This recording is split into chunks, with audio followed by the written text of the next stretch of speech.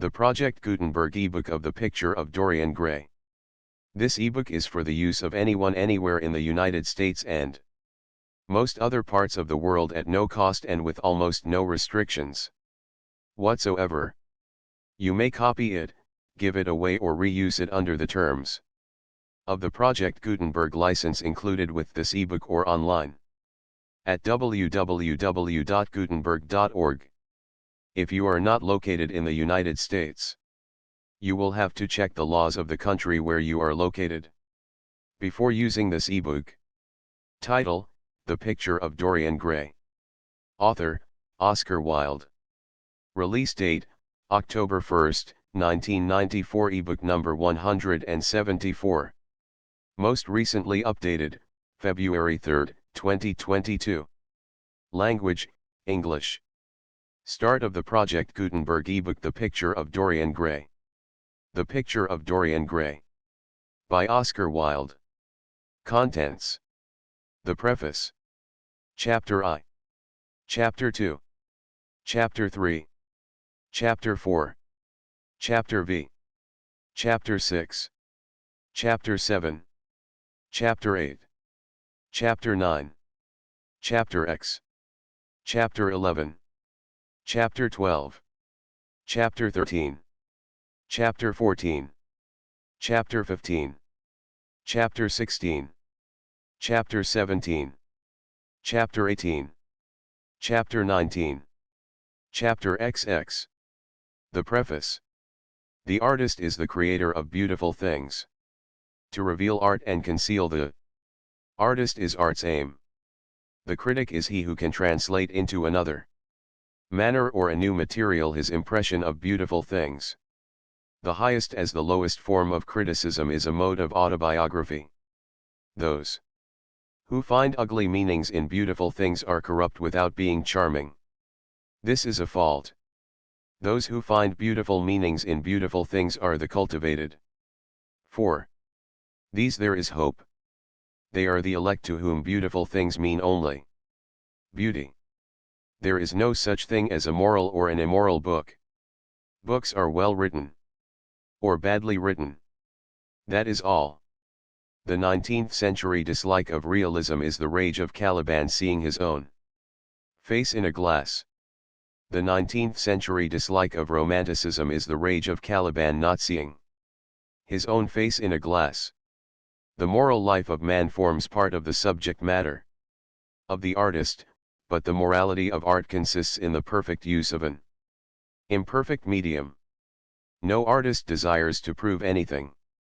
Even things that are true can be proved. No artist has ethical sympathies. An ethical sympathy in an artist is an unpardonable mannerism of style. No artist is ever morbid. The artist can express everything. Thought and language are to the artist instruments of an art. Vice and virtue are to the artist materials for an art. From the point of view of form, the type of all the arts is the art of the musician. From the point of view of feeling, the actor's craft is the type. All art is at once surface and symbol. Those who go beneath the surface do so at their peril. Those who read the symbol do so at their peril. It is the spectator, and not life, that art really mirrors. Diversity of opinion about a work of art shows that the work is new, complex, and vital. When critics disagree, the artist is in accord with himself.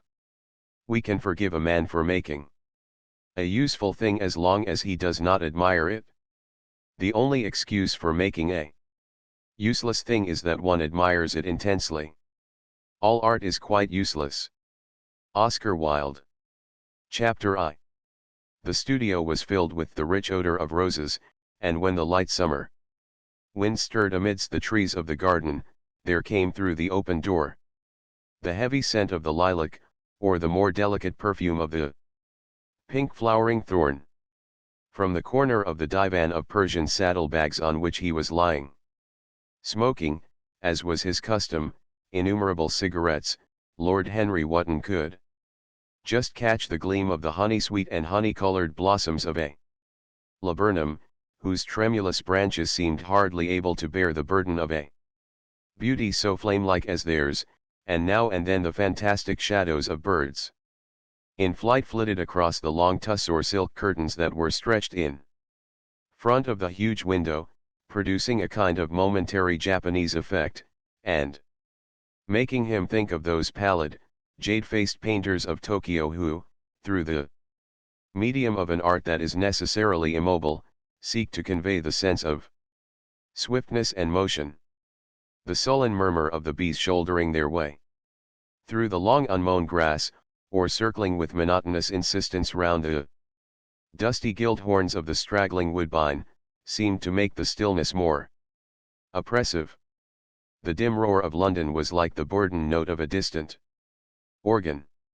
In the center of the room, clamped to an upright easel, stood the full-length portrait of a young man of extraordinary personal beauty, and in front of it, some little distance away, was sitting the artist himself, Basil Hallward, whose sudden disappearance some years ago caused, at the time, such public excitement and gave rise to so many strange conjectures. As the painter looked at the gracious and comely form he had so skillfully mirrored in his art, a smile of pleasure passed across his face, and seemed about to linger there. But he suddenly started up, and closing his eyes, placed his fingers upon the lids, as though he sought to imprison within his brain some curious dream from which he feared he might awake.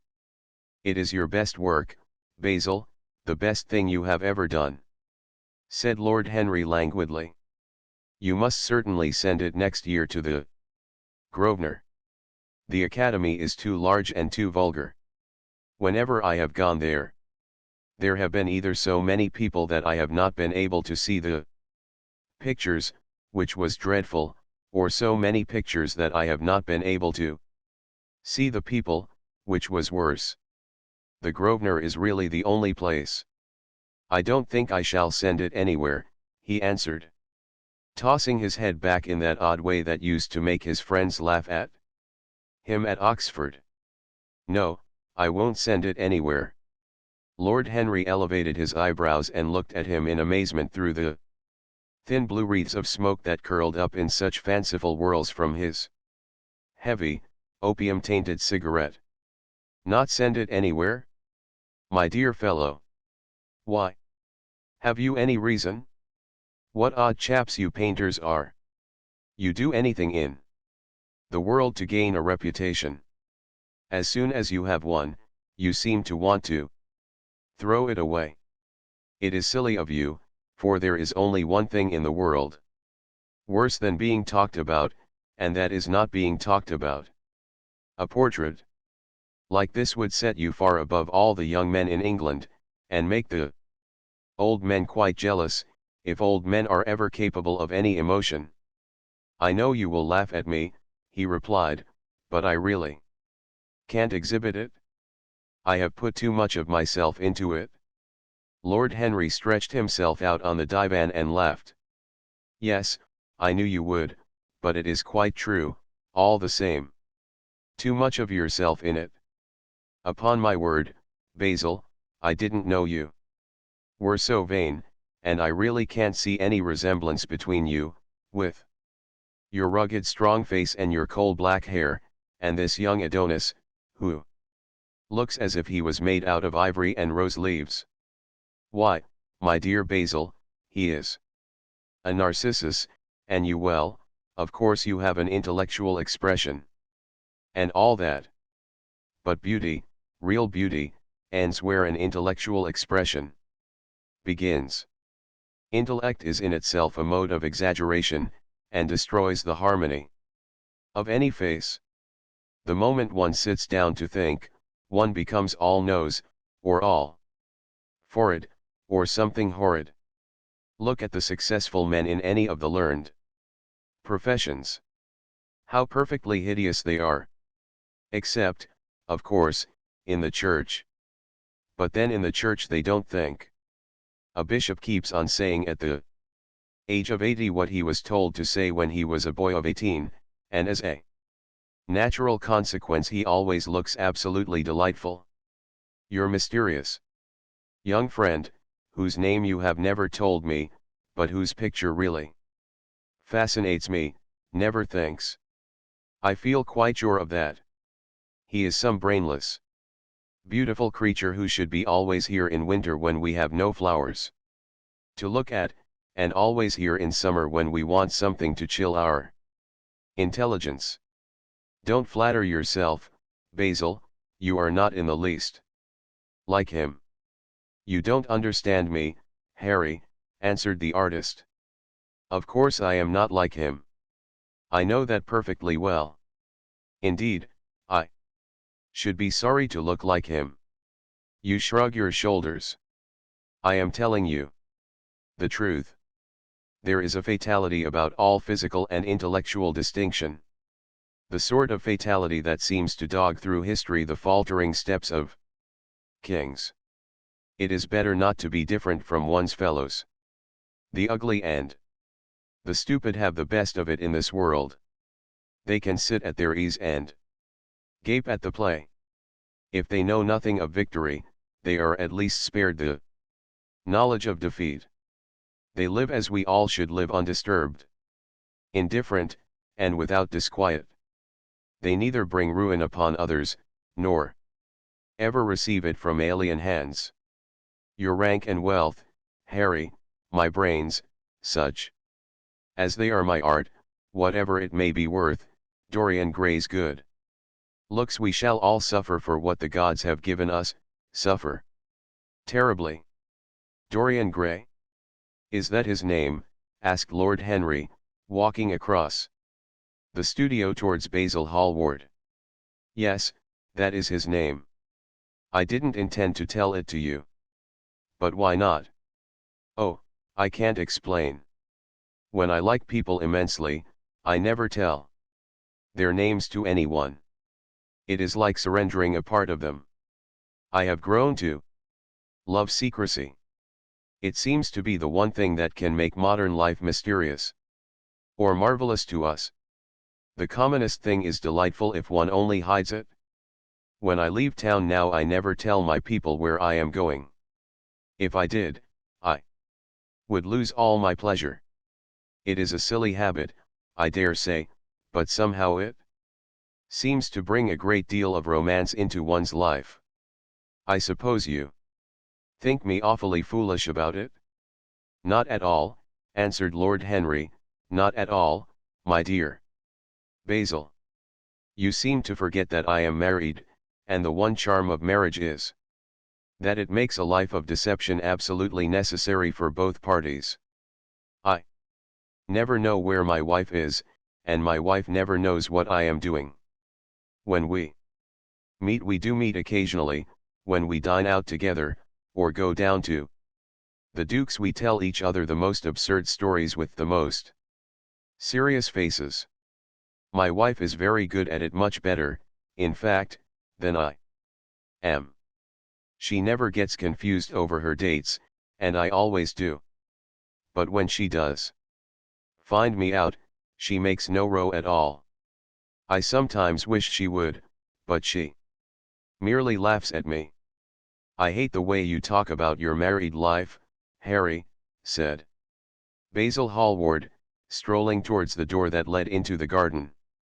I believe that you are really a very good husband, but that you are thoroughly ashamed of your own virtues. You are an extraordinary fellow. You never say a moral thing, and you never do a wrong thing. Your cynicism is simply a pose. Being natural is simply a pose, and the most irritating pose I know, cried Lord Henry, laughing, and the two young men went out into the garden together and ensconced themselves on a long bamboo seat that stood in the shade of a tall laurel bush. The sunlight slipped over the polished leaves. In the grass, white daisies were tremulous. After a pause, Lord Henry pulled out his watch. I am afraid I must be going, Basil, he murmured, and before I go, I insist on your answering a question I put to you some time ago. "What is that?" said the painter, keeping his eyes fixed on the ground. "You know quite well." "I do not, Harry." "Well, I will tell you what it is. I want you to explain to me why you won't exhibit Dorian Gray's picture. I want the real reason." "I told you the real reason." "No, you did not. You said it was because there was too much of yourself in it." "Now, that is childish."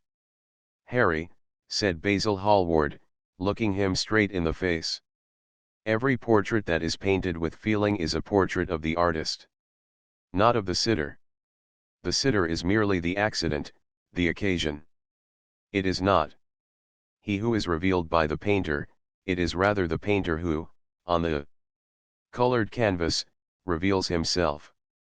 The reason I will not exhibit this picture is that I am afraid that I have shown in it the secret of my own soul." Lord Henry laughed. "And what is that?" he asked. "I will tell you," said Hallward, but an expression of perplexity came over his face. "I am all expectation, Basil," continued his companion, glancing at him. "Oh, there is really very little to tell, Harry," answered the painter, "and I am afraid you will hardly understand it." "Perhaps you will hardly believe it." Lord Henry smiled, and leaning down, plucked a pink-petaled daisy from the grass and examined it. "I am quite sure I shall understand it," he replied, gazing intently at the little golden, white-feathered disc, "and as for believing things, I can believe anything, provided that it is quite incredible." The wind shook some blossoms from the trees, and the heavy lilac blooms, with their clustering stars, moved to and fro in the languid air. A grasshopper began to chirrup by the wall, and like a blue thread a long thin dragonfly floated past on its brown gauze wings. Lord Henry felt as if he could hear Basil Hallward's heart beating, and wondered what was coming. "The story is simply this," said the painter after some time. "2 months ago I went to a crush at Lady Brandon's. You know we poor artists have to show ourselves in society from time to time, just to remind the public that we are not savages. With an evening coat and a white tie, as you told me once, anybody, even a stockbroker, can gain a reputation for being civilized. Well, after I had been in the room about 10 minutes, talking to huge overdressed dowagers and tedious academicians, I suddenly became conscious that someone was looking at me. I turned halfway round and saw Dorian Gray for the first time. When our eyes met, I felt that I was growing pale. A curious sensation of terror came over me. I knew that I had come face to face with someone whose mere personality was so fascinating that, if I allowed it to do so, it would absorb my whole nature, my whole soul, my very art itself. I did not want any external influence in my life. You know yourself, Harry, how independent I am by nature. I have always been my own master, had at least always been so, till I met Dorian Gray. But I don't know how to explain it to you. Something seemed to tell me that I was on the verge of a terrible crisis in my life. I had a strange feeling that fate had in store for me exquisite joys and exquisite sorrows. I grew afraid and turned to quit the room. It was not conscience that made me do so, it was a sort of cowardice. I take no credit to myself for trying to escape. Conscience and cowardice are really the same things, Basil. Conscience is the trade name of the firm. That is all. I don't believe that, Harry, and I don't believe you do either. However, whatever was my motive, and it may have been pride, for I used to be very proud, I certainly struggled to the door. There, of course, I stumbled against Lady Brandon. "You are not going to run away?" So soon, Mr. Hallward, she screamed out. You know her curiously shrill voice. Yes, she is a peacock in everything but beauty, said Lord Henry, pulling the daisy to bits with his long nervous fingers. I could not get rid of her. She brought me up to royalties, and people with stars and garters, and elderly ladies with gigantic tiaras and parrot noses. She spoke of me as her dearest friend. I had only met her once before. But she took it into her head to lionize me. I believe some picture of mine had made a great success at the time, at least had been chattered about in the penny newspapers, which is the 19th century standard of immortality.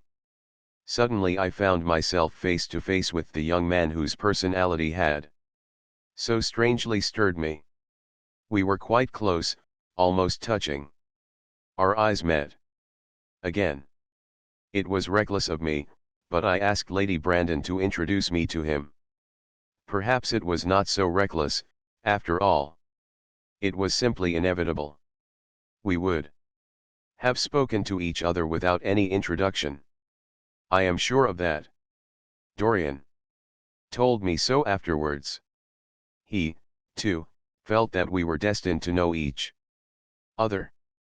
And how did Lady Brandon describe this wonderful young man? Asked his companion. I know she goes in for giving a rapid précis of all her guests. I remember her bringing me up to a truculent and red-faced old gentleman covered all over with orders and ribbons, and hissing into my ear, in a tragic whisper which must have been perfectly audible to everybody in the room, the most astounding details. I simply fled. I like to find out people for myself. But Lady Brandon treats her guests exactly as an auctioneer treats his goods. She either explains them entirely away, or tells one everything about them except what one wants to know. Poor Lady Brandon. You are hard on her, Harry, said Hallward listlessly. My dear fellow, she tried to found a salon, and only succeeded in opening a restaurant. How could I admire her? But tell me, what did she say about Mr. Dorian Gray? Oh, something like, charming boy, poor dear mother and I. Absolutely inseparable. Quite forget what he does, afraid. He doesn't do anything. Oh, yes, plays the piano or is it the violin, dear Mr. Gray. Neither of us could help laughing, and we became friends at once. Laughter is not at all a bad beginning for a friendship, and it is far the best ending for one, said the young lord, plucking another daisy. Hallward shook his head. You don't understand what friendship is, Harry, he murmured, or what enmity is, for that matter. You like everyone, that is to say, you are indifferent to everyone. How horribly unjust of you, cried Lord Henry, tilting his hat back and looking up at the little clouds that, like ravelled skeins of glossy white silk, were drifting across the hollowed turquoise of the summer sky. Yes, horribly unjust of you. I make a great difference between people. I choose my friends for their good looks, my acquaintances for their good characters, and my enemies for their good intellects. A man cannot be too careful in the choice of his enemies. I have not got one who is a fool. They are all men of some intellectual power, and consequently they all appreciate me. Is that very vain of me? I think it is rather vain. I should think it was, Harry. But according to your category I must be merely an acquaintance. My dear old Basil, you are much more than an acquaintance. And much less than a friend. A sort of brother, I suppose. Oh, brothers. I don't care for brothers. My elder brother won't die, and my younger brothers seem never to do anything else. Harry, exclaimed Hallward, frowning. My dear fellow, I am not quite serious. But I can't help detesting my relations. I suppose it comes from the fact that none of us can stand other people having the same faults as ourselves. I quite sympathize with the rage of the English democracy against what they call the vices of the upper orders. The masses feel that drunkenness, stupidity, and immorality should be their own special property, and that if any one of us makes an ass of himself, he is poaching on their preserves. When poor Southwark got into the divorce court, their indignation was quite magnificent. And yet I don't suppose that 10% of the proletariat live correctly. I don't agree with a single word that you have said, and, what is more, Harry, I feel sure you don't either. Lord Henry stroked his pointed brown beard and tapped the toe of his patent leather boot with a tasseled ebony cane. How English you are, Basil. That is the second time you have made that observation. If one puts forward an idea to a true Englishman, always a rash thing to do, he never dreams of considering whether the idea is right or wrong. The only thing he considers of any importance is whether one believes it oneself.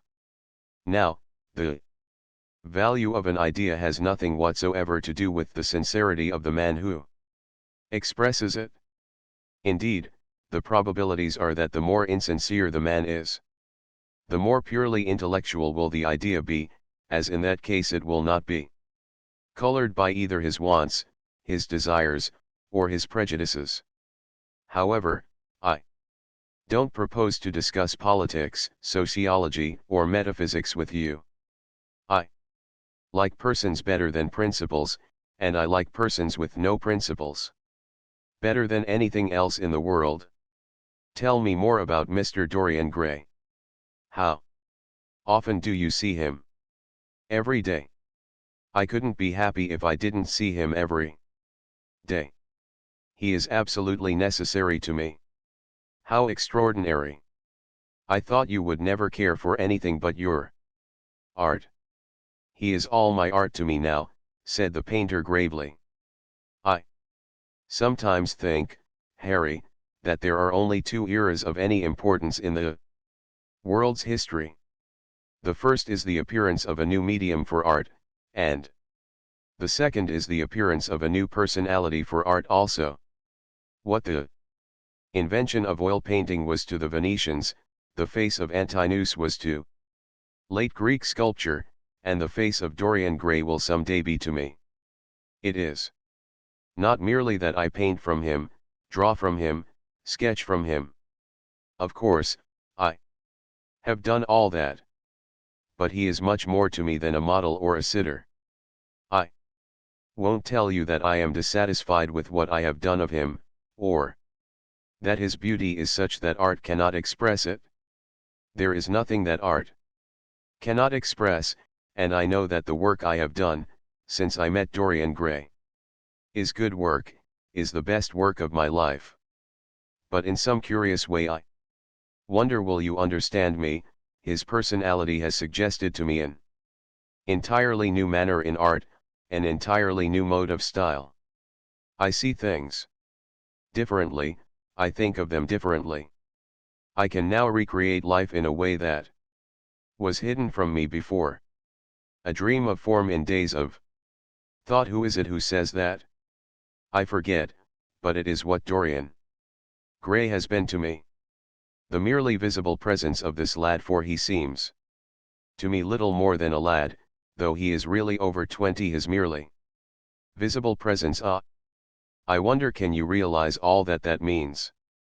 Unconsciously he defines for me the lines of a fresh school, a school that is to have in it all the passion of the romantic spirit, all the perfection of the spirit that is Greek. The harmony of soul and body, how much that is. We, in our madness, have separated the two, and have invented a realism that is vulgar, an ideality that is void. Harry, if you only knew what Dorian Gray is to me. You remember that landscape of mine, for which Agnew offered me such a huge price, but which I would not part with? It is one of the best things I have ever done. And why is it so? Because, while I was painting it, Dorian Gray sat beside me. Some subtle influence passed from him to me, and for the first time in my life I saw in the plain woodland the wonder I had always looked for and always missed. Basil, this is extraordinary. I must see Dorian Gray. Hallward got up from the seat and walked up and down the garden. After some time he came back. Harry, he said, Dorian Gray is to me simply a motive in art. You might see nothing in him. I see everything in him. He is never more present in my work than when no image of him is there. He is a suggestion, as I have said, of a new manner. I find him in the curves of certain lines, in the loveliness and subtleties of certain colors. That is all. Then why won't you exhibit his portrait? Asked Lord Henry. Because, without intending it, I have put into it some expression of all this curious artistic idolatry, of which, of course, I have never cared to speak to him. He knows nothing about it. He shall never know anything about it. But the world might guess it, and I will not bare my soul to their shallow, prying eyes. My heart shall never be put under their microscope. There is too much of myself in the thing, Harry, too much of myself. Poets are not so scrupulous as you are. They know how useful passion is for publication. Nowadays a broken heart will run to many editions. I hate them for it, cried Hallward. An artist should create beautiful things, but should put nothing of his own life into them. We live in an age when men treat art as if it were meant to be a form of autobiography. We have lost the abstract sense of beauty. Some day I will show the world what it is, and for that reason the world shall never see my portrait of Dorian Gray. I think you are wrong, Basil, but I won't argue with you. It is only the intellectually lost who ever argue. Tell me, is Dorian Gray very fond of you? The painter considered for a few moments. He likes me, he answered after a pause. I know he likes me. Of course I flatter him dreadfully. I find a strange pleasure in saying things to him that I know I shall be sorry for having said. As a rule, he is charming to me, and we sit in the studio and talk of 1,000 things. Now and then, however, he is horribly thoughtless, and seems to take a real delight in giving me pain. Then I feel, Harry, that I have given away my whole soul to someone who treats it as if it were a flower to put in his coat, a bit of decoration to charm his vanity, an ornament for a summer's day. Days in summer, Basil, are apt to linger, murmured Lord Henry. Perhaps you will tire sooner than he will. It is a sad thing to think of, but there is no doubt that genius lasts longer than beauty. That accounts for the fact that we all take such pains to over-educate ourselves. In the wild struggle for existence, we want to have something that endures, and so we fill our minds with rubbish and facts, in the silly hope of keeping our place. The thoroughly well-informed man, that is the modern ideal. And the mind of the thoroughly well-informed man is a dreadful thing.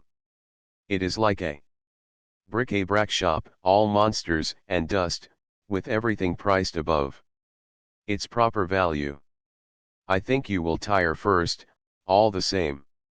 Some day you will look at your friend, and he will seem to you to be a little out of drawing, or you won't like his tone of color, or something. You will bitterly reproach him in your own heart, and seriously think that he has behaved very badly to you. The next time he calls, you will be perfectly cold and indifferent. It will be a great pity, for it will alter you. What you have told me is quite a romance, a romance of art one might call it, and the worst of having a romance of any kind is that it leaves one so unromantic. Harry, don't talk like that. As long as I live, the personality of Dorian Gray will dominate me. You can't feel what I feel. You change too often. Ah, my dear Basil, that is exactly why I can feel it. Those who are faithful know only the trivial side of love, it is the faithless who know love's tragedies. And Lord Henry struck a light on a dainty silver case and began to smoke a cigarette with a self-conscious and satisfied air, as if he had summed up the world in a phrase. There was a rustle of chirruping sparrows in the green lacquer leaves of the ivy, and the blue cloud shadows chased themselves across the grass like swallows. How pleasant it was in the garden!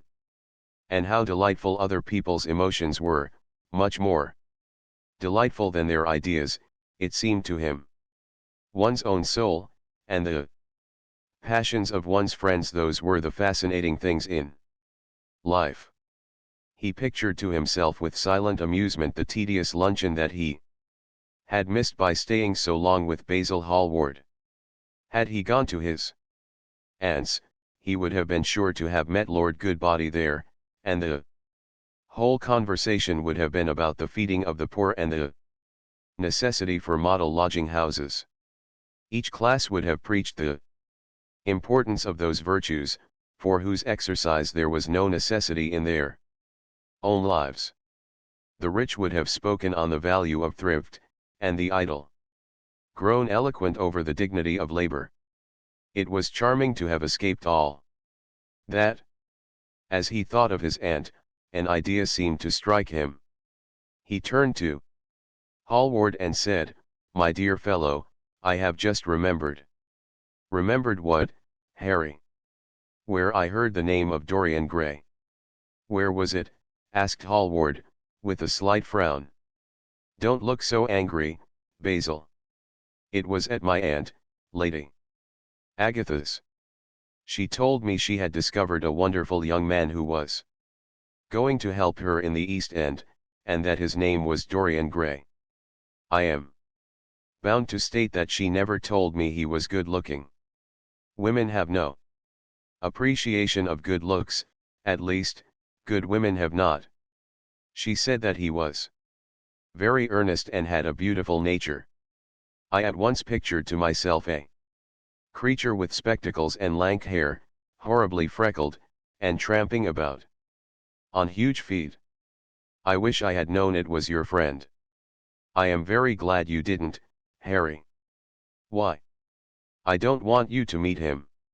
"You don't want me to meet him?" "No." "Mr. Dorian Gray is in the studio, sir," said the butler, coming into the garden.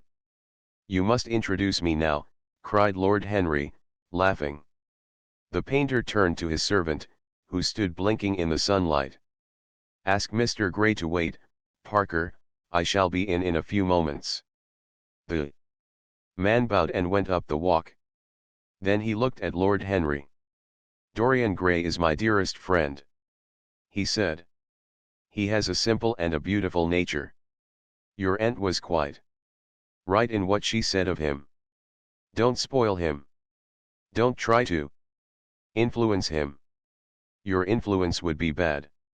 The world is wide, and has many marvelous people in it. Don't take away from me the one person who gives to my art whatever charm it possesses. My life as an artist depends on him.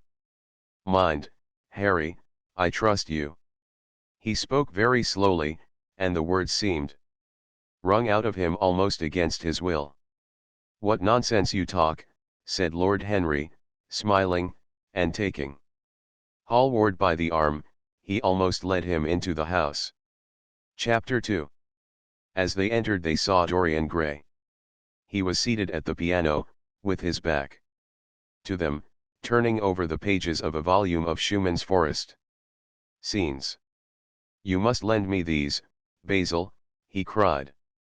"I want to learn them. They are perfectly charming." That entirely depends on how you sit today, Dorian. Oh, I am tired of sitting, and I don't want a life-sized portrait of myself, answered the lad, swinging round on the music stool in a willful, petulant manner. When he caught sight of Lord Henry, a faint blush colored his cheeks for a moment, and he started up. I beg your pardon, Basil, but I didn't know you had anyone with you. This is Lord Henry Wotton, Dorian, an old Oxford friend of mine. I have just been telling him what a capital sitter you were, and now you have spoiled everything.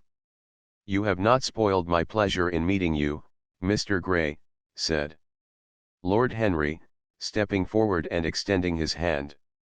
My aunt has often spoken to me about you. You are one of her favorites, and, I am afraid, one of her victims also. I am in Lady Agatha's black books at present, answered Dorian with a funny look of penitence. I promised to go to a club in Whitechapel with her last Tuesday, and I really forgot all about it. We were to have played a duet together, 3 duets, I believe. I don't know what she will say to me. I am far too frightened to call. Oh, I will make your peace with my aunt. She is quite devoted to you. And I don't think it really matters about your not being there. The audience probably thought it was a duet. When Aunt Agatha sits down to the piano, she makes quite enough noise for 2 people. That is very horrid to her, and not very nice to me, answered Dorian, laughing. Lord Henry looked at him. Yes, he was certainly wonderfully handsome, with his finely curved scarlet lips, his frank blue eyes, his crisp gold hair. There was something in his face that made one trust him at once. All the candour of youth was there, as well as all youth's passionate purity. One felt that he had kept himself unspotted from the world. No wonder Basil Hallward worshipped him. You are too charming to go in for philanthropy, Mr. Grey, far too charming. And Lord Henry flung himself down on the divan and opened his cigarette case. The painter had been busy mixing his colors and getting his brushes ready. He was looking worried, and when he heard Lord Henry's last remark, he glanced at him, hesitated for a moment, and then said, Harry, I want to finish this picture today. Would you think it awfully rude of me if I asked you to go away? Lord Henry smiled and looked at Dorian Gray. Am I to go, Mr. Gray? He asked. Oh, please don't, Lord Henry. I see that Basil is in one of his sulky moods, and I can't bear him when he sulks. Besides, I want you to tell me why I should not go in for philanthropy. I don't know that I shall tell you that, Mr. Gray.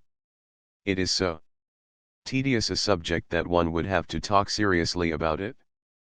But I certainly shall not run away, now that you have asked me to stop. You don't really mind, Basil, do you?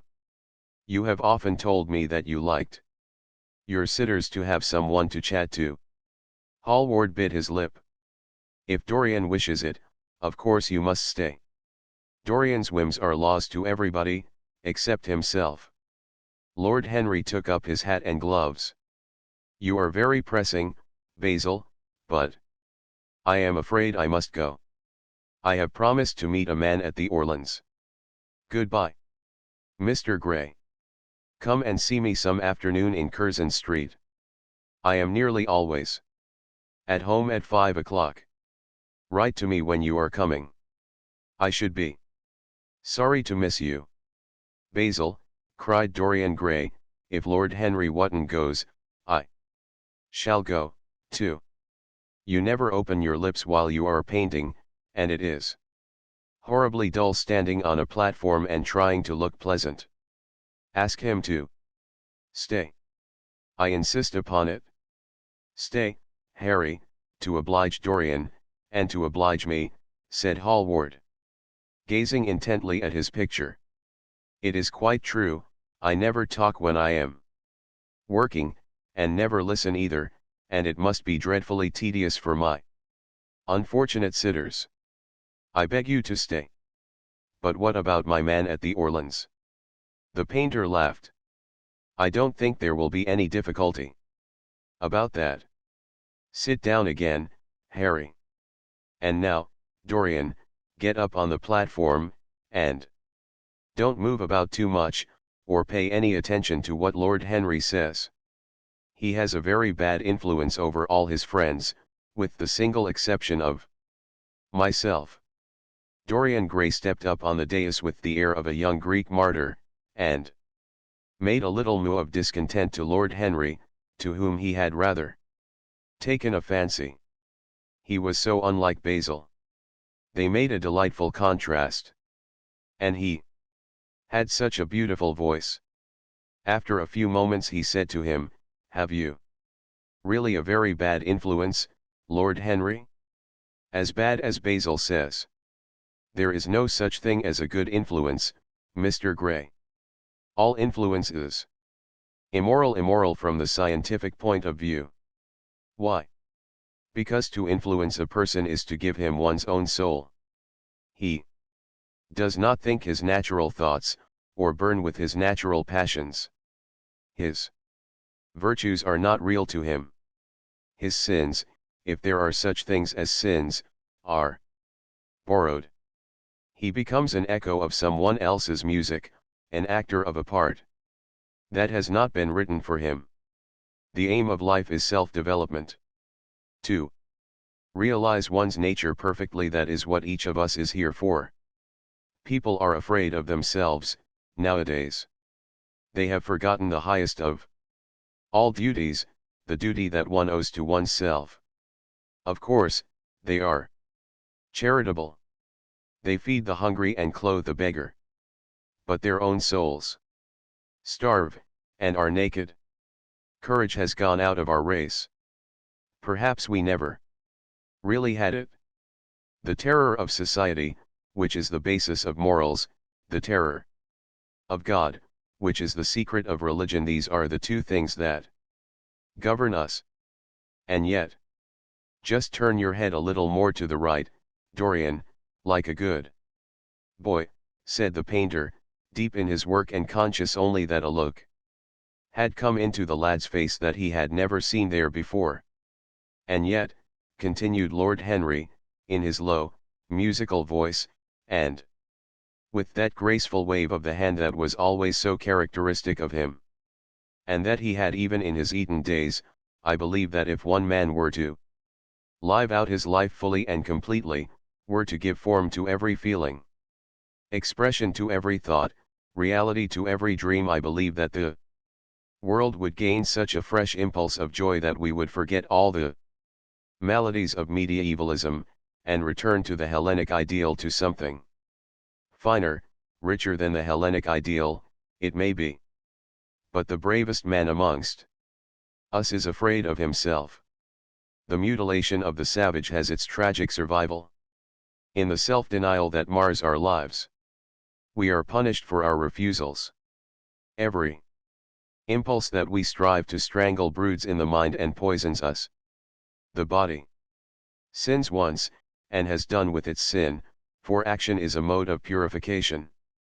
Nothing remains then but the recollection of a pleasure, or the luxury of a regret. The only way to get rid of a temptation is to yield to it. Resist it, and your soul grows sick with longing for the things it has forbidden to itself, with desire for what its monstrous laws have made monstrous and unlawful. It has been said that the great events of the world take place in the brain.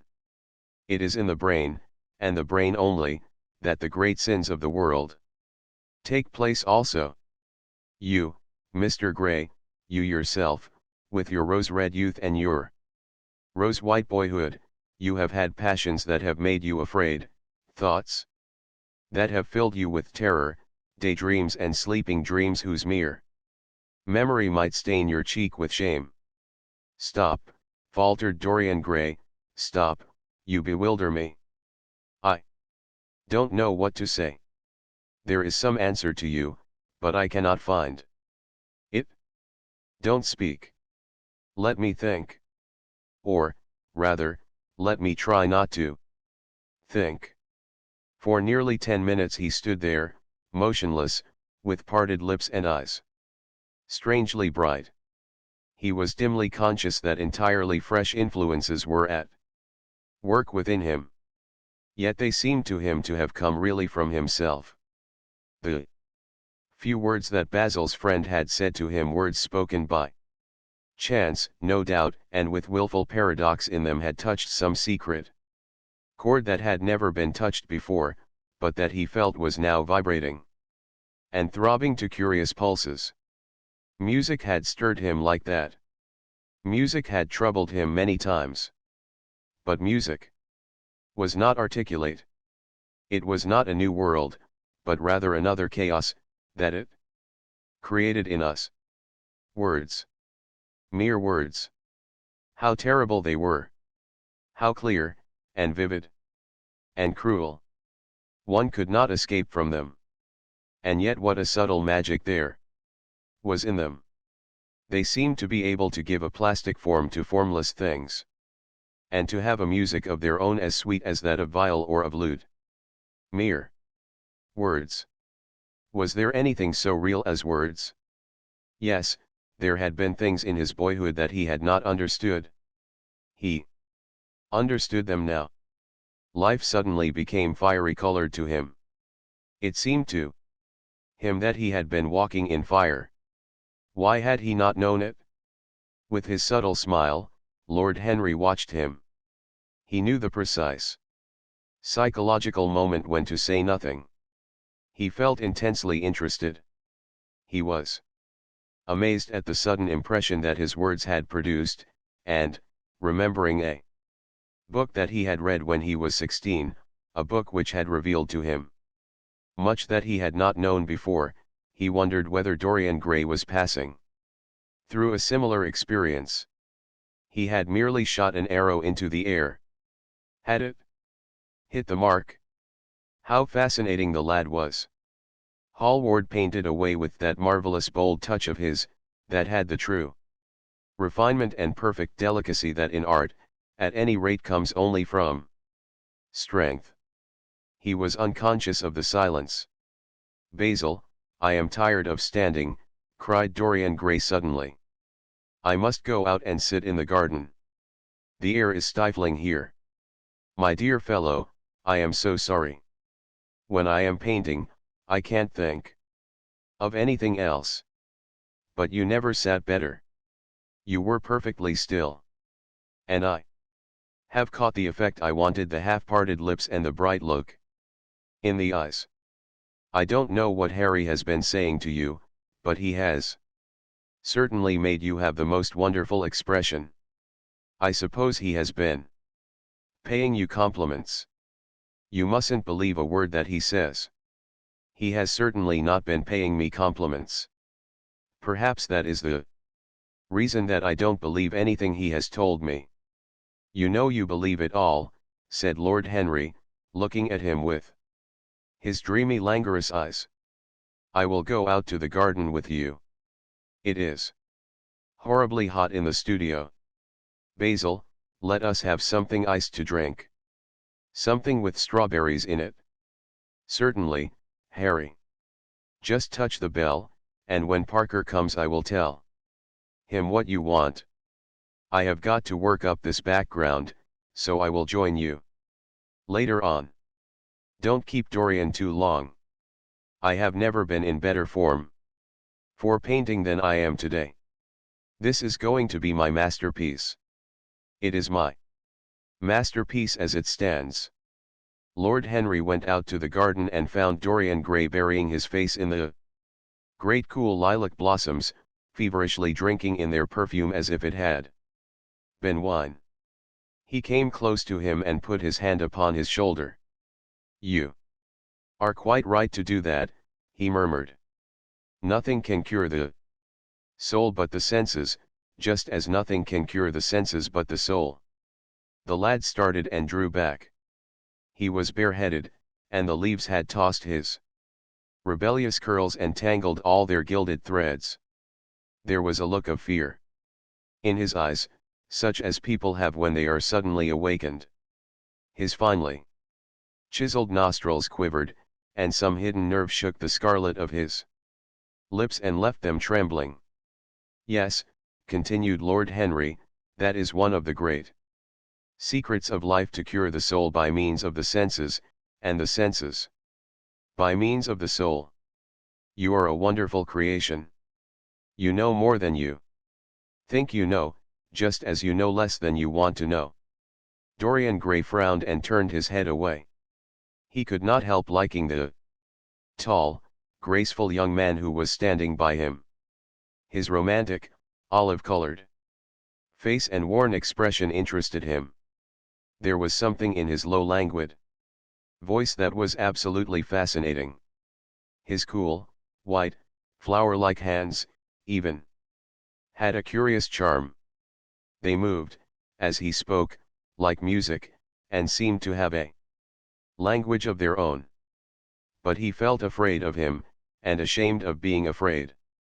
Why had it been left for a stranger to reveal him to himself?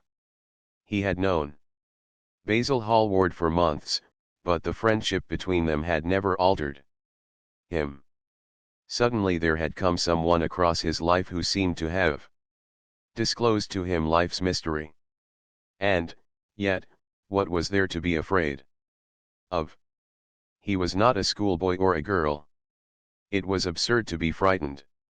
"Let us go and sit in the shade," said Lord Henry. "Parker has brought out the drinks, and if you stay any longer in this glare, you will be quite spoiled, and Basil will never paint you again. You really must not allow yourself to become sunburnt. It would be unbecoming." "What can it matter?" cried Dorian Gray, laughing, as he sat down on the seat at the end of the garden. "It should matter everything to you, Mr. Gray." "Why?" "Because you have the most marvelous youth, and youth is the one thing worth having." "I don't feel that, Lord Henry." "No, you don't feel it now. Some day, when you are old and wrinkled and ugly, when thought has seared your forehead with its lines, and passion branded your lips with its hideous fires, you will feel it, you will feel it terribly. Now, wherever you go, you charm the world. Will it always be so? You have a wonderfully beautiful face, Mr. Gray. Don't frown. You have. And beauty is a form of genius, is higher, indeed, than genius, as it needs no explanation. It is of the great facts of the world, like sunlight, or springtime, or the reflection in dark waters of that silver shell we call the moon. It cannot be questioned. It has its divine right of sovereignty. It makes princes of those who have it. You smile. Ah! When you have lost it you won't smile. People say sometimes that beauty is only superficial. That may be so, but at least it is not so superficial as thought is. To me, beauty is the wonder of wonders. It is only shallow people who do not judge by appearances. The true mystery of the world is the visible, not the invisible. Yes, Mr. Gray, the gods have been good to you. But what the gods give they quickly take away. You have only a few years in which to live really, perfectly, and fully. When your youth goes, your beauty will go with it, and then you will suddenly discover that there are no triumphs left for you, or have to content yourself with those mean triumphs that the memory of your past will make more bitter than defeats. Every month as it wanes brings you nearer to something dreadful. Time is jealous of you, and wars against your lilies and your roses. You will become sallow and hollow-cheeked and dull-eyed. You will suffer horribly. Ah! Realize your youth while you have it. Don't squander the gold of your days, listening to the tedious, trying to improve the hopeless failure, or giving away your life to the ignorant, the common, and the vulgar. These are the sickly aims, the false ideals, of our age. Live the wonderful life that is in you. Let nothing be lost upon you. Be always searching for new sensations. Be afraid of nothing. A new hedonism, that is what our century wants. You might be its visible symbol. With your personality there is nothing you could not do. The world belongs to you for a season. The moment I met you I saw that you were quite unconscious of what you really are, of what you really might be. There was so much in you that charmed me that I felt I must tell you something about yourself. I thought, how tragic it would be if you were wasted. For there is such a little time that your youth will last such a little time. The common hill flowers wither, but they blossom again. The laburnum will be as yellow next June as it is now. In a month there will be purple stars on the clematis, and year after year the green night of its leaves will hold its purple stars. But we never get back our youth. The pulse of joy that beats in us at 20 becomes sluggish. Our limbs fail, our senses rot. We degenerate into hideous puppets, haunted by the memory of the passions of which we were too much afraid, and the exquisite temptations that we had not the courage to yield to. Youth. Youth. There is absolutely nothing in the world but youth. Dorian Gray listened, open-eyed and wondering. The spray of lilac fell from his hand upon the gravel. A furry bee came and buzzed round it for a moment. Then it began to scramble all over the oval stellated globe of the tiny blossoms. He watched it with that strange interest in trivial things that we try to develop when things of high import make us afraid, or when we are stirred by some new emotion for which we cannot find expression, or when some thought that terrifies us lays sudden siege to the brain and calls on us to yield. After a time the bee flew away. He saw it creeping into the stained trumpet of a Tyrian convolvulus. The flower seemed to quiver, and then sway gently to and fro. Suddenly the painter appeared at the door of the studio and made staccato signs for them to come in. They turned to each other and smiled. "I am waiting," he cried. "Do come in. The light is quite perfect, and you can bring your drinks." They rose up and sauntered down the walk together. Two green and white butterflies fluttered past them, and in the pear tree at the corner of the garden a thrush began to sing. "You are glad you have met me, Mr. Gray," said Lord Henry, looking at him. "Yes, I am glad now. I wonder, shall I always be glad?" "Always. That is a dreadful word. It makes me shudder when I hear it. Women are so fond of using it. They spoil every romance by trying to make it last forever. It is a meaningless word, too. The only difference between a caprice and a lifelong passion is that the caprice lasts a little longer." As they entered the studio, Dorian Gray put his hand upon Lord Henry's arm. "In that case, let our friendship be a caprice," he murmured. Flushing at his own boldness, then stepped up on the platform and resumed his pose. Lord Henry flung himself into a large wicker armchair and watched him. The sweep and dash of the brush on the canvas made the only sound that broke the stillness, except when, now and then, Hallward stepped back to look at his work. From a distance, in the slanting beams that streamed through the open doorway, the dust danced and was golden. The heavy scent of the roses seemed to brood over everything. After about a quarter of an hour Hallward stopped painting, looked for a long time at Dorian Gray, and then for a long time at the picture, biting the end of one of his huge brushes and frowning. "It is quite finished," he cried at last, and stooping down he wrote his name in long vermilion letters on the left-hand corner of the canvas. Lord Henry came over and examined the picture. It was certainly a wonderful work of art, and a wonderful likeness as well. "My dear fellow, I congratulate you most warmly," he said. "It is the finest portrait of modern times. Mr. Gray, come over and look at yourself." The lad started, as if awakened from some dream. "Is it really finished?" he murmured, stepping down from the platform. "Quite finished," said the painter. "And you have sat splendidly today. I am awfully obliged to you." "That is entirely due to me," broke in Lord Henry. "Isn't it, Mr. Gray?"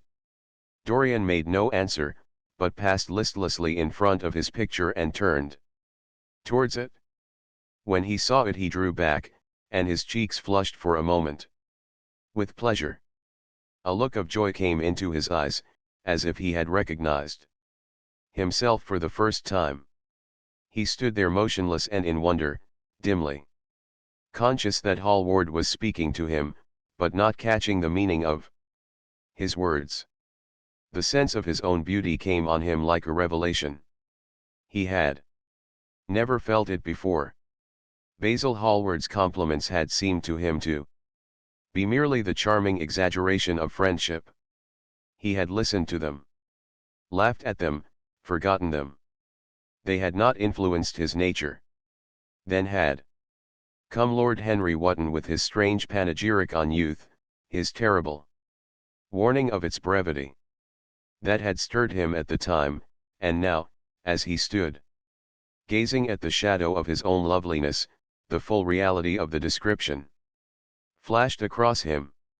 Yes, there would be a day when his face would be wrinkled and wizen, his eyes dim and colorless, the grace of his figure broken and deformed. The scarlet would pass away from his lips and the gold steal from his hair. The life that was to make his soul would mar his body.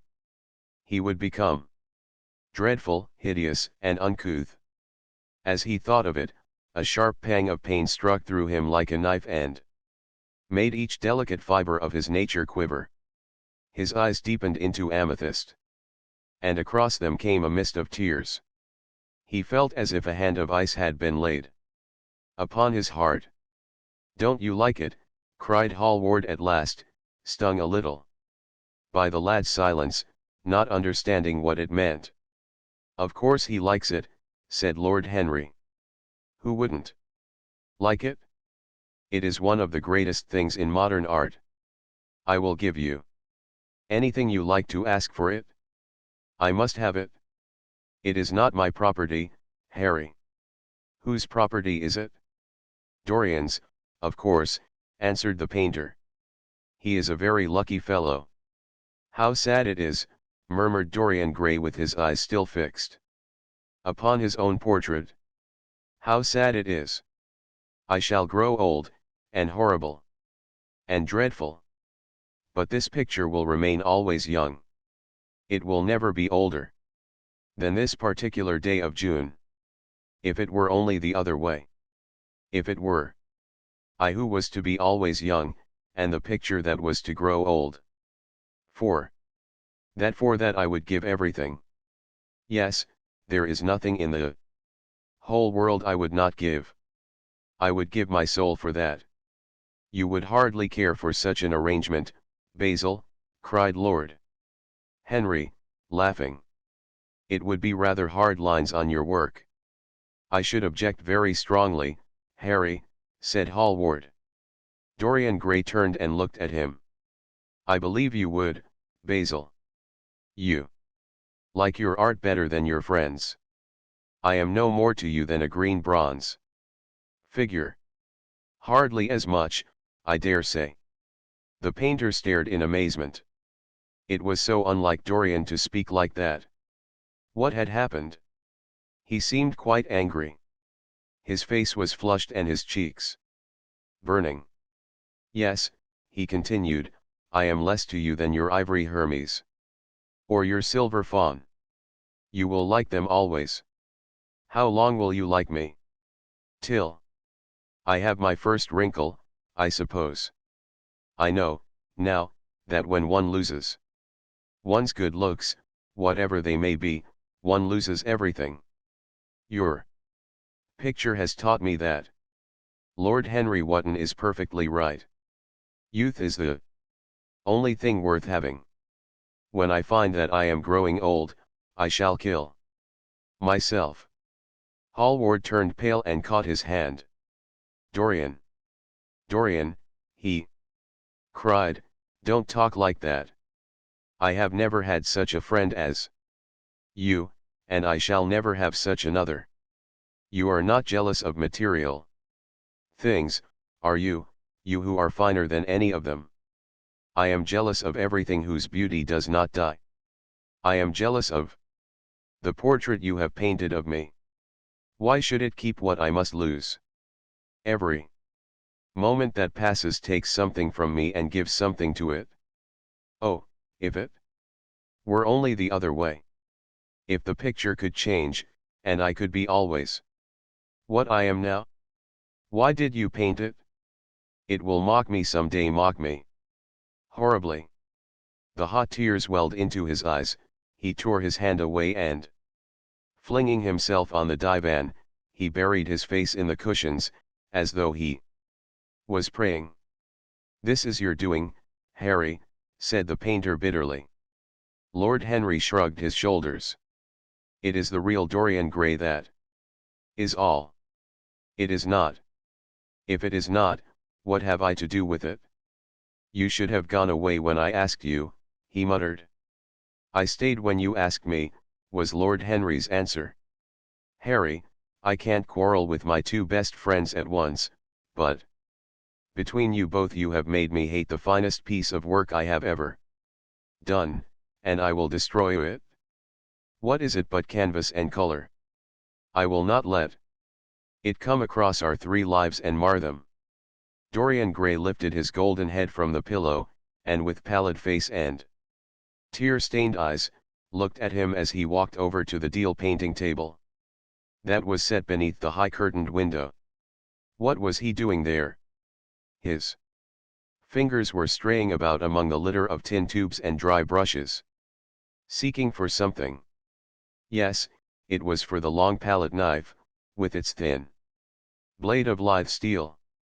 He had found it at last. He was going to rip up the canvas. With a stifled sob the lad leaped from the couch, and, rushing over to Hallward, tore the knife out of his hand, and flung it to the end of the studio. Don't, Basil, don't, he cried. It would be murder.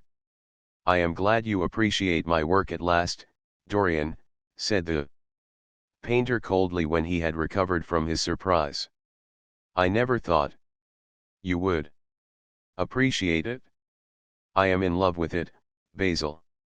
It is part of myself. I feel that. Well, as soon as you are dry, you shall be varnished, and framed, and sent home. Then you can do what you like with yourself. And he walked across the room and rang the bell for tea. You will have tea, of course, Dorian. And so will you, Harry. Or do you object to such simple pleasures? I adore simple pleasures, said Lord Henry. They are the last refuge of the complex. But I don't like scenes, except on the stage. What absurd fellows you are, both of you. I wonder who it was defined man as a rational animal. It was the most premature definition ever given. Man is many things, but he is not rational. I am glad he is not, after all, though I wish you chaps would not squabble over the picture. You had much better let me have it, Basil. This silly boy doesn't really want it, and I really do. If you let anyone have it but me, Basil, I shall never forgive you, cried Dorian Gray, and I don't allow people to call me a silly boy. You know the picture is yours, Dorian. I gave it to you before it existed. And you know you have been a little silly, Mr. Gray, and that you don't really object to being reminded that you are extremely young. I should have objected very strongly this morning, Lord Henry. Ah, this morning. You have lived since then. There came a knock at the door, and the butler entered with a laden tea tray, and set it down upon a small Japanese table. There was a rattle of cups and saucers and the hissing of a fluted Georgian urn. 2 globe-shaped china dishes were brought in by a page. Dorian Gray went over and poured out the tea. The 2 men sauntered languidly to the table and examined what was under the covers. "Let us go to the theatre tonight," said Lord Henry.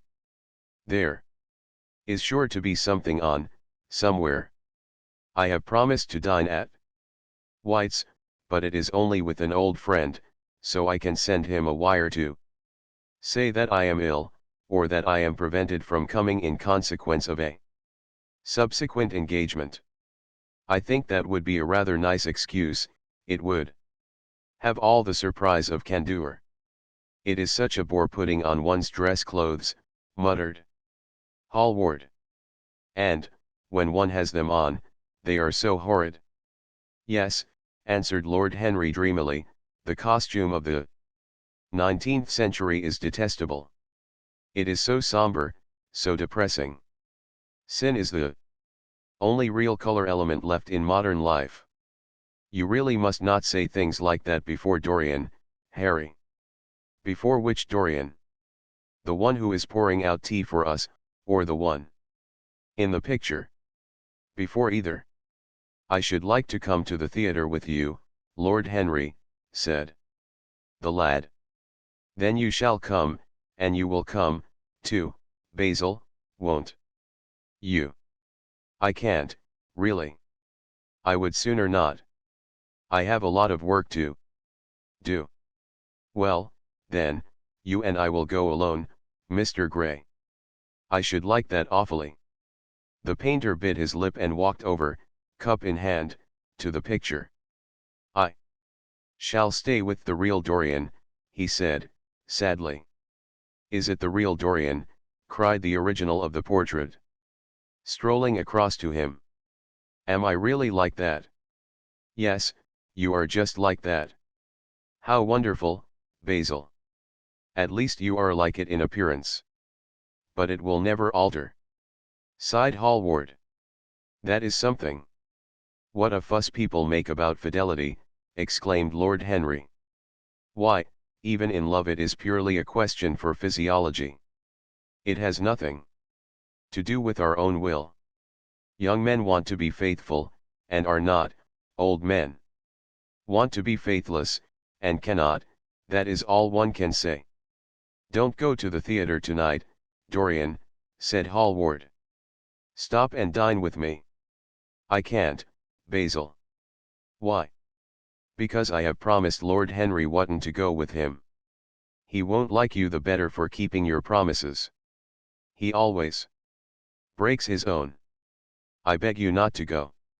Dorian Gray laughed and shook his head. "I entreat you." The lad hesitated, and looked over at Lord Henry, who was watching them from the tea table with an amused smile. "I must go, Basil," he answered. "Very well," said Hallward, and he went over and laid down his cup on the tray. "It is rather late, and, as you have to dress, you had better lose no time. Goodbye, Harry."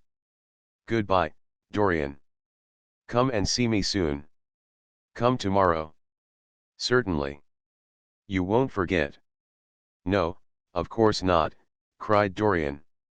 "And Harry." "Yes, Basil. Remember what I asked you, when we were in the garden this morning." "I have forgotten it." "I trust you." "I wish I could trust myself," said Lord Henry, laughing. "Come, Mr. Gray, my hansom is outside, and I can drop you at your own place. Goodbye, Basil. It has been a most interesting afternoon. As the door closed behind them, the painter flung himself down on a sofa, and a look of pain came into his face. Chapter 3. At 12:30 next day Lord Henry Wotton strolled from Curzon Street over to the Albany to call on his uncle, Lord Fermor, a genial if somewhat rough-mannered old bachelor, whom the outside world called selfish because it derived no particular benefit from him, but who was considered generous by society as he fed the people who amused him. His father had been our ambassador at Madrid when Isabella was young and prim unthought of, but had retired from the diplomatic service in a capricious moment of annoyance on not being offered the embassy at Paris, a post to which he considered that he was fully entitled.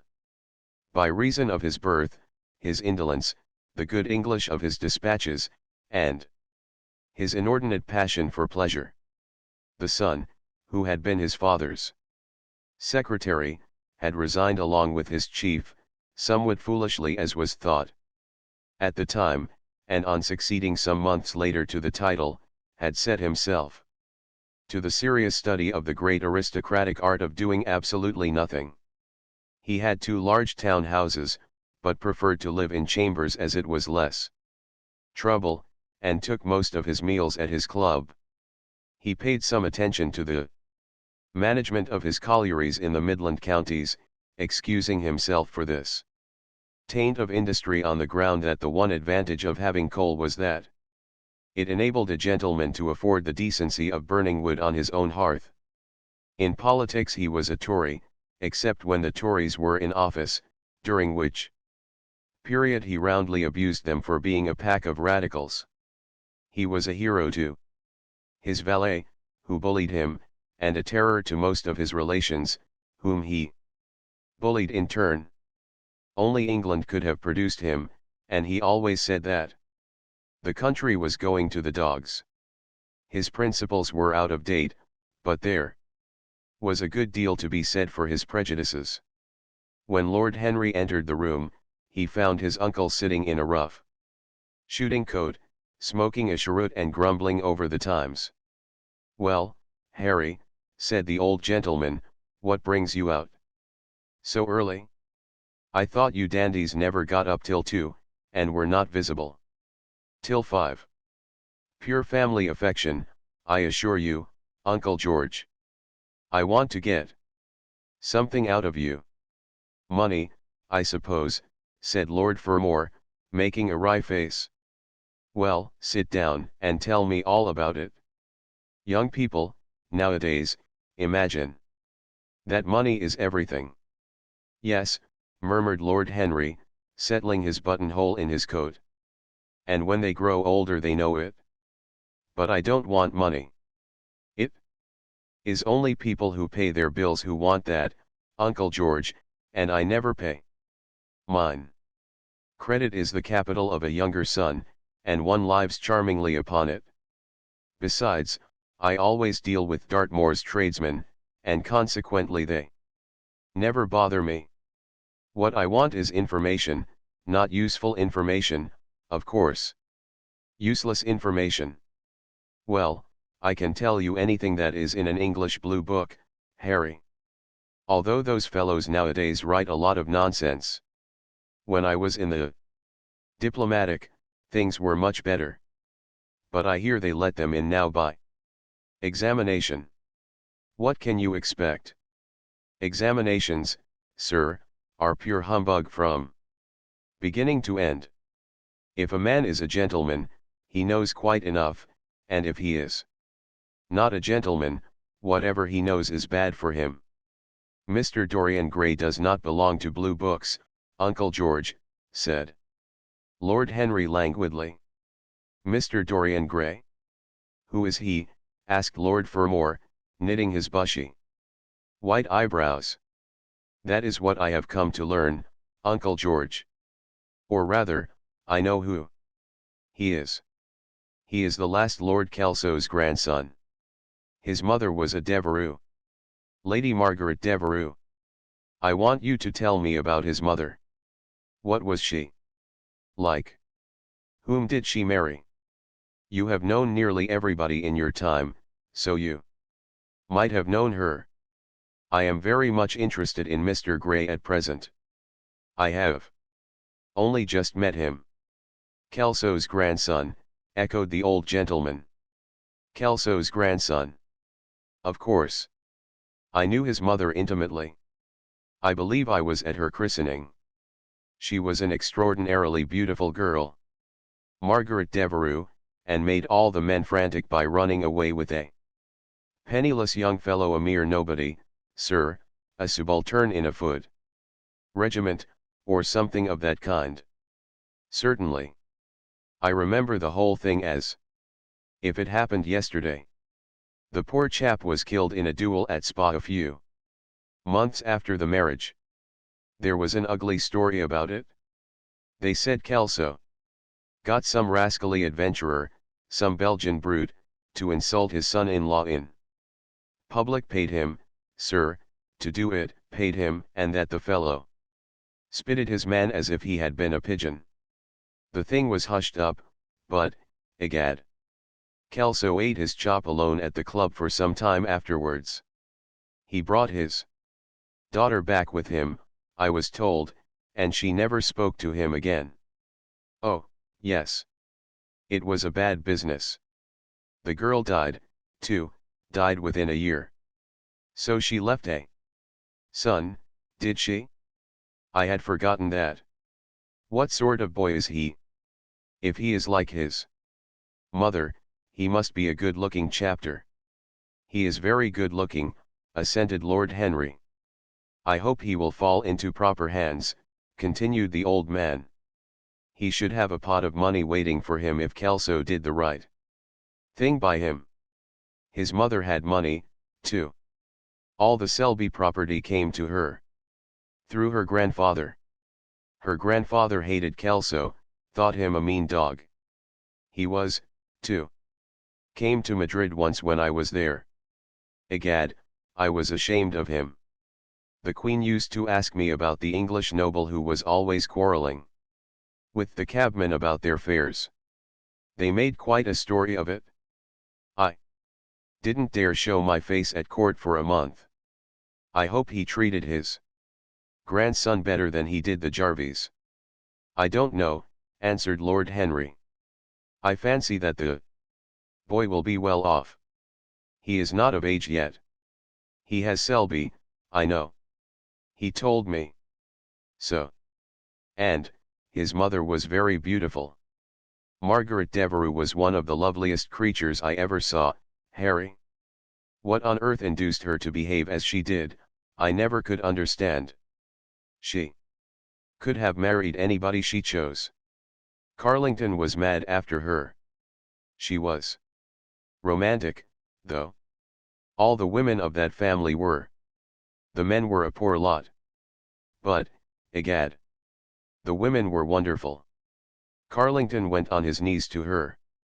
Told me so himself. She laughed at him, and there wasn't a girl in London at the time who wasn't after him. And by the way, Harry, talking about silly marriages, what is this humbug your father tells me about Dartmoor wanting to marry an American? Ain't English girls good enough for him? It is rather fashionable to marry Americans just now, Uncle George. I'll back English women against the world, Harry, said Lord Fermor, striking the table with his fist. The betting is on the Americans. They don't last, I am told, muttered his uncle. A long engagement exhausts them, but they are capital at a steeplechase. They take things flying. I don't think Dartmoor has a chance. Who are her people? Grumbled the old gentleman. Has she got any? Lord Henry shook his head. American girls are as clever at concealing their parents, as English women are at concealing their past, he said. Rising to go. They are pork packers, I suppose. I hope so, Uncle George, for Dartmoor's sake. I am told that Pork packing is the most lucrative profession in America, after politics. Is she pretty? She behaves as if she was beautiful. Most American women do. It is the secret of their charm. Why can't these American women stay in their own country? They are always telling us that it is the paradise for women. It is. That is the reason why, like Eve, they are so excessively anxious to get out of it, said Lord Henry. Goodbye, Uncle George. I shall be late for lunch, if I stop any longer. Thanks for giving me the information I wanted.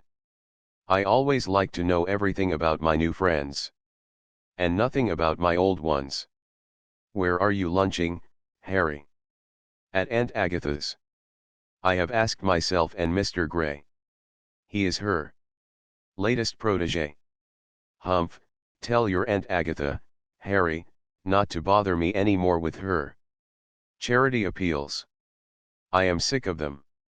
Why, the good woman thinks that I have nothing to do but to write checks for her silly fads. All right, Uncle George, I'll tell her, but it won't have any effect. Philanthropic people lose all sense of humanity. It is their distinguishing characteristic. The old gentleman growled approvingly and rang the bell for his servant. Lord Henry passed up the low arcade into Burlington Street and turned his steps in the direction of Berkeley Square. So that was the story of Dorian Gray's parentage. Crudely as it had been told to him, it had yet stirred him by its suggestion of a strange, almost modern romance. A beautiful woman risking everything for a mad passion. A few wild weeks of happiness cut short by a hideous, treacherous crime. Months of voiceless agony, and then a child born in pain. The mother snatched away by death, the boy left to solitude and the tyranny of an old and loveless man. Yes, it was an interesting background. It posed the lad, made him more perfect. As it were. Behind every exquisite thing that existed, there was something tragic. Worlds had to be in travail, that the meanest flower might blow. And how charming he had been at dinner the night before, as with startled eyes and lips parted in frightened pleasure he had sat opposite to him at the club, the red candle shade staining to a richer rose the wakening wonder of his face. Talking to him was like playing upon an exquisite violin. He answered to every touch and thrill of the bow. There was something terribly enthralling in the exercise of influence. No other activity was like it. To project one's soul into some gracious form, and let it tarry there for a moment, to hear one's own intellectual views echoed back to one with all the added music of passion and youth, to convey one's temperament into another as though it were a subtle fluid or a strange perfume, there was a real joy in that, perhaps the most satisfying joy left to us in an age so limited and vulgar as our own, an age grossly carnal in its pleasures, and grossly common in its aims. He was a marvelous type, too, this lad, whom by so curious a chance he had met in Basil's studio, or could be fashioned into a marvelous type, at any rate. Grace was his, and the white purity of boyhood. And beauty such as old Greek marbles kept for us. There was nothing that one could not do with him. He could be made a titan or a toy. What a pity it was that such beauty was destined to fade. And Basil? From a psychological point of view, how interesting he was. The new manner in art, the fresh mode of looking at life, suggested so strangely by the merely visible presence of one who was unconscious of it all, the silent spirit that dwelt in dim woodland and walked unseen in open field, suddenly showing herself, dryad-like and not afraid, because in his soul who sought for her there had been wakened that wonderful vision to which alone are wonderful things revealed, the mere shapes and patterns of things becoming, as it were, refined, and gaining a kind of symbolical value, as though they were themselves patterns of some other and more perfect form whose shadow they made real. How strange it all was! He remembered something like it in history. Was it not Plato, that artist in thought, who had first analyzed it? Was it not Buonarroti who had carved it in the colored marbles of a sonnet sequence? But in our own century it was strange. Yes, he would try to be to Dorian Gray what, without knowing it, the lad was to the painter who had fashioned the wonderful portrait. He would seek to dominate him, had already, indeed, half done so. He would make that wonderful spirit his own. There was something fascinating in the son of love and death. Suddenly he stopped and glanced up at the houses. He found that he had passed his aunt's some distance, and, smiling to himself, turned back. When he entered the somewhat somber hall, the butler told him that they had gone into lunch. He gave one of the footmen his hat and stick and passed into the dining room. Late as usual, Harry, cried his aunt, shaking her head at him. He invented a facile excuse, and having taken the vacant seat next to her, looked round to see who was there. Dorian bowed to him shyly from the end of the table, a flush of pleasure stealing into his cheek.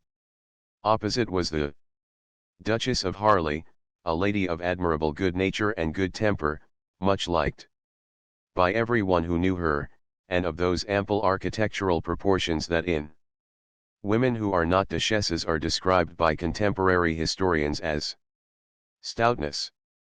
Next to her sat, on her right, Sir Thomas Burton, a radical member of Parliament, who followed his leader in public life and in private life.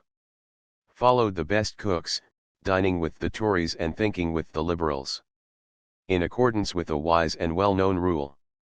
The post on her left was occupied by Mr. Erskine of Treadley, an old gentleman of considerable charm and culture, who had fallen, however, into bad habits of silence, having, as he explained once to Lady Agatha, said everything that he had to say before he was 30. His own neighbor was Mrs. Vandeleur, one of his aunt's oldest friends, a perfect saint amongst women, but so dreadfully dowdy that she reminded one of a badly bound hymn book. Fortunately for him she had on the other side Lord Fodle, a most intelligent middle-aged mediocrity, as bald as a ministerial statement in the House of Commons, with whom she was conversing in that intensely earnest manner which is the one unpardonable error, as he remarked once himself, that all really good people fall into, and from which none of them ever quite escape. "We are talking about poor Dartmoor, Lord Henry," cried the Duchess, nodding pleasantly to him across the table. "Do you think he will really marry this fascinating young person?" "I believe she has made up her mind to propose to him, Duchess." "How dreadful!" exclaimed Lady Agatha. "Really, someone should interfere. I am told, on excellent authority, that her father keeps an American dry goods store," said Sir Thomas Burton, looking supercilious. "My uncle has already suggested pork packing, Sir Thomas." "Dry goods? What are American dry goods?" asked the Duchess, raising her large hands in wonder and accentuating the verb. "American novels," answered Lord Henry, helping himself to some quail. The Duchess looked puzzled. "Don't mind him, my dear," whispered Lady Agatha. "He never means anything that he says." "When America was discovered," said the radical member, and he began to give some wearisome facts. Like all people who try to exhaust a subject, he exhausted his listeners. The Duchess sighed and exercised her privilege of interruption. "I wish to goodness it never had been discovered at all," she exclaimed. Really, our girls have no chance nowadays. It is most unfair. Perhaps, after all, America never has been discovered, said Mr.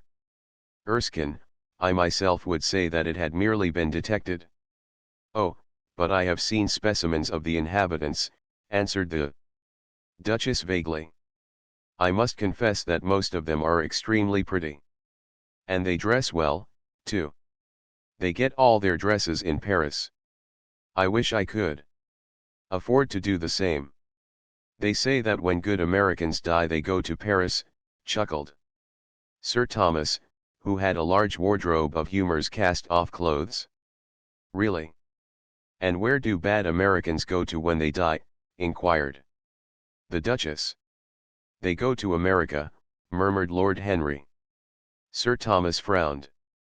I am afraid that your nephew is prejudiced against that great country, he said to Lady Agatha. I have travelled all over it in cars provided by the directors, who, in such matters, are extremely civil. I assure you that it is an education to visit it. But must we really see Chicago in order to be educated? Asked Mr. Erskine plaintively. I don't feel up to the journey. Sir Thomas waved his hand. Mr. Erskine of Treadley has the world on his shelves. We practical men like to see things, not to read about them. The Americans are an extremely interesting people. They are absolutely reasonable. I think that is their distinguishing characteristic. Yes, Mr. Erskine, an absolutely reasonable people. I assure you there is no nonsense about the Americans. How dreadful, cried Lord Henry. I can stand brute force. But brute reason is quite unbearable. There is something unfair about its use. It is hitting below the intellect. I do not understand you, said Sir Thomas, growing rather red. I do, Lord Henry, murmured Mr. Erskine, with a smile. Paradoxes are all very well in their way, rejoined the baronet. Was that a paradox? Asked Mr. Erskine. I did not think so. Perhaps it was. Well, the way of paradoxes is the way of truth. To test reality, we must see it on the tightrope. When the verities become acrobats, we can judge them. Dear me, said Lady Agatha, how you men argue.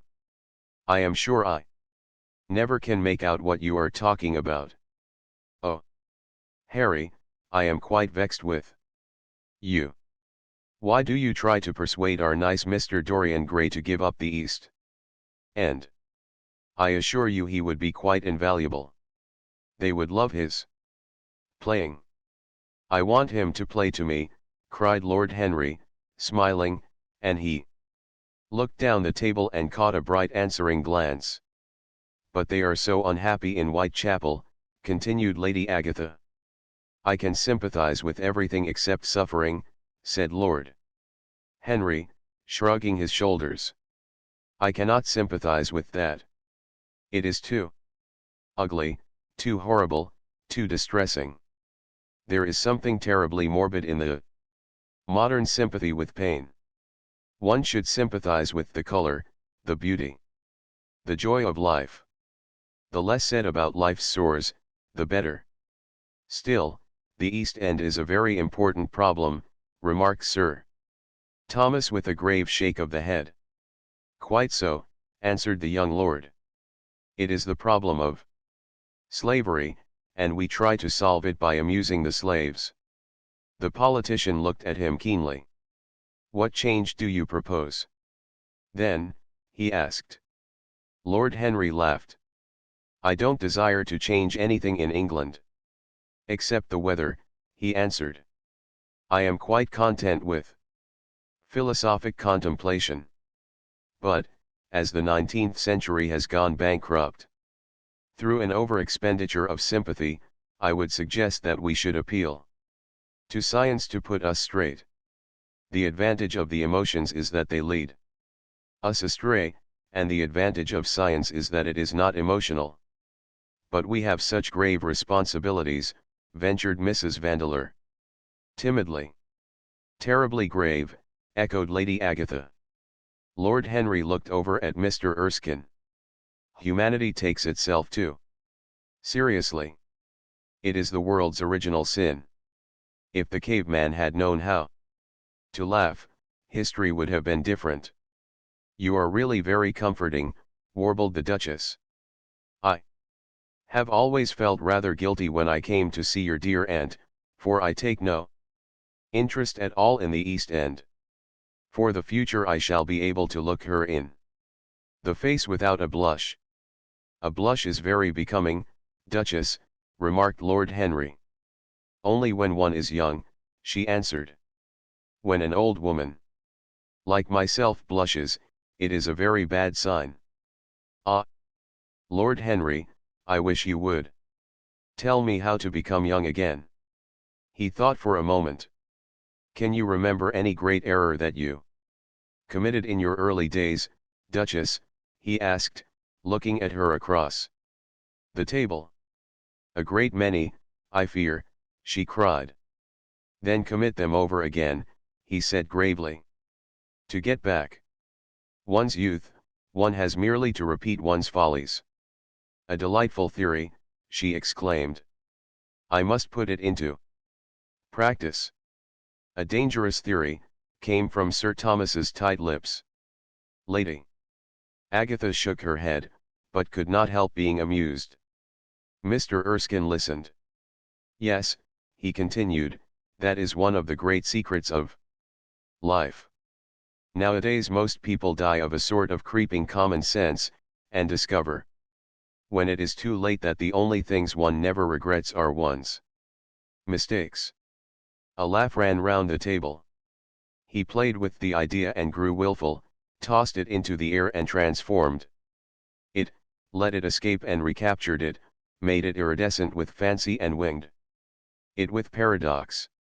The praise of folly, as he went on, soared into a philosophy. And philosophy herself became young, and catching the mad music of pleasure. Wearing, one might fancy, her wine-stained robe and wreath of ivy, danced like a bacchante over the hills of life, and mocked the slow Silenus for being sober. Facts fled before her like frightened forest things.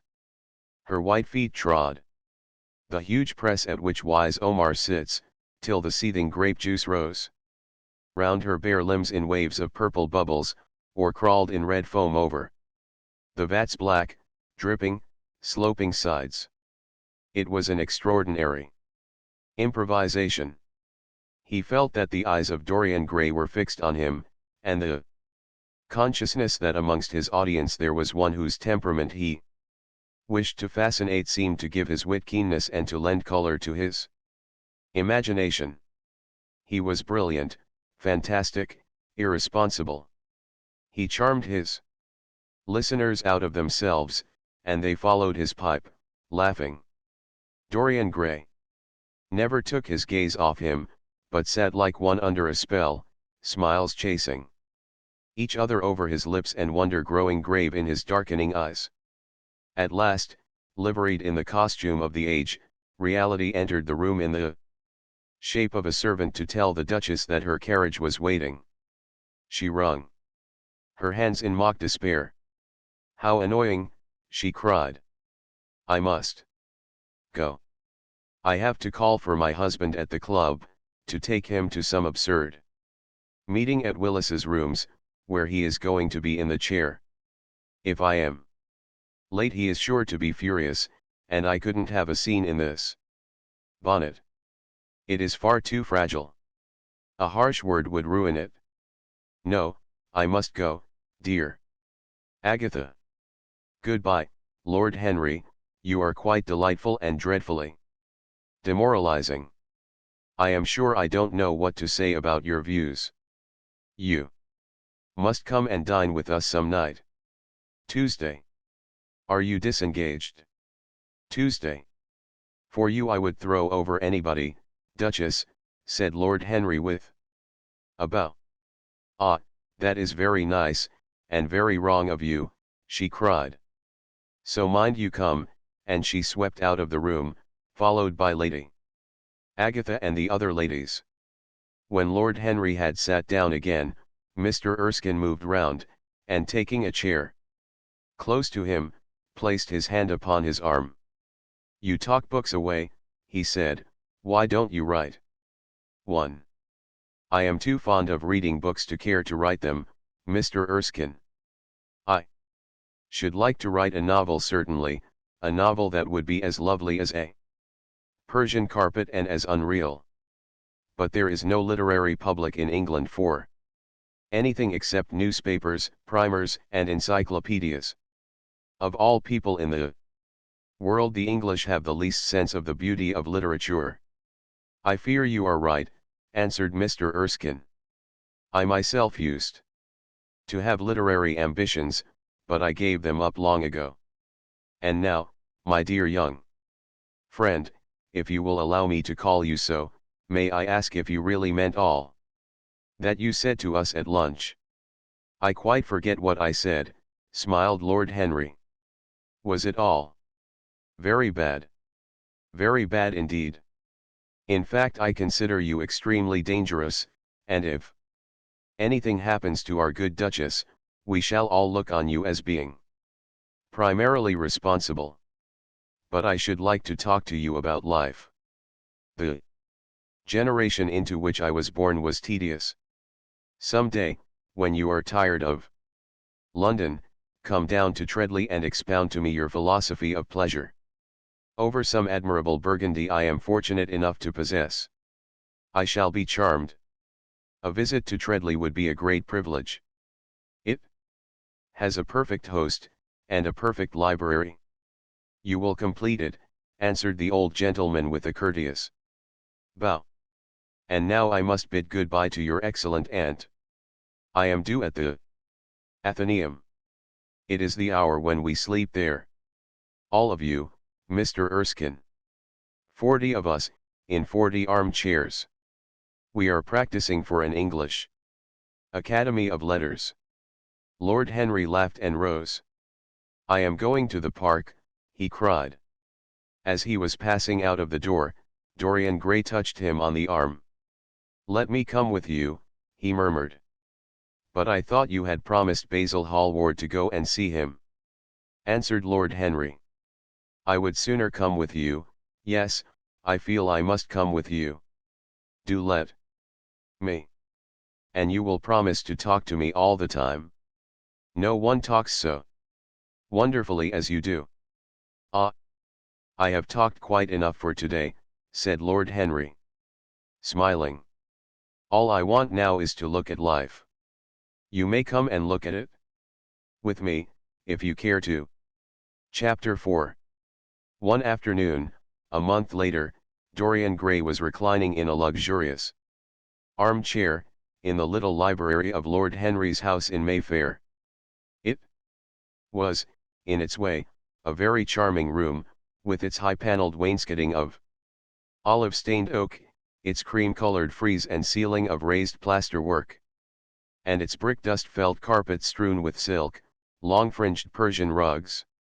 On a tiny satinwood table stood a statuette by Clodion, and beside it lay a copy of Les Cent Nouvelles, bound for Margaret of Valois by Clovis Eve and powdered with the gilt daisies that Queen had selected for her device. Some large blue china jars and parrot tulips were ranged on the mantel shelf, and through the small leaded panes of the window streamed the apricot-colored light of a summer day in London. Lord Henry had not yet come in. He was always late on principle, his principle being that punctuality is the thief of time. So the lad was looking rather sulky, as with listless fingers he turned over the pages of an elaborately illustrated edition of Manon Lescaut that he had found in one of the bookcases. The formal monotonous ticking of the Louis Quatorze clock annoyed him. Once or twice he thought of going away. At last he heard a step outside, and the door opened. "How late you are, Harry," he murmured. "I am afraid it is not Harry, Mr. Gray," answered a shrill voice. He glanced quickly round and rose to his feet. I beg your pardon. I thought. You thought it was my husband. It is only his wife. You must let me introduce myself. I know you quite well by your photographs. I think my husband has got 17 of them. Not 17, Lady Henry. Well, 18, then. And I saw you with him the other night at the opera. She laughed nervously as she spoke, and watched him with her vague forget-me-not eyes. She was a curious woman, whose dresses always looked as if they had been designed in a rage and put on in a tempest. She was usually in love with somebody, and, as her passion was never returned, she had kept all her illusions. She tried to look picturesque, but only succeeded in being untidy. Her name was Victoria, and she had a perfect mania for going to church. That was at Lohengrin, Lady Henry, I think. Yes, it was at dear Lohengrin. I like Wagner's music better than anybody's. It is so loud that one can talk the whole time without other people hearing what one says. That is a great advantage, don't you think? So, Mr. Gray. The same nervous staccato laugh broke from her thin lips, and her fingers began to play with a long tortoise-shell paper knife. Dorian smiled and shook his head. I am afraid I don't think so. Lady Henry. I never talk during music, at least, during good music. If one hears bad music, it is one's duty to drown it in conversation. Ah, that is one of Harry's views, isn't it, Mr. Gray? I always hear Harry's views from his friends. It is the only way I get to know of them. But you must not think I don't like good music. I adore it. But I am afraid of it. It makes me too romantic. I have simply worshipped pianists 2 at a time, sometimes, Harry tells me. I don't know what it is about them. Perhaps it is that they are foreigners. They all are. Ain't they?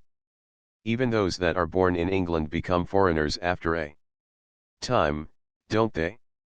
It is so clever of them, and such a compliment to art. Makes it quite cosmopolitan, doesn't it? You have never been to any of my parties, have you, Mr. Gray? You must come. I can't afford orchids, but I spare no expense in foreigners. They make one's rooms look so picturesque. But here is Harry. Harry, I came in to look for you, to ask you something. I forget what it was, and I found Mr. Gray here. We have had such a pleasant chat about music.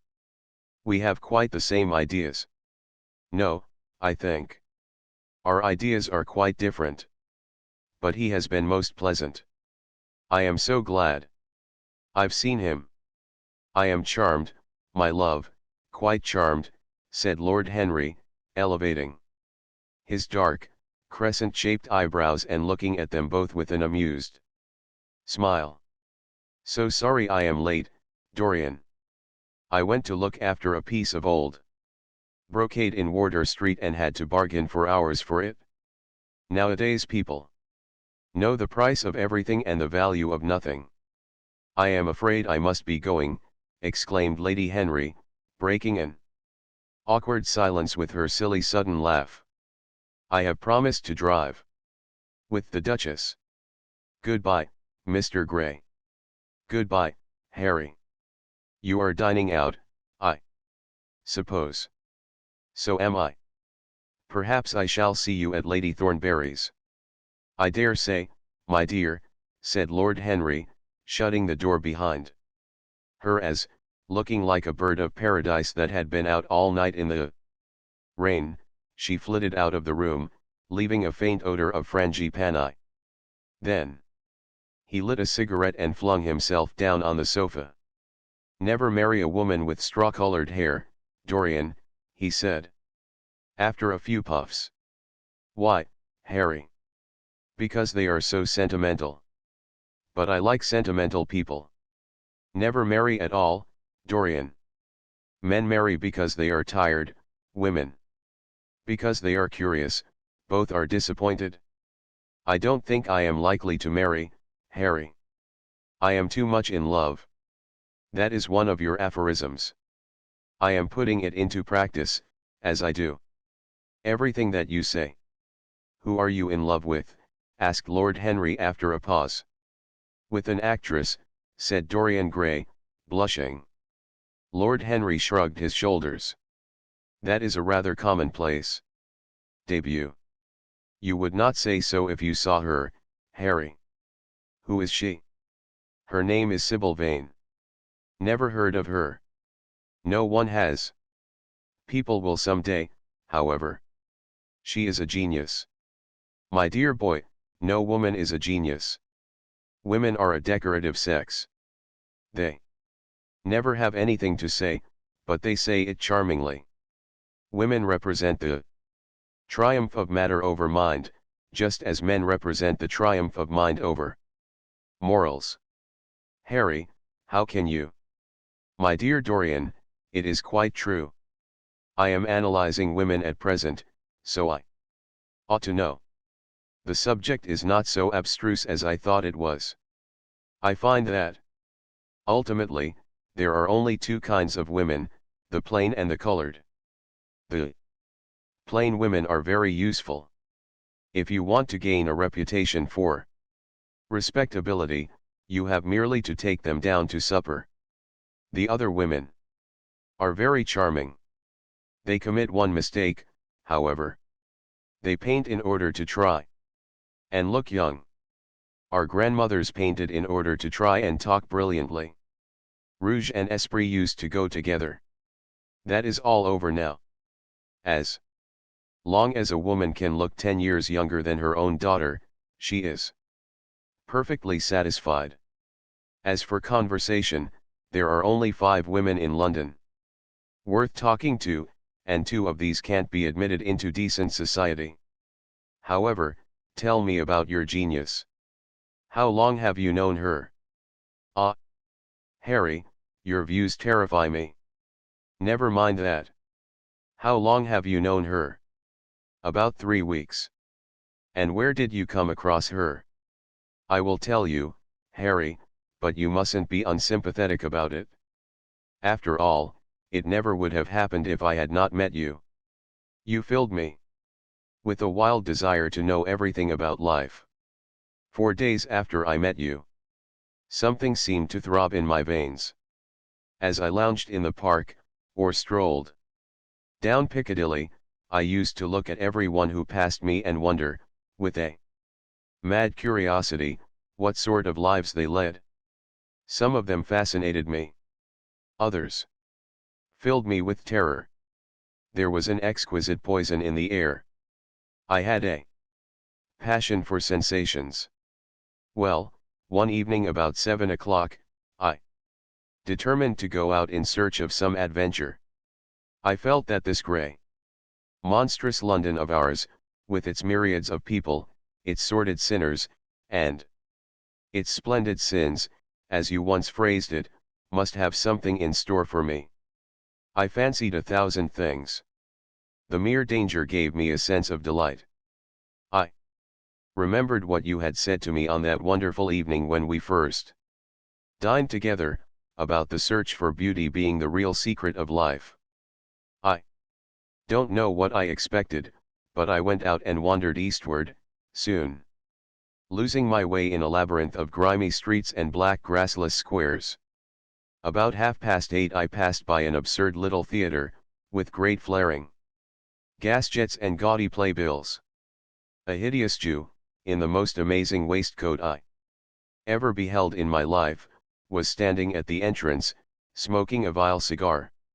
He had greasy ringlets, and an enormous diamond blazed in the center of a soiled shirt. "Have a box, my lord," he said, when he saw me, and he took off his hat with an air of gorgeous servility. There was something about him, Harry, that amused me. He was such a monster. You will laugh at me, I know, but I really went in and paid a whole guinea for the stage box. To the present day, I can't make out why I did so, and yet if I hadn't, my dear Harry, if I hadn't, I should have missed the greatest romance of my life.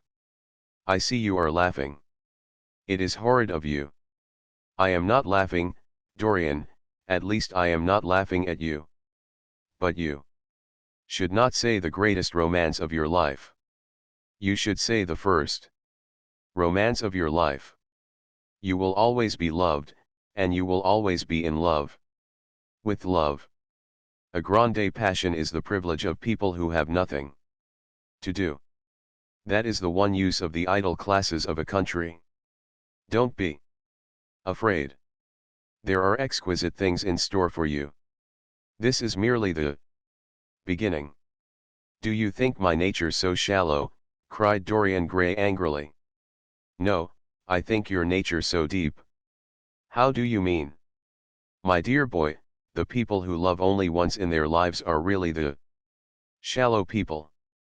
What they call their loyalty, and their fidelity, I call either the lethargy of custom or their lack of imagination. Faithfulness is to the emotional life what consistency is to the life of the intellect, simply a confession of failure. Faithfulness. I must analyze it some day. The passion for property is in it. There are many things that we would throw away if we were not afraid that others might pick them up. But I don't want to interrupt you. Go on with your story. Well, I found myself seated in a horrid little private box, with a vulgar drop scene staring me in the face. I looked out from behind the curtain and surveyed the house. It was a tawdry affair, all cupids and cornucopias, like a third-rate wedding cake. The gallery and pit were fairly full, but the 2 rows of dingy stalls were quite empty, and there was hardly a person in what I suppose they called the dress circle.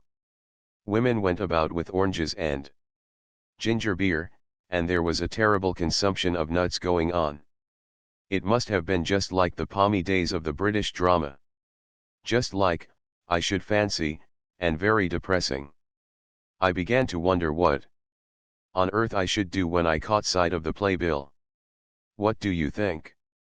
The play was, Harry. I should think the idiot boy, or dumb but innocent. Our fathers used to like that sort of piece, I believe. The longer I live, Dorian, the more keenly I feel that whatever was good enough for our fathers is not good enough for us. In art, as in politics, les grands-paris ont toujours tort. This play was good enough for us, Harry. It was Romeo and Juliet. I must admit that I was rather annoyed at the idea of seeing Shakespeare done in such a wretched hole of a place. Still, I felt interested, in a sort of way. At any rate, I determined to wait for the first act. There was a dreadful orchestra, presided over by a young Hebrew who sat at a cracked piano, that nearly drove me away, but at last the drop scene was drawn up and the play began. Romeo was a stout elderly gentleman, with corked eyebrows, a husky tragedy voice, and a figure like a beer barrel. Mercutio was almost as bad. He was played by the low comedian, who had introduced gags of his own and was on most friendly terms with the pit. They were both as grotesque as the scenery, and that looked as if it had come out of a country booth. But Juliet. Harry, imagine a girl, hardly 17 years of age, with a little, flower-like face, a small Greek head with plaited coils of dark brown hair, eyes that were violet wells of passion, lips that were like the petals of a rose. She was the loveliest thing I had ever seen in my life. You said to me once that pathos left you unmoved, but that beauty, mere beauty, could fill your eyes with tears. I tell you, Harry, I could hardly see this girl for the mist of tears that came across me. And her voice, I never heard such a voice. It was very low at first, with deep, mellow notes that seemed to fall singly upon one's ear. Then it became a little louder, and sounded like a flute or a distant hautboy. In the garden scene it had all the tremulous ecstasy that one hears just before dawn, when nightingales are singing. There were moments, later on, when it had the wild passion of violins. You know how a voice can stir one. Your voice and the voice of Sybil Vane are two things that I shall never forget. When I close my eyes, I hear them, and each of them says something different. I don't know which to follow. Why should I not love her? Harry, I do love her. She is everything to me in life. Night after night I go to see her play. One evening she is Rosalind, and the next evening she is Imogen. I have seen her die in the gloom of an Italian tomb, sucking the poison from her lover's lips. I have watched her wandering through the forest of Arden, disguised as a pretty boy in hose and doublet and dainty cap. She has been mad, and has come into the presence of a guilty king, and given him rue to wear and bitter herbs to taste of. She has been innocent, and the black hands of jealousy have crushed her reed-like throat. I have seen her in every age and in every costume. Ordinary women never appeal to one's imagination. They are limited to their century. No glamour ever transfigures them. One knows their minds as easily as one knows their bonnets. One can always find them. There is no mystery in any of them. They ride in the park in the morning and chatter at tea parties in the afternoon. They have their stereotyped smile and their fashionable manner. They are quite obvious. But an actress. How different an actress is. Harry. Why didn't you tell me that the only thing worth loving is an actress? Because I have loved so many of them, Dorian. Oh, yes, horrid people with dyed hair and painted faces. Don't run down dyed hair and painted faces. There is an extraordinary charm in them, sometimes, said Lord Henry. I wish now I had not told you about Sybil Vane. You could not have helped telling me, Dorian. All through your life you will tell me everything you do. Yes, Harry, I believe that is true. I cannot help telling you things. You have a curious influence over me. If I ever did a crime, I would come and confess it to you. You would understand me. People like you, the willful sunbeams of life, don't commit crimes, Dorian. But I am much obliged for the compliment, all the same. And now tell me, reach me the matches, like a good boy. Thanks. What are your actual relations with Sybil Vane? Dorian Gray leaped to his feet, with flushed cheeks and burning eyes. Harry. Sybil Vane is sacred. It is only the sacred things that are worth touching, Dorian, said Lord Henry, with a strange touch of pathos in his voice. But why should you be annoyed? I suppose she will belong to you some day. When one is in love, one always begins by deceiving oneself, and one always ends by deceiving others. That is what the world calls a romance. You know her, at any rate, I suppose. Of course I know her. On the first night I was at the theatre, the horrid old Jew came round to the box after the performance was over and offered to take me behind the scenes and introduce me to her. I was furious with him, and told him that Juliet had been dead for hundreds of years and that her body was lying in a marble tomb in Verona.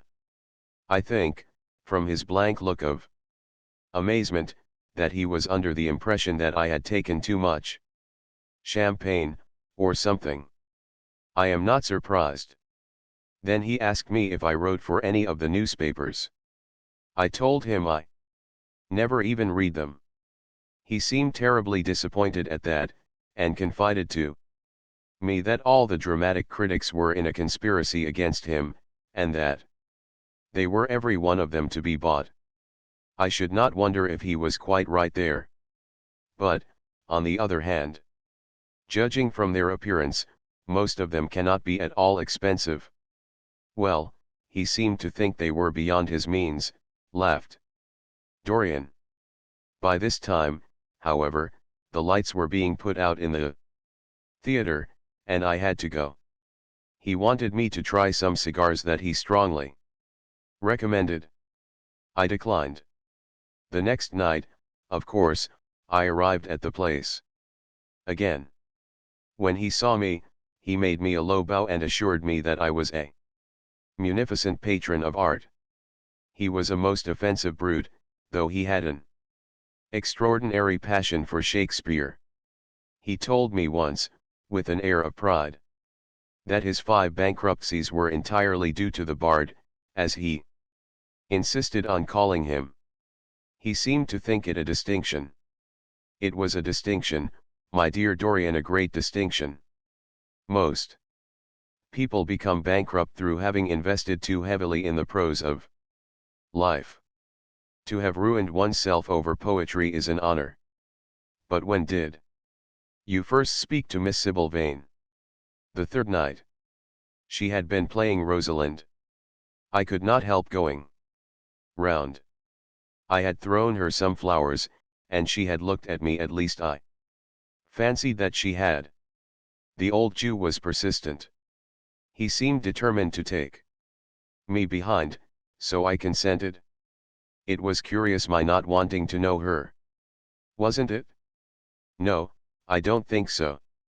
My dear Harry, why? I will tell you some other time. Now I want to know about the girl. Sybil? Oh, she was so shy and so gentle. There is something of a child about her. Her eyes opened wide in exquisite wonder when I told her what I thought of her performance, and she seemed quite unconscious of her power. I think we were both rather nervous. The old Jew stood grinning at the doorway of the dusty green room, making elaborate speeches about us both, while we stood looking at each other like children. He would insist on calling me my lord, so I had to assure Sybil that I was not anything of the kind. She said quite simply to me, "You look more like a prince. I must call you Prince Charming." Upon my word, Dorian, Miss Sybil knows how to pay compliments. You don't understand her, Harry. She regarded me merely as a person in a play. She knows nothing of life. She lives with her mother, a faded, tired woman who played Lady Capulet in a sort of magenta dressing wrapper on the first night, and looks as if she had seen better days. I know that look. It depresses me, murmured Lord Henry, examining his rings. The Jew wanted to tell me her history, but I said it did not interest me. You were quite right. There is always something infinitely mean about other people's tragedies. Sybil is the only thing I care about. What is it to me where she came from? From her little head to her little feet, she is absolutely and entirely divine. Every night of my life I go to see her act, and every night she is more marvelous. That is the reason, I suppose, that you never dine with me now. I thought you must have some curious romance on hand. You have, but it is not quite what I expected. My dear Harry, we either lunch or sup together every day, and I have been to the opera with you several times, said Dorian, opening his blue eyes in wonder. You always come dreadfully late. Well, I can't help going to see Sybil play, he cried. Even if it is only for a single act. I get hungry for her presence, and when I think of the wonderful soul that is hidden away in that little ivory body, I am filled with awe. You can dine with me tonight, Dorian, can't you? He shook his head.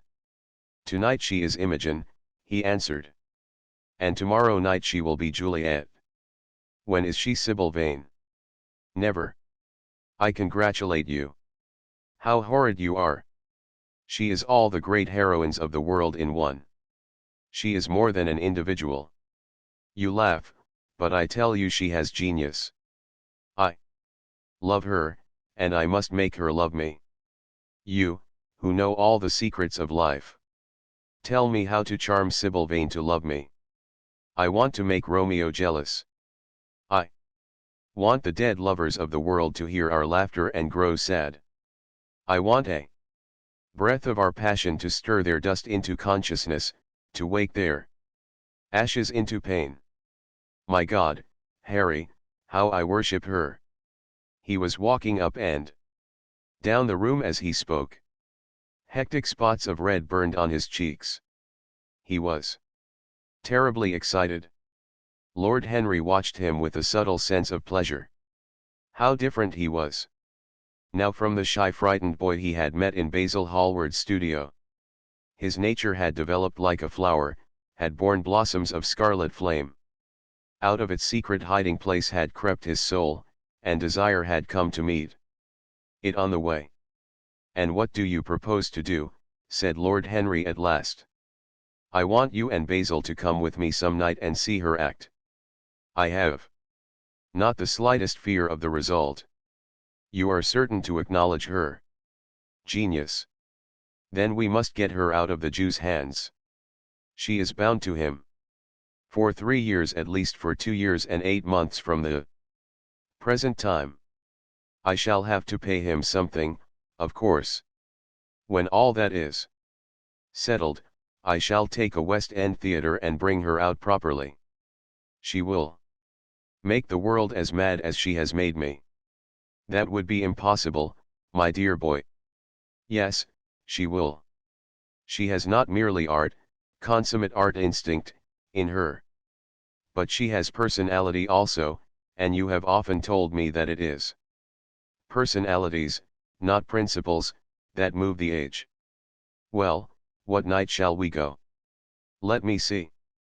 Today is Tuesday. Let us fix tomorrow. She plays Juliet tomorrow.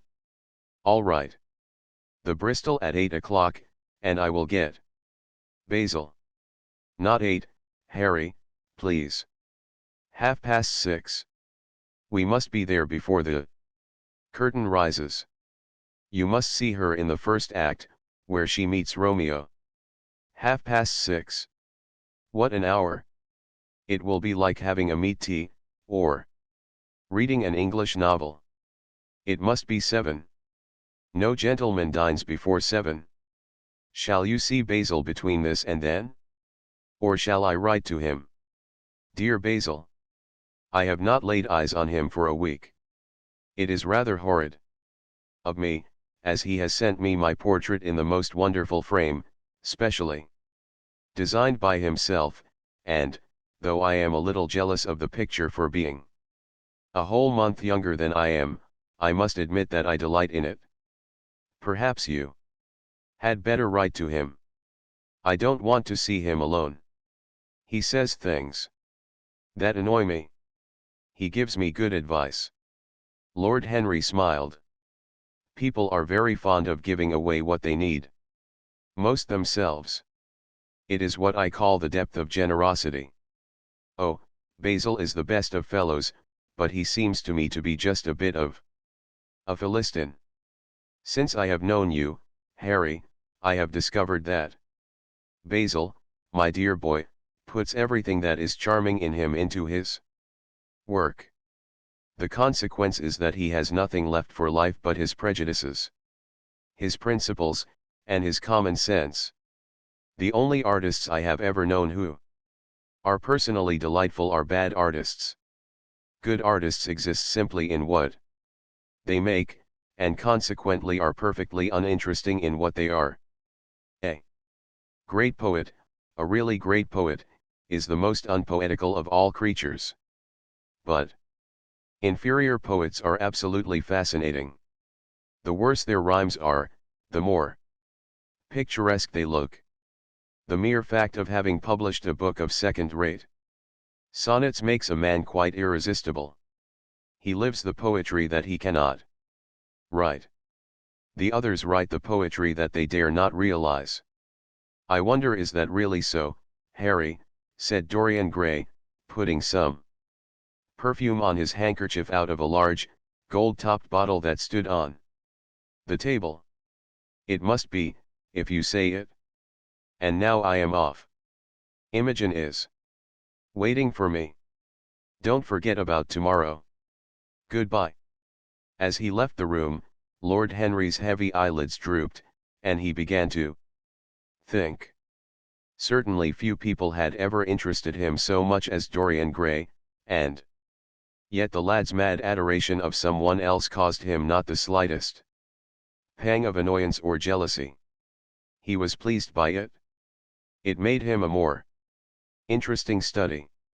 He had been always enthralled by the methods of natural science, but the ordinary subject matter of that science had seemed to him trivial and of no import. And so he had begun by vivisecting himself, as he had ended by vivisecting others. Human life, that appeared to him the one thing worth investigating. Compared to it there was nothing else of any value. It was true that as one watched life in its curious crucible of pain and pleasure, one could not wear over one's face a mask of glass, nor keep the sulphurous fumes from troubling the brain and making the imagination turbid with monstrous fancies and misshapen dreams. There were poisons so subtle that to know their properties one had to sicken of them.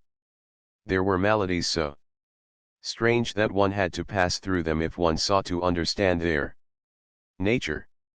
And, yet, what a great reward one received! How wonderful the whole world became to one! To note the curious hard logic of passion, and the emotional colored life of the intellect, to observe where they met, and where they separated, at what point they were in unison, and at what point they were at discord, there was a delight in that. What matter what the cost was? One could never pay too high a price for any sensation.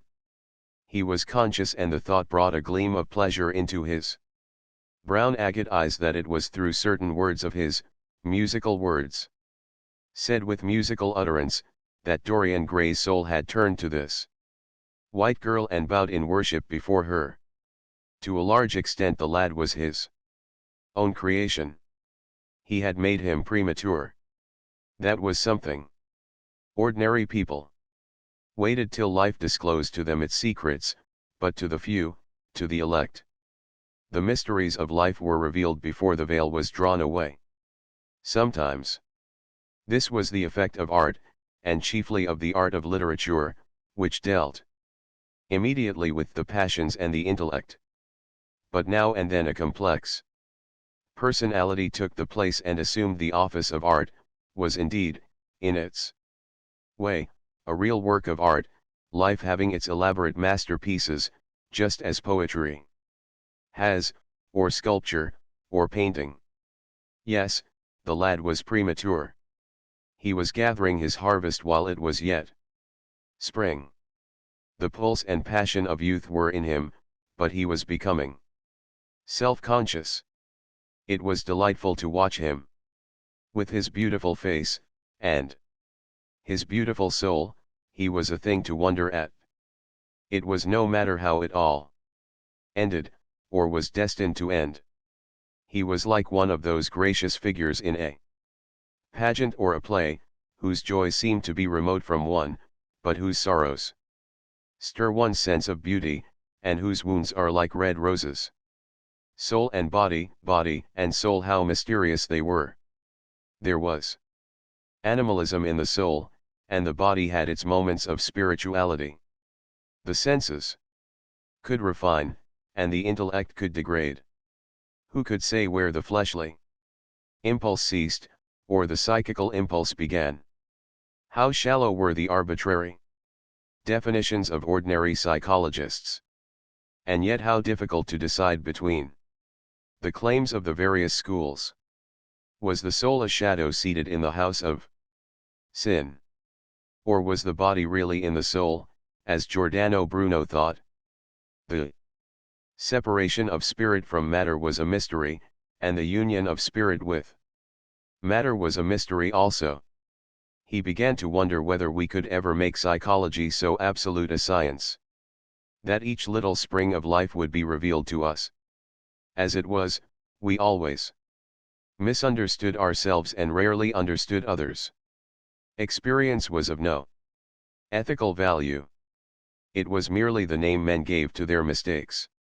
Moralists had, as a rule, regarded it as a mode of warning, had claimed for it a certain ethical efficacy in the formation of character, had praised it as something that taught us what to follow and showed us what to avoid.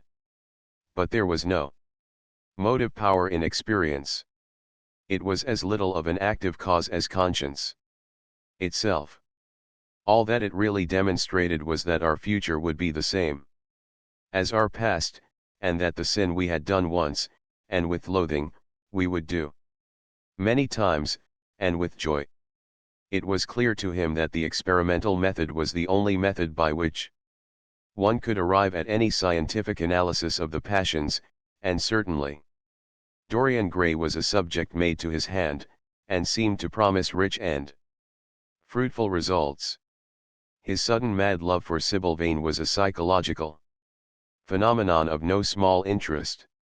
There was no doubt that curiosity had much to do with it, curiosity and the desire for new experiences, yet it was not a simple, but rather a very complex passion.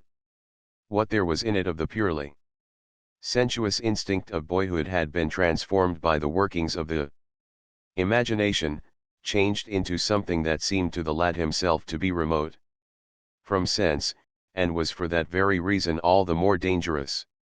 It was the passions about whose origin we deceived ourselves that tyrannized most strongly over us. Our weakest motives were those of whose nature we were conscious. It often happened that when we thought we were experimenting on others we were really experimenting on ourselves. While Lord Henry sat dreaming on these things, a knock came to the door, and his valet entered and reminded him it was time to dress for dinner. He got up and looked out into the street. The sunset had smitten into scarlet gold the upper windows of the houses opposite. The panes glowed like plates of heated metal. The sky above was like a faded rose. He thought of his friends' young fiery-colored life and wondered how it was all going to end. When he arrived home, about 12:30, he saw a telegram lying on the hall table. He opened it and found it was from Dorian Gray. It was to tell him that he was engaged to be married to Sybil Vane. Chapter V. Mother, mother, I am so happy, whispered the girl, burying her face in the lap of the faded, tired-looking woman who, with back turned to the shrill intrusive light, was sitting in the one armchair that their dingy sitting room contained. I am so happy, she repeated, and you must be happy, too. Mrs. Vane winced and put her thin, bismuth-whitened hands on her daughter's head. Happy, she echoed, I am only happy. Sybil, when I see you act, you must not think of anything but your acting. Mr.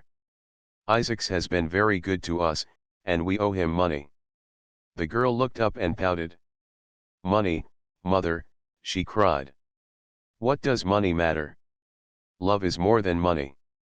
Mr. Isaacs has advanced us £50 to pay off our debts and to get a proper outfit for James. You must not forget that, Sybil. £50 is a very large sum. Mr. Isaacs has been most considerate. He is not a gentleman, mother, and I hate the way he talks to me, said the girl, rising to her feet and going over to the window. I don't know how we could manage without him, answered the elder woman querulously. Sybil Vane tossed her head and laughed. We don't want him any more, mother. Prince Charming rules life for us now. Then she paused. A rose shook in her blood and shadowed her cheeks. Quick breath parted the petals of her lips. They trembled. Some southern wind of passion swept over her and stirred the dainty folds of her dress. I love him, she said. Simply. Foolish child, was the parrot phrase flung in answer. The waving of crooked, false jeweled fingers gave grotesqueness to the words. The girl laughed again. The joy of a caged bird was in her voice. Her eyes caught the melody and echoed it in radiance, then closed for a moment, as though to hide their secret. When they opened, the mist of a dream had passed across them. Thin-lipped wisdom spoke at her from the worn chair, hinted at prudence, quoted from that book of cowardice whose author apes the name of common sense. She did not listen. She was free in her prison of passion. Her prince, Prince Charming, was with her. She had called on memory to remake him. She had sent her soul to search for him, and it had brought him back. His kiss burned again upon her mouth. Her eyelids were warm with his breath. Then wisdom altered its method and spoke of espial and discovery. This young man might be rich. If so, marriage should be thought of. Against the shell of her ear broke the waves of worldly cunning. The arrows of craft shot by her. She saw the thin lips moving, and smiled. Suddenly she felt the need to speak. The wordy silence troubled her. Mother, mother, she cried, why does he love me so much? I know why I love him. I love him because he is like what love himself should be. But what does he see in me? I am not worthy of him. And yet why, I cannot tell. Though I feel so much beneath him, I don't feel humble. I feel proud, terribly proud. Mother, did you love my father as I love Prince Charming? The elder woman grew pale beneath the coarse powder that daubed her cheeks, and her dry lips twitched with a spasm of pain. Sybil rushed to her, flung her arms round her neck, and kissed her. Forgive me, mother. I know it pains you to talk about our father. But it only pains you because you loved him so much. Don't look so sad. I am as happy today as you were 20 years ago. Ah! Let me be happy forever. My child, you are far too young to think of falling in love. Besides, what do you know of this young man? You don't even know his name. The whole thing is most inconvenient, and really, when James is going away to Australia, and I have so much to think of, I must say that you should have shown more consideration. However, as I said before, if he is rich. Ah! Mother, mother, let me be happy. Mrs. Vane glanced at her, and with one of those false theatrical gestures that so often become a mode of second nature to a stage player, clasped her in her arms. At this moment, the door opened and a young lad with rough brown hair came into the room. He was thick-set of figure, and his hands and feet were large and somewhat clumsy in movement. He was not so finely bred as his sister. One would hardly have guessed the close relationship that existed between them. Mrs. Vane fixed her eyes on him and intensified her smile. She mentally elevated her son to the dignity of an audience. She felt sure that the tableau was interesting. You might keep some of your kisses for me, Sybil, I think, said the lad with a good-natured grumble. Ah, but you don't like being kissed, Jim, she cried. You are a dreadful old bear. And she ran across the room and hugged him. James Vane looked into his sister's face with tenderness. I want you to come out with me for a walk, Sybil. I don't suppose I shall ever see this horrid London again. I am sure I don't want to. My son, don't say such dreadful things, murmured Mrs. Vane, taking up a tawdry theatrical dress, with a sigh, and beginning to patch it. She felt a little disappointed that he had not joined the group. It would have increased the theatrical picturesqueness of the situation. Why not, mother? I mean it. You pain me, my son. I trust you will return from Australia in a position of affluence. I believe there is no society of any kind in the colonies, nothing that I would call society, so when you have made your fortune, you must come back and assert yourself in London. Society, muttered the lad. I don't want to know anything about that. I should like to make some money to take you and Sybil off the stage. I hate it. Oh, Jim, said Sybil, laughing, how unkind of you. But are you really going for a walk with me? That will be nice. I was afraid you were going to say goodbye to some of your friends, to Tom Hardy, who gave you that hideous pipe, or Ned Langton, who makes fun of you for smoking it. It is very sweet of you to let me have your last afternoon. Where shall we go? Let us go to the park. I am too shabby, he answered, frowning. Only swell people go to the park. Nonsense, Jim, she whispered, stroking the sleeve of his coat. He hesitated for a moment. Very well, he said at last, but don't be too long dressing. She danced out of the door. One could hear her singing as she ran upstairs. Her little feet pattered overhead. He walked up and down the room 2 or 3 times. Then he turned to the still figure in the chair. Mother, are my things ready? He asked. Quite ready, James, she answered, keeping her eyes on her work. For some months past she had felt ill at ease when she was alone with this rough, stern son of hers. Her shallow, secret nature was troubled when their eyes met. She used to wonder if he suspected anything. The silence, for he made no other observation, became intolerable to her. She began to complain. Women defend themselves by attacking, just as they attack by sudden and strange surrenders. I hope you will be contented, James, with your seafaring life, she said. You must remember that it is your own choice. You might have entered a solicitor's office. Solicitors are a very respectable class, and in the country often dine with the best families. I hate offices, and I hate clerks, he replied. But you are quite right. I have chosen my own life. All I say is, watch over Sybil. Don't let her come to any harm. Mother, you must watch over her. James, you really talk very strangely.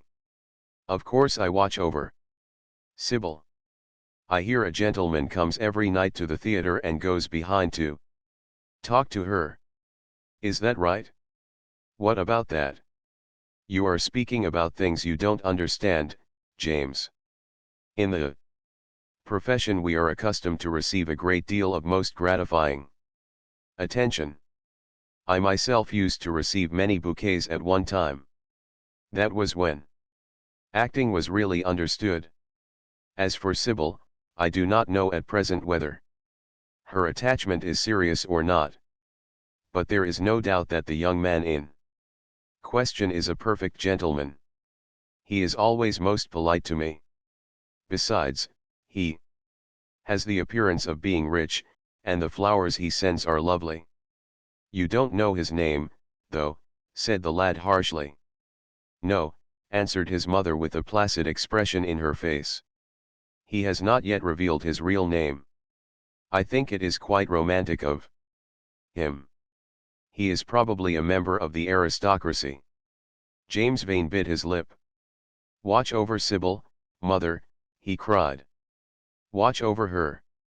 My son, you distress me very much. Sybil is always under my special care. Of course, if this gentleman is wealthy, there is no reason why she should not contract an alliance with him.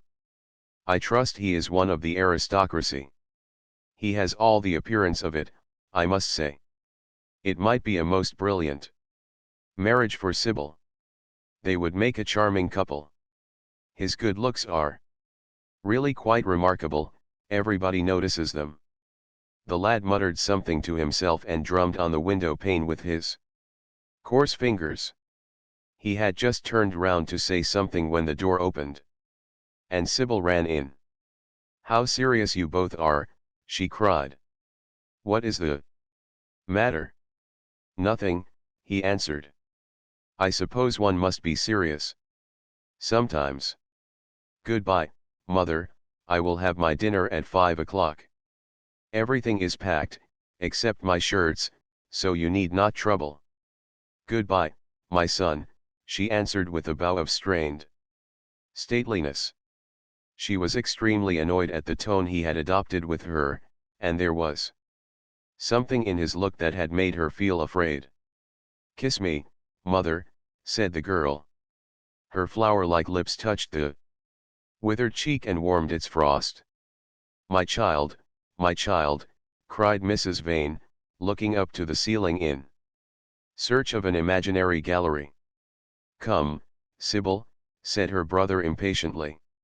He hated his mother's affectations. They went out into the flickering, wind-blown sunlight and strolled down the dreary Euston Road. The passers-by glanced in wonder at the sullen heavy youth, who, in coarse, ill-fitting clothes, was in the company of such a graceful, refined-looking girl. He was like a common gardener walking with a rose. Jim frowned from time to time when he caught the inquisitive glance of some stranger. He had that dislike of being stared at, which comes on geniuses late in life and never leaves the commonplace. Sybil, however, was quite unconscious of the effect she was producing. Her love was trembling in laughter on her lips. She was thinking of Prince Charming, and, that she might think of him all the more, she did not talk of him, but prattled on about the ship in which Jim was going to sail, about the gold he was certain to find, about the wonderful heiress whose life he was to save from the wicked, red-shirt bushrangers. For he was not to remain a sailor, or a supercargo, or whatever he was going to be. Oh, no. A sailor's existence was dreadful. Fancy being cooped up in a horrid ship, with the hoarse, hump-backed waves trying to get in, and a black wind blowing the masts down and tearing the sails into long screaming ribbons. He was to leave the vessel at Melbourne, bid a polite goodbye to the captain, and go off at once to the gold fields. Before a week was over he was to come across a large nugget of pure gold, the largest nugget that had ever been discovered, and bring it down to the coast in a wagon guarded by 6 mounted policemen. The bushrangers were to attack them 3 times, and be defeated with immense slaughter. Or, no. He was not to go to the gold fields at all. They were horrid places, where men got intoxicated, and shot each other in bar rooms, and used bad language. He was to be a nice sheep farmer, and one evening, as he was riding home, he was to see the beautiful heiress being carried off by a robber on a black horse, and give chase, and rescue her. Of course, she would fall in love with him, and he with her, and they would get married, and come home, and live in an immense house in London. Yes, there were delightful things in store for him.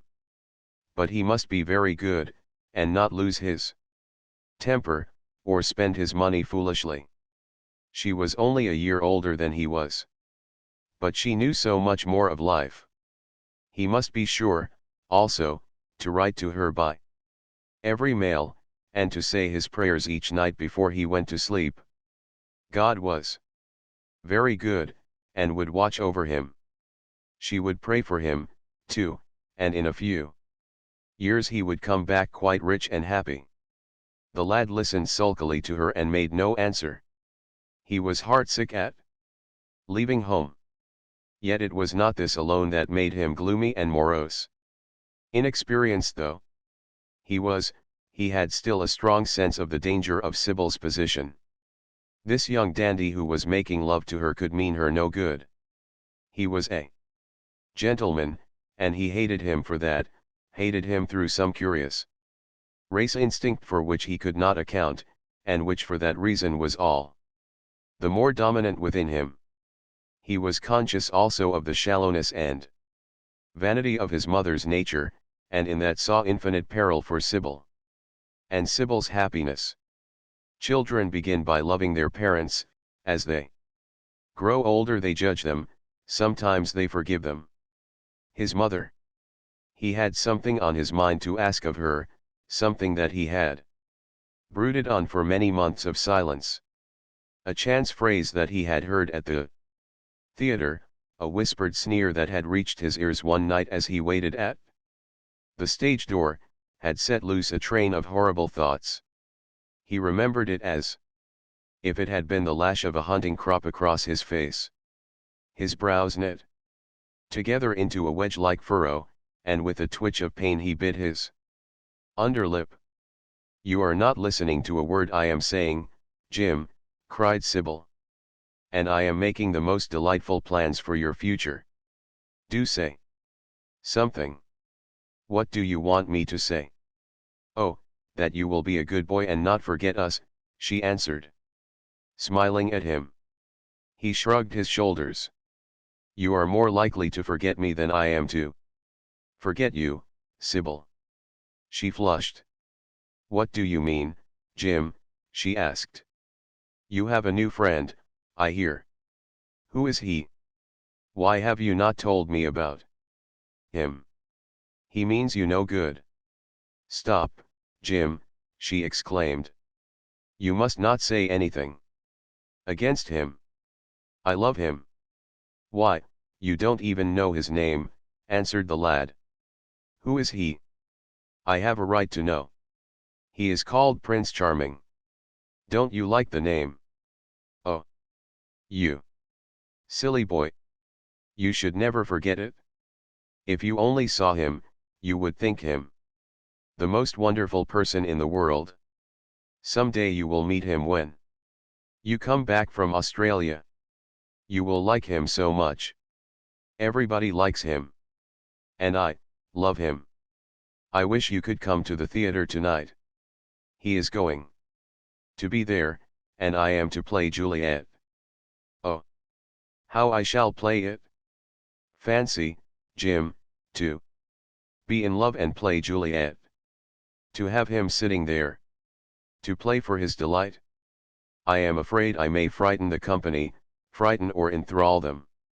To be in love is to surpass oneself. Poor dreadful Mr. Isaacs will be shouting genius to his loafers at the bar. He has preached me as a dogma. Tonight he will announce me as a revelation. I feel it. And it is all his. Only, Prince Charming, my wonderful lover, my God of graces. But I am poor. Beside him. Poor. What does that matter? When poverty creeps in at the door, love flies in through the window. Our proverbs want rewriting. They were made in winter, and it is summer now, springtime for me, I think, a very dance of blossoms in blue skies. He is a gentleman, said the lad sullenly. A prince, she cried musically. What more do you want? He wants to enslave you. I shudder at the thought of being free. I want you to beware of him. To see him is to worship him, to know him is to trust him. Sybil, you are mad about him. She laughed and took his arm. You dear old Jim, you talk as if you were 100. Someday you will be in love yourself. Then you will know what it is. Don't look so sulky. Surely you should be glad to think that, though you are going away, you leave me happier than I have ever been before. Life has been hard for us both, terribly hard and difficult. But it will be different. Now. You are going to a new world, and I have found one. Here are 2 chairs. Let us sit down and see the smart people go by. They took their seats amidst a crowd of watchers. The tulip beds across the road flamed like throbbing rings of fire. A white dust tremulous cloud of orris root it seemed hung in the panting air. The brightly colored parasols danced and dipped like monstrous butterflies. She made her brother talk of himself, his hopes, his prospects. He spoke slowly and with effort. They passed words to each other as players at a game pass counters. Sybil felt oppressed. She could not communicate her joy. A faint smile curving that sullen mouth was all the echo she could win. After some time, she became silent. Suddenly she caught a glimpse of golden hair and laughing lips, and in an open carriage with 2 ladies Dorian Gray drove past. She started to her feet. "There he is," she cried. "Who?" said Jim Vane. "Prince Charming," she answered, looking after the Victoria. He jumped up and seized her roughly by the arm. "Show him to me." "Which is he?" "Point him out." "I must see him," he exclaimed, but at that moment the Duke of Berwick's 4-in-hand came between, and when it had left the space clear, the carriage had swept out of the park. "He is gone," murmured Sybil sadly. "I wish you had seen him." "I wish I had, for as sure as there is a God in heaven, if he ever does you any wrong, I shall kill him." She looked at him in horror. He repeated his words. They cut the air like a dagger. The people round began to gape. A lady standing close to her tittered. "Come away, Jim, come away," she whispered. He followed her doggedly as she passed through the crowd. He felt glad at what he had said. When they reached the Achilles statue, she turned round. There was pity in her eyes that became laughter on her lips. She shook her head at him. "You are foolish, Jim, utterly foolish, a bad-tempered boy, that is all. How can you say such horrible things? You don't know what you are talking about. You are simply jealous and unkind. Ah! I wish you would fall in love. Love makes people good, and what you said was wicked." "I am 16, he answered, "and I know what I am about. Mother is no help to you. She doesn't understand how to look after you. I wish now that I was not going to Australia at all. I have a great mind to chuck the whole thing up. I would, if my articles hadn't been signed." "Oh, don't be so serious, Jim. You are like one of the heroes of those silly melodramas mother used to be so fond of acting in. I am not going to quarrel with you. I have seen him, and oh, to see him is perfect happiness. We won't quarrel. I know you would never harm anyone I love, would you?" "Not as long as you love him, I suppose," was the sullen answer. "I shall love him forever," she cried. "And he forever, too. He had better." She shrank from him. Then she laughed and put her hand on his arm. He was merely a boy. At the Marble Arch they hailed an omnibus, which left them close to their shabby home in the Euston Road. It was after 5 o'clock, and Sybil had to lie down for a couple of hours before acting. Jim insisted that she should do so. He said that he would sooner part with her when their mother was not present. She would be sure to make a scene, and he detested scenes of every kind. In Sybil's own room they parted. There was jealousy in the lad's heart, and a fierce murderous hatred of the stranger who, as it seemed to him, had come between them. Yet, when her arms were flung round his neck, and her fingers strayed through his hair, he softened and kissed her with real affection. There were tears in his eyes as he went downstairs. His mother was waiting for him below. She grumbled at his unpunctuality, as he entered. He made no answer, but sat down to his meager meal. The flies buzzed round the table and crawled over the stained cloth. Through the rumble of omnibuses, and the clatter of street cabs, he could hear the droning voice, devouring each minute that was left to him. After some time, he thrust away his plate and put his head in his hands. He felt that he had a right to know. It should have been told to him before, if it was as he suspected. Leaden with fear, his mother watched him. Words dropped mechanically from her lips. A tattered lace handkerchief twitched in her fingers. When the clock struck 6, he got up and went to the door. Then he turned back and looked at her. Their eyes met. In hers he saw a wild appeal for mercy. It enraged him. "Mother, I have something to ask you," he said. Her eyes wandered vaguely about the room. She made no answer. "Tell me the truth. I have a right to know. Were you married to my father?" She heaved a deep sigh. It was a sigh of relief. The terrible moment, the moment that night and day, for weeks and months, she had dreaded, had come at last, and yet she felt no terror. Indeed, in some measure it was a disappointment to her. The vulgar directness of the question called for a direct answer. The situation had not been gradually led up to. It was crude. It reminded her of a bad rehearsal. "No," she answered, wondering at the harsh simplicity of life. "My father was a scoundrel then," cried the lad, clenching his fists. She shook her head. "I knew he was not free. We loved each other very much. If he had lived, he would have made provision for us. Don't speak against him, my son. He was your father, and a gentleman. Indeed, he was highly connected."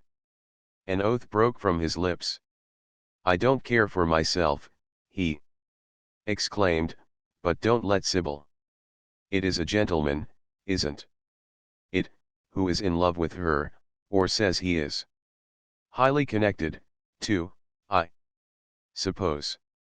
For a moment a hideous sense of humiliation came over the woman. Her head drooped. She wiped her eyes with shaking hands. "Sybil has a mother," she murmured, "I had none." The lad was touched. He went towards her, and stooping down, he kissed her.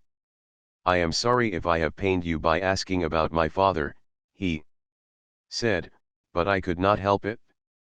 I must go now. Goodbye. Don't forget that you will have only one child now to look after, and believe me that if this man wrongs my sister, I will find out who he is, track him down, and kill him like a dog. I swear it." The exaggerated folly of the threat, the passionate gesture that accompanied it, the mad melodramatic words, made life seem more vivid to her. She was familiar with the atmosphere. She breathed more freely, and for the first time. For many months she really admired her son. She would have liked to have continued the scene on the same emotional scale, but he cut her short. Trunks had to be carried down and mufflers looked for. The lodging-house drudge bustled in and out. There was the bargaining with the cabman. The moment was lost in vulgar details.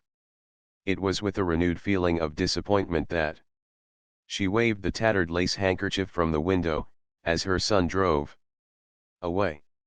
She was conscious that a great opportunity had been wasted. She consoled herself by telling Sybil how desolate she felt her life would be, now that she had only one child to look after. She remembered the phrase. It had pleased her. Of the threat she said nothing. It was vividly and dramatically expressed. She felt that they would all laugh at it some day. Chapter 6. I suppose you have heard the news, Basil, said Lord Henry that evening as Hallward was shown into a little private room at the Bristol where dinner had been laid for three. No, Harry, answered the artist, giving his hat and coat to the bowing waiter. What is it? Nothing about politics, I hope. They don't interest me. There is hardly a single person in the House of Commons worth painting, though many of them would be the better for a little whitewashing. Dorian Gray is engaged to be married, said Lord Henry, watching him as he spoke. Hallward started and then frowned. Dorian engaged to be married? He cried. Impossible. It is perfectly true. To whom? To some little actress or other. I can't believe it. Dorian is far too sensible. Dorian is far too wise not to do foolish things now and then, my dear Basil. Marriage is hardly a thing that one can do now and then, Harry. Except in America, rejoined Lord Henry languidly. But I didn't say he was married. I said he was engaged to be married. There is a great difference. I have a distinct remembrance of being married, but I have no recollection at all of being engaged. I am inclined to think that I never was engaged. But think of Dorian's birth and position and wealth. It would be absurd for him to marry so much beneath him. If you want to make him marry this girl, tell him that, Basil. He is sure to do it, then. Whenever a man does a thoroughly stupid thing, it is always from the noblest motives. I hope the girl is good, Harry. I don't want to see Dorian tied to some vile creature, who might degrade his nature and ruin his intellect. Oh, she is better than good, she is beautiful, murmured Lord Henry, sipping a glass of vermouth and orange bitters. Dorian says she is beautiful, and he is not often wrong about things of that kind. Your portrait of him has quickened his appreciation of the personal appearance of other people. It has had that excellent effect, amongst others. We are to see her tonight, if that boy doesn't forget his appointment. Are you serious? Quite serious, Basil. I should be miserable if I thought I should ever be more serious than I am at the present moment. But do you approve of it, Harry? Asked the painter, walking up and down the room and biting his lip. You can't approve of it? Possibly. It is some silly infatuation. I never approve, or disapprove, of anything now. It is an absurd attitude to take towards life. We are not sent into the world to air our moral prejudices. I never take any notice of what common people say, and I never interfere with what charming people do. If a personality fascinates me, whatever mode of expression that personality selects is absolutely delightful to me. Dorian Gray falls in love with a beautiful girl who acts Juliet, and proposes to marry her. Why not? If he wedded Messalina, he would be none the less interesting. You know I am not a champion of marriage. The real drawback to marriage is that it makes one unselfish. And unselfish people are colorless. They lack individuality.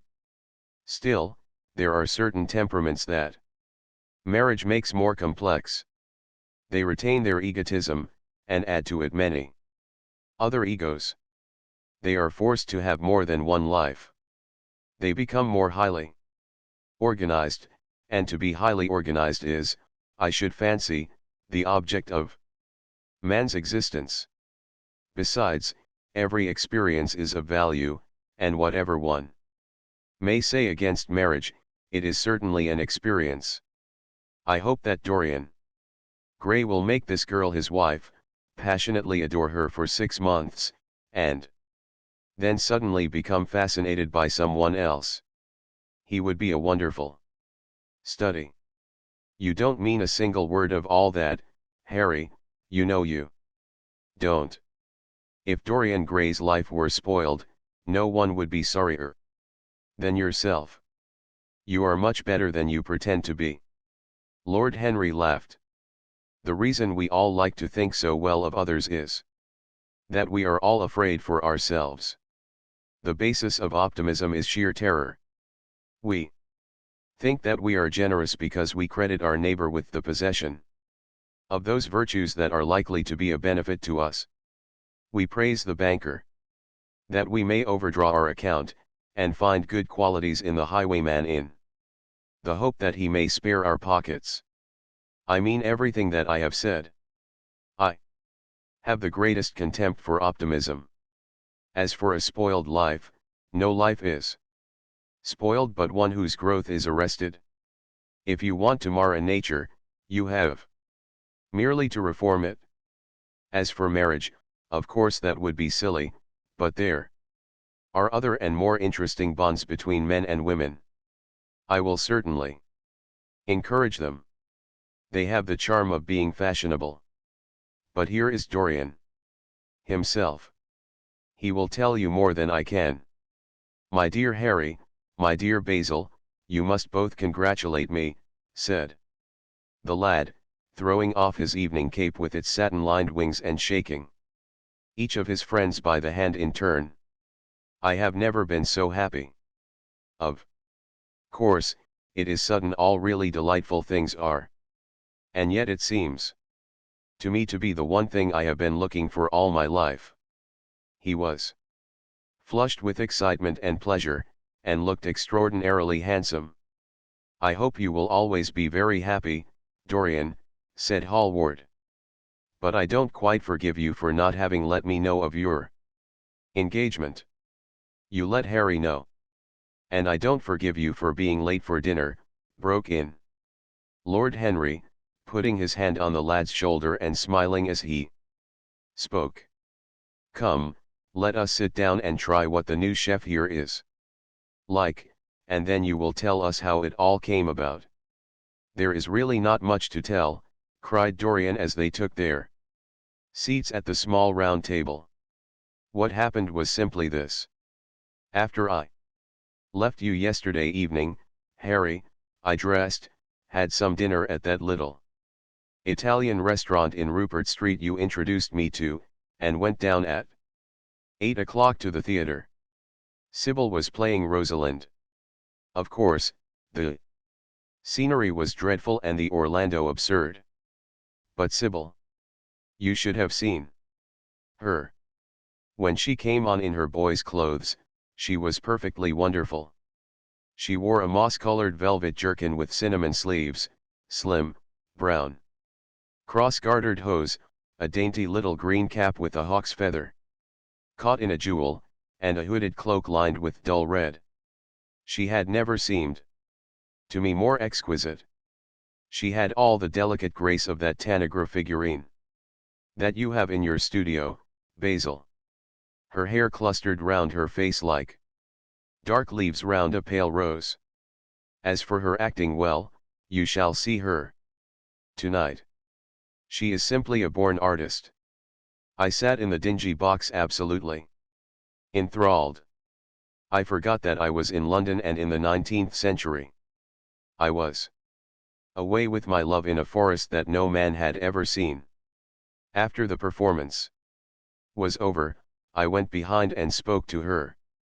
As we were sitting together, suddenly there came into her eyes a look that I had never seen there before. My lips moved towards hers. We kissed each other.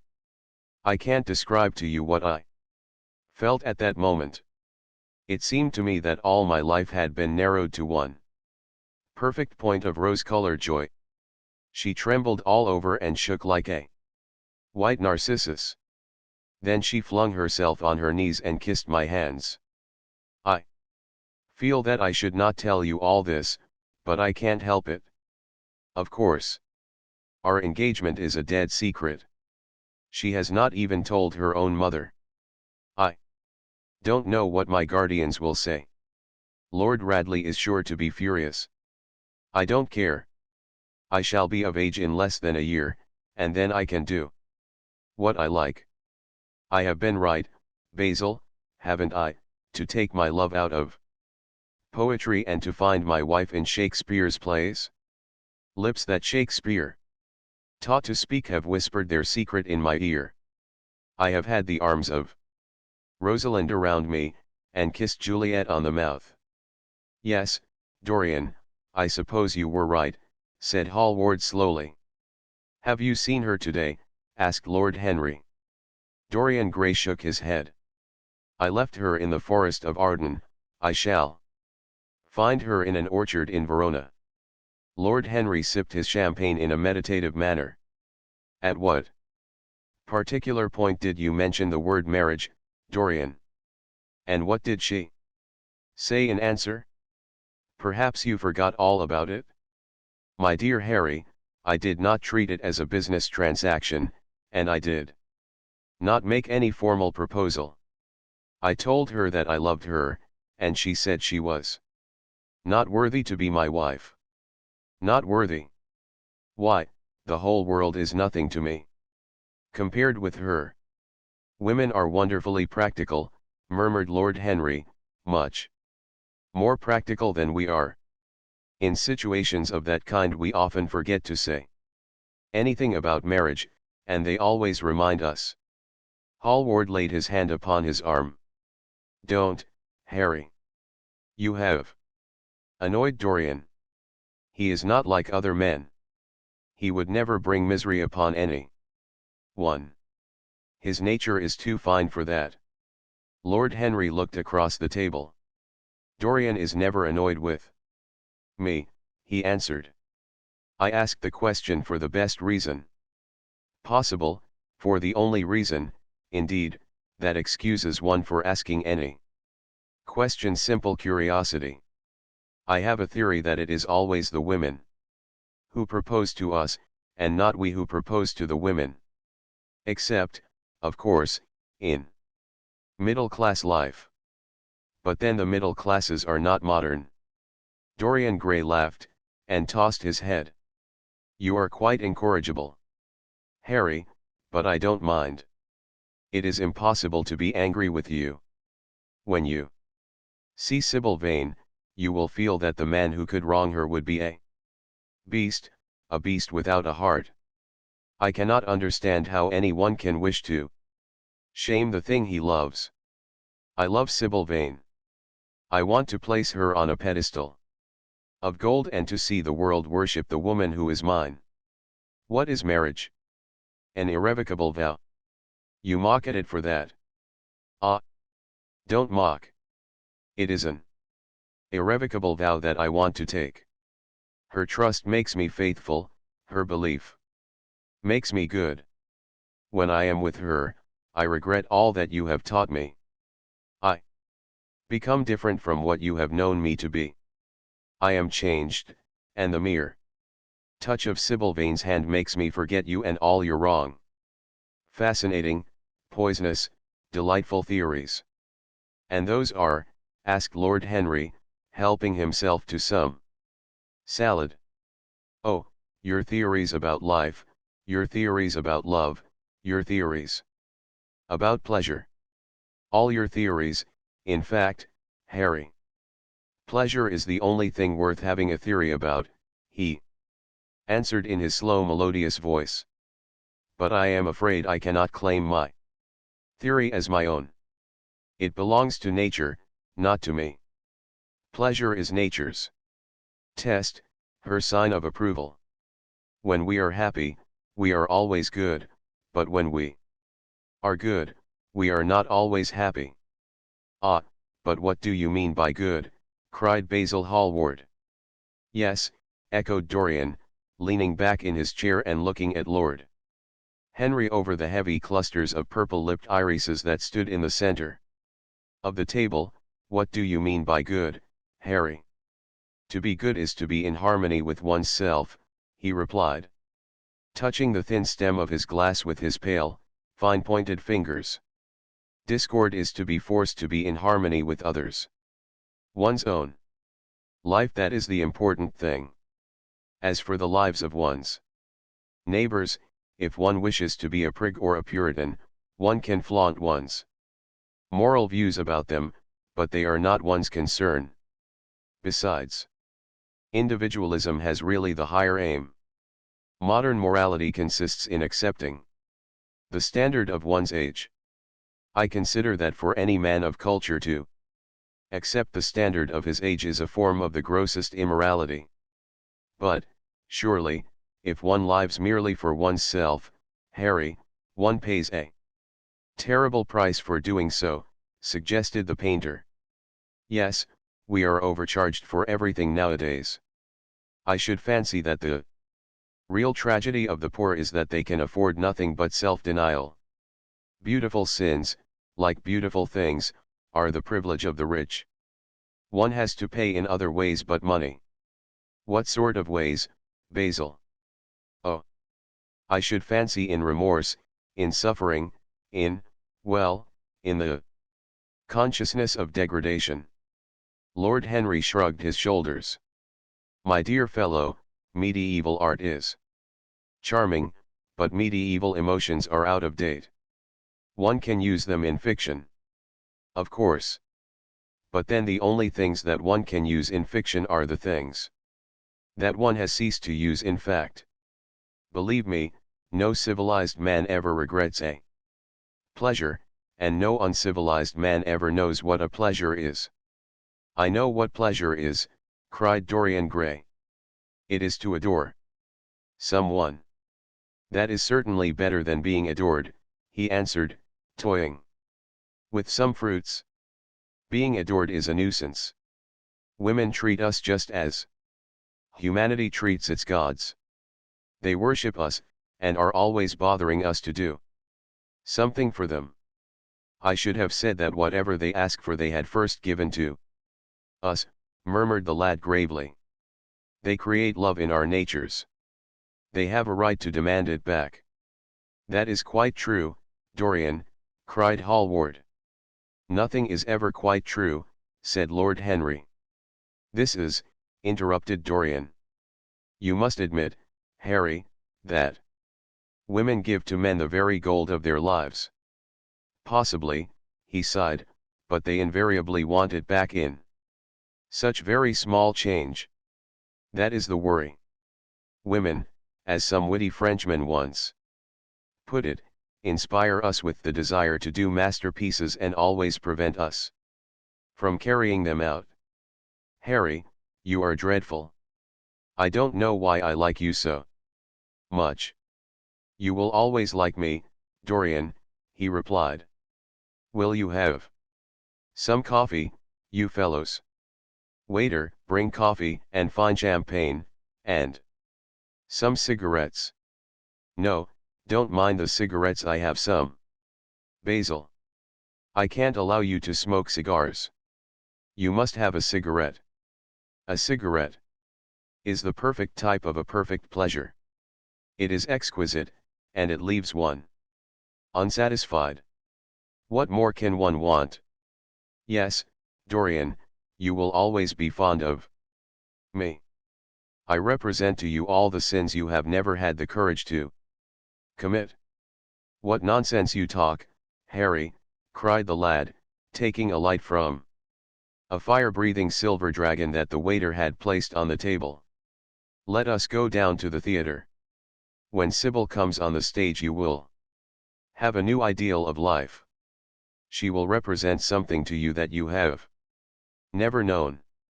"I have known everything," said Lord Henry, with a tired look in his eyes, "but I am always ready for a new emotion. I am afraid, however, that, For me at any rate, there is no such thing. Still, your wonderful girl may thrill me. I love acting.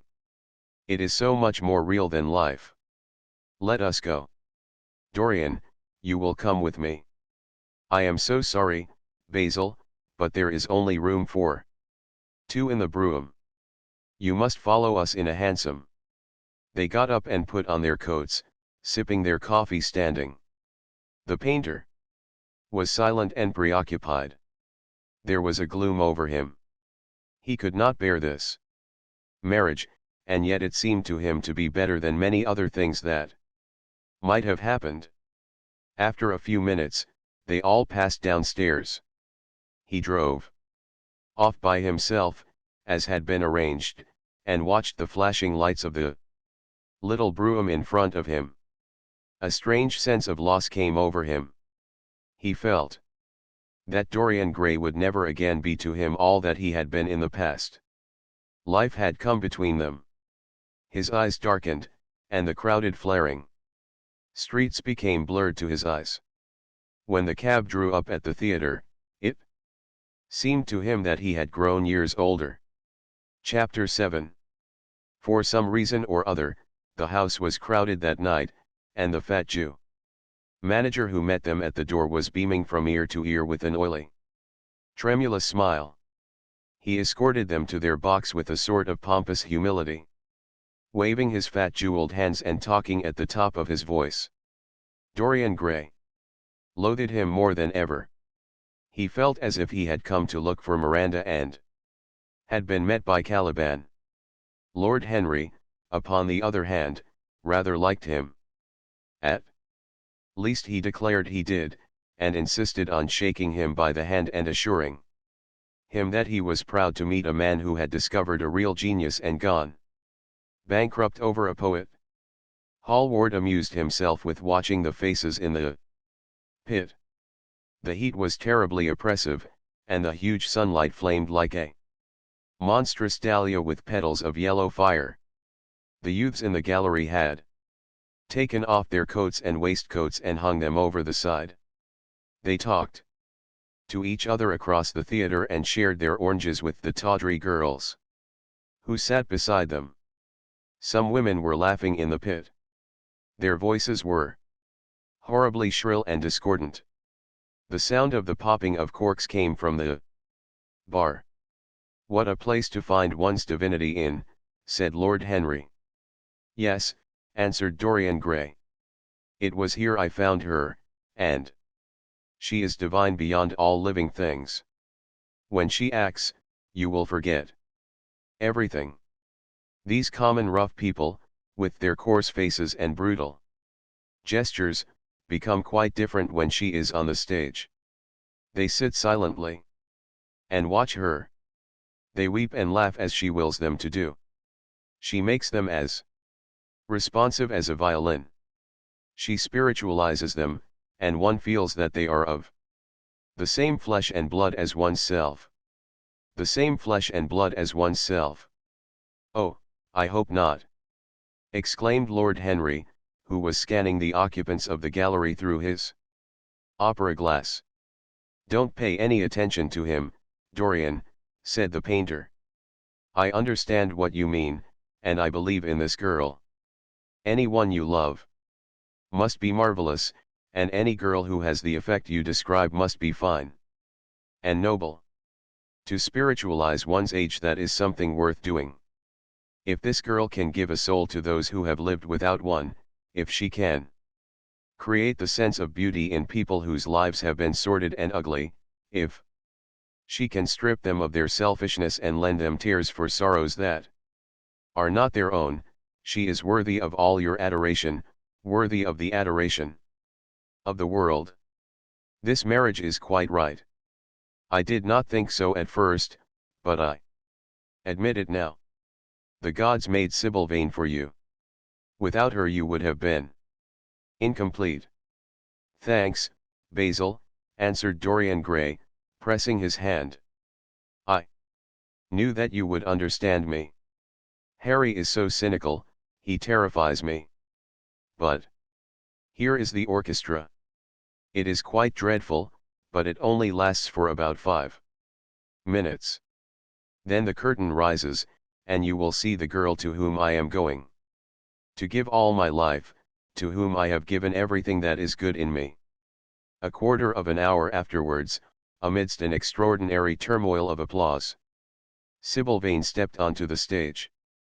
Yes, she was certainly lovely to look at, one of the loveliest creatures, Lord Henry thought, that he had ever seen. There was something of the fawn in her shy grace and startled eyes. A faint blush, like the shadow of a rose in a mirror of silver, came to her cheeks as she glanced at the crowded enthusiastic house. She stepped back a few paces and her lips seemed to tremble. Basil Hallward leaped to his feet and began to applaud. Motionless, and as one in a dream, sat Dorian Gray, gazing at her. Lord Henry peered through his glasses, murmuring, "Charming. Charming." The scene was the hall of Capulet's house, and Romeo in his pilgrim's dress had entered with Mercutio and his other friends.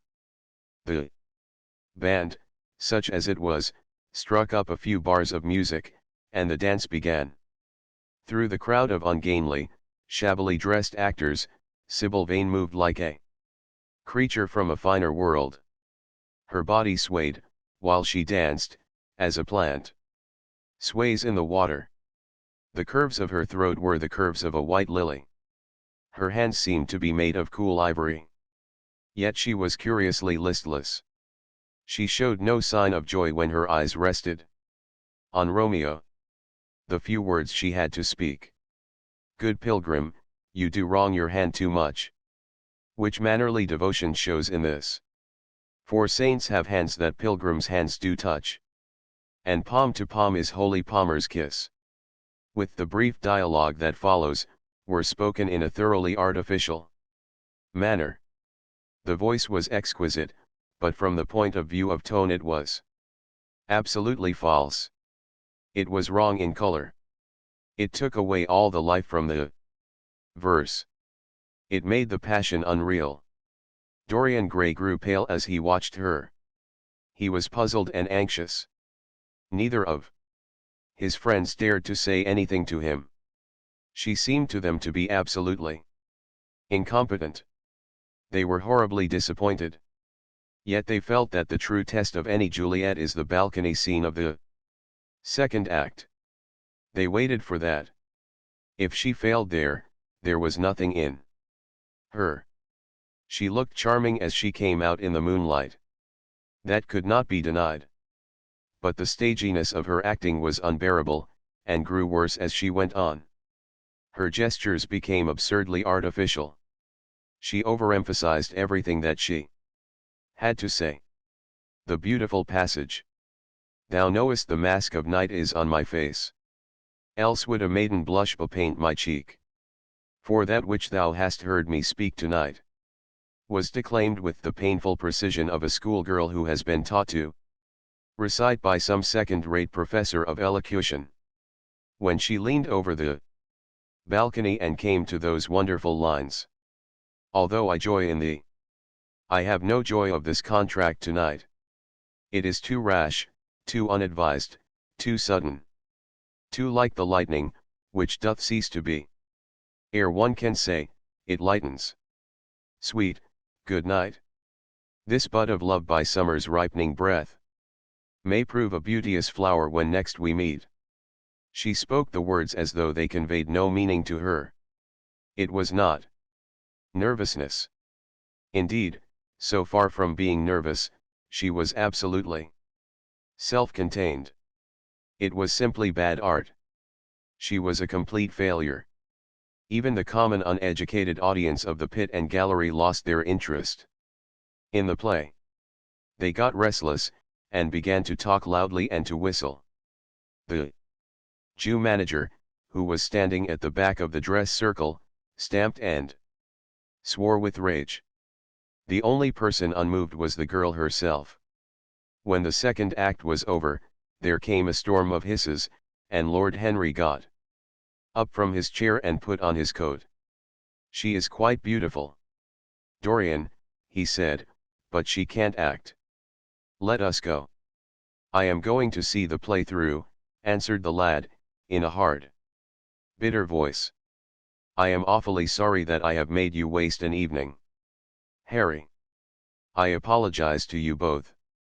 My dear Dorian, I should think Miss Vane was ill, interrupted Hallward. We will come some other night. I wish she were ill, he rejoined. But she seems to me to be simply callous and cold. She has entirely altered. Last night she was a great artist. This evening she is merely a commonplace mediocre actress. Don't talk like that about anyone you love, Dorian. Love is a more wonderful thing than art. They are both simply forms of imitation, remarked Lord Henry. But do let us go. Dorian, you must not stay here any longer. It is not good for one's morals to see bad acting. Besides, I don't suppose you will want your wife to act, so what does it matter if she plays Juliet like a wooden doll? She is very lovely, and if she knows as little about life as she does about acting, she will be a delightful experience. There are only two kinds of people who are really fascinating: people who know absolutely everything, and people who know absolutely nothing. Good heavens, my dear boy. Don't look so tragic. The secret of remaining young is never to have an emotion that is unbecoming. Come to the club with Basil and myself. We will smoke cigarettes and drink to the beauty of Sybil Vane. She is beautiful. What more can you want? Go away, Harry, cried the lad. I want to be alone. Basil. You must go. Ah. Can't you see that my heart is breaking? The hot tears came to his eyes. His lips trembled, and rushing to the back of the box, he leaned up against the wall, hiding his face in his hands. Let us go, Basil, said Lord Henry with a strange tenderness in his voice, and the two young men passed out together. A few moments afterwards the footlights flared up and the curtain rose on the third act. Dorian Gray went back to his seat. He looked pale, and proud, and indifferent. The play dragged on, and seemed interminable. Half of the audience went out, tramping in heavy boots and laughing. The whole thing was a fiasco. The last act was played to almost empty benches. The curtain went down on a titter and some groans. As soon as it was over, Dorian Gray rushed behind the scenes into the green room. The girl was standing there alone, with a look of triumph on her face. Her eyes were lit with an exquisite fire. There was a radiance about her. Her parted lips were smiling over some secret of their own. When he entered, she looked at him, and an expression of infinite joy came over her. How badly I acted tonight, Dorian, she cried. Horribly, he answered, gazing at her in amazement. Horribly. It was dreadful. Are you ill? You have no idea what it was. You have no idea what I suffered. The girl smiled. Dorian, she answered, lingering over his name. With long-drawn music in her voice, as though it were sweeter than honey to the red petals of her mouth. Dorian, you should have understood. But you understand now, don't you? Understand what? He asked, angrily. Why I was so bad tonight. Why I shall always be bad. Why I shall never act well again. He shrugged his shoulders. You are ill, I suppose. When you are ill you shouldn't act. You make yourself ridiculous. My friends were bored. I was bored. She seemed not to listen to him. She was transfigured with joy. An ecstasy of happiness dominated her. Dorian, Dorian, she cried, before I knew you, Acting was the one reality of my life. It was only in the theater that I lived. I thought that it was all true. I was Rosalind one night and Portia the other. The joy of Beatrice was my joy, and the sorrows of Cordelia were mine also. I believed in everything. The common people who acted with me seemed to me to be godlike. The painted scenes were my world. I knew nothing but shadows, and I thought them real. You came, oh, my beautiful love, and you freed my soul from prison. You taught me what reality really is. Tonight, for the first time in my life, I saw through the hollowness, the sham, the silliness of the empty pageant in which I had always played. Tonight, for the first time, I became conscious that the Romeo was hideous and old and painted, that the moonlight in the orchard was false, that the scenery was vulgar, and that the words I had to speak were unreal, were not my words, were not what I wanted to say. You had brought me something higher, something of which all art is but a reflection. You had made me understand what love really is. My love. My love. Prince. Charming. Prince of life. I have grown sick of shadows. You are more to me than all art can ever be. What have I to do with the puppets of a play? When I came on tonight, I could not understand how it was that everything had gone from me. I thought that I was going to be wonderful. I found that I could do nothing. Suddenly it dawned on my soul what it all meant. The knowledge was exquisite to me. I heard them hissing, and I smiled. What could they know of love such as ours? Take me away, Dorian, take me away with you, where we can be quite alone. I hate the stage. I might mimic a passion that I do not feel, but I cannot mimic one that burns me like fire. Oh, Dorian, Dorian, you understand now what it signifies. Even if I could do it, it would be profanation for me to play at being in love. You have made me see that. He flung himself down on the sofa and turned away his face. You have killed my love, he muttered. She looked at him in wonder and laughed. He made no answer. She came across to him, and with her little fingers stroked his hair. She knelt down and pressed his hands to her lips. He drew them away, and a shudder ran through him. Then he leaped up and went to the door. Yes, he cried, you have killed my love. You used to stir my imagination. Now you don't even stir my curiosity. You simply produce no effect. I loved you because you were marvelous, because you had genius and intellect, because you realized the dreams of great poets and gave shape and substance to the shadows of art. You have thrown it all away. You are shallow and stupid. My God! How mad I was to love you. What a fool I have been. You are nothing to me now. I will never see you again. I will never think of you.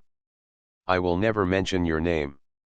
You don't know what you were to me, once. Why, once. Oh, I can't bear to think of it. I wish I had never laid eyes upon you. You have spoiled the romance of my life. How little you can know of love, if you say it mars your art. Without your art, you are nothing. I would have made you famous, splendid, magnificent. The world would have worshipped you, and you would have borne my name. What are you now? A third-rate actress with a pretty face. The girl grew white, and trembled. She clenched her hands together, and her voice seemed to catch in her throat. You are not serious, Dorian, she murmured. You are acting. Acting. I leave that to you. You do it so well, he answered bitterly. She rose from her knees and, with a piteous expression of pain in her face, came across the room to him.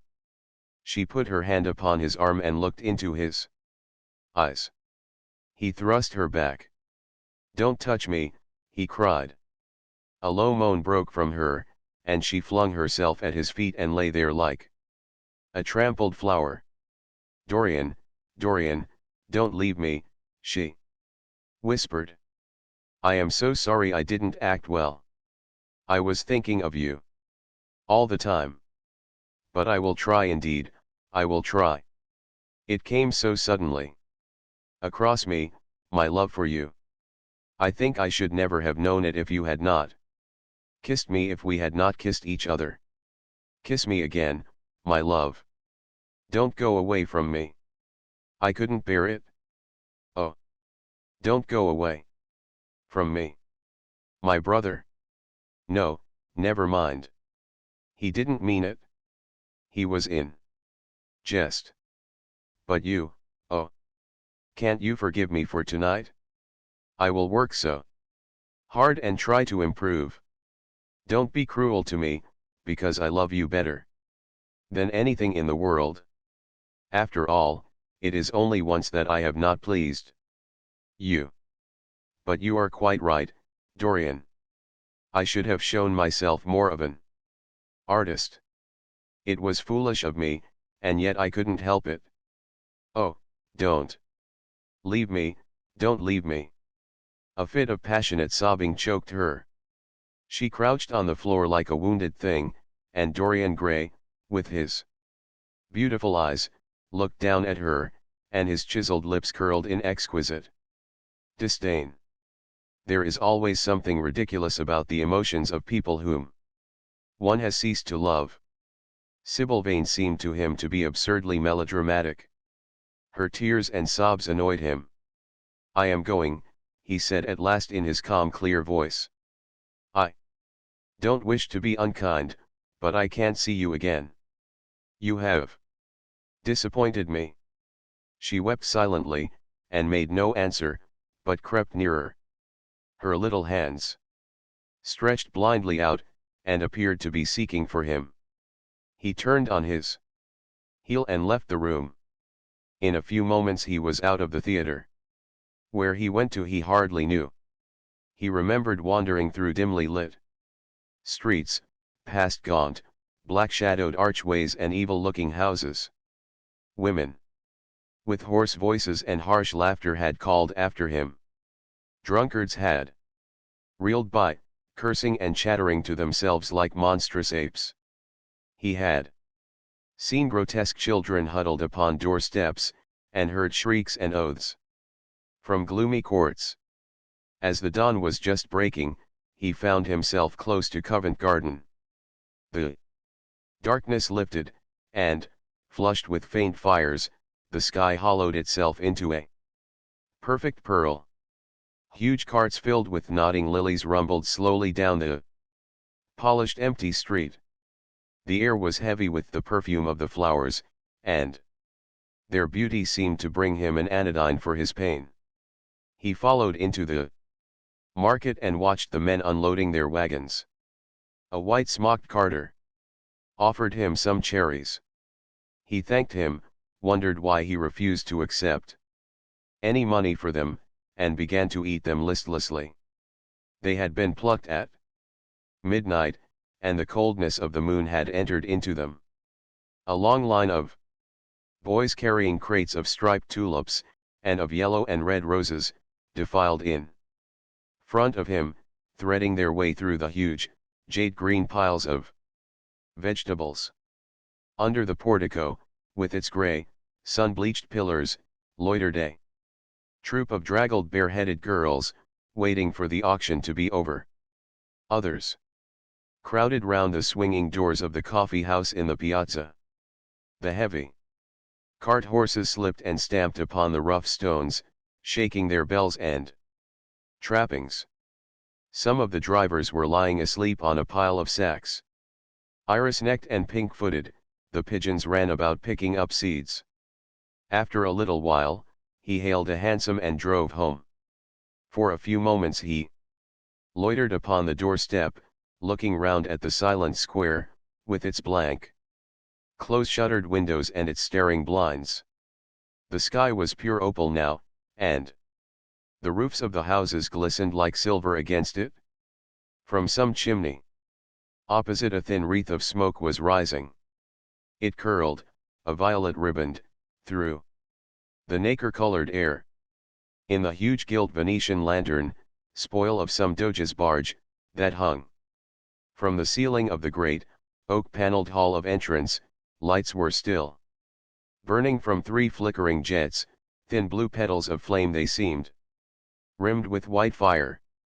He turned them out and, having thrown his hat and cape on the table, passed through the library towards the door of his bedroom, a large octagonal chamber on the ground floor that, in his newborn feeling for luxury, he had just had decorated for himself and hung with some curious Renaissance tapestries that had been discovered stored in a disused attic at Selby Royal. As he was turning the handle of the door, his eye fell upon the portrait Basil Hallward had painted of him. He started back as if in surprise. Then he went on into his own room, looking somewhat puzzled. After he had taken the buttonhole out of his coat, he seemed to hesitate.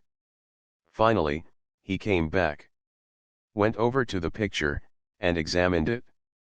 In the dim arrested light that struggled through the cream-colored silk blinds, the face appeared to him to be a little changed. The expression looked different. One would have said that there was a touch of cruelty in the mouth. It was certainly strange.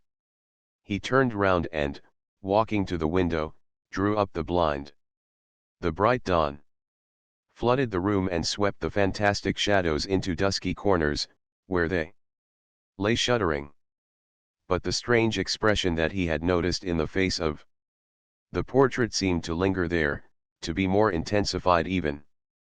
The quivering, ardent sunlight showed him the lines of cruelty round the mouth as clearly as if he had been looking into a mirror after he had done some dreadful thing. He winced and, taking up from the table an oval glass framed in ivory cupids, one of Lord Henry's many presents to him, glanced hurriedly into its polished depths. No line like that warped his red lips. What did it mean? He rubbed his eyes, and came close to the picture, and examined it again. There were no signs of any change when he looked into the actual painting, and yet there was no doubt that the whole expression had altered. It was not a mere fancy of his own. The thing was horribly apparent. He threw himself into a chair and began to think. Suddenly there flashed across his mind what he had said in Basil Hallward's studio the day the picture had been finished. Yes, he remembered it perfectly. He had uttered a mad wish that he himself might remain young, and the portrait grow old, that his own beauty might be untarnished, and the face on the canvas bear the burden of his passions and his sins, that the painted image might be seared with the lines of suffering and thought, and that he might keep all the delicate bloom and loveliness of his then just conscious boyhood. Surely his wish had not been fulfilled. Such things were impossible. It seemed monstrous even to think of them. And, yet, there was the picture before him, with the touch of cruelty in the mouth. Cruelty. Had he been cruel? It was the girl's fault, not his. He had dreamed of her as a great artist, had given his love to her because he had thought her great. Then she had disappointed him. She had been shallow and unworthy. And, yet, a feeling of infinite regret came over him, as he thought of her lying at his feet sobbing like a little child. He remembered with what callousness he had watched her. Why had he been made like that? Why had such a soul been given to him? But he had suffered also. During the 3 terrible Hours that the play had lasted, he had lived centuries of pain, eon upon eon. Of torture. His life was well worth hers. She had marred him for a moment, if he had wounded her for an age. Besides, women were better suited to bear sorrow than men. They lived on their emotions. They only thought of their emotions. When they took lovers, it was merely to have someone with whom they could have scenes. Lord Henry had told him that, and Lord Henry knew what women were. Why should he trouble about Sybil Vane? She was nothing to him now. But the picture? What was he to say of that? It held the secret of his life, and told his story. It had taught him to love his own beauty. Would it teach him to loathe his own soul? Would he ever look at it again? No, it was merely an illusion wrought on the troubled senses. The horrible night that he had passed had left phantoms behind it. Suddenly there had fallen upon his brain that tiny scarlet speck that makes men mad. The picture had not changed. It was folly to think so. Yet it was watching him, with its beautiful marred face and its cruel smile. Its bright hair gleamed in the early sunlight. Its blue eyes met his own. A sense of infinite pity, not for himself, but for the painted image of himself, came over him. It had altered already, and would alter more. Its gold would wither into grey. Its red and white roses would die. For every sin that he committed, a stain would fleck and wreck its fairness. But he would not sin. The picture, changed or unchanged, would be to him the visible emblem of conscience. He would resist temptation. He would not see Lord Henry any more, would not, at any rate, listen to those subtle poisonous theories that in Basil Hallward's garden had first stirred within him the passion for impossible things. He would go back to Sybil Vane, make her amends, marry her, try to love her again. Yes, it was his duty to do so. She must have suffered more than he had. Poor child! He had been selfish and cruel to her. The fascination that she had exercised over him would return. They would be happy together. His life with her would be beautiful and pure. He got up from his chair and drew a large screen right in front of the portrait, shuddering as he glanced at it. How horrible, he murmured to himself, and he walked across to the window and opened it. When he stepped out onto the grass, he drew a deep breath. The fresh morning air seemed to drive away all his somber passions. He thought only of Sybil. A faint echo of his love came back to him. He repeated her name over and over again. The birds that were singing in the dew-drenched garden seemed to be telling the flowers about her. Chapter 8. It was long past noon when he awoke. His valet had crept several times on tiptoe into the room to see if he was stirring, and had wondered what made his young master sleep so late. Finally his bell sounded, and Victor came in softly, with a cup of tea, and a pile of letters, on a small tray of old Sèvres china, and drew back the olive satin curtains, with their shimmering blue lining, that hung in front of the three tall windows. "Monsieur has well slept this morning," he said, smiling. "What o'clock is it, Victor?" asked Dorian Gray drowsily. 1 hour and a quarter, monsieur." How late it was! He sat up, and having sipped some tea, turned over his letters. One of them was from Lord Henry, and had been brought by hand that morning. He hesitated for a moment, and then put it aside. The others he opened listlessly. They contained the usual collection of cards, invitations to dinner, tickets for private views, programs of charity concerts, and the like, that are showered on fashionable young men every morning during the season. There was a rather heavy bill for a chased silver Louis Quinze toilet set that he had not yet had the courage to send on to his guardians, who were extremely old-fashioned people and did not realize that we live in an age when unnecessary things are our only necessities, and there were several very courteously worded communications from German street money lenders offering to advance any sum of money at a moment's notice and at the most reasonable rates of interest. After about 10 minutes he got up, and throwing on an elaborate dressing gown of silk embroidered cashmere wool, passed into the onyx-paved bathroom. The cool water refreshed him after his long sleep. He seemed to have forgotten all that he had gone through. A dim sense of having taken part in some strange tragedy came to him once or twice, but there was the unreality of a dream about it. As soon as he was dressed, he went into the library and sat down to a light French breakfast that had been laid out for him on a small round table close to the open window. It was an exquisite day. The warm air seemed laden with spices. A bee flew in and buzzed round the blue dragon bowl that, filled with sulphur yellow roses, stood before him. He felt perfectly happy. Suddenly his eye fell on the screen that he had placed in front of the portrait, and he started. "Too cold for monsieur?" asked his valet, putting an omelette on the table. I shut the window. Dorian shook his head. "I am not cold," he murmured. Was it all true? Had the portrait really changed?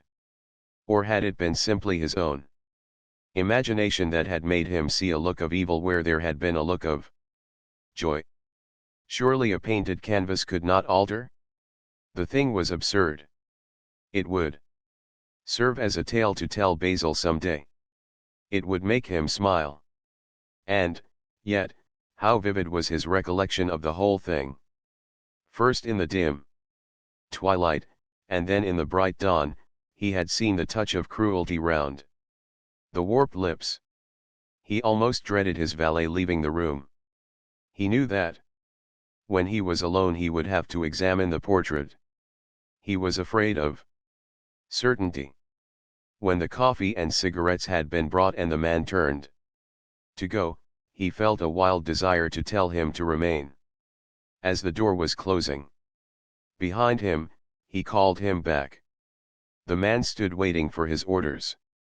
Dorian looked at him for a moment. "I am not at home to anyone, Victor," he said with a sigh. The man bowed and retired. Then he rose from the table, lit a cigarette, and flung himself down on a luxuriously cushioned couch that stood facing the screen. The screen was an old one, of gilt Spanish leather, stamped and wrought with a rather florid Louis Quatorze pattern.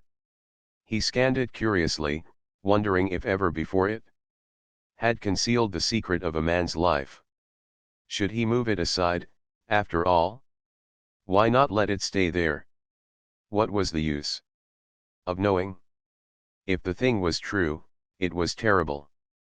If it was not true, why trouble about it? But what if, by some fate or deadlier chance, eyes other than his spied behind and saw the horrible change? What should he do if Basil Hallward came and asked to look at his own picture? Basil would be sure to do that. No, the thing had to be examined, and at once. Anything would be better than this dreadful state of doubt.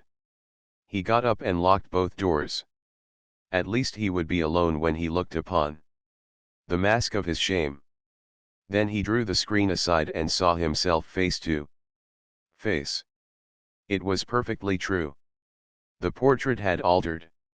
As he often remembered afterwards, and always with no small wonder, he found himself at first gazing at the portrait with a feeling of almost scientific interest. That such a change should have taken place was incredible to him. And yet it was a fact. Was there some subtle affinity between the chemical atoms that shaped themselves into form and color on the canvas, and the soul that was within him. Could it be that what that soul thought, they realized, that what it dreamed, they made true? Or was there some other, more terrible reason? He shuddered, and felt afraid, and, going back to the couch, lay there, gazing at the picture in sickened horror. One thing, however, he felt that it had done for him. It had made him conscious how unjust, how cruel, he had been to Sybil Vane. It was not too late to make reparation for that. She could still be his wife. His unreal and selfish love would yield to some higher influence, would be transformed into some nobler passion, and the portrait that Basil Hallward had painted of him would be a guide to him through life, would be to him what holiness is to some, and conscience to others, and the fear of God to us all. There were opiates for remorse, drugs that could lull the moral sense to sleep. But here was a visible symbol of the degradation of sin. Here was an ever-present sign of the ruin men brought upon their souls. 3 o'clock struck, and 4, and the half-hour rang its double chime. But Dorian Gray did not stir. He was trying to gather up the scarlet threads of life and to weave them into a pattern, to find his way through the sanguine labyrinth of passion through which he was wandering. He did not know what to do, or what to think. Finally, he went over to the table and wrote a passionate letter to the girl he had loved, imploring her forgiveness and accusing himself of madness. He covered page after page with wild words of sorrow and wilder words of pain. There is a luxury in self-reproach. When we blame ourselves, we feel that no one else has a right to blame us. It is the confession, not the priest, that gives us absolution. When Dorian had finished the letter, he felt that he had been forgiven. Suddenly there came a knock to the door, and he heard Lord Henry's voice outside. "My dear boy, I must see you. Let me in at once.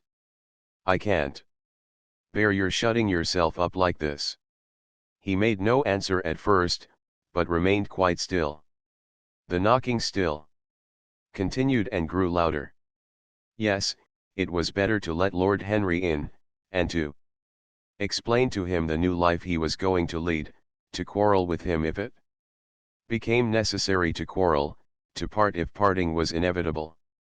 He jumped up, drew the screen hastily across the picture, and unlocked the door. "I am so sorry for it all, Dorian," said Lord Henry as he entered. "But you must not think too much about it." "Do you mean about Sybil Vane?" asked the lad. "Yes, of course," answered Lord Henry, sinking into a chair and slowly pulling off his yellow gloves. "It is dreadful, from one point of view, but it was not your fault. Tell me, did you go behind and see her, after the play was over?" "Yes. I felt sure you had." "Did you make a scene with her?" "I was brutal, Harry, perfectly brutal. But it is all right now. I am not sorry for anything that has happened. It has taught me to know myself better." "Ah, Dorian, I am so glad you take it in that way. I was afraid I would find you plunged in remorse and tearing that nice curly hair of yours." "I have got through all that," said Dorian, shaking his head and smiling. "I am perfectly happy now. I know what conscience is, to begin with. It is not what you told me it was. It is the divinest thing in us. Don't sneer at it, Harry, any more, at least not before me. I want to be good. I can't bear the idea of my soul being hideous. A very charming artistic basis for ethics, Dorian. I congratulate you on it. But how are you going to begin?" "By marrying Sybil Vane."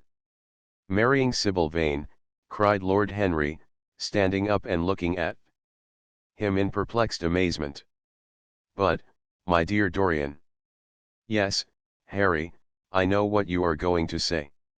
Something dreadful about marriage. Don't say it. Don't ever say things of that kind to me. Again. 2 days ago I asked Sybil to marry me. I am not going to break my word to her. She is to be my wife. Your wife? Dorian. Didn't you get my letter? I wrote to you this morning, and sent the note down by my own man. Your letter? Oh, yes, I remember. I have not read it yet, Harry. I was afraid there might be something in it that I wouldn't like. You cut life to pieces with your epigrams. You know nothing then. What do you mean? Lord Henry walked across the room, and sitting down by Dorian Gray, took both his hands in his own and held them tightly. Dorian, he said. My letter, don't be frightened, was to tell you that Sybil Vane is dead. A cry of pain broke from the lad's lips, and he leaped to his feet, tearing his hands away from Lord Henry's grasp. Dead. Sybil dead. It is not true. It is a horrible lie. How dare you say it? It is quite true, Dorian, said Lord Henry, gravely. It is. In all the morning papers. I wrote down to you to ask you not to see anyone till I came. There will have to be an inquest, of course, and you must not be mixed up in it. Things like that make a man fashionable in Paris. But in London, people are so prejudiced. Here, one should never make one's debut with a scandal. One should reserve that to give an interest to one's old age. I suppose they don't know your name at the theatre? If they don't, it is all right. Did anyone see you going round to her room? That is an important point. Dorian did not answer for a few moments. He was dazed with horror. Finally he stammered, in a stifled voice, Harry, did you say an inquest? What did you mean by that? Did Sybil? Oh, Harry, I can't bear it. But be quick. Tell me everything at once. I have no doubt it was not an accident, Dorian, though it must be put in that way to the public. It seems that as she was leaving the theatre with her mother, about 12:30 or so, she said she had forgotten something upstairs. They waited some time for her, but she did not come down again. They ultimately found her lying dead on the floor of her dressing room. She had swallowed something by mistake, some dreadful thing they use at theaters. I don't know what it was, but it had either prussic acid or white lead in it. I should fancy it was prussic acid, as she seems to have died instantaneously. Harry, Harry, it is terrible, cried the lad. Yes, it is very tragic, of course, but you must not get yourself mixed up in it. I see by the Standard that she was 17. I should have thought she was almost younger than that. She looked such a child, and seemed to know so little about acting. Dorian, you mustn't let this thing get on your nerves. You must come and dine with me, and afterwards we will look in at the opera. It is a Patty night, and everybody will be there. You can come to my sister's box. She has got some smart women with her. So I have murdered Sybil Vane, said Dorian Gray, half to himself.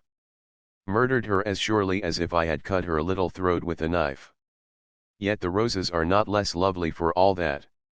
The birds sing just as happily in my garden. And tonight I am to dine with you, and then go on to the opera. And sup somewhere, I suppose, afterwards. How extraordinarily dramatic life is. If I had read all this in a book, Harry, I think I would have wept over it. Somehow, now that it has happened actually, and to me, it seems far too wonderful for tears. Here is the first passionate love letter I have ever written in my life. Strange, that my first passionate love letter should have been addressed to a dead girl. Can they feel, I wonder, those white silent people we call the dead? Sybil. Can she feel, or know, or listen? Oh, Harry. How I loved her once. It seems years ago to me now. She was everything to me. Then came that dreadful night, was it really only last night, when she played so badly, and my heart almost broke. She explained it all to me. It was terribly pathetic. But I was not moved a bit. I thought her shallow. Suddenly something happened that made me afraid. I can't tell you what it was, but it was terrible. I said I would go back to her. I felt I had done wrong. And now she is dead. My God. My God. Harry, what shall I do?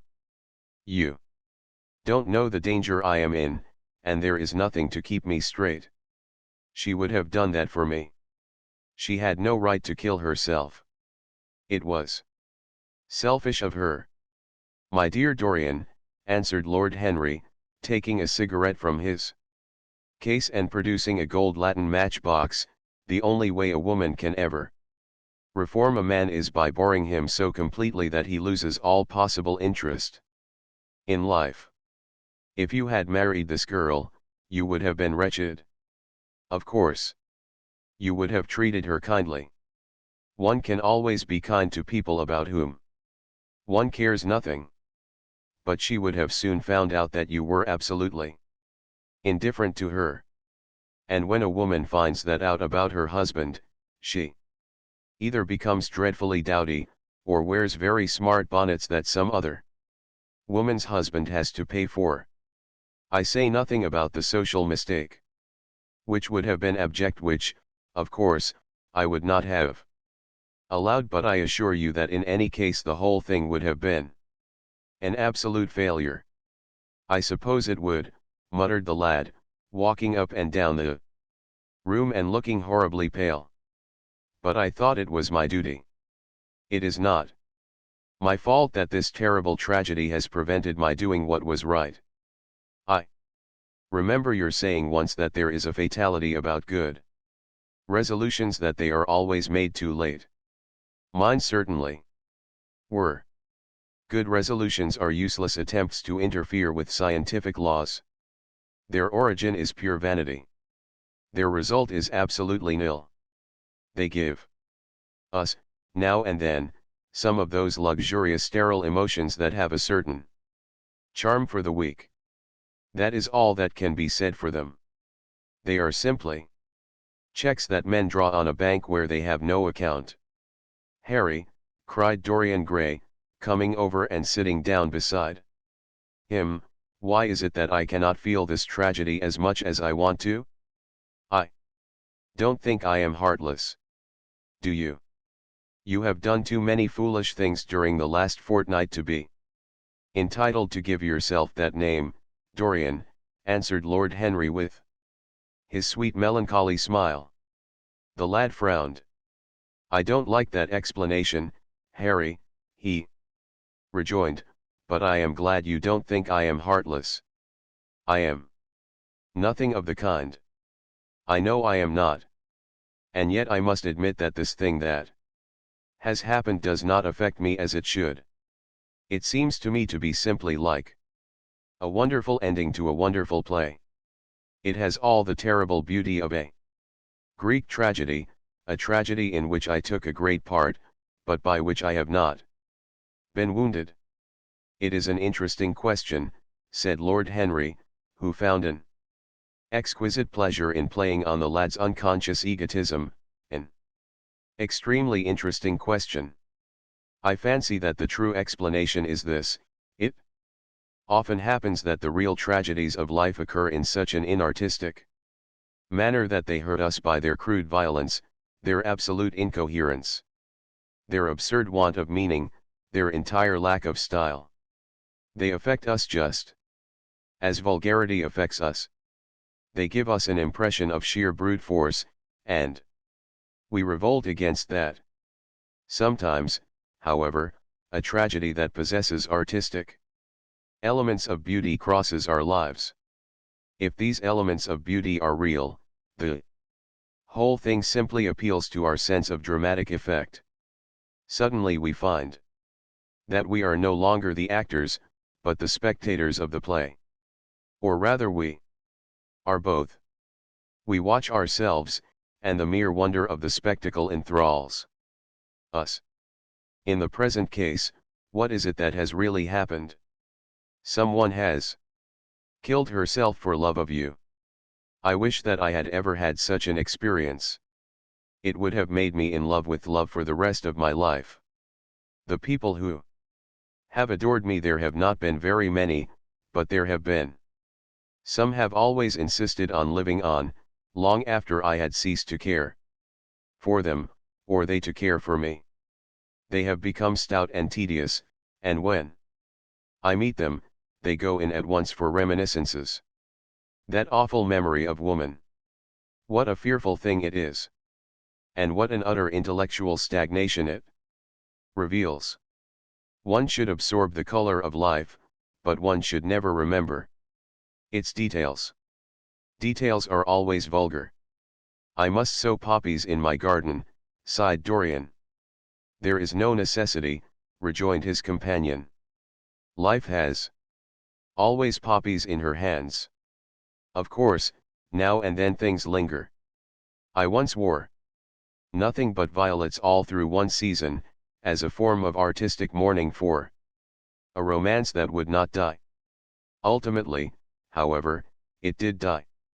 I forget what killed it. I think it was her proposing to sacrifice the whole world for me. That is always a dreadful moment. It fills one with the terror of eternity. Well, would you believe it, a week ago, at Lady Hampshire's, I found myself seated at dinner next the lady in question, and she insisted on going over the whole thing again, and digging up the past, and raking up the future. I had buried my romance in a bed of asphodel. She dragged it out again, and assured me that I had spoiled her life. I am bound to state that she ate an enormous dinner, so I did not feel any anxiety. But what a lack of taste she showed. The one charm of the past is that it is the past. But women never know when the curtain has fallen. They always want a sixth act, and as soon as the interest of the play is entirely over, they propose to continue it. If they were allowed their own way, every comedy would have a tragic ending, and every tragedy would culminate in a farce. They are charmingly artificial, but they have no sense of art. You are more fortunate than I am. I assure you, Dorian, that not one of the women I have known would have done for me what Sybil Vane did for you. Ordinary women always console themselves. Some of them do it by going in for sentimental colors. Never trust a woman who wears mauve, whatever her age may be, or a woman over 35 who is fond of pink ribbons. It always means that they have a history. Others find a great consolation in suddenly discovering the good qualities of their husbands. They flaunt their conjugal felicity in one's face, as if it were the most fascinating of sins. Religion consoles some. Its mysteries have all the charm of a flirtation. A woman once told me, and I can quite understand it. Besides, nothing makes one so vain as being told that one is a sinner. Conscience makes egotists of us all. Yes, there is really no end to the consolations that women find in modern life. Indeed, I have not mentioned the most important one. What is that, Harry? Said the lad listlessly. Oh, the obvious consolation. Taking someone else's admirer when one loses one's own. in good society that always whitewashes a woman. But, really, Dorian, how different Sybil Vane must have been from all the women one meets. There is something to me quite beautiful about her death. I am glad I am living in a century when such wonders happen.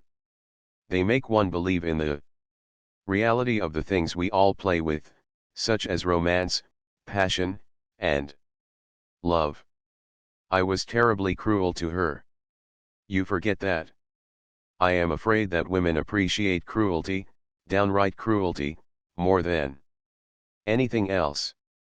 They have wonderfully primitive instincts. We have emancipated them, but they remain slaves looking for their masters, all the same. They love being dominated. I am sure you were splendid. I have never seen you really and absolutely angry, but I can fancy how delightful you looked. And, after all, you said something to me the day before yesterday that seemed to me at the time to be merely fanciful, but that I see now was absolutely true, and it holds the key to everything. What was that, Harry? You said to me that Sybil Vane represented to you all the heroines of romance, that she was Desdemona one night, and Ophelia the other, that if she died as Juliet, she came to life as Imogen. She will never come to life again now, muttered the lad, burying his face in his hands. No, she will never come to life. She has played her last part. But you must think of that lonely death in the tawdry dressing room simply as a strange, lurid fragment from some Jacobean tragedy, as a wonderful scene from Webster, or Ford, or Cyril Tourneur. The girl never really lived, and so she has never really died. To you at least she was always a dream, a phantom that flitted through Shakespeare's plays and left them lovelier for its presence, a read through which Shakespeare's music sounded richer and more full of joy. The moment she touched actual life, she marred it, and it marred her, and so she passed away. Mourn for Ophelia, if you like. Put ashes on your head because Cordelia was strangled. Cry out against heaven because the daughter of Brabantio died. But don't waste your tears over Sybil Vane. She was less real than they are. There was a silence. The evening darkened in the room. Noiselessly, and with silver feet, the shadows crept in from the garden. The colors faded wearily out of things. After some time Dorian Gray looked up. You have explained me to myself, Harry, he murmured with something of a sigh of relief. I felt all that you have said, but somehow I was afraid of it, and I could not express it to myself. How well you know me. But we will not talk again of what has happened. It has been a marvelous experience. That is all. I wonder if life has still in store for me anything as marvelous. Life has everything in store for you, Dorian. There is nothing that you, with your extraordinary good looks, will not be able to do. But suppose, Harry, I became haggard and old and wrinkled. What then? Ah, then, said Lord Henry, rising to go, then, my dear Dorian, you would have to fight for your victories. As it is, they are brought to you. No, you must keep your good looks. We live in an age that reads too much to be wise, and that thinks too much to be beautiful. We cannot spare you. And now you had better dress and drive down to the club. We are rather late, as it is. I think I shall join you at the opera, Harry. I feel too tired to eat anything. What is the number of your sister's box? 27, I believe. It is on the grand tier. You will see her name on the door. But I am sorry you won't come and dine. I don't feel up to it, said Dorian listlessly. But I Am awfully obliged to you for all that you have said to me. You are certainly my best friend. No one has ever understood me as you have. We are only at the beginning of our friendship, Dorian answered Lord Henry, shaking him by the hand. Goodbye. I shall see you before 9:30, I hope. Remember, Patty is singing. As he closed the door behind him, Dorian Gray touched the bell, and in a few minutes Victor appeared with the lamps and drew the blinds down. He waited impatiently for him to go. The man seemed to take an interminable time over everything. As soon as he had left, he rushed to the screen and drew it back. No, there was no further change in the picture. It had received the news of Sybil Vane's death before he had known of it himself. It was conscious of the events of life as they occurred. The vicious cruelty that marred the fine lines of the mouth had, no doubt, appeared at the very moment that the girl had drunk the poison, whatever it was. Or was it indifferent to results? Did it merely take cognizance of what passed within the soul? He wondered, and hoped that some day he would see the change taking place before his very eyes, shuddering as he hoped it. Poor Sybil! What a romance it had all been! She had often mimicked death on the stage. Then death himself had touched her and taken her with him. How had she played that dreadful last scene? Had she cursed him, as she died? No, she had died for love of him, and love would always be a sacrament to him now. She had atoned for everything by the sacrifice she had made of her life. He would not think any more of what she had made him go through, on that horrible night at the theater. When he thought of her, it would be as a wonderful tragic figure, sent onto the world's stage to show the supreme reality of love. A wonderful tragic figure? Tears came to his eyes as he remembered her childlike look, and winsome fanciful ways, and shy tremulous grace. He brushed them away hastily and looked again at the picture. He felt that the time had really come for making his choice. Or had his choice already been made? Yes, life had decided that for him, life, and his own infinite curiosity about life. Eternal youth, infinite passion, pleasures, subtle and secret, wild joys and wilder sins, he was to have all these things. The portrait was to bear the burden of his shame, that was all. A feeling of pain crept over him as he thought of the desecration that was in store for the fair face on the canvas. Once, in boyish mockery of Narcissus, he had kissed, or feigned to kiss, those painted lips that now smiled so cruelly at him. Morning after morning he had sat before the portrait wondering at its beauty, almost enamored of it, as it seemed to him at times. Was it to alter now with every mood to which he yielded? Was it to become a monstrous and loathsome thing, to be hidden away in a locked room, to be shut out from the sunlight that had so often touched to brighter gold the waving wonder of its hair? The pity of it! The pity of it! For a moment, he thought of praying that the horrible sympathy that existed between him and the picture might cease. It had changed in answer to a prayer. Perhaps in answer to a prayer it might remain unchanged. And yet, who, that knew anything about life, would surrender the chance of remaining always young? However fantastic that chance might be, or with what fateful consequences it might be fraught. Besides, was it really under his control? Had it indeed been prayer that had produced the substitution? Might there not be some curious scientific reason for it all?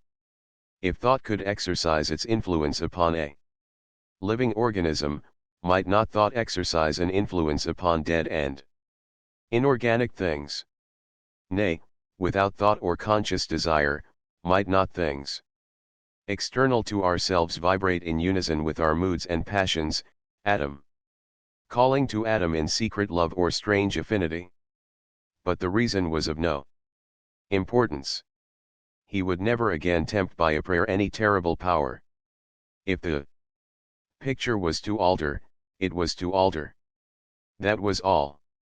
Why inquire too closely into it? For there would be a real pleasure in watching it. He would be able to follow his mind into its secret places.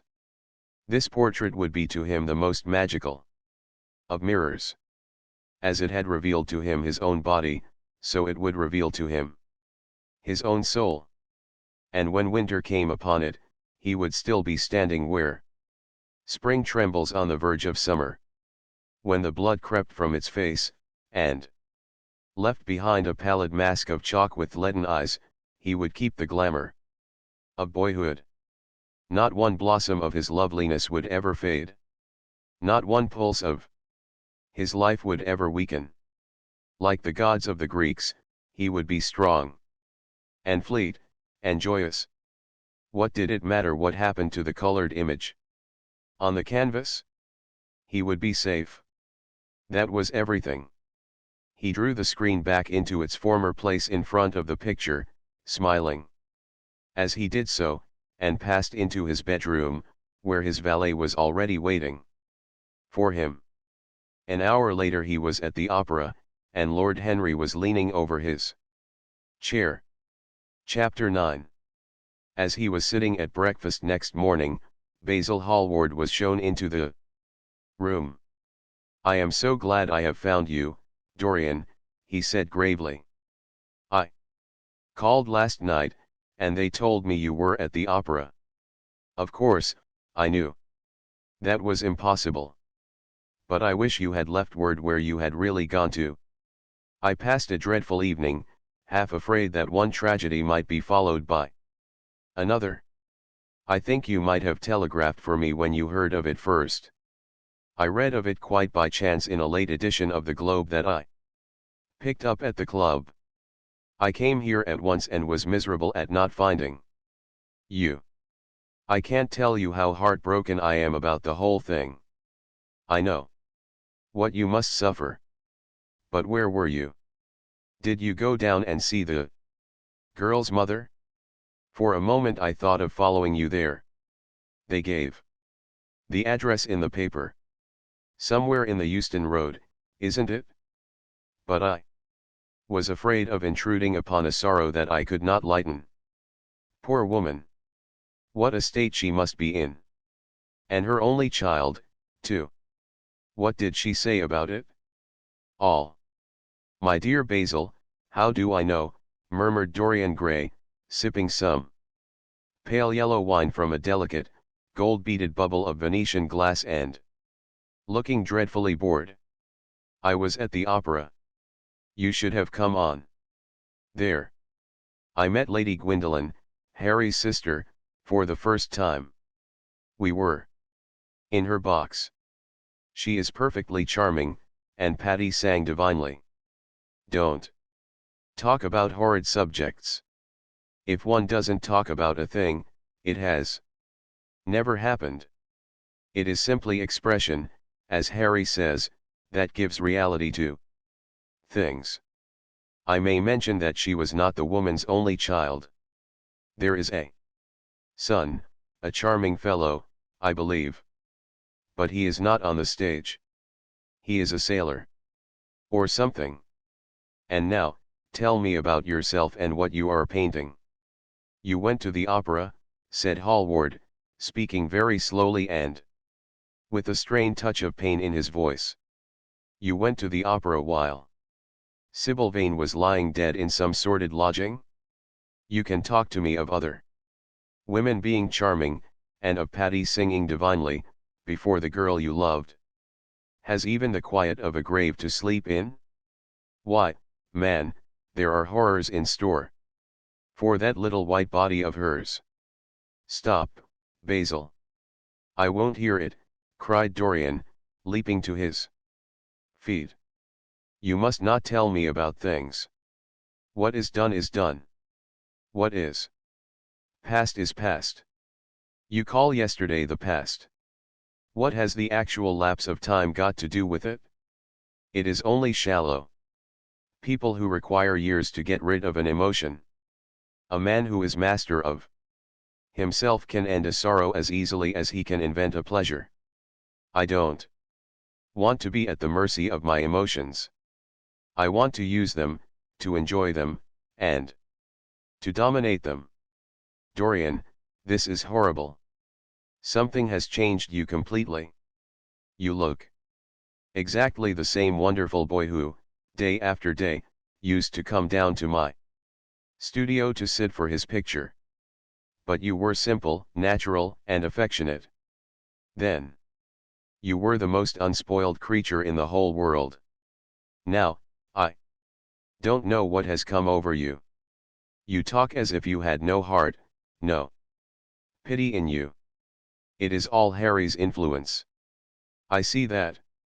The lad flushed up and, going to the window, looked out for a few moments on the green, flickering, sun-lashed garden. I owe a great deal to Harry. Basil, he said at last, more than I owe to you. You only taught me to be vain.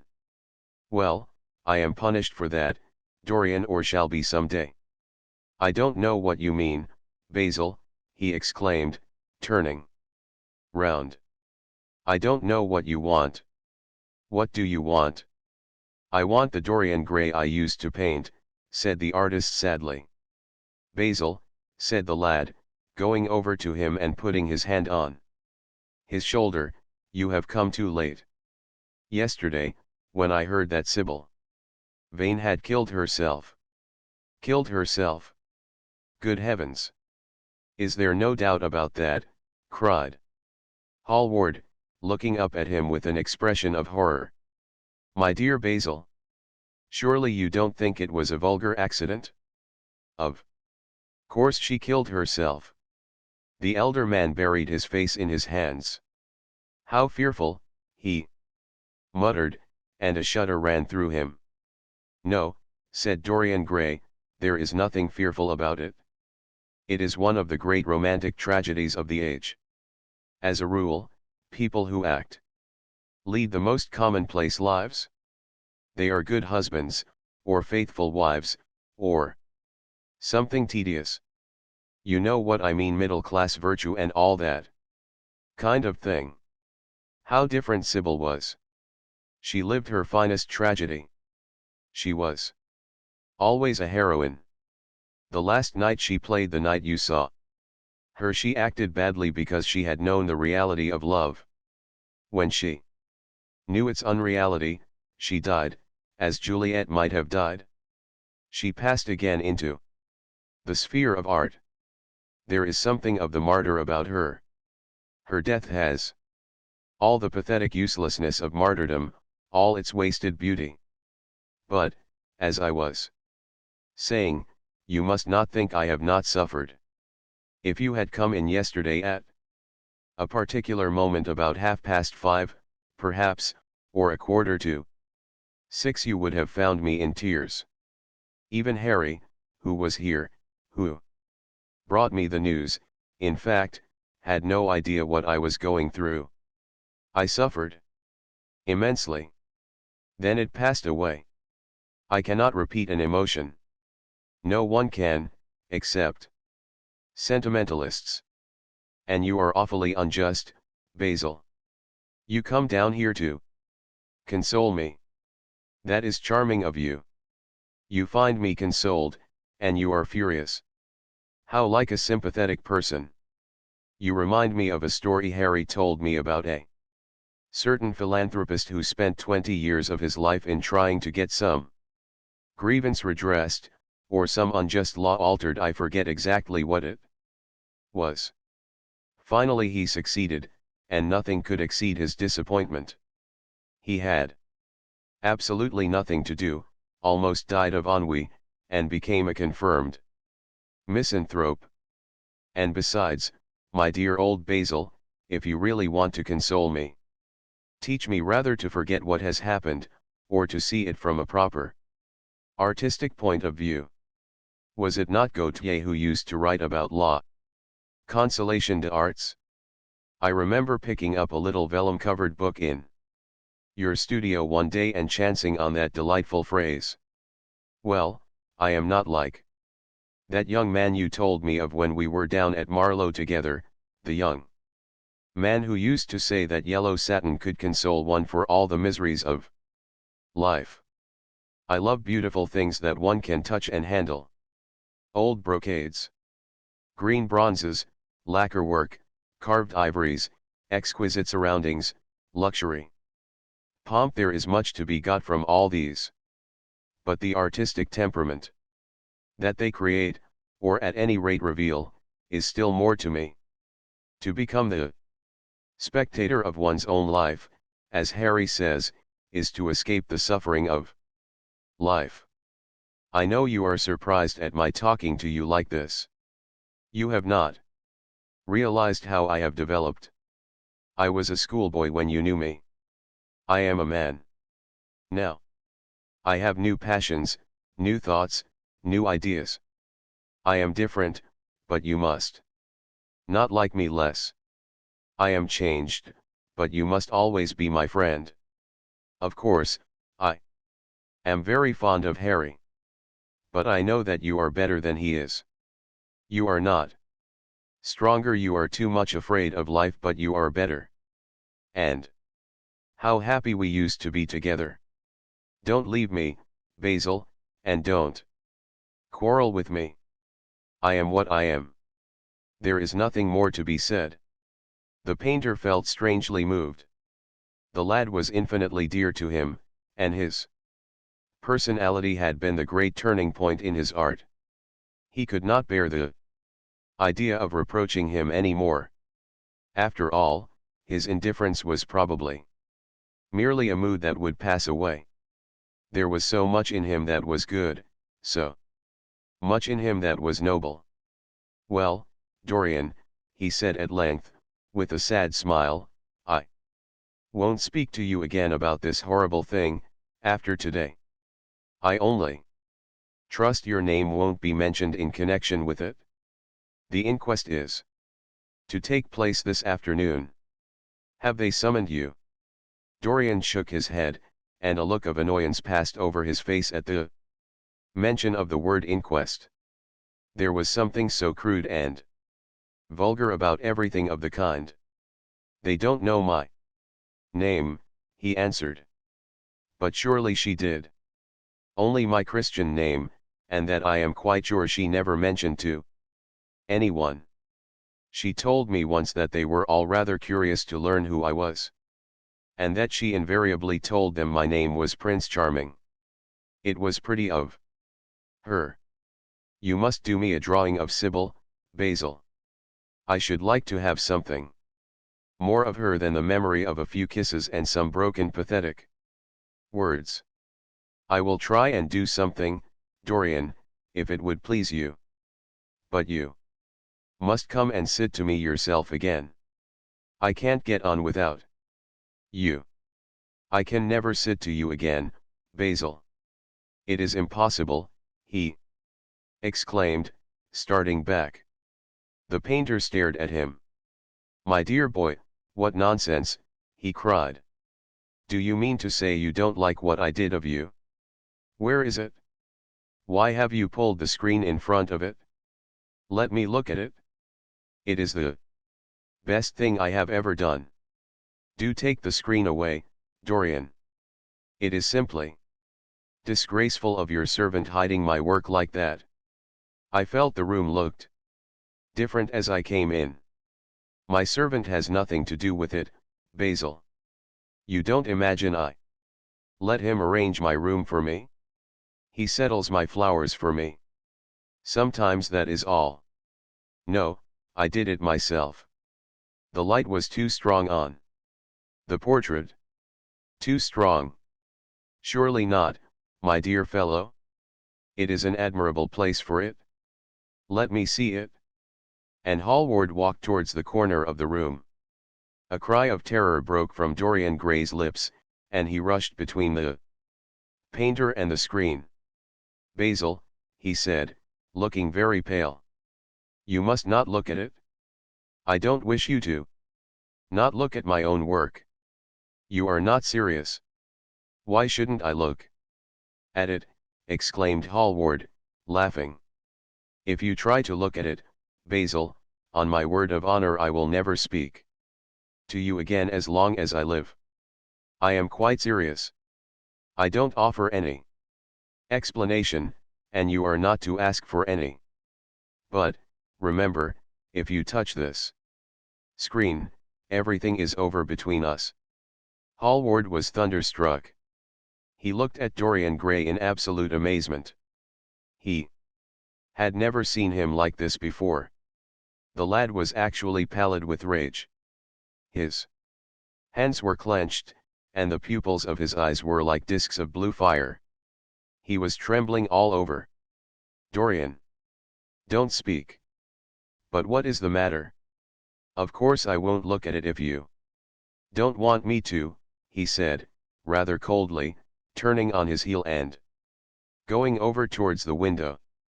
But, really, it seems rather absurd that I shouldn't see my own work, especially as I am going to exhibit it in Paris in the autumn.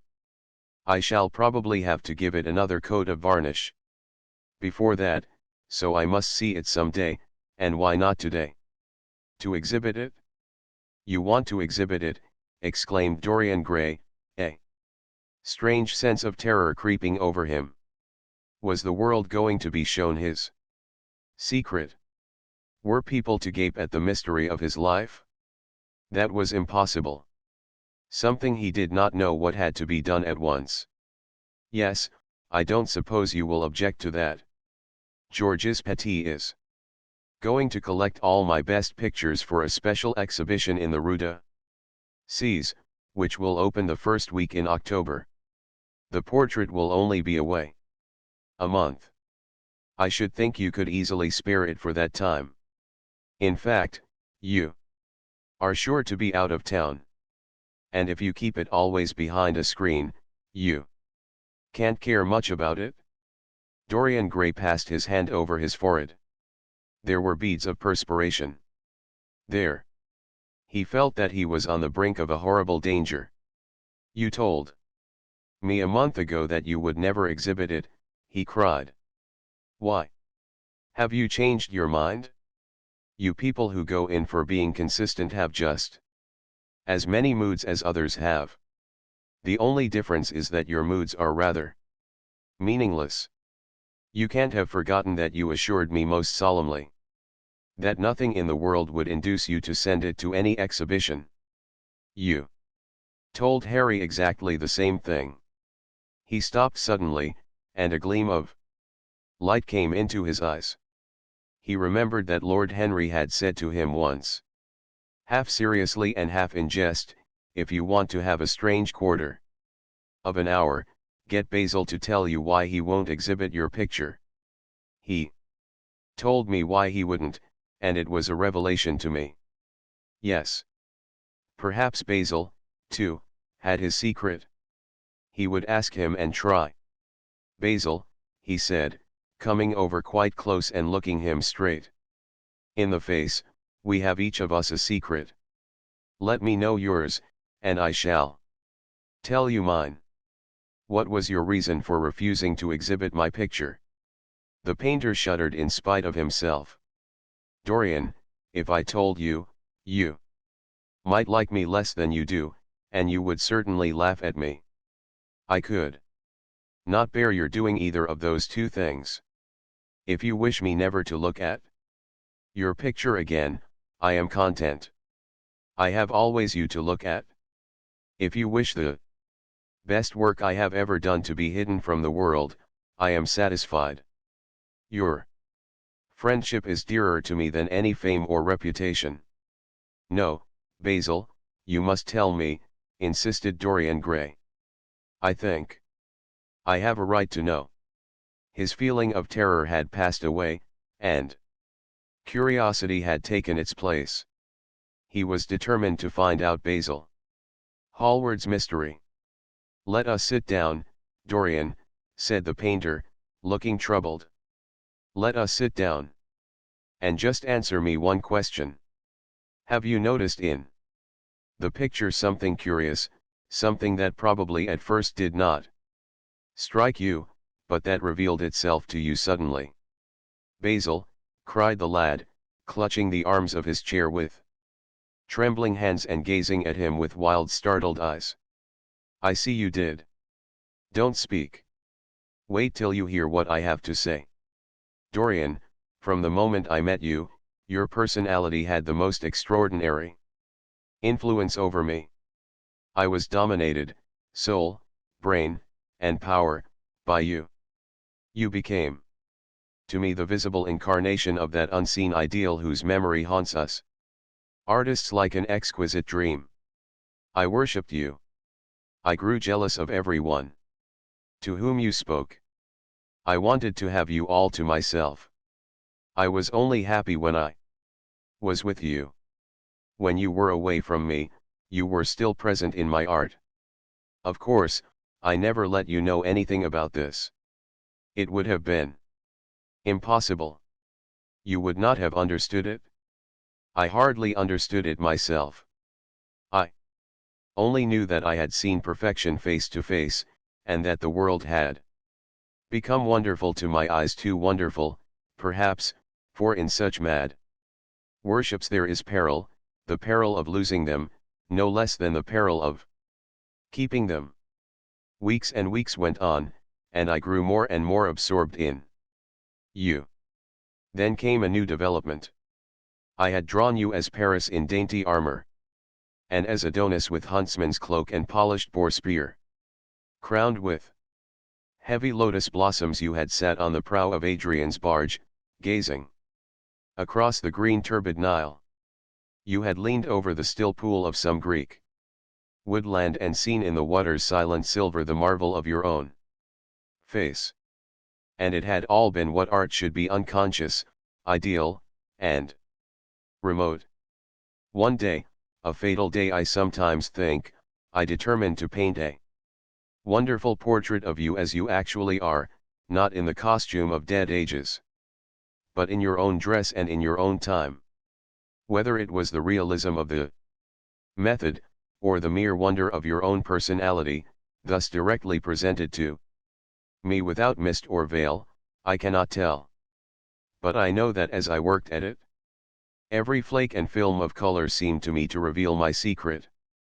I grew afraid that others would know of my idolatry. I felt, Dorian, that I had told too much, that I had put too much of myself into it. Then it was that I resolved never to allow the picture to be exhibited. You were a little annoyed, but then you did not realize all that it meant to me. Harry, to whom I talked about it, laughed at me. But I did not mind that. When the picture was finished, and I sat alone with it, I felt that I was right. Well, after a few days the thing left my studio, and as soon as I had got rid of the intolerable fascination of its presence, it seemed to me that I had been foolish in imagining that I had seen anything in it, more than that you were extremely good looking and that I could paint. Even now I cannot help feeling that it is a mistake to think that the passion one feels in creation is ever really shown in the work one creates. Art is always more abstract than we fancy. Form and color tell us of form and color, that is all. It often seems to me that art conceals the artist far more completely than it ever reveals him. And so when I got this offer from Paris, I determined to make your portrait the principal thing in my exhibition. It never occurred to me that you would refuse. I see now that you were right. The picture cannot be shown. You must not be angry with me, Dorian, for what I have told you. As I said to Harry, once, you are made to be worshipped. Dorian Gray drew a long breath. The color came back to his cheeks, and a smile played about his lips. The peril was over. He was safe for the time. Yet he could not help feeling infinite pity for the painter who had just made this strange confession to him, and wondered if he himself would ever be so dominated by the personality of a friend. Lord Henry had the charm of being very dangerous. But that was all. He was too clever and too cynical to be really fond of. Would there ever be someone who would fill him with a strange idolatry? Was that one of the things that life had in store? It is extraordinary to me, Dorian, said Hallward, that you should have seen this in the portrait. Did you really see it? I saw something in it, he answered, something that seemed to me very curious. Well, you don't mind my looking at the thing now? Dorian shook his head. You must not ask me that, Basil. I could not possibly let you stand in front of that picture. You will some day, surely. Never. Well, perhaps you are right. And now goodbye, Dorian. You have been the one person in my life who has really influenced my art. Whatever I have done, that is good, I owe to you. Ah, you don't know what it cost me to tell you all that I have told you. My dear Basil, said Dorian, what have you told me? Simply that you felt that you admired me too much. That is not even a compliment. It was not intended as a compliment. It was a confession. Now that I have made it, something seems to have gone out of me. Perhaps one should never put one's worship into words. It was a very disappointing confession. Why, what did you expect, Dorian? You didn't see anything else in the picture, did you? There was nothing else to see. No, there was nothing else to see. Why do you ask? But you mustn't talk about worship. It is foolish. You and I are friends, Basil, and we must always remain so. You have got Harry, said the painter sadly. Oh, Harry, cried the lad, with a ripple of laughter. Harry spends his days in saying what is incredible and his evenings in doing what is improbable. Just the sort of life I would like to lead. But still I don't think I would go to Harry if I were in trouble. I would sooner go to you. Basil. You will sit to me again. Impossible. You spoil my life as an artist by refusing, Dorian. No man comes across two ideal things. Few come across one. I can't explain it to you, Basil, but I must never sit to you again. There is something fatal about a portrait. It has a life of its own. I will come and have tea with you. That will be just as pleasant. Pleasanter for you, I am afraid, murmured Hallward regretfully. And now goodbye. I am sorry you won't let me look at the picture once again. But that can't be helped. I quite understand what you feel about it. As he left the room, Dorian Gray smiled to himself. Poor Basil. How little he knew of the true reason. And how strange it was that, instead of having been forced to reveal his own secret, he had succeeded, almost by chance, in wresting a secret from his friend. How much that strange confession explained to him the painter's absurd fits of jealousy, his wild devotion, his extravagant panegyrics, his curious reticences. He understood them all now, and he felt sorry. There seemed to him to be something tragic in a friendship so colored by romance. He sighed and touched the bell. The portrait must be hidden away at all costs. He could not run such a risk of discovery again. It had been mad of him to have allowed the thing to remain, even for an hour, in a room to which any of his friends had access. Chapter X. When his servant entered, he looked at him steadfastly and wondered if he had thought of peering behind the screen. The man was quite impassive and waited. For his orders.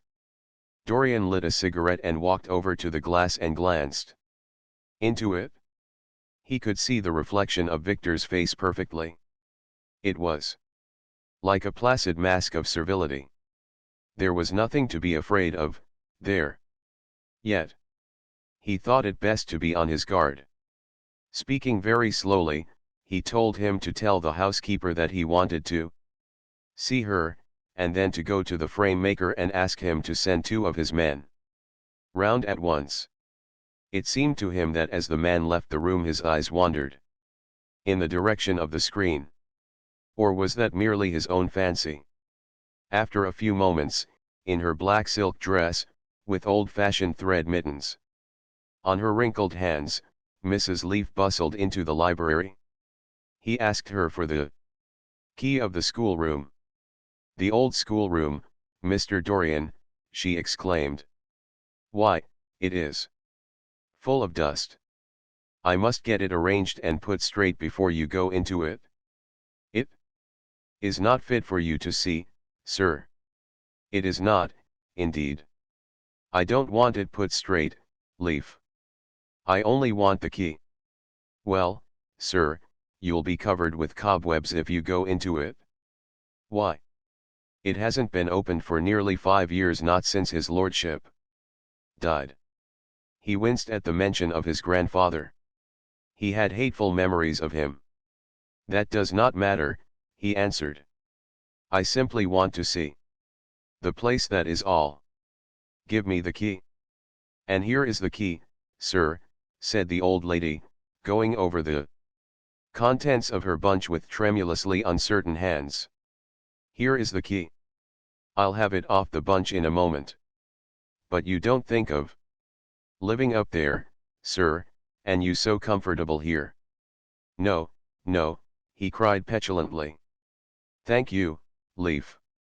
That will do." She lingered for a few moments, and was garrulous over some detail of the household. He sighed and told her to manage things as she thought best. She left the room, wreathed in smiles. As the door closed, Dorian put the key in his pocket and looked round the room.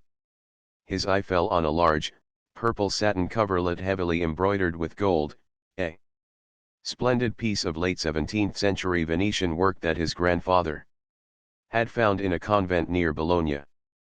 Yes, that would serve to wrap the dreadful thing in. It had perhaps served often as a pall for the dead.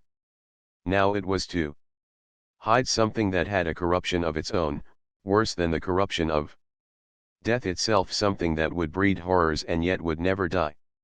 What the worm was to the corpse, his sins would be to the painted image on the canvas. They would mar its beauty and eat away its grace. They would defile it and make it shameful. And yet the thing would still live on. It would be always alive. He shuddered, and for a moment he regretted that he had not told Basil the true reason why he had wished to hide the picture away. Basil would have helped him to resist Lord Henry's influence, and the still more poisonous influences that came from his own temperament. The love that he bore him, for it was really love, had nothing in it that was not noble and intellectual. It was not that mere physical admiration of beauty that is born of the senses and that dies when the senses tire. It was such love as Michelangelo had known, and Montaigne and Winckelmann and Shakespeare himself. Yes, Basil could have saved him. But it was too late now. The past could always be annihilated. Regret, denial, or forgetfulness could do that. But the future was inevitable. There were passions in him that would find their terrible outlet, dreams that would make the shadow of their evil real. He took up from the couch the great purple and gold texture that covered it, and, holding it in his hands, passed behind the screen. Was the face on the canvas viler than before? It seemed to him that it was unchanged, and yet his loathing of it was intensified. Gold hair, blue eyes, and rose red lips, they all were there. It was simply the expression that had altered. That was horrible in its cruelty. Compared to what he saw in it of censure or rebuke, how shallow Basil's reproaches about Sybil Vane had been, how shallow, and of what little account. His own soul was looking out at him from the canvas and calling him to judgment. A look of pain came across him, and he flung the rich pall over the picture. As he did so, a knock came to the door. He passed out as his servant entered. "The persons are here, monsieur." He felt that the man must be got rid of at once. He must not be allowed to know where the picture was being taken to. There was something sly about him, and he had thoughtful, treacherous eyes. Sitting down at the writing table, he scribbled a note to Lord Henry, asking him to send him round something to read, and reminding him that they were to meet at 8:15 that evening. "Wait for an answer," he said, handing it to him, "and show the men in here." In 2 or 3 minutes there was another knock, and Mr. Hubbard himself, the celebrated frame maker of South Audley Street, came in with a somewhat rough-looking young assistant. Mr. Hubbard was a florid, red-whiskered little man, whose admiration for art was considerably tempered by the inveterate impecuniosity of most of the artists who dealt with him. As a rule, he never left his shop. He waited for people to come to him. But he always made an exception in favor of Dorian Gray. There was something about Dorian that charmed everybody. It was a pleasure even to see him. "What can I do for you, Mr. Gray?" he said, rubbing his fat, freckled hands. "I thought I would do myself the honor of coming round in person. I have just got a beauty of a frame, sir. Picked it up at a sale. Old Florentine. Came from Fonthill, I believe. Admirably suited for a religious subject, Mr. Gray. I am so sorry you have given yourself the trouble of coming round, Mr. Hubbard. I shall certainly drop in and look at the frame, though I don't go in much at present for religious art, but today I only want a picture carried to the top of the house for me. It is rather heavy, so I thought I would ask you to lend me a couple of your men." "No trouble at all, Mr. Gray. I am delighted to be of any service to you." "Which is the work of art, sir?" "This," replied Dorian, moving the screen back. "Can you move it, covering and all, just as it is? I don't want it to get scratched." "Going upstairs?" "There will be no difficulty, sir," said the genial frame maker, beginning, with the aid of his assistant, to unhook the picture from the long brass chains by which it was suspended. "And, now, where shall we carry it to, Mr. Gray?" "I will show you the way, Mr. Hubbard, if you will kindly follow me.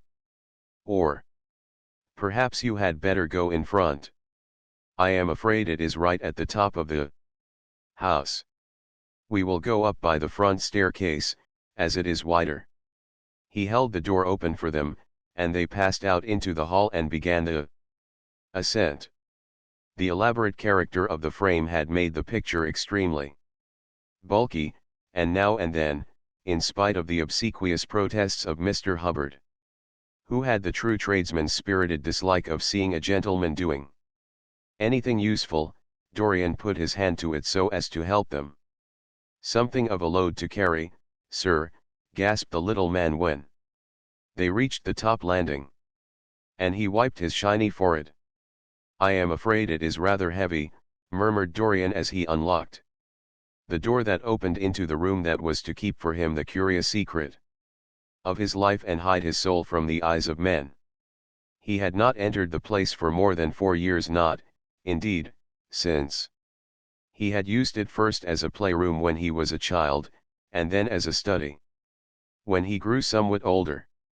It was a large, well-proportioned room, which had been specially built by the last Lord Kelso for the use of the little grandson whom, for his strange likeness to his mother, and also for other reasons, he had always hated and desired to keep at a distance.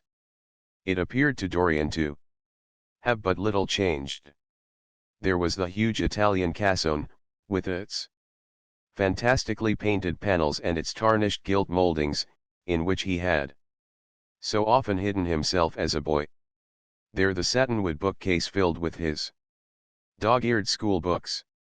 On the wall behind it was hanging the same ragged Flemish tapestry where a faded king and queen were playing chess in a garden, while a company of hawkers rode by, carrying hooded birds on their gaunt-leathed wrists.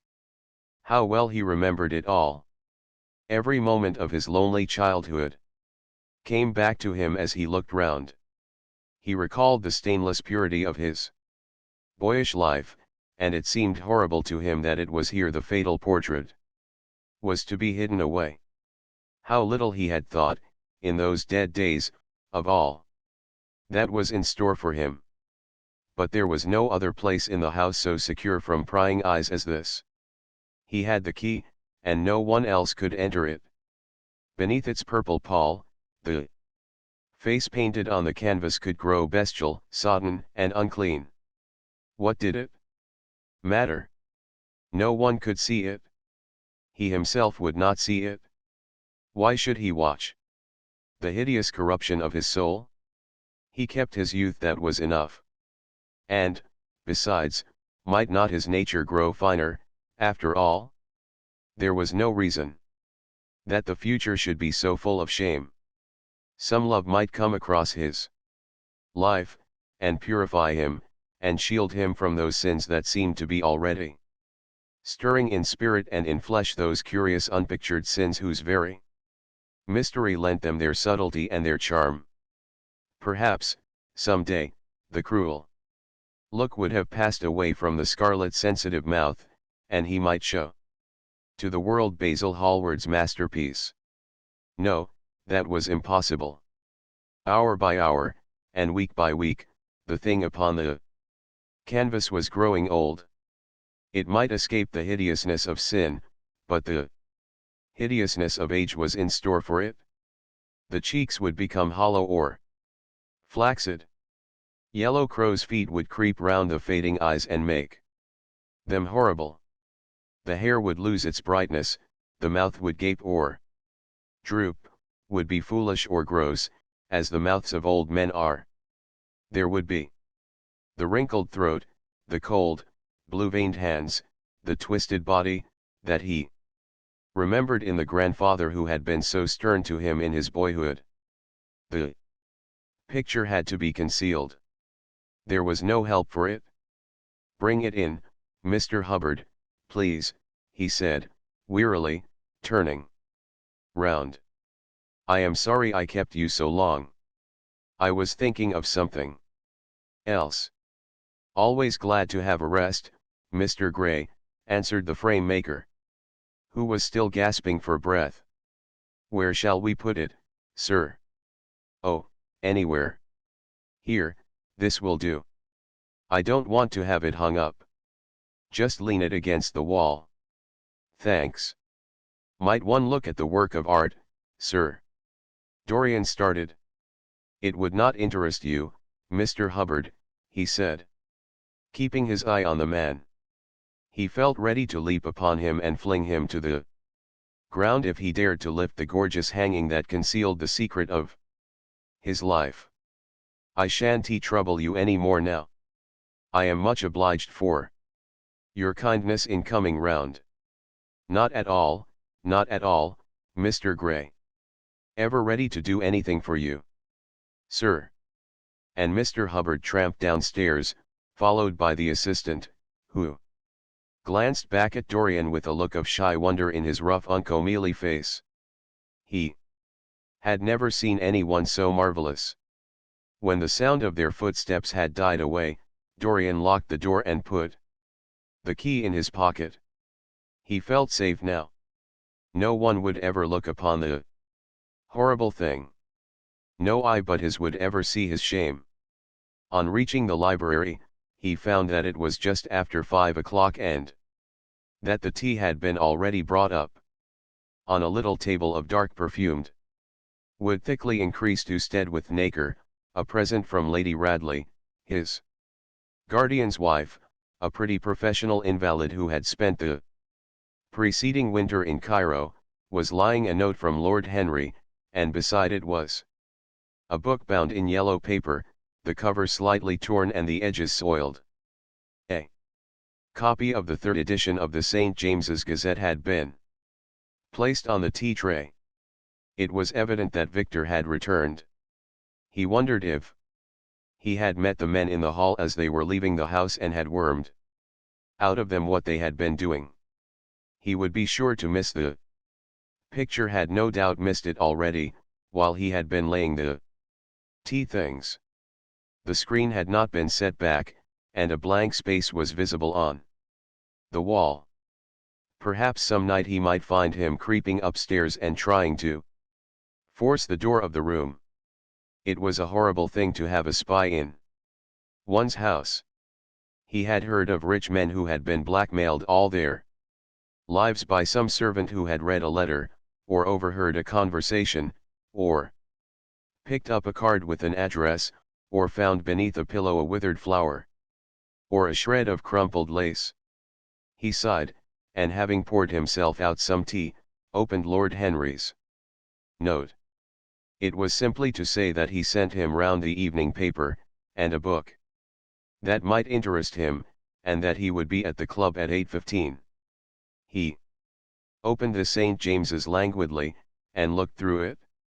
A red pencil mark on the 5th page caught his eye. It drew attention to the following paragraph. Inquest on an actress. An inquest was held this morning at the Bell Tavern, Hoxton Road, by Mr. Danby, the district coroner, on the body of Sybil Vane, a young actress recently engaged at the Royal Theatre, Holborn. A verdict of death by misadventure was returned. Considerable sympathy was expressed for the mother of the deceased, who was greatly affected during the giving of her own evidence, and that of Dr. Birrell, who had made the post-mortem examination of the deceased. He frowned, and tearing the paper in two, went across the room and flung the pieces away. How ugly it all was! And how horribly real ugliness made things! He felt a little annoyed with Lord Henry for having sent him the report. And it was certainly stupid of him to have marked it with red pencil. Victor might have read it. The man knew more than enough English for that. Perhaps he had read it and had begun to suspect something. And, yet, what did it matter? What had Dorian Gray to do with Sybil Vane's death? There was nothing to fear. Dorian Gray had not killed her. His eye fell on the yellow book that Lord Henry had sent him. What was it, he wondered? He went towards the little, pearl-colored octagonal stand that had always looked to him like the work of some strange Egyptian bees that wrought in silver, and taking up the volume, flung himself into an armchair and began to turn over the leaves. After a few minutes he became absorbed. It was the strangest book that he had ever read. It seemed to him that in exquisite riment, and to the delicate sound of flutes, the sins of the world were passing in dumb show before him. Things that he had dimly dreamed of were suddenly made real to him. Things of which he had never dreamed were gradually revealed.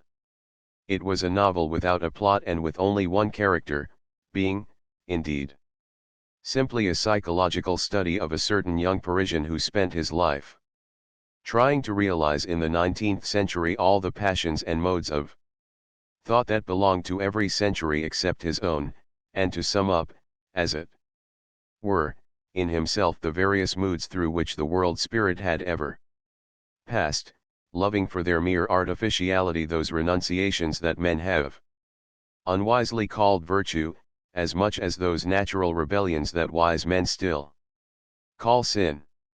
The style in which it was written was that curious jeweled style, vivid and obscure at once, full of argot and of archaism, of technical expressions and of elaborate paraphrases, that characterizes the work of some of the finest artists of the French school of symbolists. There were in it metaphors as monstrous as orchids and as subtle in color. The life of the senses was described in the terms of mystical philosophy. One hardly knew at times whether one was reading the spiritual ecstasies of some medieval saint, or the morbid confessions of a modern sinner. It was a poisonous book.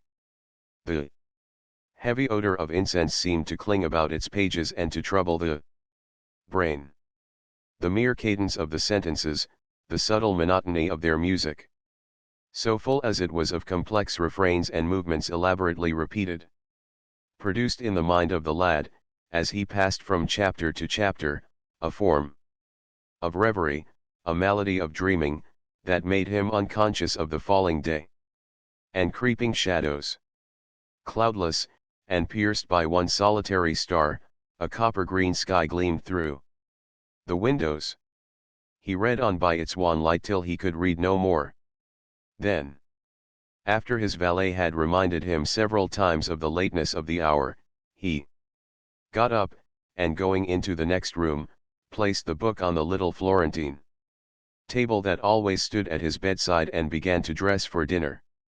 It was almost 9 o'clock before he reached the club, where he found Lord Henry sitting alone, in the morning room, looking very much bored. "I am so sorry, Harry," he cried, "but really it is entirely your fault. That book you sent me so fascinated me that I forgot how the time was going." "Yes, I thought you would like it," replied his host, rising from his chair. "I didn't say I liked it, Harry. I said it fascinated me. There is a great difference." "Ah, you have discovered that," murmured Lord Henry. And they passed into the dining room. Chapter 11. For years, Dorian Gray could not free himself from the influence of this book. Or perhaps it would be more accurate to say that he never sought to free himself from it. He procured from Paris no less than 9 large paper copies of the first edition, and had them bound in different colors, so that they might suit his various moods and the changing fancies of a nature over which he seemed, at times, to have almost entirely lost control. The hero, the wonderful young Parisian in whom the romantic and the scientific temperaments were so strangely blended, became to him a kind of prefiguring type of himself. And, indeed, the whole book seemed to him to contain the story of his own life, written before he had lived it. In one point he was more fortunate than the novel's fantastic hero. He never, indeed, had any cause to know that somewhat grotesque dread of mirrors, and polished metal surfaces, and still water which came upon the young Parisian so early in his life, and was occasioned by the sudden decay of a beau that had once, apparently, been so remarkable. It was with an almost cruel joy, and perhaps in nearly every joy, as certainly in every pleasure, cruelty has its place, that he used to read the latter part of the book, with its really tragic, if somewhat overemphasized, account of the sorrow and despair of one who had himself lost what in others, and the world, he had most dearly valued. For the wonderful beauty that had so fascinated Basil Hallward, and many others besides him, seemed never to leave him.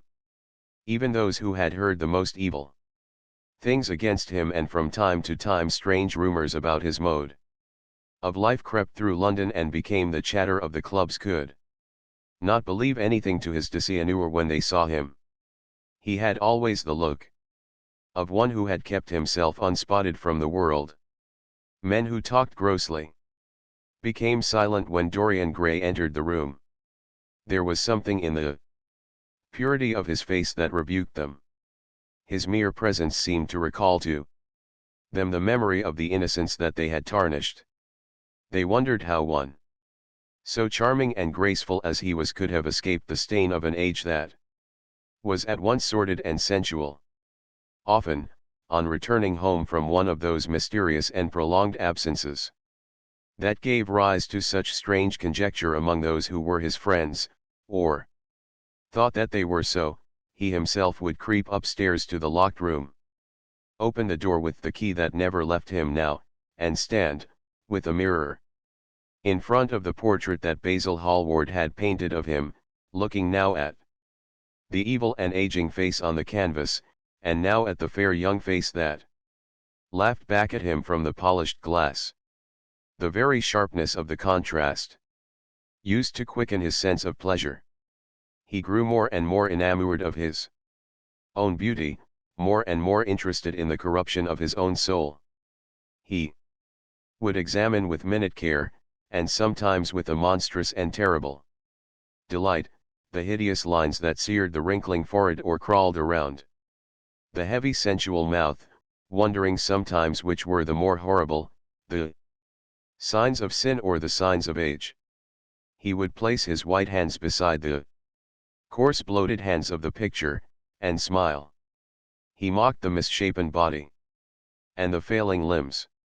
There were moments, indeed, at night, when, lying sleepless in his own delicately scented chamber, or in the sordid room of the little ill-famed tavern near the docks which, under an assumed name and in disguise, it was his habit to frequent, he would think of the ruin he had brought upon his soul with a pity that was all the more poignant because it was purely selfish.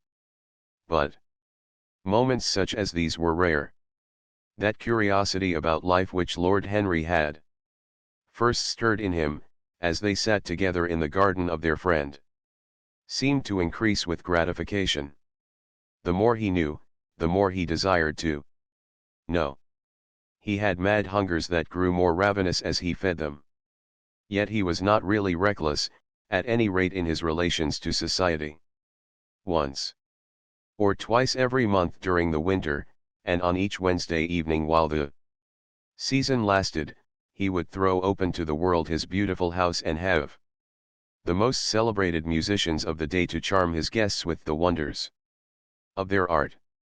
His little dinners, in the settling of which Lord Henry always assisted him, were noted as much for the careful selection and placing of those invited, as for the exquisite taste shown in the decoration of the table, with its subtle symphonic arrangements of exotic flowers, and embroidered cloths, an antique plate of gold and silver. Indeed, there were many, especially among the very young men, who saw, or fancied that they saw, in Dorian Gray the true realization of a type of which they had often dreamed in Eton or Oxford days, a type that was to combine something of the real culture of the scholar with all the grace and distinction and perfect manner of a citizen of the world. To them, he seemed to be of the company of those whom Dante describes as having sought to make themselves perfect by the worship of beauty. Like Gautier, he was one for whom the visible world existed. And, certainly, to him life itself was the first, the greatest, of the arts. And for it all the other arts seemed to be but a preparation. Fashion, by which what is really fantastic becomes for a moment universal, and dandyism, which, in its own way, is an attempt to assert the absolute modernity of beauty, had, of course, their fascination for him. His mode of dressing, and the particular styles that from time to time he affected, had their marked influence on the young exquisites of the Mayfair balls and Pall Mall club windows, who copied him in everything that he did, and tried to reproduce the accidental charm of his graceful, though to him only half-serious, fopperies. For, while he was but too ready to accept the position that was almost immediately offered to him on his coming of age, and found, indeed, a subtle pleasure in the thought that he might really become to the London of his own day what to imperial Neronian Rome the author of the Satyricon once had been. Yet in his inmost heart he desired to be something more than a mere arbiter. elegantiarum, to be consulted on the wearing of a jewel, or the knotting of a necktie, or the conduct of a cane.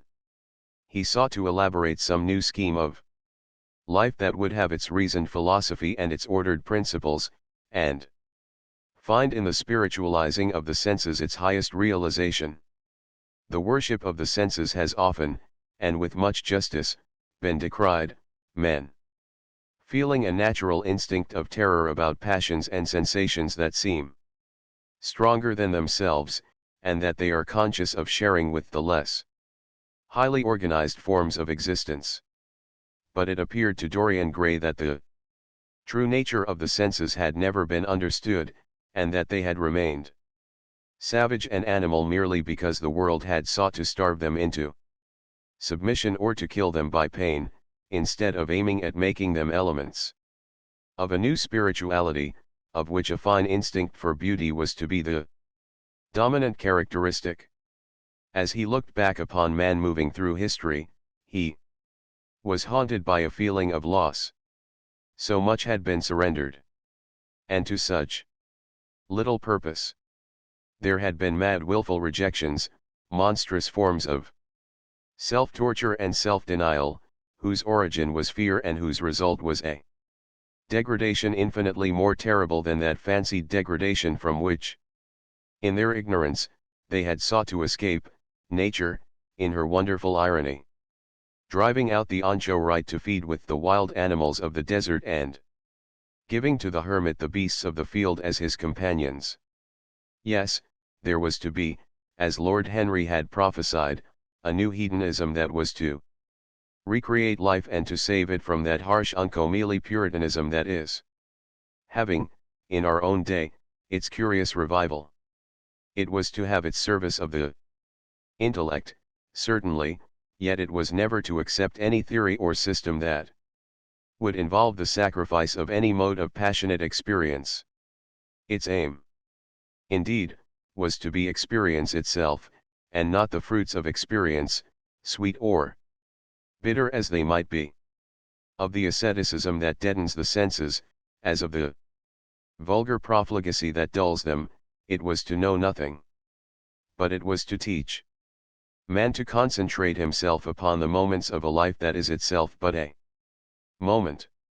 There are few of us who have not sometimes wakened before dawn, either after one of those dreamless nights that make us almost enamored of death, or one of those nights of horror and misshapen joy, when through the chambers of the brain sweep phantoms more terrible than reality itself, and instinct with that vivid life that lurks in all grotesques, and that lends to Gothic art its enduring vitality, this art being, one might fancy, especially the art of those whose minds have been troubled with the malady of reverie. Gradually white fingers creep through the curtains, and they appear to tremble.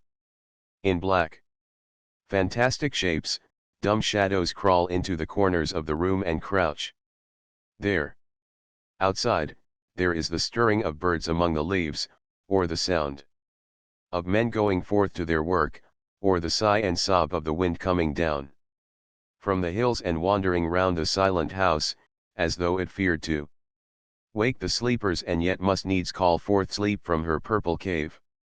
Veil after veil of thin dusky gauze is lifted, and by degrees the forms and colors of things are restored to them, and we watch the dawn remaking the world in its antique pattern. The wan mirrors get back their mimic life. The flameless tapers stand where we had left them, and beside them lies the half-cut book that we had been studying, or the wired flower that we had worn at the ball, or the letter that we had been afraid to read, or that we had read too often. Nothing seems to us changed. Out of the unreal shadows of the night comes back the real life that we had known.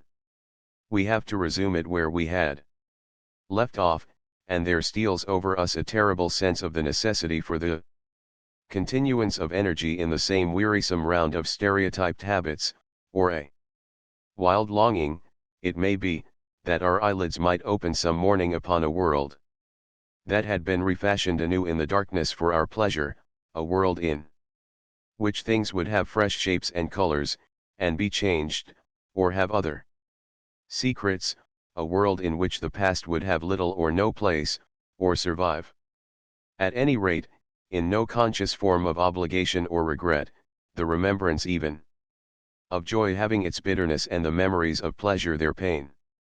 It was the creation of such worlds as these that seemed to Dorian Gray to be the true object, or amongst the true objects, of life, and in his search for sensations that would be at once new and delightful, and possess that element of strangeness that is so essential to romance, he would often adopt certain modes of thought that he knew to be really alien to his nature, abandon himself to their subtle influences, and then, having, as it were, caught their color, and satisfied his intellectual curiosity, leave them with that curious indifference that is not incompatible with the real ardor of temperament, and that, indeed, according to certain modern psychologists, is often a condition of it. It was rumored of him once that he was about to join the Roman Catholic communion, and certainly the Roman ritual had always a great attraction for him. The daily sacrifice, more awful really than all the sacrifices of the antique world, stirred him as much by its superb rejection of the evidence of the senses as by the primitive simplicity of its elements and the eternal pathos of the human tragedy that it sought to symbolize. He loved to kneel down on the cold marble pavement and watch the priest, in his stiff flowered dalmatic, slowly and with white hands moving aside the veil of the tabernacle, or raising aloft the jeweled, lantern-shaped monstrance with that pallid wafer that at times, one would fain think, is indeed the panis caelestis, the bread of angels, or, robed in the garments of the Passion of Christ, breaking the host into the chalice and smiting his breast for his sins. The fuming censers that the grave boys, in their lace and scarlet, tossed into the air like great gilt flowers had their subtle fascination for him. As he passed out, he used to look with wonder at the black confessionals and long to sit in the dim shadow of one of them and listen to men and women whispering through the worn grating the true story of their lives.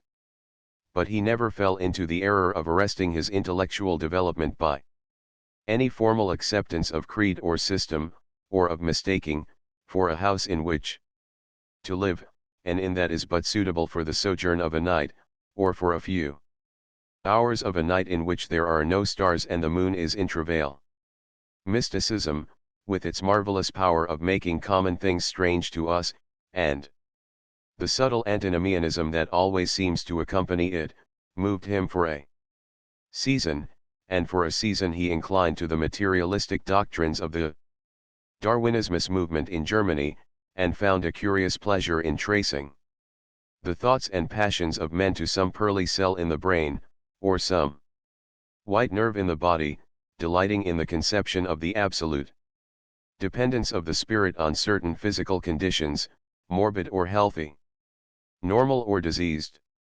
Yet, as has been said of him before, no theory of life seemed to him to be of any importance compared with life itself.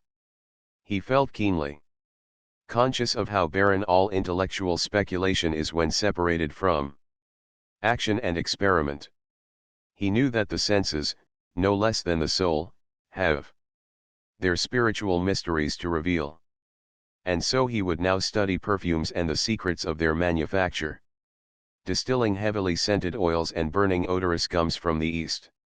He saw that there was no mood of the mind that had not its counterpart in the sensuous life, and set himself to discover their true relations, wondering what there was in frankincense that made one mystical, and in ambergris that stirred one's passions, and in violets that woke the memory of dead romances, and in musk that troubled the brain, and in champak that stained the imagination. And seeking often to elaborate a real psychology of perfumes, and to estimate the several influences of sweet-smelling roots and scented, pollen-laden flowers, of aromatic balms and of dark and fragrant woods, of spikenard, that sickens, of Havania, that makes men mad, and of aloes, that are said to be able to expel melancholy from the soul.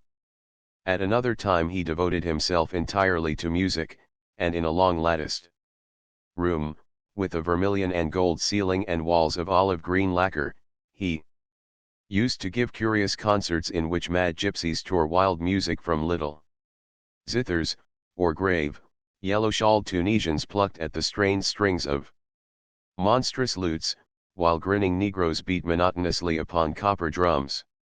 And, crouching upon scarlet mats, slim turbaned Indians blew through long pipes of reed or brass and charmed or feigned to charm great hooded snakes and horrible horned adders.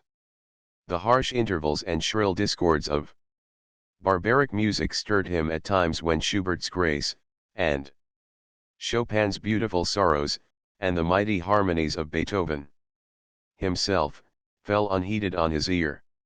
He collected together from all parts of the world the strangest instruments that could be found, either in the tombs of dead nations or among the few savage tribes that have survived contact with Western civilizations, and loved to touch and try them.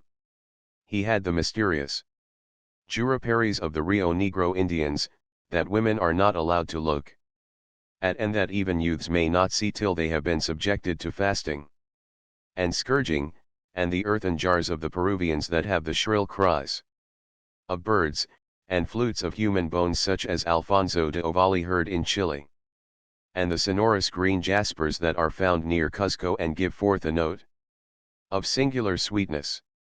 He had painted gourds filled with pebbles that rattled when they were shaken, the long clarin of the Mexicans, into which the performer does not blow, but through which he inhales the air, the harsh tour of the Amazon tribes, that is sounded by the sentinels who sit all day long in high trees, and can be heard, it is said, at a distance of 3 leagues, the tepanajli, that has 2 vibrating tongues of wood and is beaten with sticks that are smeared with an elastic gum obtained from the milky juice of plants, the yodel bells of the Aztecs, that are hung in clusters like grapes, and a huge cylindrical drum, covered with the skins of great serpents, like the one that Bernal Diaz saw when he went with Cortez into the Mexican temple, and of whose doleful sound he has left us so vivid a description. The fantastic character of these instruments fascinated him, and he felt a curious delight in the thought that art, like nature, has her monsters, things of bestial shape and with hideous voices. Yet, after some time, he wearied of them, and would sit in his box at the opera, either alone or with Lord Henry, listening in rapt pleasure to Tannhauser and seeing in the prelude to that great work of art a presentation of the tragedy of his own soul. On one occasion he took up the study of jewels, and appeared at a costume ball as Endejoyeuse, Admiral of France, in a dress covered with 560 pearls. This taste enthralled him for years, and, indeed, may be said, never to have left him. He would often spend a whole day settling and resettling in their cases the various stones that he had collected, such as the olive green chrysoberyl that turns red by lamplight, the cymophane with its wire-like line of silver, the pistachio-colored peridot, rose-pink and wine-yellow topazes, carbuncles of fiery scarlet with tremulous, forayed stars, flame-red cinnamon stones, orange and violet spinels, and amethysts with their alternate layers of ruby and sapphire. He loved the red gold of the sunstone, and the moonstone's pearly whiteness, and the broken rainbow of the milky opal. He procured from Amsterdam 3 emeralds of extraordinary size and richness of color, and had a turquoise de la Vieille Roche that was the envy of all the connoisseurs. He discovered wonderful stories, also, about jewels. In Alfonso's Clericalis disciplina, a serpent was mentioned with eyes of real jacinth, and in the romantic history of Alexander, the conqueror of Emathia was said to have found in the vale of Jordan snakes with collars of real emeralds growing on their backs. There was a gem in the brain of the dragon, Philostratus told us, and by the exhibition of golden letters and a scarlet robe the monster could be thrown into a magical sleep and slain.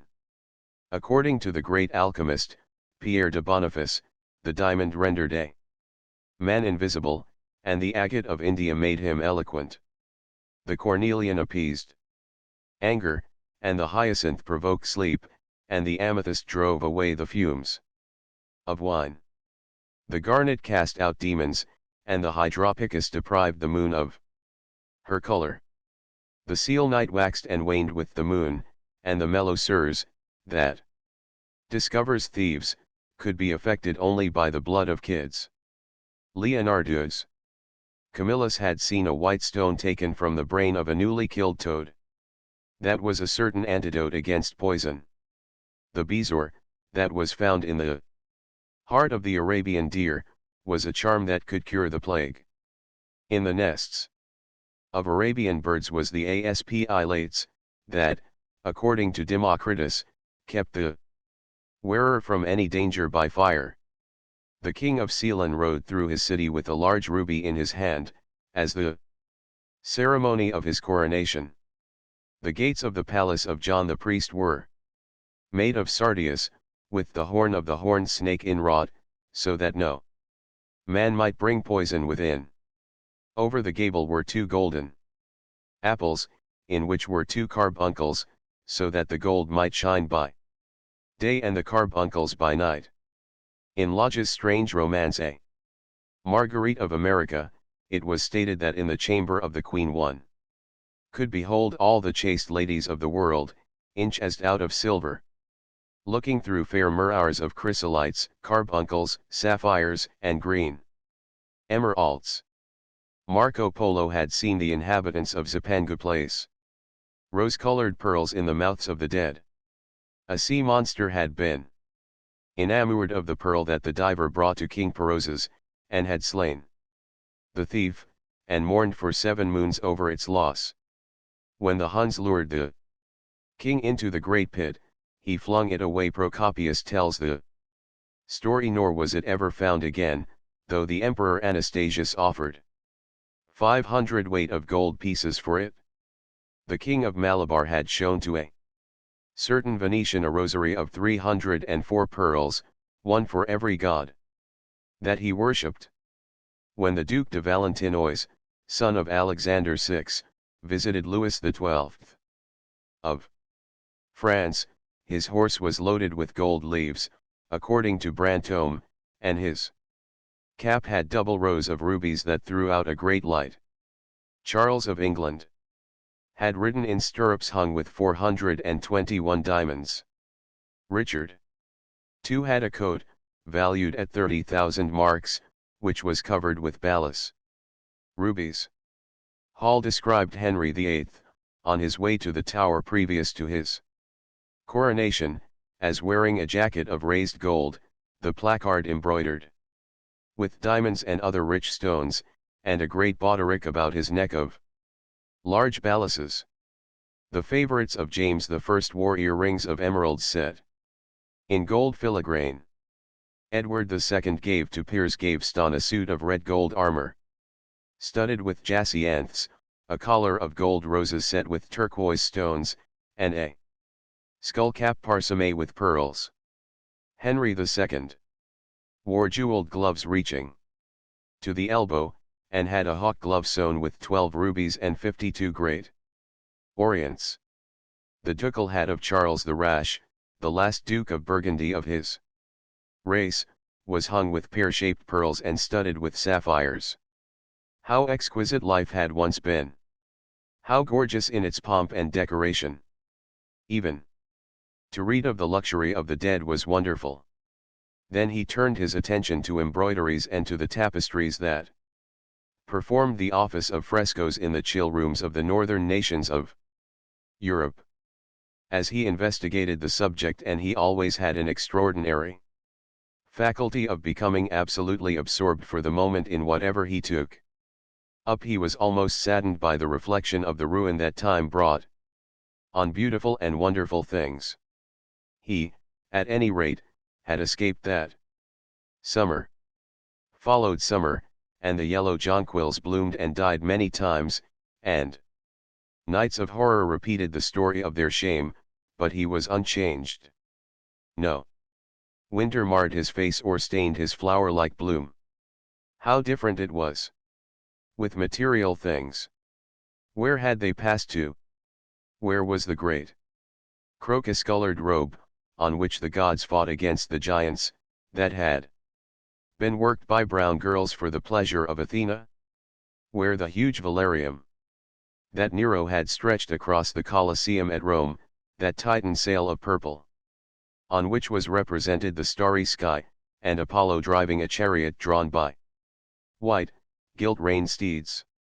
He longed to see the curious table napkins wrought for the priest of the sun, on which were displayed all the dainties and viands that could be wanted for a feast, the mortuary cloth of King Chilperic, with its 300 golden bees, the fantastic robes that excited the indignation of the Bishop of Pontus and were figured with lions, panthers, bears, dogs, forests, rocks, hunters, all, in fact, that a painter can copy from nature, and the coat that Charles of Orleans once wore, on the sleeves of which were embroidered the verses of a song beginning Madame, J.E.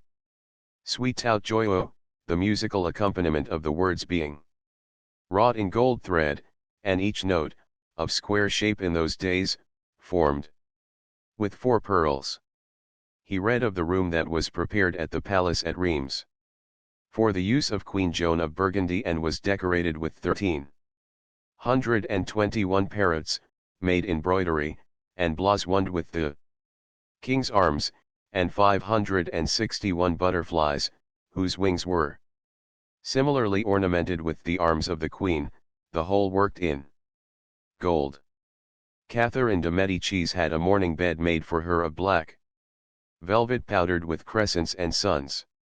Its curtains were of damask, with leafy wreaths and garlands, figured upon a gold and silver ground, and fringed along the edges with broideries of pearls, and it stood in a room hung with rows of the Queen's devices in cut black velvet upon cloth of silver. Louis XIV had gold embroidered caryatides 15 feet high in his apartment. The state bed of Sobieski, King of Poland, was made of Smyrna gold brocade, embroidered in turquoises with verses from the Koran. Its supports were of silver gilt, beautifully chased, and profusely set with enameled and jeweled medallions. It had been taken from the Turkish camp before Vienna, and the standard of Mohammed had stood beneath the tremulous gilt of its canopy. And so, for a whole year, he sought to accumulate the most exquisite specimens that he could find of textile and embroidered work, getting the dainty Delhi muslins, finely wrought with gold thread pomates and stitched over with iridescent beetles' wings, the Dhaka gauzes, that from their transparency are known in the East as woven air, and running water, and evening dew, strange figured cloths from Java, elaborate yellow Chinese hangings, books bound in tawny satins or fair blue silks and wrought with fleurs de lis, birds and images, veils of laces worked in Hungary point, Sicilian brocades and stiff Spanish velvets, Georgian work, with its gilt coins, and Japanese fukuses, with their green-toned golds and their marvelously plumaged birds. He had a special passion, also, for ecclesiastical vestments, as indeed he had for everything connected with the service of the church. In the long cedar chests that lined the west gallery of his house, he had stored away many rare and beautiful specimens of what is really the raiment of the bride of Christ, who must wear purple and jewels and fine linen that she may hide the pallid, macerated body that is worn by the suffering that she seeks for and wounded by Self-inflicted pain. He possessed a gorgeous cope of crimson silk and gold thread damask, figured with a repeating pattern of golden pomegranates set in six-petaled formal blossoms, beyond which on either side was the pineapple device wrought in seed pearls. The orphreys were divided into panels representing scenes from the life of the Virgin, and the coronation of the Virgin was figured in colored silks upon the hood. This was Italian work of the 15th century. Another cope was of green velvet, embroidered with heart-shaped groups of acanthus leaves, from which spread long-stemmed white blossoms, the details of which were picked out with silver thread and colored crystals. The Morse bore a seraph's head in gold thread raised work. The orphreys were woven in a diaper of red and gold silk, and were starred with medallions of many saints and martyrs, among whom was Saint Sebastian. He had chasubles, also, of amber-colored silk, and blue silk and gold brocade, and yellow silk damask and cloth of gold, figured with representations of the Passion and Crucifixion of Christ, and embroidered with lions and peacocks and other emblems, dalmatics of white satin and pink silk damask, decorated with tulips and dolphins and fleurs de lis, altar frontals of crimson velvet and blue linen, and many corporals, chalice veils, and sudaria. In the mystic offices to which such things were put, there was something that quickened his imagination. For these treasures, and everything that he collected in his lovely house, were to be to him means of forgetfulness, modes by which he could escape, for a season, from the fear that seemed to him at times to be almost too great to be borne. Upon the walls of the lonely locked room where he had spent so much of his boyhood, he had hung with his own hands the terrible portrait whose changing features showed him the real degradation of his life, and in front of it had draped the purple and gold pall as a curtain. For weeks he would not go there, would forget the hideous painted thing, and get back his light heart, his wonderful joyousness, his passionate absorption in mere existence. Then, suddenly, some night he would creep out of the house, go down to dreadful places near Blue Gate Fields, and stay there, day after day, until he was driven away.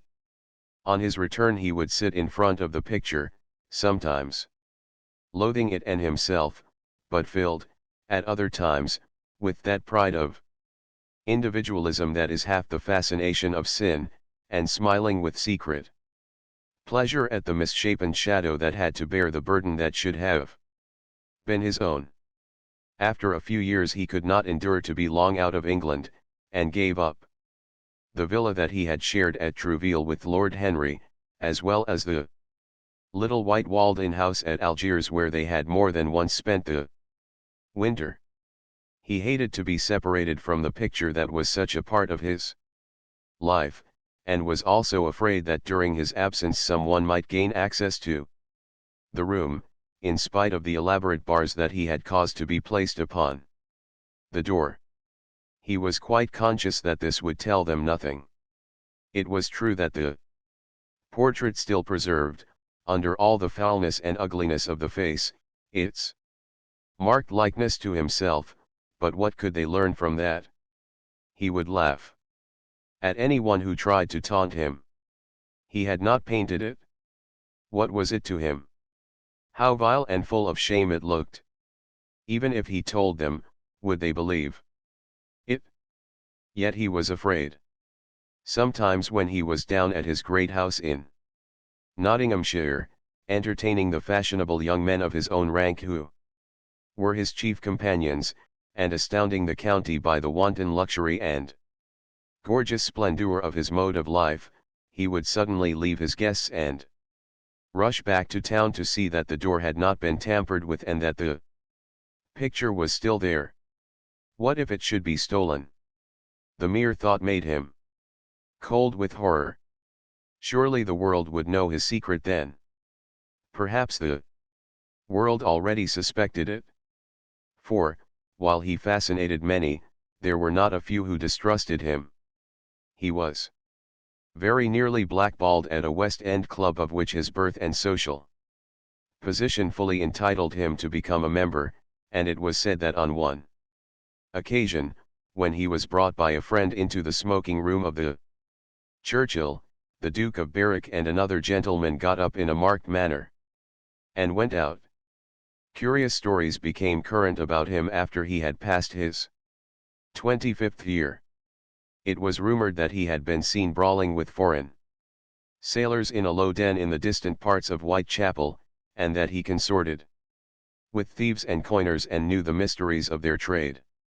His extraordinary absences became notorious, and, when he used to reappear again in society, men would whisper to each other in corners, or pass him with a sneer, or look at him with cold searching eyes, as though they were determined to discover his secret. Of such insolences and attempted slights he, of course, took no notice, and in the opinion of most people his frank debonair manner, his charming boyish smile, and the infinite grace of that wonderful youth that seemed never to leave him, were in themselves a sufficient answer to the calumnies, for so they termed them, that were circulated about him. It was remarked, however, that some of those who had been most intimate with him appeared, after a time, to shun him. Women who had wildly adored him, and for his sake had braved all social censure and set convention at defiance, were seen to grow pallid with shame or horror if Dorian Gray entered the room. Yet these whispered scandals only increased in the eyes of many his strange and dangerous charm. His great wealth was a certain element of security. Civilized society, at least, is never very ready to believe anything to the detriment of those who are both rich and fascinating. It feels instinctively that manners are of more importance than morals, and, in its opinion, the highest respectability is of much less value than the possession of a good chef. And, after all, it is a very poor consolation to be told that the man who has given one a bad dinner, or poor wine, is irreproachable in his private life. Even the cardinal virtues cannot atone for half-cold entrees, as Lord Henry remarked once, in a discussion on the subject. And there is possibly a good deal to be said for his view. For the canons of good society are, or should be, the same as the canons of art. Form is absolutely essential to it. It should have the dignity of a ceremony, as well as its unreality, and should combine the insincere character of a romantic play with the wit and beauty that make such plays delightful to us. Is insincerity such a terrible thing? I think not. It is merely a method by which we can multiply our personalities. Such, at any rate, was Dorian Gray's opinion. He used to wonder at the shallow psychology of those who conceive the ego in man as a thing simple, permanent, reliable, and of one essence. To him, man was a being with myriad lives and myriad sensations, a complex multiform creature that bore within itself strange legacies of thought and passion, and whose very flesh was tainted with the monstrous maladies of the dead. He loved to stroll through the gaunt cold picture gallery of his country house and look at the various portraits of those whose blood flowed in his veins. Here was Philip Herbert, described by Francis Osborne, in his memoirs on the reigns of Queen Elizabeth and King James, as one who was caressed by the court for his handsome face, which kept him not long company. Was it young Herbert's life that he sometimes led? Had some strange poisonous germ crept from body to body, till it had reached his own? Was it some dim sense of that ruined grace that had made him so suddenly, and almost without cause, give utterance, in Basil Hallward's studio, to the mad prayer that had so changed his life? Here In gold-embroidered red doublet, jeweled surcoat, and gilt-edged ruff and wristbands, stood Sir Anthony Sherard, with his silver and black armor piled at his feet. What had this man's legacy been? Had the lover of Giovanna of Naples bequeathed him some inheritance of sin and shame? Were his own actions merely the dreams that the dead man had not dared to realize? Here, from the fading canvas, smiled Lady Elizabeth Devereux, in her gauze hood, pearl stomacher, and pink-slashed sleeves.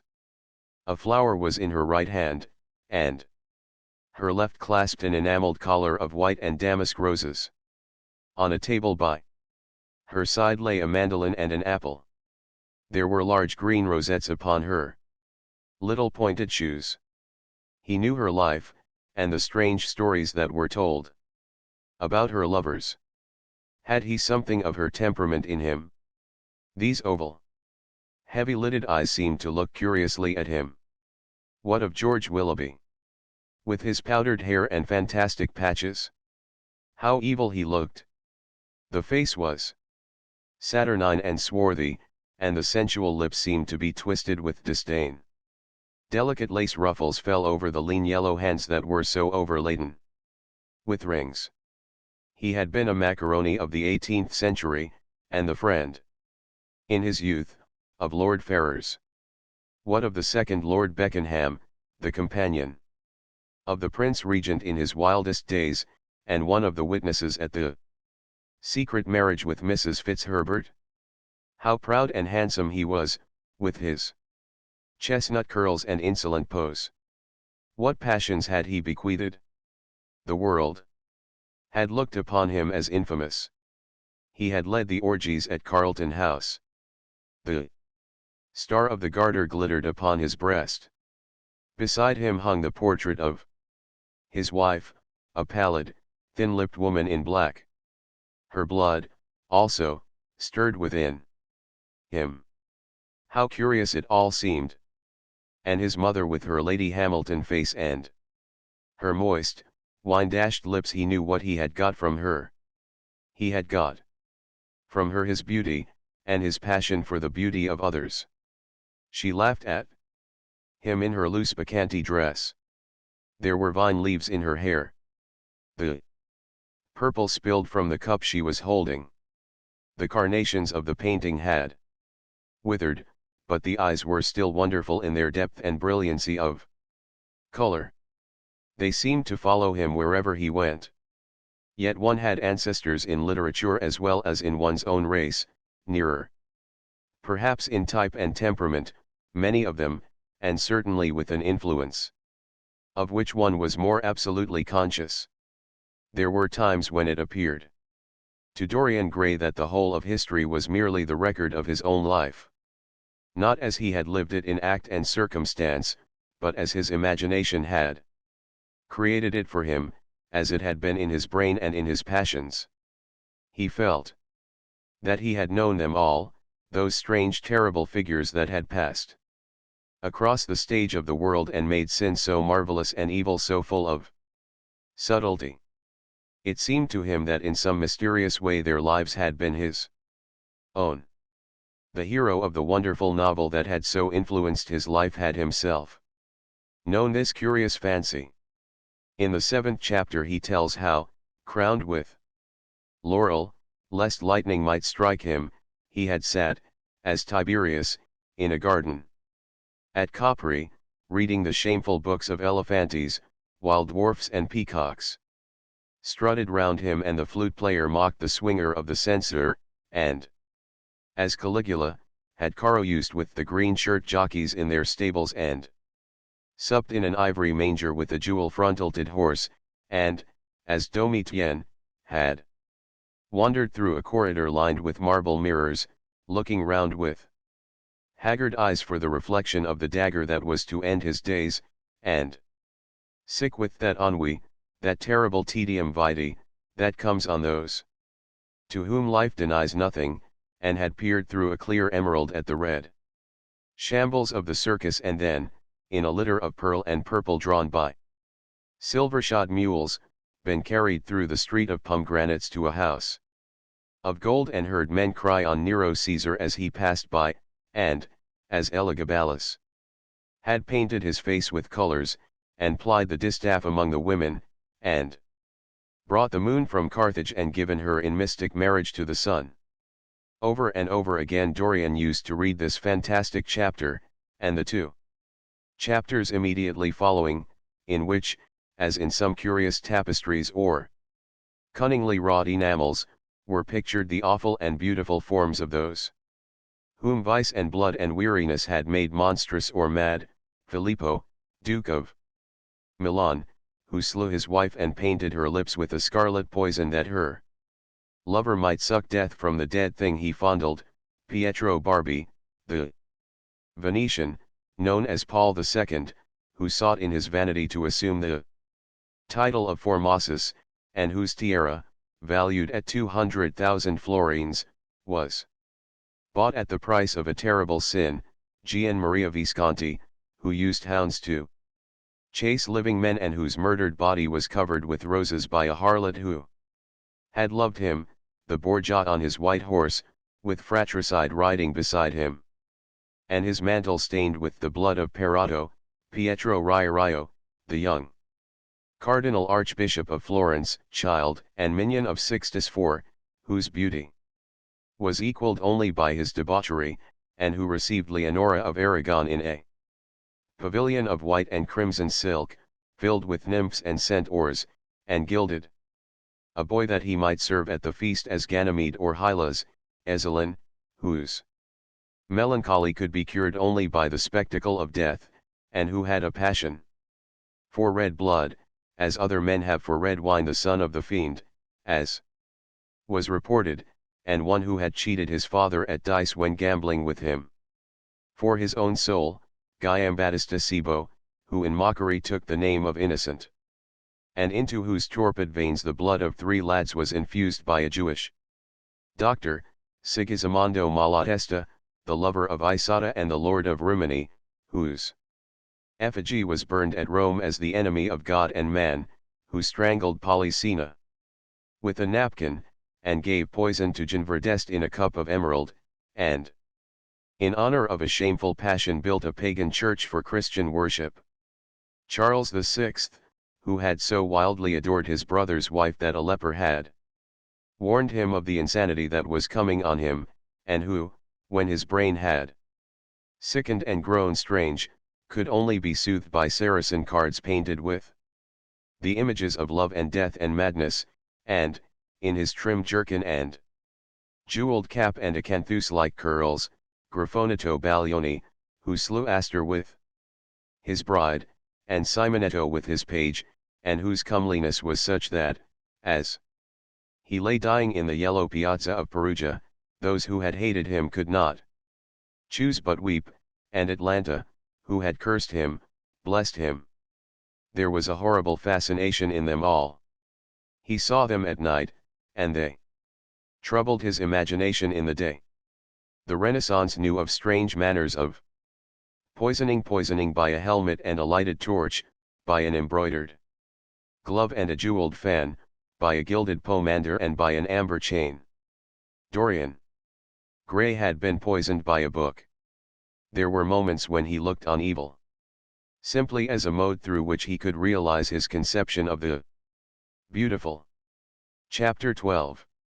It was on the 9th of November, the eve of his own 38th birthday, as he often remembered afterwards.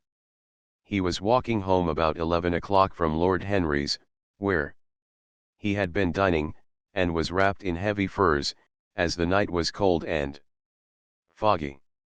At the corner of Grosvenor Square and South Audley Street, a man passed him in the mist, walking very fast and with the collar of his grey ulster turned up. He had a bag in his hand. Dorian recognized him. It was Basil Hallward. A strange sense of fear, for which he could not account, came over him. He made no sign of recognition and went on quickly in the direction of his own house. But Hallward had seen him. Dorian heard him first stopping on the pavement and then hurrying after him. In a few moments, his hand was on his arm. Dorian. What an extraordinary piece of luck. I have been waiting for you in your library ever since 9 o'clock. Finally I took pity on your tired servant and told him to go to bed, as he let me out. I am off to Paris by the midnight train, and I particularly wanted to see you before I left. I thought it was you, or rather your fur coat, as you passed me. But I wasn't quite sure. Didn't you recognize me? In this fog, my dear Basil? Why, I can't even recognize Grosvenor Square. I believe my house is somewhere about here, but I don't feel at all certain about it. I am sorry you are going away, as I have not seen you for ages. But I suppose you will be back soon. No, I am going to be out of England for 6 months. I intend to take a studio in Paris and shut myself up till I have finished a great picture I have in my head. However, it wasn't about myself I wanted to talk. Here we are. At your door. Let me come in for a moment. I have something to say to you. I shall be charmed. But won't you miss your train, said Dorian Gray languidly as he passed up the steps and opened the door with his latchkey. The lamplight struggled out through the fog, and Hallward looked at his watch. I have heaps of time, he answered. The train doesn't go till 12:15, and it is only just 11. In fact, I was on my way to the club to look for you, when I met you. You see, I shan't have any delay about luggage, as I have sent on my heavy things. All I have with me is in this bag, and I can easily get to Victoria in 20 minutes. Dorian looked at him and smiled. What a way for a fashionable painter to travel. A Gladstone bag and an ulster. Come in, or the fog will get into the house. And mind you don't talk about anything serious. Nothing is serious nowadays. At least nothing should be. Hallward shook his head, as he entered, and followed Dorian into the library. There was a bright wood fire blazing in the large open hearth. The lamps were lit, and an open Dutch silver spirit case stood, with some siphons of soda water and large cut glass tumblers, on a little marqueterie table. You see, your servant made me quite at home, Dorian. He gave me everything I wanted, including your best gold-tipped cigarettes. He is a most hospitable creature. I like him much better than the Frenchman you used to have. What has become of the Frenchman, by the by? Dorian shrugged his shoulders. I believe he married Lady Radley's maid, and has established her in Paris as an English dressmaker. Anglomanie is very fashionable over there now, I hear. It seems silly of the French, doesn't it? But do you know, he was not at all a bad servant.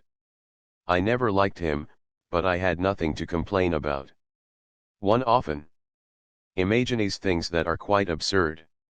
He was really very devoted to me and seemed quite sorry when he went away. Have another brandy and soda? Or would you like hock and seltzer? I always take hock and seltzer myself. There is sure to be some in the next room. Thanks, I won't have anything more, said the painter, taking his cap and coat off and throwing them on the bag that he had placed in the corner. And now, my dear fellow, I want to speak to you seriously. Don't frown like that. You make it so much more difficult for me. What is it all about? Cried Dorian in his petulant way, flinging himself down on the sofa. I hope it is not about myself. I am tired of myself tonight. I should like to be somebody else. It is about yourself, answered Hallward in his grave deep voice. And I must say it to you. I shall only keep you half an hour. Dorian sighed and lit a cigarette. Half an hour, he murmured. It is not much to ask of you, Dorian, and it is entirely for your own sake that I am speaking. I think it right that you should know that the most dreadful things are being said against you in London. I don't wish to know anything about them. I love scandals about other people, but scandals about myself don't interest me. They have not got the charm of novelty. They must interest you, Dorian. Every gentleman is interested in his good name. You don't want people to talk of you as something vile and degraded. Of course, you have your position, and your wealth, and all that kind of thing. But position and wealth are not everything. Mind you, I don't believe these rumors at all. At least, I can't believe them when I see you. Sin is a thing that writes itself across a man's face. It cannot be concealed. People talk sometimes of secret vices. There are no such things. If a wretched man has a vice, it shows itself in the lines of his mouth, the droop of his eyelids, the molding of his hands even. Somebody, I won't mention his name, but you know him, came to me last year to have his portrait done. I had never seen him before, and had never heard anything about him at the time, though I have heard a good deal since. He offered an extravagant price. I refused him. There was something in the shape of his fingers that I hated. I know now that I was quite right in what I fancied about him. His life is dreadful. But you, Dorian, with your pure, bright, innocent face, and your marvelous untroubled youth, I can't believe anything against you. And yet I see you very seldom, and you never come down to the studio now, and when I am away from you, and I hear all these hideous things that people are whispering about you, I don't know what to say. Why is it, Dorian, that a man like the Duke of Berwick leaves the room of a club when you enter it? Why is it that so many gentlemen in London will neither go to your house or invite you to theirs? You used to be a friend of Lord Staveley. I met him at dinner last week. Your name happened to come up in conversation, in connection with the miniatures you have lent to the exhibition at the Dudley. Staveley curled his lip and said that you might have the most artistic tastes, but that you were a man whom no pure-minded girl should be allowed to know, and whom no chaste woman should sit in the same room with. I reminded him that I was a friend of yours, and asked him what he meant. He told me. He told me. Right out before everybody. It was horrible. Why is your friendship so fatal to young men? There was that wretched boy in the Guards who committed suicide. You were his great friend. There was Sir Henry Ashton, who had to leave England with a tarnished name. You and he were inseparable. What about Adrian Singleton and his dreadful end? What about Lord Kent's only son and his career? I met his father yesterday in St. James's Street. He seemed broken with shame and sorrow. What about the young Duke of Perth? What sort of life has he got now? What gentleman would associate with him? Stop, Basil. You are talking about things of which you know nothing, said Dorian Gray, biting his lip, and with a note of infinite contempt in his voice. You ask me why Berwick leaves a room when I enter it? It is because I know everything about his life, not because he knows anything about mine. With such blood as he has in his veins, how could his record be clean? You ask me about Henry Ashton and young Perth. Did I teach the one his vices, and the other his debauchery? If Kent's silly son takes his wife from the streets, what is that to me? If Adrian Singleton writes his Friend's name across a bill, am I his keeper? I know how people chatter. In England, the middle classes air their moral prejudices over their gross dinner tables, and whisper about what they call the profligacies of their betters in order to try and pretend that they are in smart society and on intimate terms with the people they slander. In this country, it is enough for a man to have distinction and brains for every common tongue to wag against him. And what sort of lives do these people, who pose as being moral, lead themselves? My dear fellow, you forget that we are in the native land of the hypocrite. Dorian, cried Hallward, that is not the question. England is bad enough, I know, and English society is all wrong.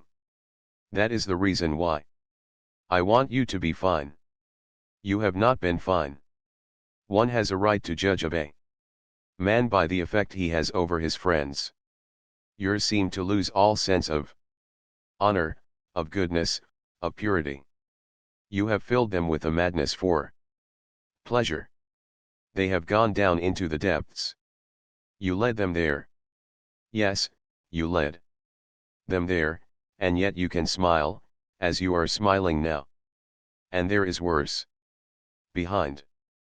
I know you and Harry are inseparable. Surely for that reason, if for none other, you should not have made his sister's name a byword. Take care, Basil. You go too far. I must speak, and you must listen. You shall listen. When you met Lady Gwendolen, not a breath of scandal had ever touched her. Is there a single decent woman in London now who would drive with her in the park?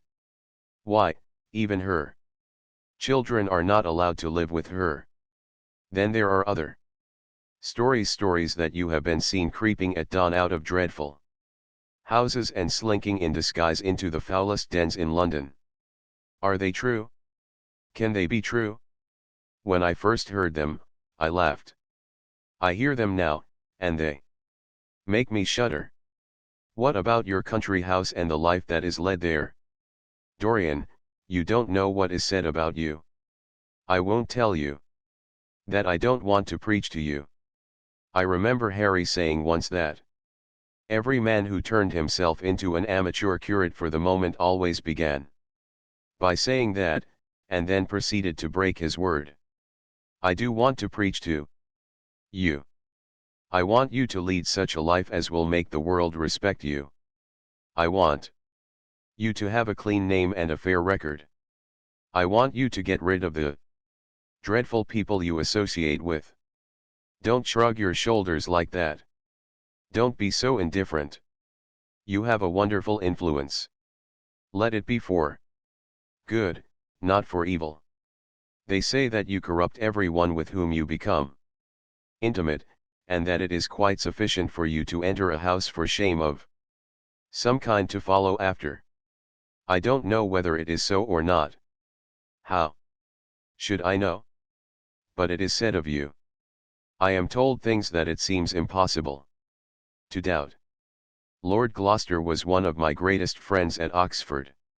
He showed me a letter that his wife had written to him when she was dying alone in her villa at Mentone. Your name was implicated in the most terrible confession I ever read.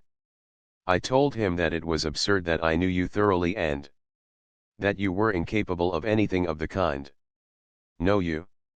I wonder, do I know you? Before I could answer that, I should have to see your soul. To see my soul, muttered Dorian Gray, starting up from the sofa and turning almost white from fear. Yes, answered Hallward gravely, and with deep-toned sorrow in his voice, to see your soul. But only God can do that. A bitter laugh of mockery broke from the lips of the younger man. You shall see it yourself, tonight, he cried, seizing a lamp from the table. Come, it is your own handiwork. Why shouldn't you look at it? You can tell the world all about it afterwards, if you choose. Nobody would believe you. If they did believe you, they would like me all the better for it. I know the age better than you do, though you will prate about it so tediously. Come, I tell you. You have chattered enough about corruption. Now you shall look on it face to face. There was the madness of pride in every word he uttered. He stamped his foot upon the ground in his boyish insolent manner. He felt a terrible joy at the thought that someone else was to share his secret, and that the man who had painted the portrait that was the origin of all his shame was to be burdened for the rest of his life with the hideous memory of what he had done. Yes, he continued, coming closer to him and looking steadfastly into his stern eyes, I shall show you my soul. You shall see the thing that you fancy only God can see. Hallward started back. This is blasphemy, Dorian, he cried. You must not say things like that. They are horrible, and they don't mean anything. You think so? He laughed again. I know so. As for what I said to you tonight, I said it for your good. You know I have been always a stanch friend to you. Don't touch me. Finish what you have to say. A twisted flash of pain shot across the painter's face. He paused for a moment, and a wild feeling of pity came over him. After all, what right had he to pry into the life of Dorian Gray? If he had done a tithe of what was rumored about him, how much he must have suffered? Then he straightened himself up, and walked over to the fireplace, and stood there, looking at the burning logs with their frost-like ashes and their throbbing cores of flame. I am waiting, Basil, said the young man in a hard clear voice. He turned round. What I have to say is this, he cried. You must give me some answer to these horrible charges that are made against you. If you tell me that they are absolutely untrue from beginning to end, I shall believe you. Deny them, Dorian, deny them. Can't you see what I am going through? My God! Don't tell me that you are bad, and corrupt, and shameful. Dorian Gray smiled. There was a curl of contempt in his lips. Come upstairs, Basil, he said quietly. I keep a diary of my life from day to day, and it never leaves the room in which it is written. I shall show it to you if you come with me. I shall come with you, Dorian, if you wish it. I see I have missed my train. That makes no matter. I can go tomorrow. But don't ask me to read anything tonight. All I want is a plain answer to my question. That shall be given to you upstairs. I could not give it here. You will not have to read long. Chapter 13. He passed out of the room and began the ascent, Basil Hallward following close behind. They walked softly, as men do instinctively at night. The lamp cast fantastic shadows on the wall and staircase. A rising wind made some of the windows rattle. When they reached the top landing, Dorian set the lamp down on the floor, and, taking out the key, turned it in the lock. You insist on knowing, Basil? He asked in a low voice. Yes. I am delighted, he answered, smiling. Then he added, somewhat harshly, you are the one man in the world who is entitled to know everything about me. You have had more to do with my life than you think, and, taking up the lamp, he opened the door and went in. A cold current of air passed them, and the light shot up for a moment in a flame of murky orange. He shuddered. Shut the door behind you, he whispered, as he placed the lamp on the table. Hallward glanced round him with a puzzled expression. The room looked as if it had not been lived in for years.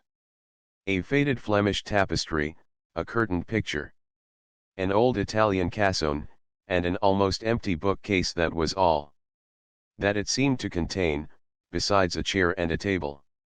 As Dorian Gray was lighting a half-burned candle that was standing on the mantel shelf, he saw that the whole place was covered with dust and that the carpet was in holes. A mouse ran scuffling behind the wainscoting. There was a damp odor of mildew. So you think that it is only God who sees the soul, Basil? Draw that curtain back, and you will see mine. The voice that spoke was cold and cruel. You are mad, Dorian, or playing a part, muttered Hallward, frowning. You won't? Then I must do it myself, said the young man. And he tore the curtain from its rod and flung it on the ground. An exclamation of horror broke from the painter's lips as he saw in the dim light the hideous face on the canvas grinning at him. There was something in its expression that filled him with disgust and loathing. Good heavens! It was Dorian Gray's own face that he was looking at. The horror, whatever it was, had not yet entirely spoiled that marvelous beauty. There was still some gold in the thinning hair and some scarlet on the sensual mouth. The sodden eyes had kept something of the loveliness of their blue, the noble curves had not yet completely passed away from chiseled nostrils and from plastic throat. Yes, it was Dorian himself. But who had done it?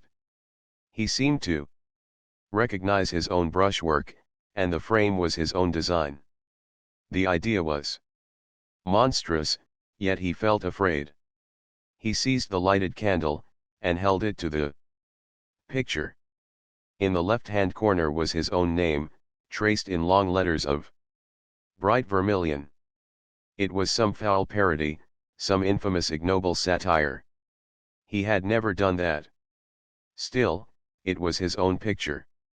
He knew it, and he felt as if his blood had changed in a moment from fire to sluggish ice. His own picture. What did it mean? Why had it altered? He turned and looked at Dorian Gray with the eyes of a sick man. His mouth twitched, and his parched tongue seemed unable to articulate. He passed his hand across his forehead. It was dank with clammy sweat. The young man was leaning against the mantel shelf, watching him with that strange expression that one sees on the faces of those who are absorbed in a play when some great artist is acting. There was neither real sorrow in it nor real joy. There was simply the passion of the spectator, with perhaps a flicker of triumph in his eyes. He had taken the flower out of his coat, and was smelling it, or pretending to do so. What does this mean? Cried Hallward, at last. His own voice sounded shrill and curious in his ears. Years ago, when I was a boy, said Dorian Gray, crushing the flower in his hand, you met me, flattered me, and taught me to be vain of my good looks. One day you introduced me to a friend of yours, who explained to me the wonder of youth, and you finished a portrait of me that revealed to me the wonder of beauty. In a mad moment that, even now, I don't know whether I regret or not, I made a wish, perhaps you would call it a prayer. I remember it. Oh, how well I remember it. No. The thing is impossible. The room is damp. Mildew has got into the canvas. The paints I used had some wretched mineral poison in them. I tell you the thing is impossible. Ah, what is impossible, murmured the young man, going over to the window and leaning his forehead against the cold, mist-stained glass. You told me you had destroyed it? I was wrong.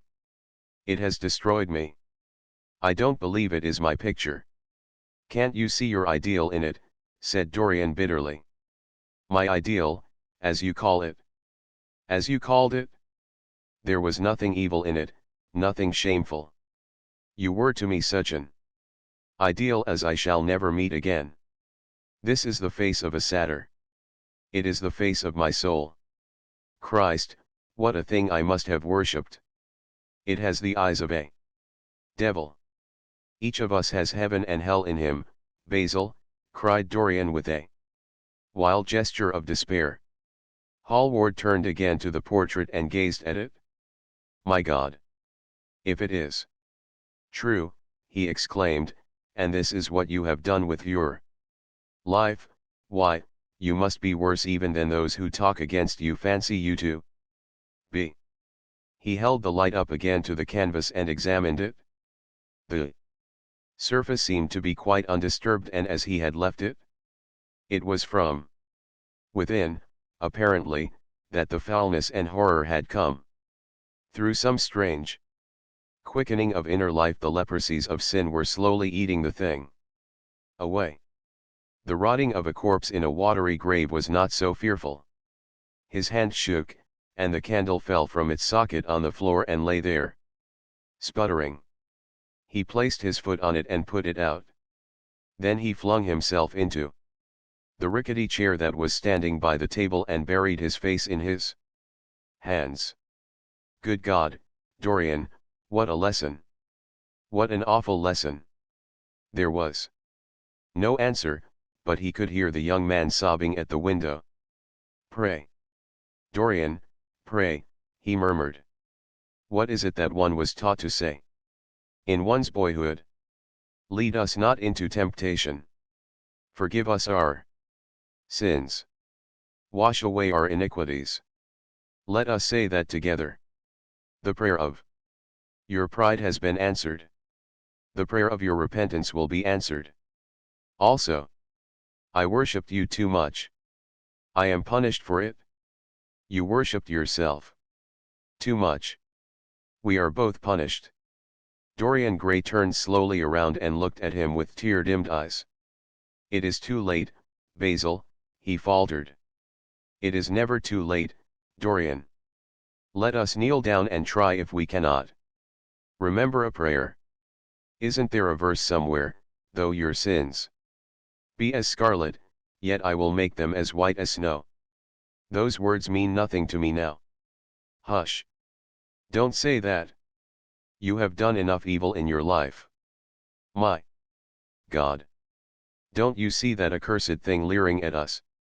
Dorian Gray glanced at the picture, and suddenly an uncontrollable feeling of hatred for Basil Hallward came over him, as though it had been suggested to him by the image on the canvas, whispered into his ear by those grinning lips. The mad passions of a hunted animal stirred within him, and he loathed the man who was seated at the table, more than in his whole life he had ever loathed anything. He glanced wildly around. Something glimmered on the top of the painted chest that faced him. His eye fell on it. He knew what it was. It was a knife that he had brought up, some days before, to cut a piece of cord, and had forgotten to take away with him. He moved slowly towards it, passing Hallward.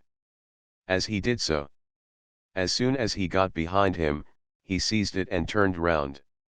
Hallward stirred in his chair as if he was going to rise.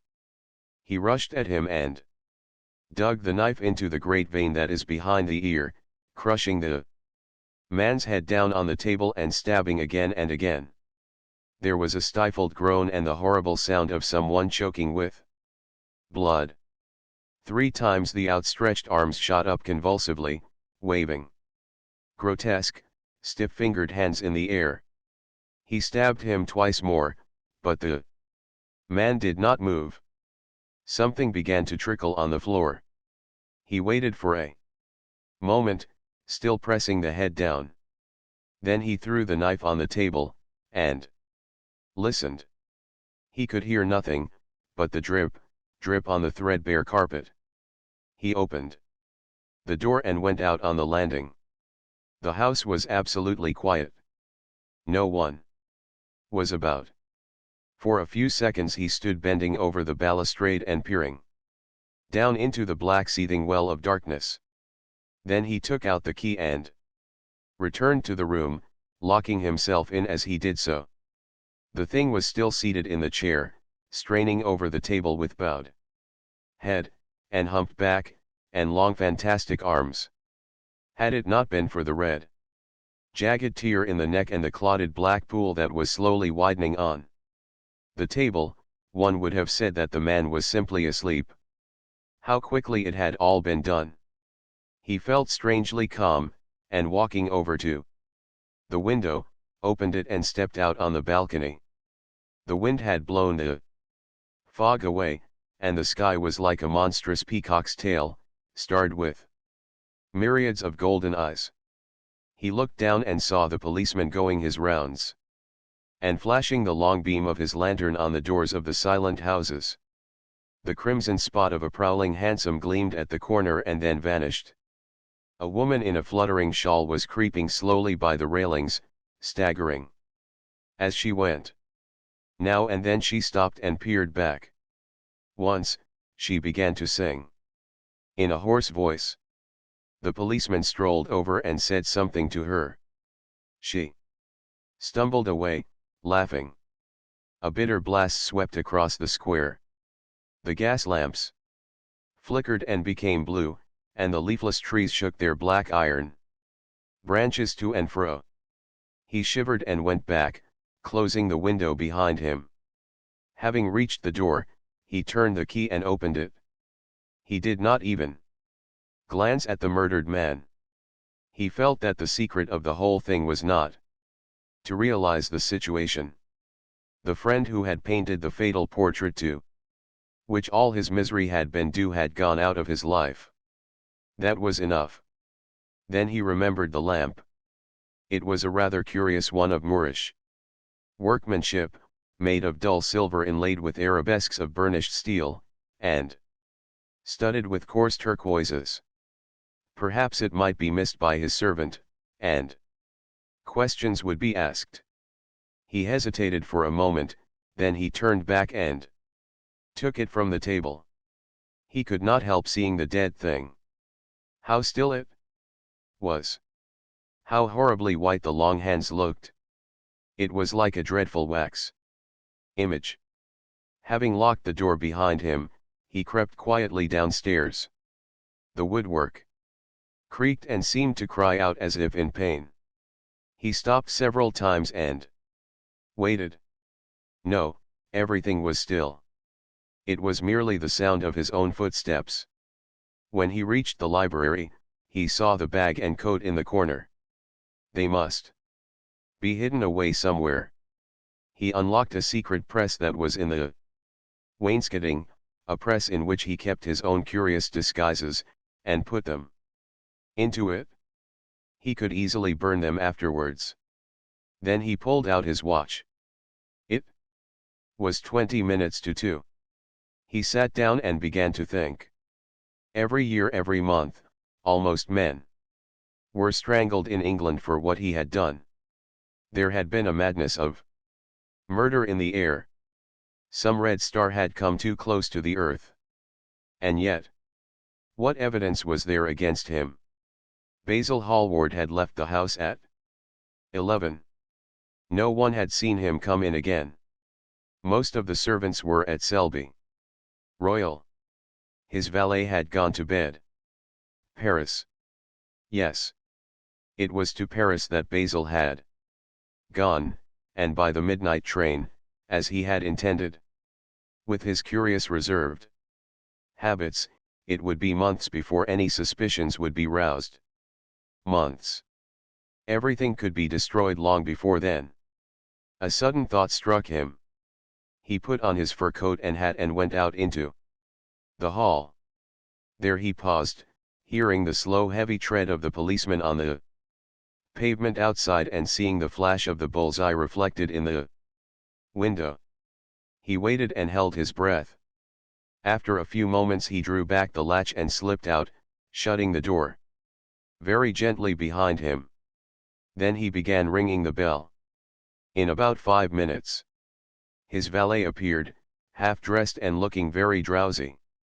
"I am sorry to have had to wake you up, Francis," he said, stepping in, "but I had forgotten my latchkey." "What time is it?" 10 minutes past 2, sir," answered the man, looking at the clock. And blinking. 10 minutes past 2? How horribly late. You must wake me at 9. Tomorrow. I have some work to do. All right, sir. Did anyone call this evening? Mr. Hallward, sir. He stayed here till 11, and then he went away to catch his train. Oh. I am sorry I didn't see him. Did he leave any message? No, sir, except that he would write to you from Paris, if he did not find you at the club. That will do, Francis. Don't forget to call me at 9. Tomorrow. No, sir. The man shambled down the passage in his slippers. Dorian Gray threw his hat and coat upon the table and passed into the library. For a quarter of an hour he walked up and down the room, biting his lip and thinking. Then he took down the blue book from one of the shelves and began to turn over the leaves. Alan Campbell, 152, Hertford Street. Mayfair.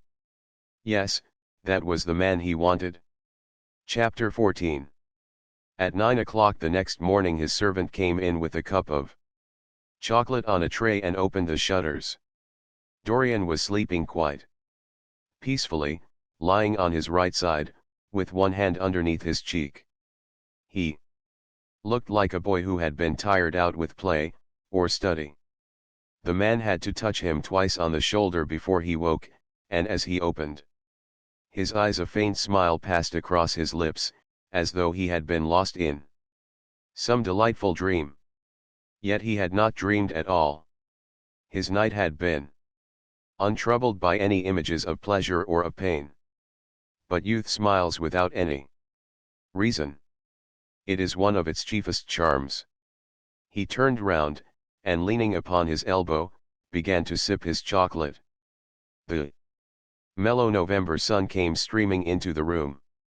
The sky was bright, and there was a genial warmth in the air. It was almost like a morning in May. Gradually the events of the preceding night crept with silent, blood-stained feet into his brain and reconstructed themselves there with terrible distinctness. He winced at the memory of all that he had suffered, and for a moment the same curious feeling of loathing for Basil Hallward that had made him kill him as he sat in the chair came back to him, and he grew cold with passion. The dead man was still sitting there, too, and in the sunlight now. How horrible that was! Such hideous things were for the darkness, not for the day. He felt that if he brooded on what he had gone through he would sicken or grow mad. There were sins whose fascination was more in the memory than in the doing of them, strange triumphs that gratified the pride more than the passions, and gave to the intellect a quickened sense of joy, greater than any joy they brought, or could ever bring, to the senses. But this was not one of them. It was a thing to be driven out of the mind, to be drugged with poppies, to be strangled lest it might strangle one itself. When the half-hour struck, he passed his hand across his forehead, and then got up hastily and dressed himself with even more than his usual care, giving a good deal of attention to the choice of his necktie and scarfpin and changing his rings more than once. He spent a long time also over breakfast, tasting the various dishes, talking to his valet about some new liveries that he was thinking of getting made for the servants at Selby, and going through his correspondence. At some of the letters, he smiled. 3 of them bored him. 1. He read several times over and then tore up with a slight look of annoyance in his face. That awful thing, a woman's memory, as Lord Henry had once said. After he had drunk his cup of black coffee, he wiped his lips slowly with a napkin, motioned to his servant to wait, and going over to the table, sat down and wrote 2 letters. One he put in his pocket, the other he handed to the valet. Take this round to 152, Hertford Street, Francis, and if Mr. Campbell is Out of town, get his address. As soon as he was alone, he lit a cigarette and began sketching upon a piece of paper, drawing first flowers and bits of architecture, and then human faces. Suddenly he remarked that every face that he drew seemed to have a fantastic likeness to Basil Hallward. He frowned, and getting up, went over to the bookcase and took out a volume at hazard. He was determined that he would not think about what had happened until it became absolutely necessary that he should do so. When he had stretched himself on the sofa, he looked at the title page of the book. It was Gautier's Images et Cames, Charpentiers. Japanese paper edition, with the Jacquemart etching. The binding was of citron green leather, with a design of gilt trellis work and dotted pomegranates. It had been given to him by Adrian Singleton. As he turned over the pages, his eye fell on the poem about the hand of Lacenaire, the cold yellow hand du supplice encore mal lavé, with its downy red hairs and its doigt de faune. He glanced at his own white taper fingers, shuddering slightly in spite of himself, and passed on, till he came to those lovely stanzas upon Venice. Sur un gamme chromatique. Elle scène de pearls ruisselant. La Venus de l'Adriatique. Sort de l'eau sun cor rose et blanc. Les domes, sur l'azur de ondes. Suivant la phrase au per contour. S'enflant comme de gorges rondes. Que souleve un super d'amour. Elle esquive aboard et me depose. Jetant son amer au pilier. Devant un façade rose. Sur le marbre d'un escalier. How exquisite they were! As one read them, one seemed to be floating down the green waterways of the pink and pearl city, seated in a black gondola with silver prow and trailing curtains. The mere lines looked to him like those straight lines of turquoise blue that follow one as one pushes out to the Lido. The sudden flashes of color reminded him of the gleam of the opal and iris throat birds that flutter round the tall honeycombed campanile.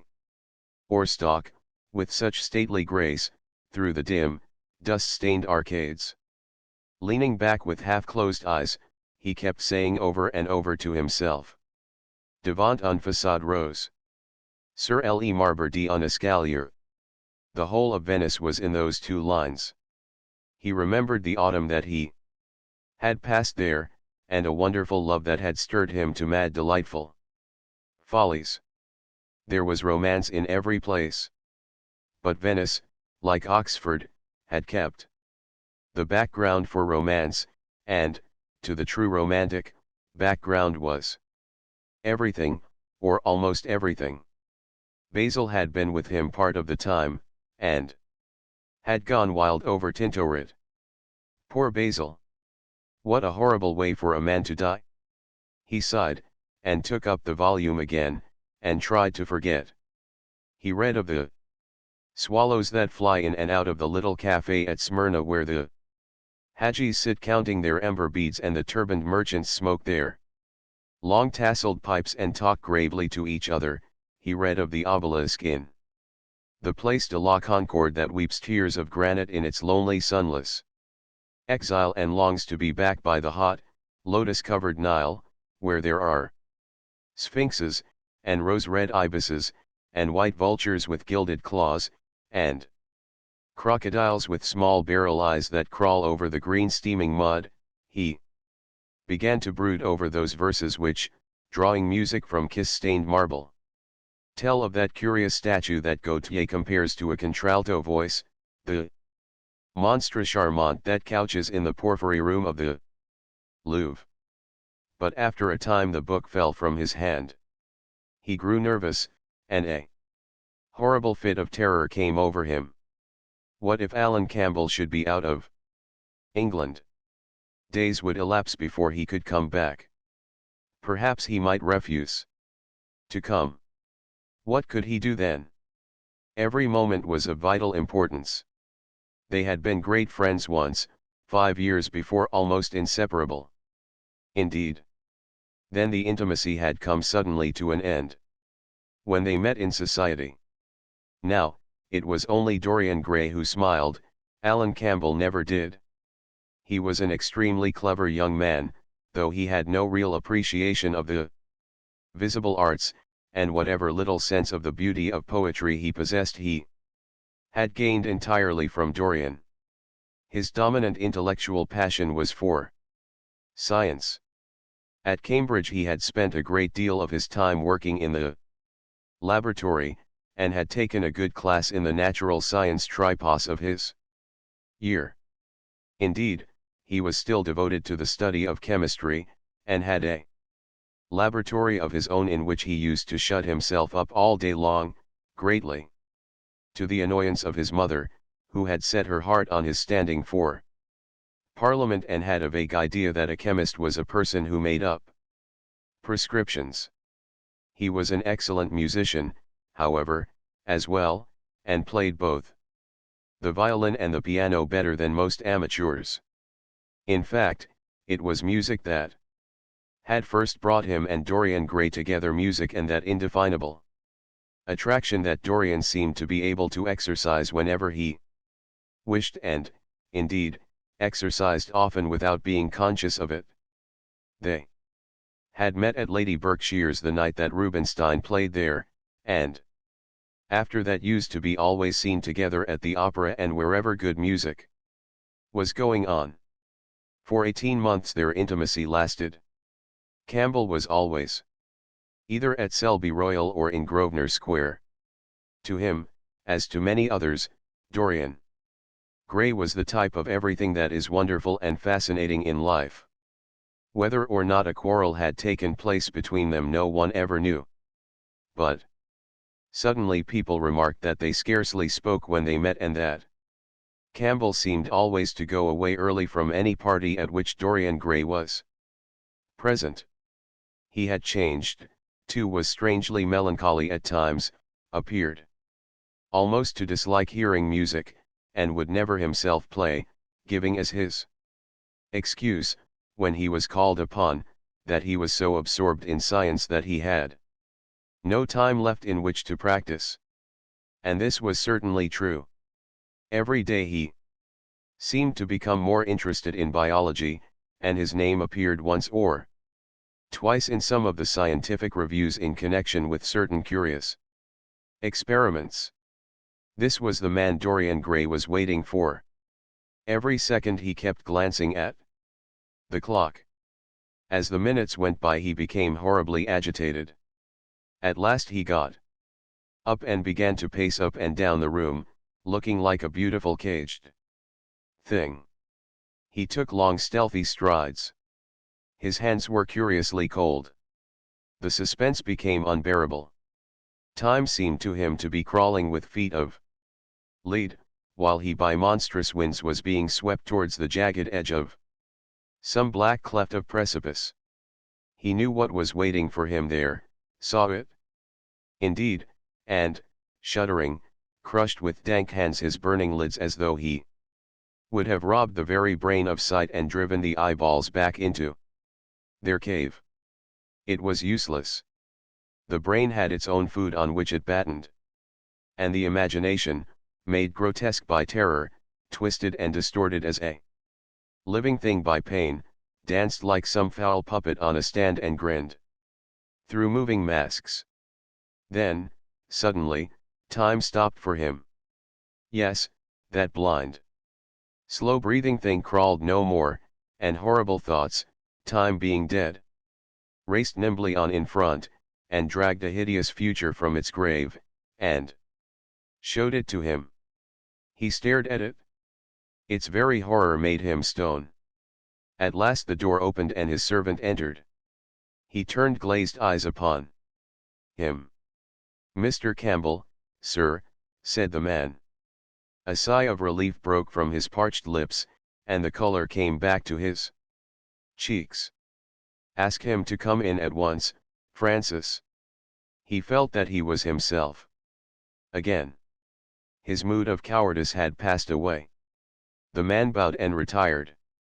In a few moments, Alan Campbell walked in, looking very stern and rather pale, his pallor being intensified by his coal-black hair and dark eyebrows. "Alan. This is kind of you. I thank you for coming.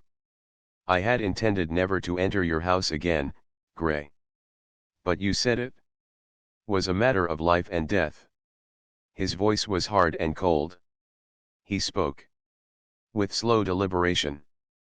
There was a look of contempt in the steady searching gaze that he turned on Dorian. He kept his hands in the pockets of his astrakhan coat, and seemed not to have noticed the gesture with which he had been greeted. "Yes, it is a matter of life and death, Alan, and to more than one person. Sit down." Campbell took a chair by the table, and Dorian sat opposite to him.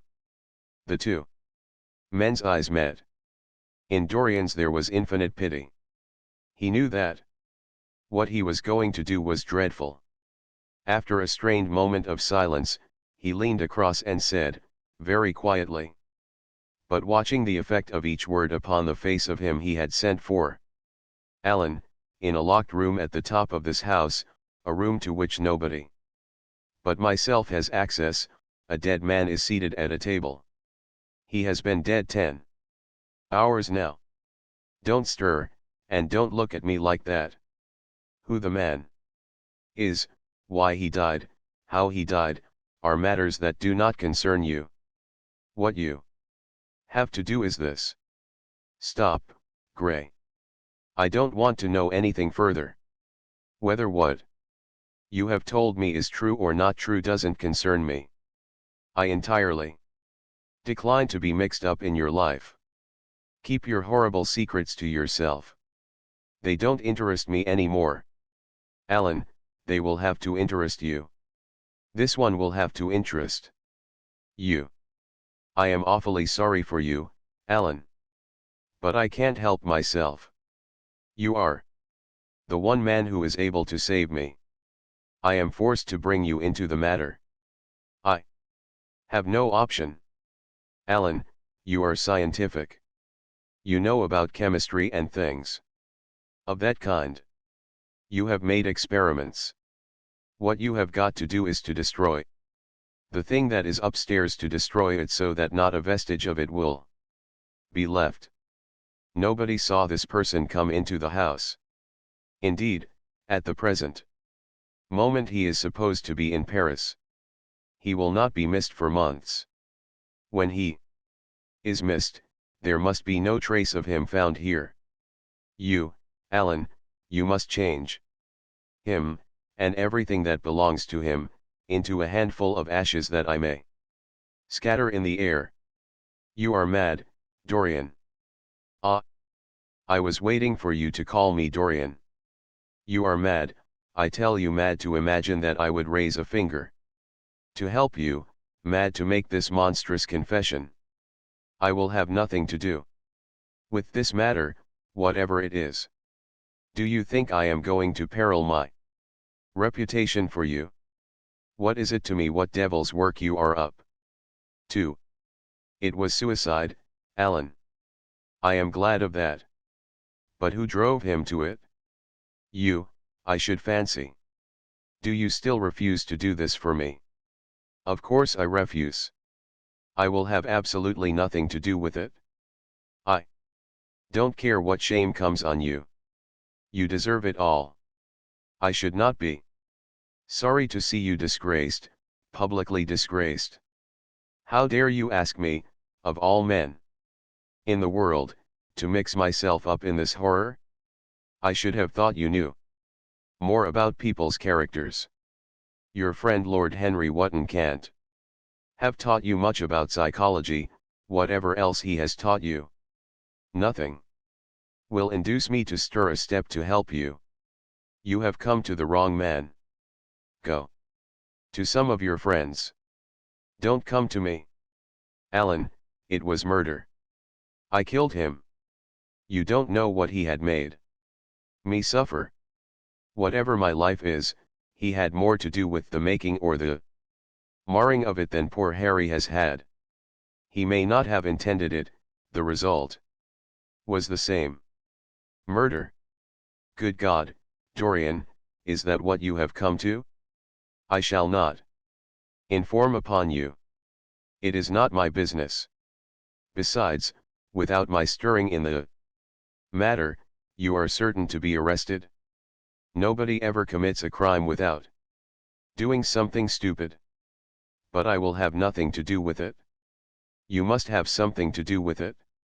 Wait a moment, listen to me. Only listen, Alan. All I ask of you is to perform a certain scientific experiment. You go to hospitals and dead houses, and the horrors that you do there don't affect you. If in some hideous dissecting room or fetid laboratory you found this man lying on a leaden table with red gutters scooped out in it for the blood to flow through, you would simply look upon him as an admirable subject. You would not turn a hair. You would not believe that you were doing anything wrong. On the contrary, you would probably feel that you were benefiting the human race, or increasing the sum of knowledge in the world, or gratifying intellectual curiosity, or something of that kind. What I want you to do is merely what you have often done before. Indeed, to destroy a body must be far less horrible than what you are accustomed to work at. And remember, it is the only piece of evidence against me. If it is discovered, I am lost, and it is sure to be discovered unless you help me. I have no desire to help you. You forget that. I am simply indifferent to the whole thing. It has nothing to do with me. Alan, I entreat you. Think of the position I am in. Just before you came, I almost fainted with terror. You may know terror yourself some day. No. Don't think of that. Look at the matter purely from the scientific point of view. You don't inquire where the dead things on which you experiment come from. Don't inquire now. I have told you too much as it is. But I beg of you to do this. We were friends once, Alan. Don't speak about those days, Dorian, they are dead. The dead linger sometimes.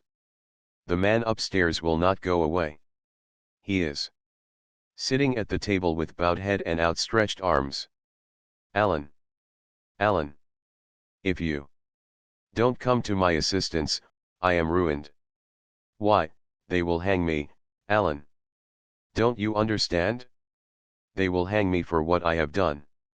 There is no good in prolonging this scene. I absolutely refuse to do anything in the matter. It is insane of you to ask me. You refuse. Yes. I entreat you, Alan. It is useless. The same look of pity came into Dorian Gray's eyes. Then he stretched out his hand, took a piece of paper, and wrote something on it. He read it over twice, folded it carefully, and pushed it across the table. Having done this, he got up and went over to the window. Campbell looked at him in surprise, and then took up the paper, and opened it. As he read it, his face became ghastly pale and he fell back in his chair. A horrible sense of sickness came over him. He felt as if his heart was beating itself to death in some empty hollow. After 2 or 3 minutes of terrible silence, Dorian turned round and came and stood behind him, putting his hand upon his shoulder. I am so sorry for you, Alan, he murmured, but you leave me no alternative. I have a letter written already.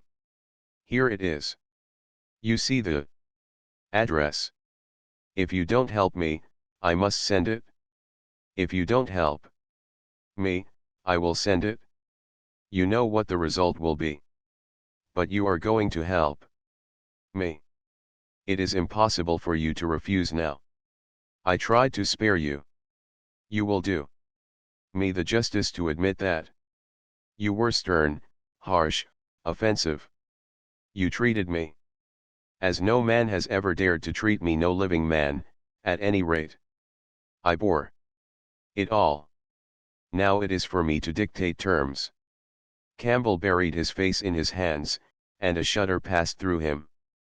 Yes, it is my turn to dictate terms, Alan. You know what they are. The thing is quite simple. Come, don't work yourself into this fever. The thing has to be done. Face it, and do it. A groan broke from Campbell's lips and he shivered all over. The ticking of the clock on the mantelpiece seemed to him to be dividing time into separate atoms of agony, each of which was too terrible to be borne. He felt as if an iron ring was being slowly tightened round his forehead, as if the disgrace with which he was threatened had already come upon him. The hand upon his shoulder weighed like a hand of lead. It was intolerable. It seemed to crush him. Come, Alan, you must decide at once. I cannot do it, he said, mechanically, as though words could alter things. You must. You have no choice. Don't delay. He hesitated a moment. Is there a fire in the room upstairs? Yes, there is a gas fire with asbestos. I shall have to go home and get some things from the laboratory. No, Alan, you must not leave the house. Write out on a sheet of notepaper what you want and my servant will take a cab and bring the things back to you. Campbell scrawled a few lines, blotted them, and addressed an envelope to his assistant. Dorian took the note up and read it carefully. Then he rang the bell and gave it to his valet, with orders to return as soon as possible and to bring the things with him. As the hall door shut, Campbell started nervously, and having got up from the chair, went over to the chimney-piece. He was shivering with a kind of ague. For nearly 20 minutes, neither of the men spoke. A fly buzzed noisily about the room, and the ticking of the clock was like the beat of a hammer. As the chime struck one, Campbell turned round, and looking at Dorian Gray, saw that his eyes were filled with tears.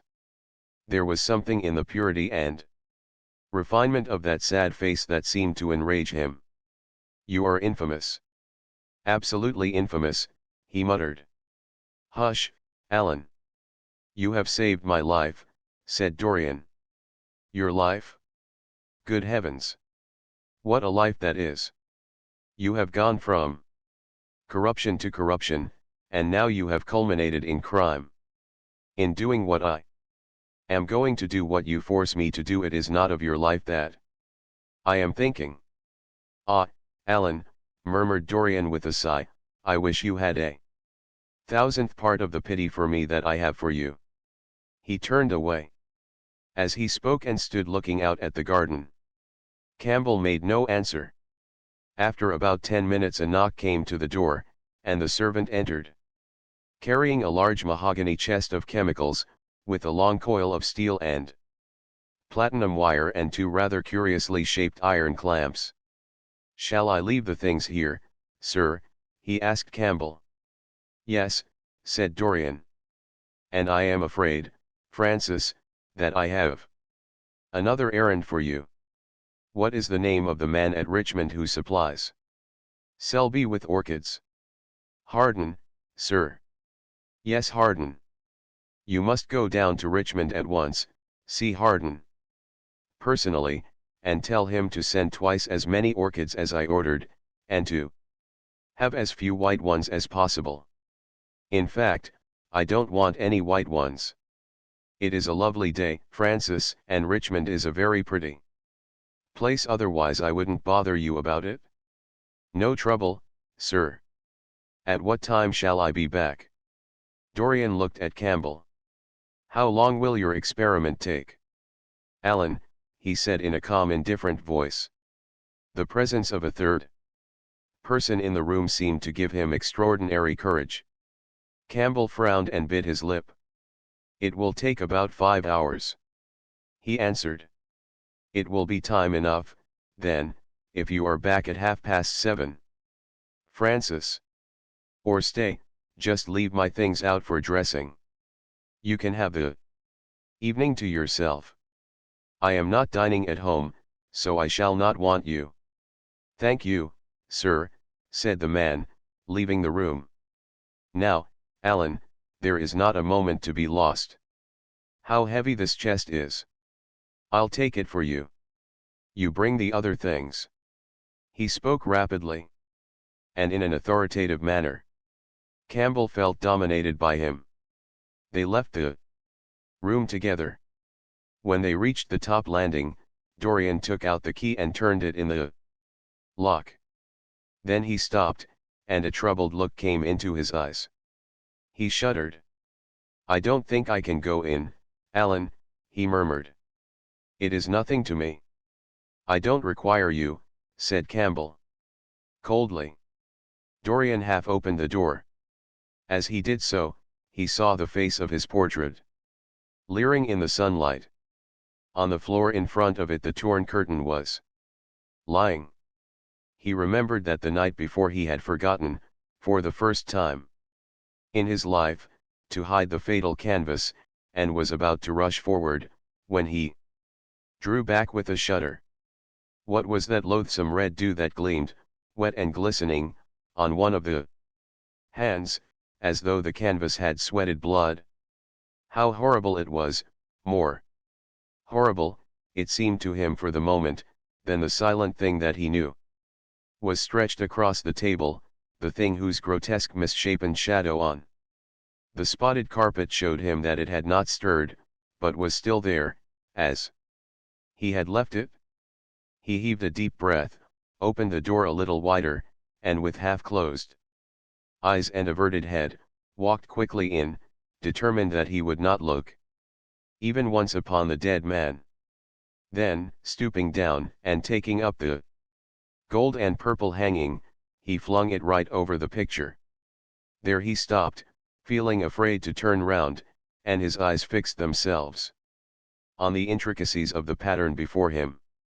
He heard Campbell bringing in the heavy chest, and the irons, and the other things that he had required for his dreadful work. He began to wonder if he and Basil Hallward had ever met, and, if so, what they had thought of each other. "Leave me now," said a stern voice behind him.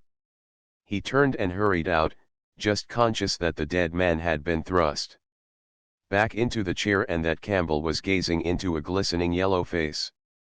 As he was going downstairs, he heard the key being turned in the lock. It was long after 7 when Campbell came back into the library. He was pale, but absolutely calm. "I have done what you asked me to do," he muttered. "And now, goodbye. Let us never see each other again. You have saved me from ruin, Alan." "I cannot forget that," said Dorian simply. As soon as Campbell had left, he went upstairs. There was a horrible smell of nitric acid in the room. But the thing that had been sitting at the table was gone. Chapter 15. That evening, at 8:30, exquisitely dressed and wearing a large buttonhole of Parma violets, Dorian Gray was ushered into Lady Narborough's drawing room by bowing servants. His forehead was throbbing with maddened nerves, and he felt wildly excited, but his manner as he bent over his hostess's hand was as easy and graceful as ever. Perhaps one never seems so much at one's ease as when one has to play a part. Certainly no one looking at Dorian Gray that night could have believed that he had passed through a tragedy as horrible as any tragedy of our age. Those finely shaped fingers could never have clutched a knife for sin, nor those smiling lips have cried out on God and goodness. He himself could not help wondering at the calm of his demeanor, and for a moment felt keenly the terrible pleasure of a double life. It was a small party, got up rather in a hurry by Lady Narborough, who was a very clever woman with what Lord Henry used to describe as the remains of really remarkable ugliness. She had proved an excellent wife to one of our most tedious ambassadors, and having buried her husband properly in a marble mausoleum, which she had herself designed, and married off her daughters to some rich, rather elderly men. She devoted herself now to the pleasures of French fiction, French cookery, and French esprit when she could get it. Dorian was one of her especial favorites, and she always told him that she was extremely glad she had not met him in early life. "I know, my dear, I should have fallen madly in love with you," she used to say, "and thrown my bonnet right over the mills for your sake. It is most fortunate that you were not thought of at the time. As it was, our bonnets were so unbecoming, and the mills were so occupied in trying to raise the wind, that I never had even a flirtation with anybody. However, that was all Narborough's fault. He was dreadfully short-sighted, and there is no pleasure in taking in a husband who never sees anything." Her guests this evening were rather tedious. The fact was, as she explained to Dorian, behind a very shabby fan, one of her married daughters had come up quite suddenly to stay with her, and, to make matters worse, had actually brought her husband with her. "I think it is most unkind of her, my dear," she whispered. "Of course I go and stay with them every summer after I come from Hamburg, but then an old woman like me must have fresh air sometimes, and besides, I really wake them up. You don't know what an existence they lead down there. It is pure unadulterated country life. They get up early, because they have so much to do, and go to bed early, because they have so little to think about. There has not been a scandal in the neighborhood since the time of Queen Elizabeth, and consequently they all fall asleep after dinner.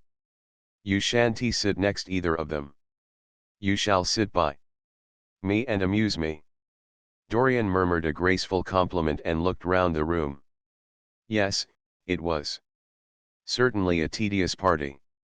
Two of the people he had never seen before, and the others consisted of Ernest Harrowden, one of those middle-aged mediocrities so common in London clubs who have no enemies, but are thoroughly disliked by their friends, Lady Ruxton, an overdressed woman of 47, with a hooked nose, who was always trying to get herself compromised, but was so peculiarly plain that to her great disappointment no one would ever believe anything.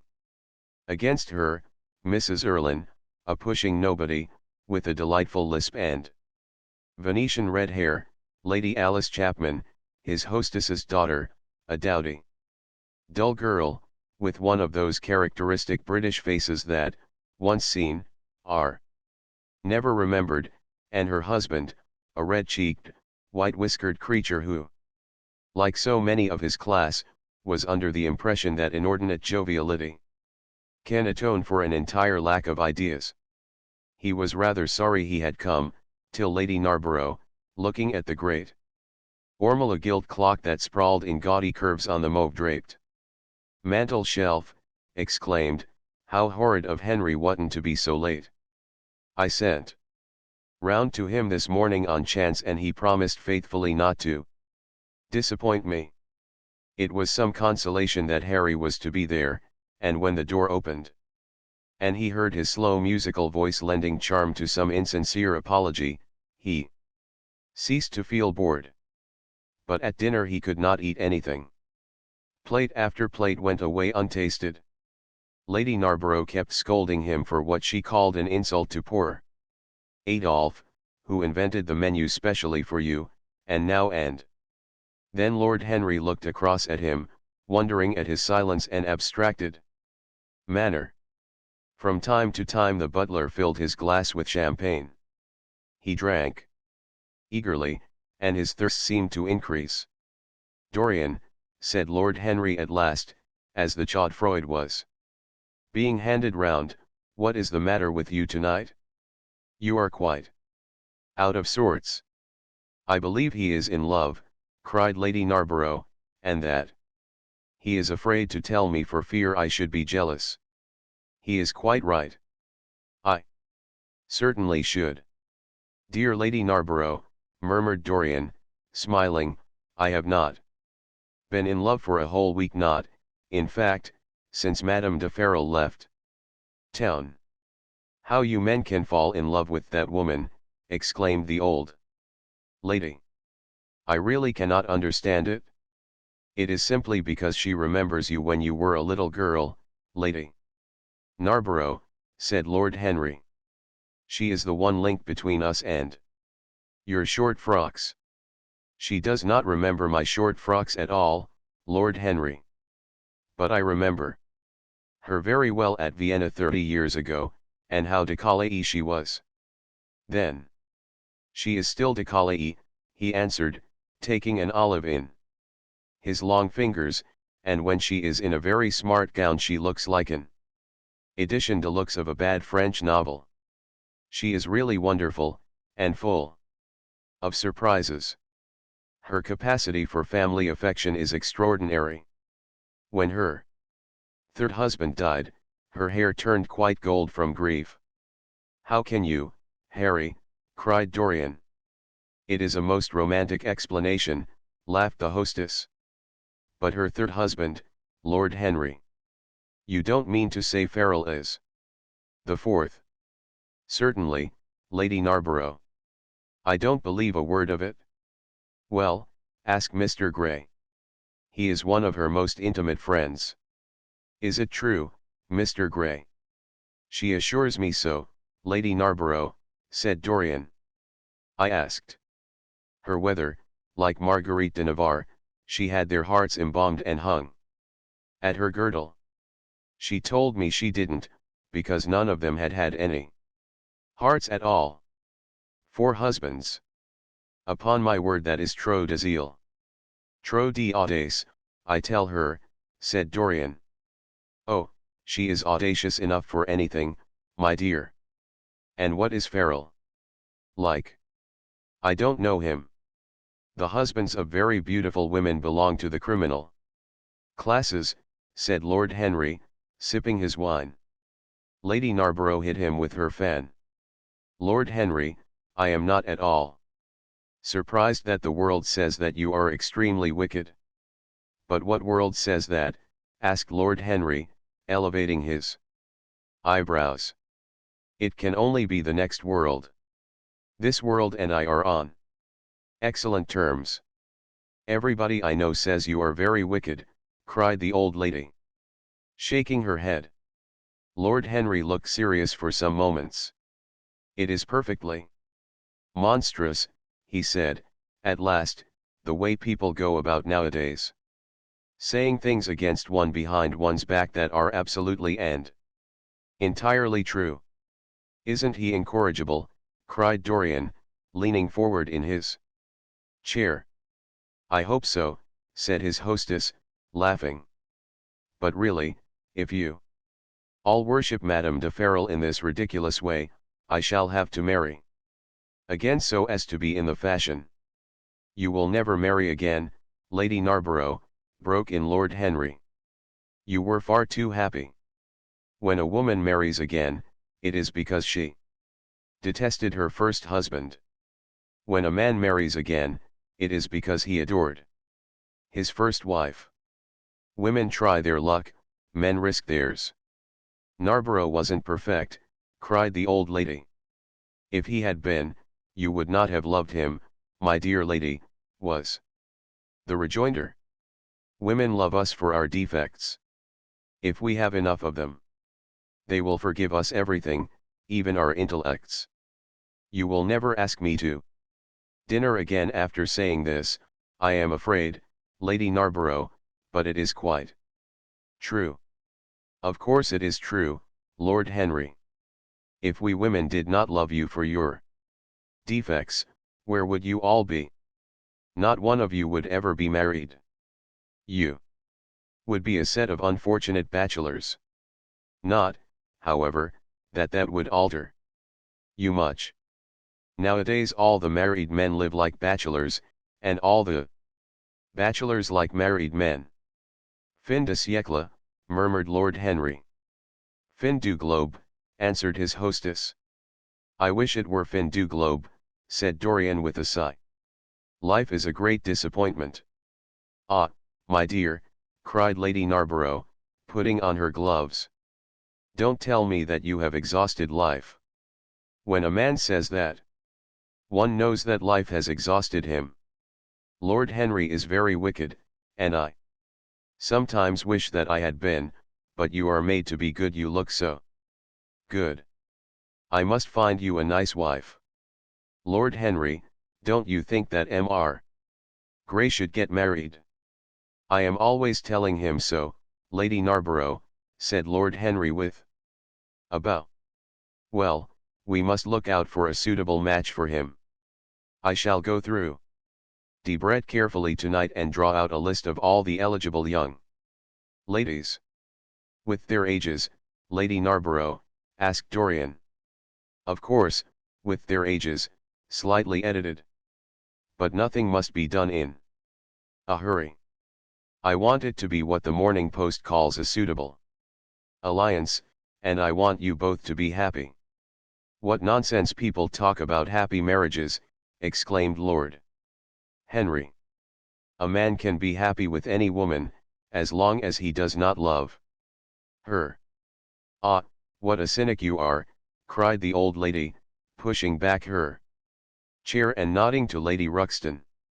You must come and dine with me soon. Again. You are really an admirable tonic, much better than what Sir Andrew prescribes for me. You must tell me what people you would like to meet, though. I want it to be a delightful gathering. I like men who have a future and women who have a past, he answered. Or do you think that would make it a petticoat party? I fear so, she said, laughing, as she stood up. 1,000 pardons, my dear Lady Ruxton, she added, I didn't see you. Hadn't finished your cigarette. Never mind, Lady Narborough. I smoke a great deal too much. I am going to limit myself, for the future. Pray don't, Lady Ruxton, said Lord Henry. Moderation is a fatal thing. Enough is as bad as a meal. More than enough is as good as a feast. Lady Ruxton glanced at him curiously. You must come and explain that to me some afternoon, Lord Henry. It sounds a fascinating theory, she murmured, as she swept out of the room. Now, mind you don't stay too long over your politics and scandal, cried Lady Narborough from the door. If you do, we are sure to squabble upstairs. The men laughed, and Mr. Chapman got up solemnly from the foot of the table and came up to the top. Dorian Gray changed his seat and went and sat by Lord Henry. Mr. Chapman began to talk in a loud voice about the situation in the House of Commons. He guffawed at his adversaries. The word doctrinaire, word full of terror to the British mind, reappeared from time to time between his explosions. An alliterative prefix served as an ornament of oratory. He hoisted the Union Jack on the pinnacles of thought. The inherited stupidity of the race, sound English common sense, he jovially termed it, was shown to be the proper bulwark for society. A smile curved Lord Henry's lips, and he turned round and looked at Dorian. Are you better, my dear fellow? He asked. You seemed rather out of sorts at dinner. I am quite well, Harry. I am tired. That is all. You were charming last night. The little Duchess is quite devoted to you. She tells me she is going down to Selby. She has promised to come on the 20th. Is Monmouth to be there, too? Oh, yes, Harry. He bores me dreadfully, almost as much as he bores her. She is very clever, too clever for a woman. She lacks the indefinable charm of weakness. It is the feet of clay that make the gold of the image precious. Her feet are very pretty, but they are not feet of clay. White porcelain feet, if you like. They have been through the fire, and what fire does not destroy, it hardens. She has had experiences. How long has she been married? Asked Dorian. An eternity, she tells me. I believe, according to the peerage, it is 10 years, but 10 years with Monmouth must have been like eternity, with time thrown in. Who else is coming? Oh, the Willoughbys, Lord Rugby and his wife, our hostess, Geoffrey Clouston, the usual set. I have asked Lord Ryan. I like him, said Lord Henry. A great many people don't, but I find him charming. He atones for being occasionally somewhat overdressed by being always absolutely overeducated. He is a very modern type. I don't know if he will be able to come, Harry. He may have to go to Monte Carlo with his father. Ah, what a nuisance people's people are. Try and make him come. By the way, Dorian, you ran off very early last night. You left before 11. What did you do afterwards? Did you go straight home?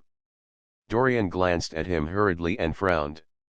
No, Harry, he said at last, I did not get home till nearly 3. Did you go to the club?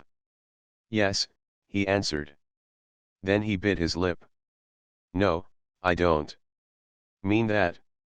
I didn't go to the club. I walked about. I forget what I did.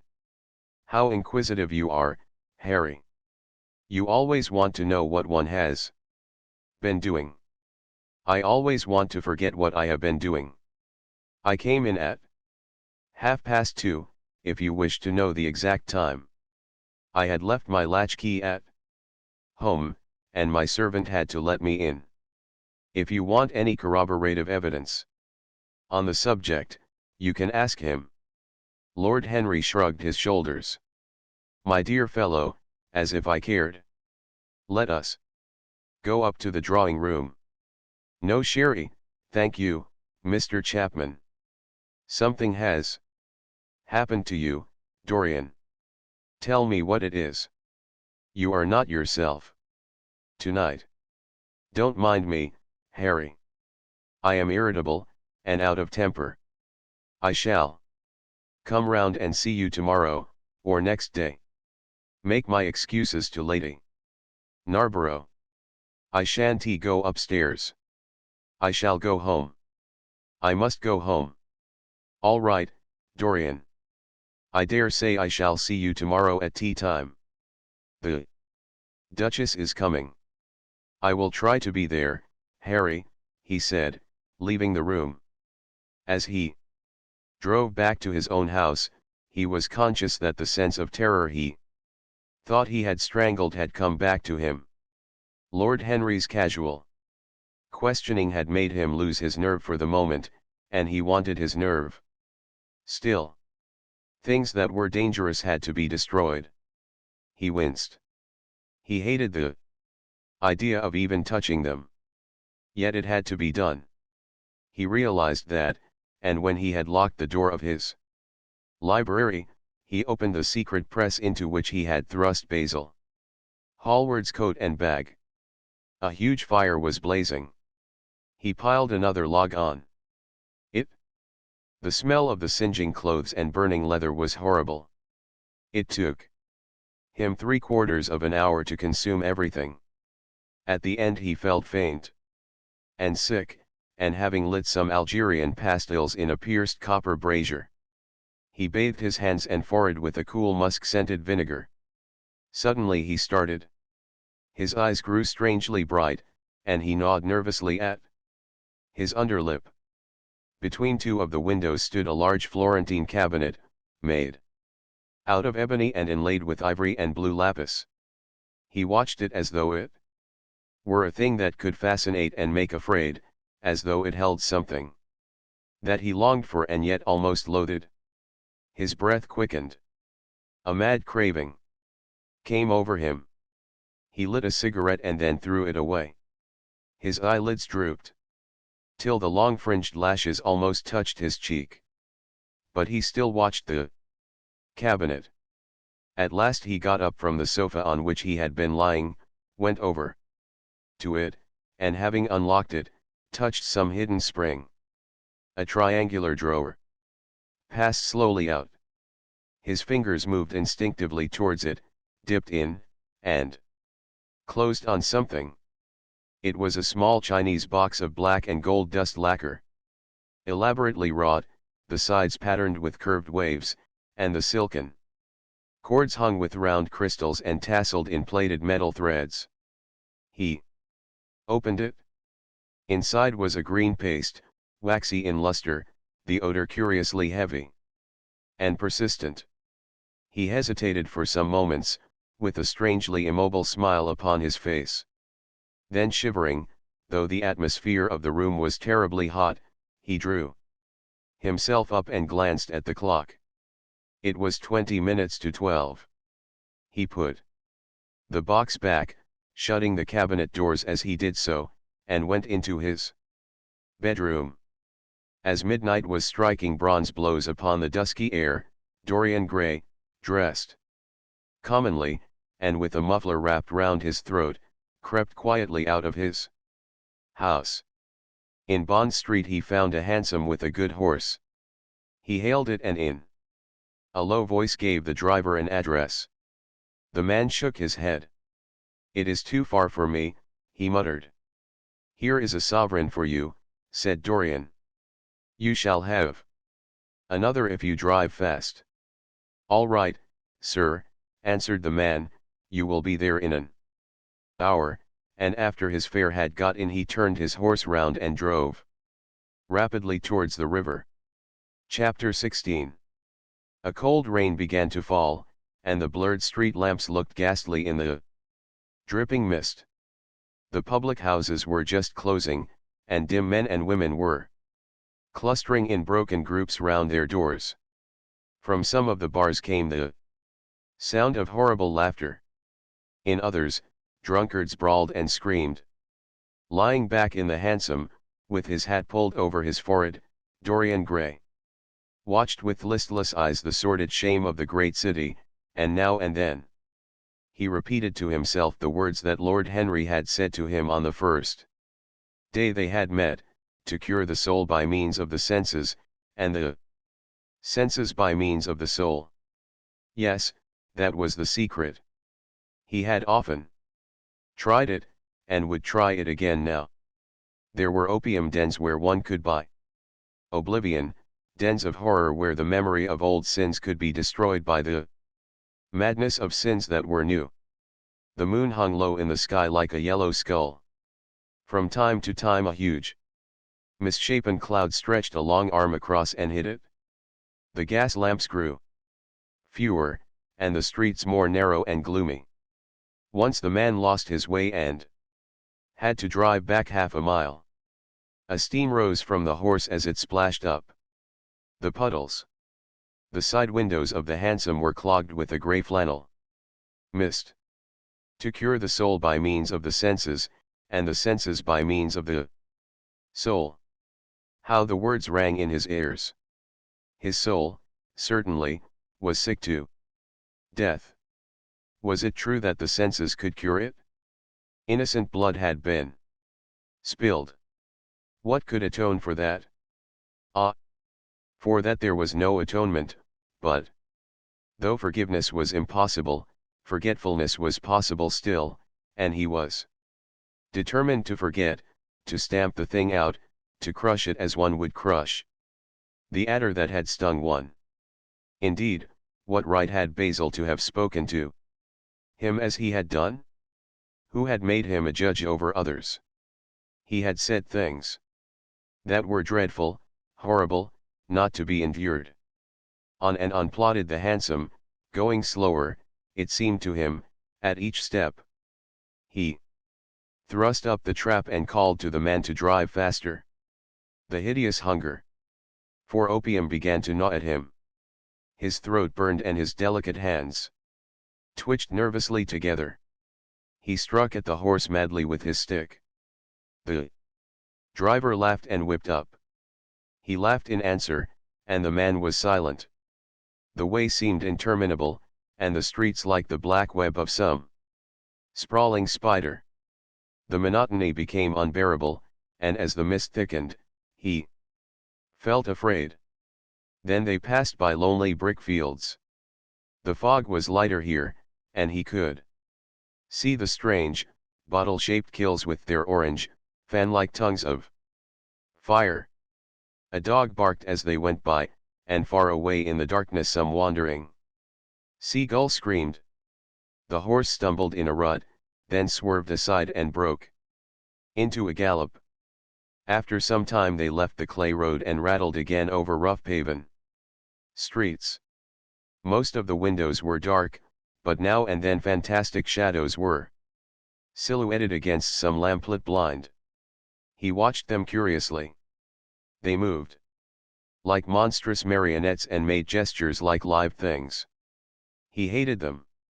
A dull rage was in his heart. As they turned a corner, a woman yelled something at them from an open door, and two men ran after the hansom for about 100 yards. The driver beat at them with his whip. It is said that passion makes one think in a circle. Certainly with hideous iteration the bitten lips of Dorian Gray-shaped and reshaped those subtle words that dealt with soul and sense, till he had found in them the full expression, as it were, of his mood, and justified, by intellectual approval, passions that, without such justification would still have dominated his temper. From cell to cell of his brain crept the one thought, and the wild desire to live, most terrible of all man's appetites, quickened into force each trembling nerve and fiber. Ugliness that had once been hateful to him because it made things real, became dear to him now for that very reason. Ugliness was the one reality. The coarse brawl, the loathsome den, the crude violence of disordered life, the very vileness of thief and outcast, were more vivid, in their intense actuality of impression, than all the gracious shapes of art, the dreamy shadows of song. They were what he needed for forgetfulness. In 3 days he would be free. Suddenly the man drew up with a jerk at the top of a dark lane. Over the low roofs and jagged chimney stacks of the houses rose the black masts of ships. Wreaths of white mist clung like ghostly sails to the yards. "Somewhere about here, sir, ain't it?" he asked huskily. "Through the trap." Dorian started and peered round. "This will do," he answered, and, having got out hastily and given the driver the extra fare he had promised him, he walked quickly in the direction of the quay. Here and there a lantern gleamed at the stern of some huge merchantman. The light shook and splintered.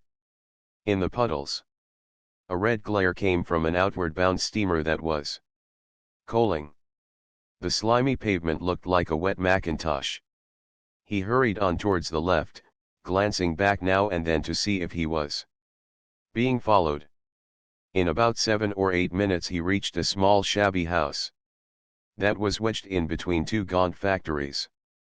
In one of the top windows stood a lamp. He stopped and gave a peculiar knock. After a little time he heard steps in the passage and the chain being unhooked. The door opened quietly, and he went in without saying a word to the squat, misshapen figure that flattened itself into the shadow as he passed. At the end of the hall hung a tattered green curtain that swayed and shook in the gusty wind which had followed him in from the street.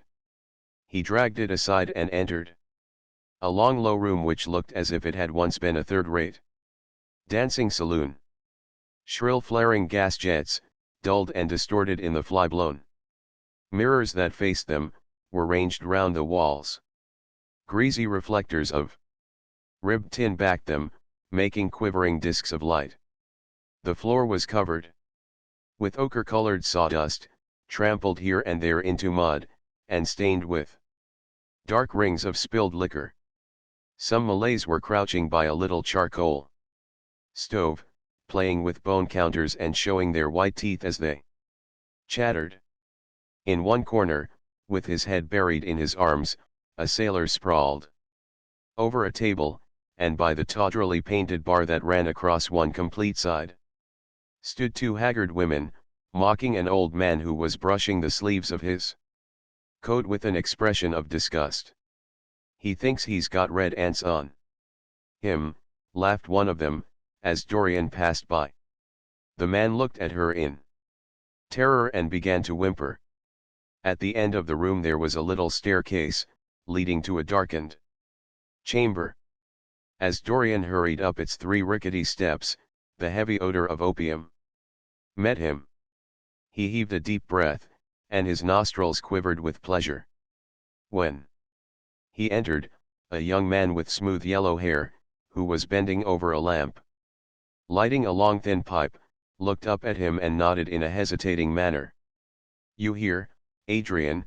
muttered Dorian. "Where else should I be?" he answered, listlessly. "None of the chaps will speak to me now. I thought you had left England." "Darlington is not going to do anything. My brother paid the bill at last. George doesn't speak to me either. I don't care," he added with a sigh. "As long as one has the stuff, one doesn't want friends. I think I have had too many friends." Dorian winced and looked round at the grotesque things that lay in such fantastic postures on the ragged mattresses. The twisted limbs, the gaping mouths, the staring lustreless eyes, fascinated him. He knew in what strange heavens they were suffering, and what dull hells were teaching them the secret of some new joy. They were better off than he was. He was prisoned in thought. Memory, like a horrible malady, was eating his soul away. From time to time he seemed to see the eyes of Basil Hallward looking at him. Yet he felt he could not stay. The presence of Adrian Singleton troubled him. He wanted to be where no one would know who he was. He wanted to escape from himself. "I am going on to the other place," he said after a pause. "On the wharf?" "Yes. That mad cat is sure to be there. They won't have her in this place now." Dorian shrugged his shoulders. "I am sick of women who love one. Women who hate one are much more interesting.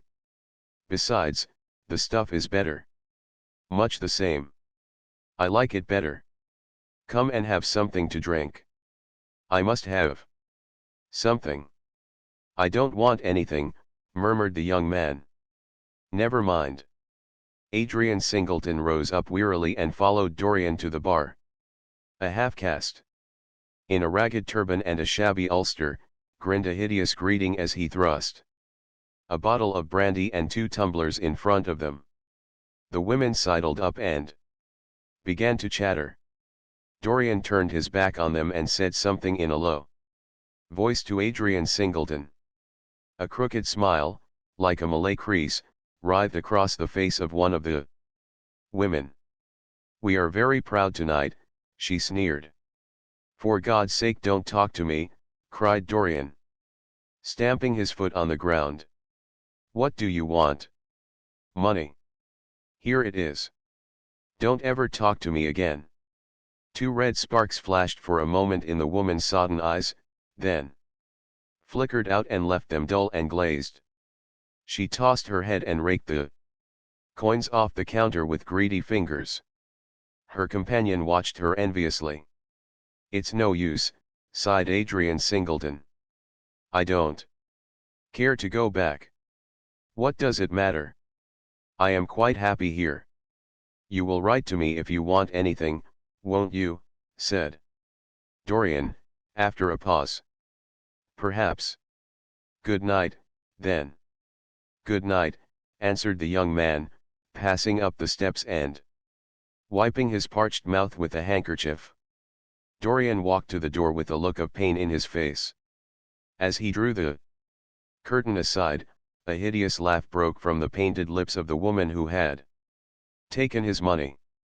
There goes the devil's bargain, she hiccuped, in a hoarse voice. Curse you, he answered, don't call me that. She snapped her fingers. Prince Charming is what you like to be called. Ain't it? She yelled after him. The drowsy sailor leaped to his feet as she spoke, and looked wildly round. The sound of the shutting of the hall door fell on his ear. He rushed out as if in pursuit. Dorian Gray hurried along the quay through the drizzling rain. His meeting with Adrian Singleton had strangely moved him, and he wondered if the ruin of that young life was really to be laid at his door, as Basil Hallward had said to him. With such infamy of insult, he bit his lip, and for a few seconds his eyes grew sad. Yet, after all, what did it matter to him? One's days were too brief to take the burden of another's errors on one's shoulders.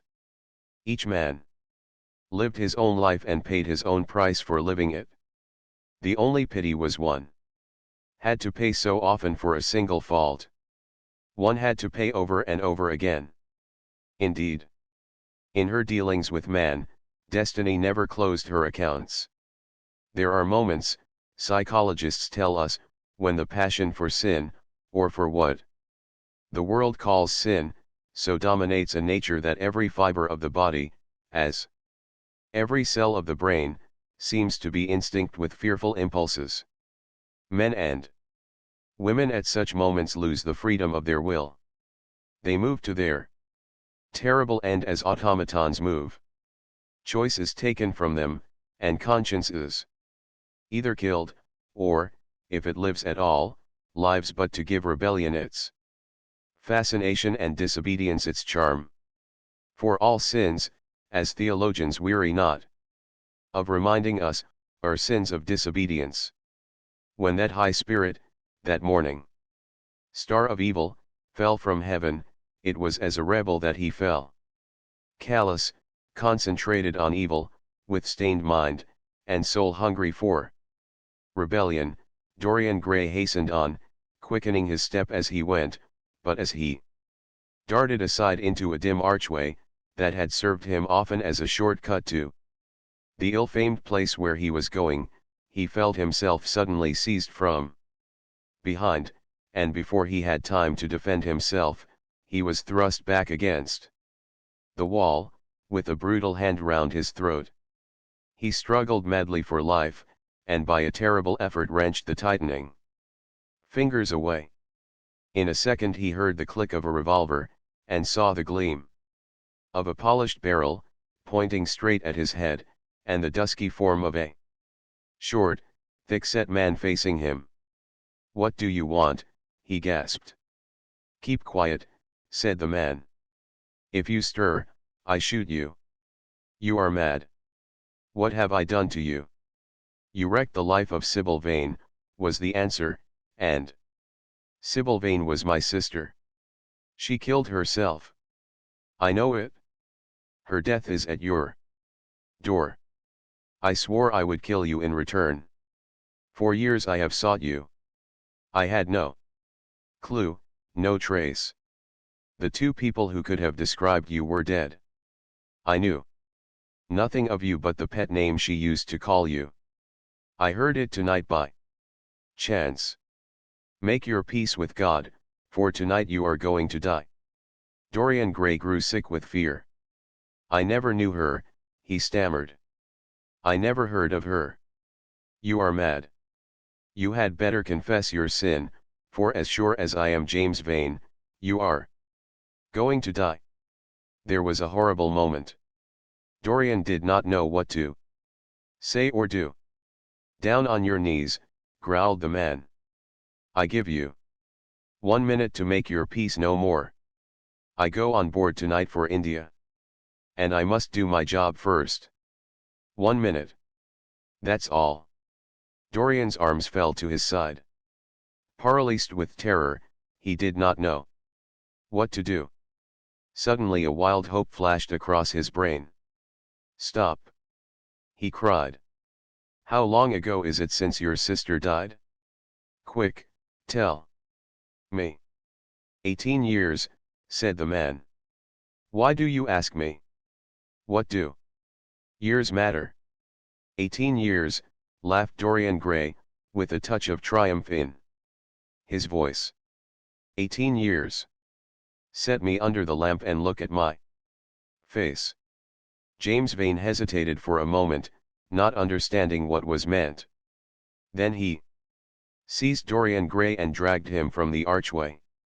Dim and wavering as was the wind-blown light, yet it served to show him the hideous error, as it seemed, into which he had fallen, for the face of the man he had sought to kill had all the bloom of boyhood, all the unstained purity of youth.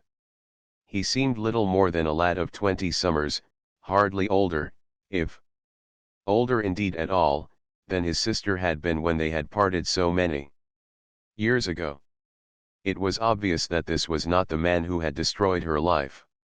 He loosened his hold and reeled back. My God, he cried. And I would have murdered you. Dorian Gray drew a long breath. You have been on the brink of committing a terrible crime, my man, he said, looking at him sternly. Let this be a warning to you not to take vengeance into your own hands. Forgive me, sir, muttered James Vane. I was deceived. A chance word I heard in that damned den set me on the wrong track. You had better go home and put that pistol away, or you may get into trouble, said Dorian, turning on his heel and going slowly down the street. James Vane stood on the pavement in horror. He was trembling from head to foot. After a little while, a black shadow that had been creeping along the dripping wall moved out into the light and came close to him with stealthy footsteps. He felt a hand laid on his arm and looked round with a start. It was one of the women who had been drinking at the bar. Why didn't you kill him, she hissed out, putting haggard face quite close to his. I knew you were following him when you rushed out from Daly's. You fool. You should have killed him. He has lots of money, and he's as bad as bad. He is not the man I am looking for, he answered, and I want no man's money. I want a man's life. The man whose life I want must be nearly 40 now. This one is little more than a boy. Thank God, I have not got his blood upon my hands. The woman gave a bitter laugh.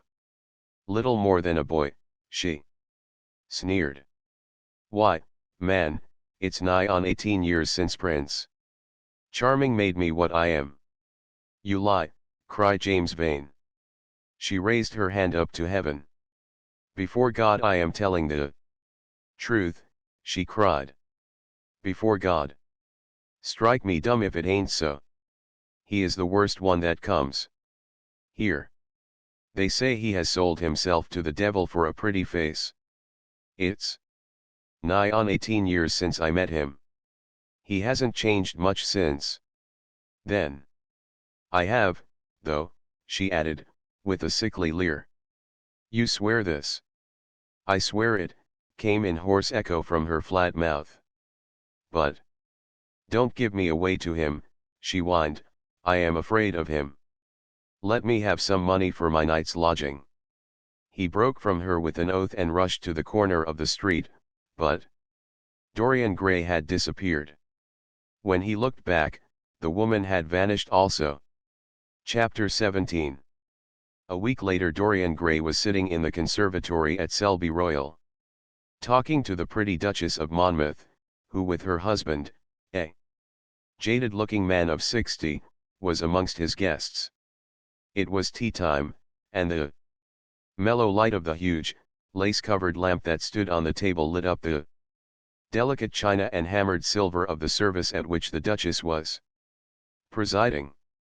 Her white hands were moving daintily among the cups, and her full red lips were smiling at something that Dorian had whispered to her. Lord Henry was lying back in a silk-draped wicker chair, looking at them. On a peach-colored divan sat Lady Narborough, pretending to listen to the Duke's description of the last Brazilian beetle that he had added to his collection. 3 young men in elaborate smoking suits were handing tea cakes to some of the women.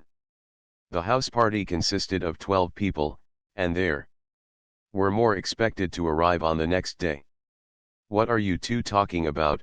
said Lord Henry, strolling over to the table and putting his cup down. "I hope Dorian has told you about my plan for rechristening everything, Gladys. It is a delightful idea." "But I don't want to be rechristened, Harry," rejoined the Duchess, looking up at him with her wonderful eyes. "I am quite satisfied with my own name, and I am sure Mr. Grey should be satisfied with his." "My dear Gladys, I would not alter either name for the world. They are both perfect. I was thinking chiefly of flowers. Yesterday I cut an orchid for my buttonhole. It was a marvelous spotted thing, as effective as the 7 deadly sins. In a thoughtless moment I asked one of the gardeners what it was called. He told me it was a fine specimen of Robinsoniana, or something dreadful of that kind. It is a sad truth, but we have lost the faculty of giving lovely names to things. Names are everything. I never quarrel with actions.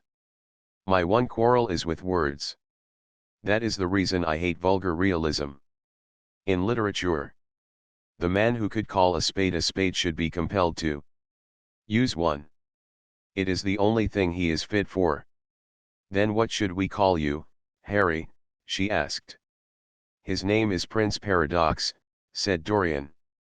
"I recognize him in a flash," exclaimed the Duchess. "I won't hear of it," laughed Lord Henry, sinking into a chair. "From a label there is no escape. I refuse the title."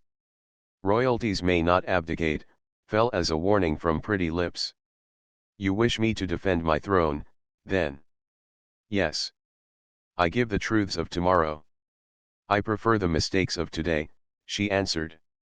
"You disarm me, Gladys," he cried, catching the willfulness of her mood. "Of your shield, Harry, not of your spear." "I never tilt against beauty," he said, with a wave of his hand. "That is your error, Harry, believe me. You value beauty far too much." "How can you say that?" "I admit that I think that it is better to be beautiful than to be good. But on the other hand, no one is more ready than I am to acknowledge that it is better to be good than to be ugly." "Ugliness is one of the 7 deadly sins, then," cried the Duchess. "What becomes of your simile about the orchid?" "Ugliness is one of the 7 deadly virtues, Gladys. You, as a good Tory, must not underrate them. Beer, the Bible, and the 7 deadly virtues have made our England what she is." "You don't like your country, then?" she asked. "I live in it." "That you may censure it the better." "Would you have me take the verdict of Europe on it?" he inquired. "What do they say of us?" "That Tartuffe has emigrated to England and opened a shop."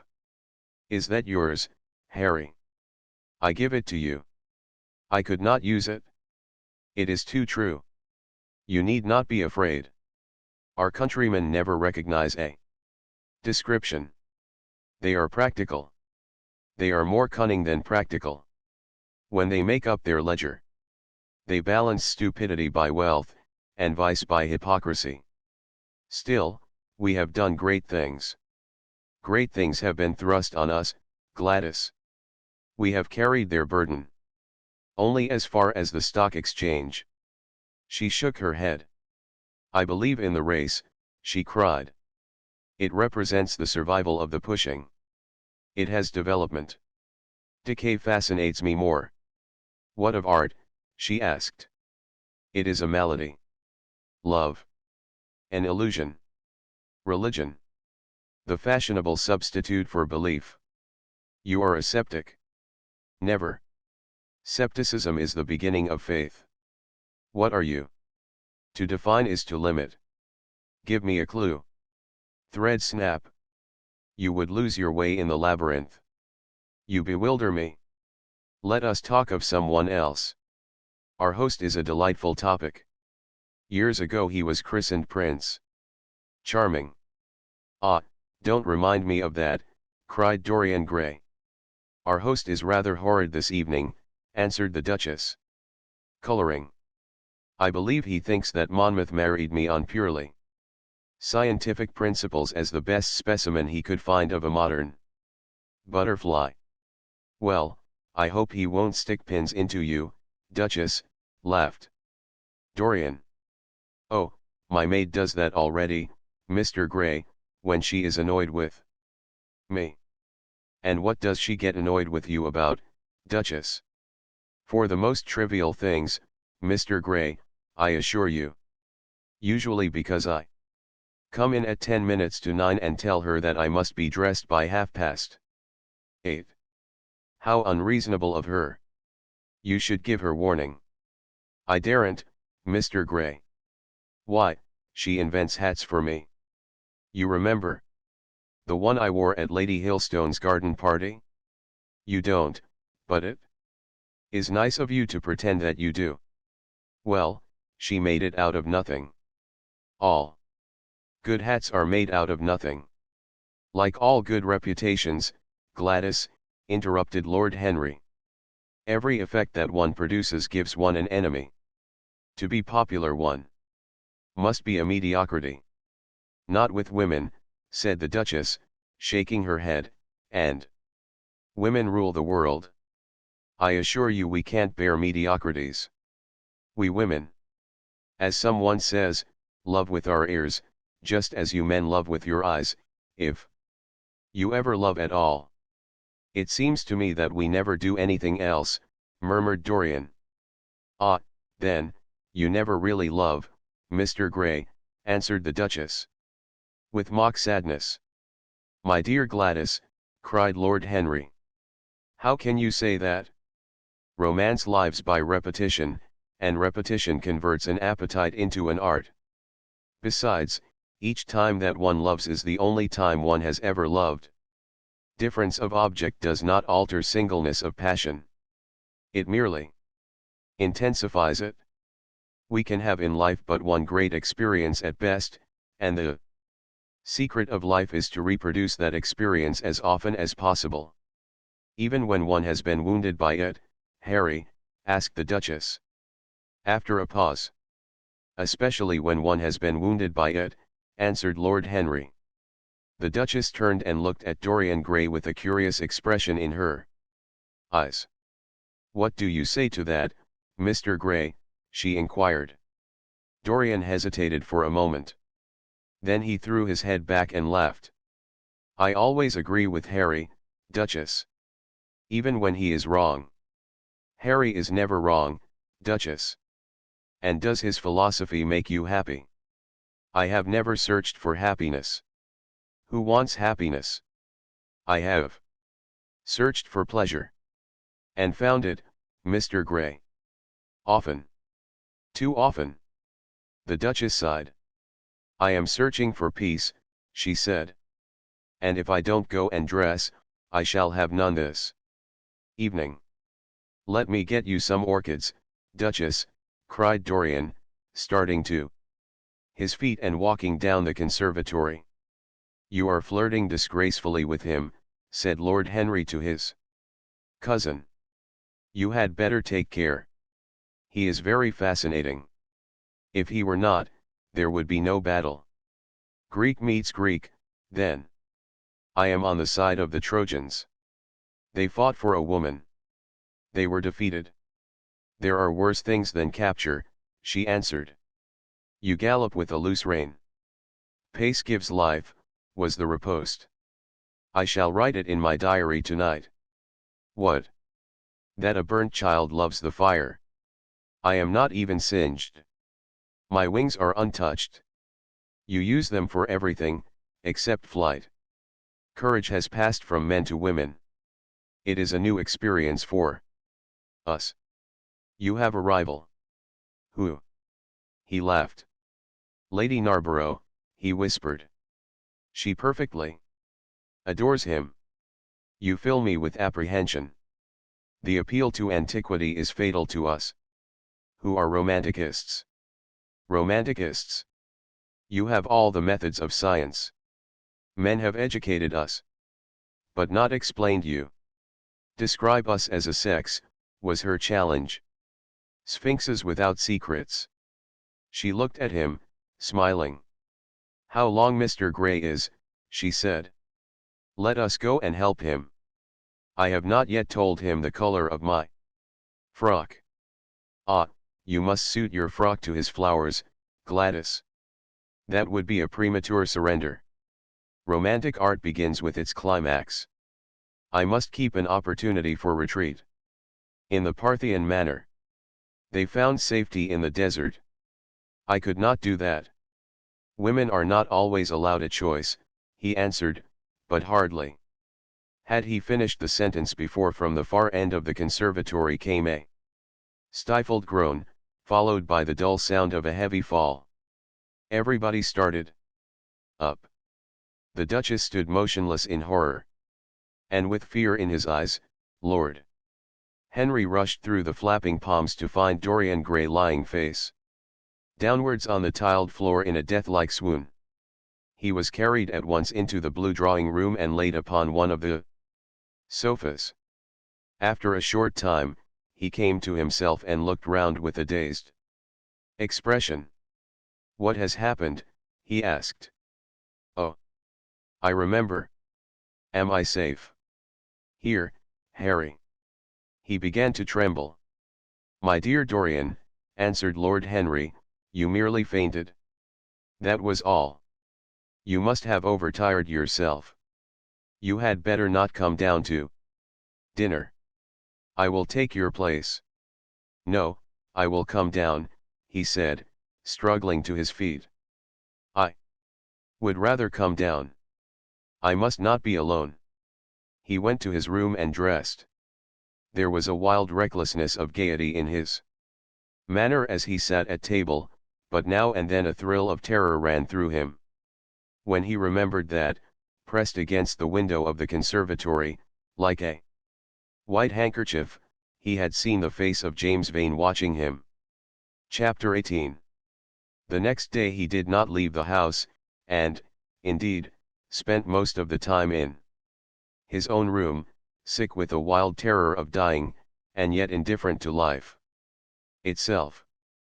The consciousness of being hunted, snared, tracked down, had begun to dominate him. If the tapestry did but tremble in the wind, he shook.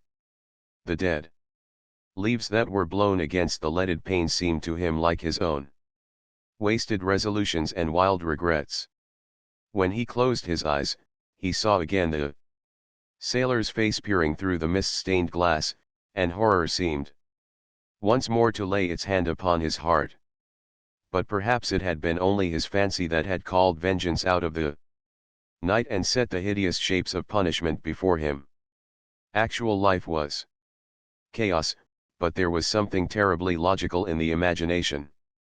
It was the imagination that set remorse to dog the feet of sin. It was the imagination that made each crime bear its misshapen brood. In the common world of fact the wicked were not punished, nor the good rewarded. Success was given to the strong, failure thrust upon the weak. That was all. Besides, had any stranger been prowling round the house, he would have been seen by the servants or the keepers. Had any footmarks been found on the flower beds, the gardeners would have reported it. Yes, it had been merely fancy. Sybil Vane's brother had not come back to kill him. He had sailed away in his ship to founder in some winter sea. From him, at any rate, he was safe. Why, the man did not know who he was, could not know who he was. The mask of youth had saved him.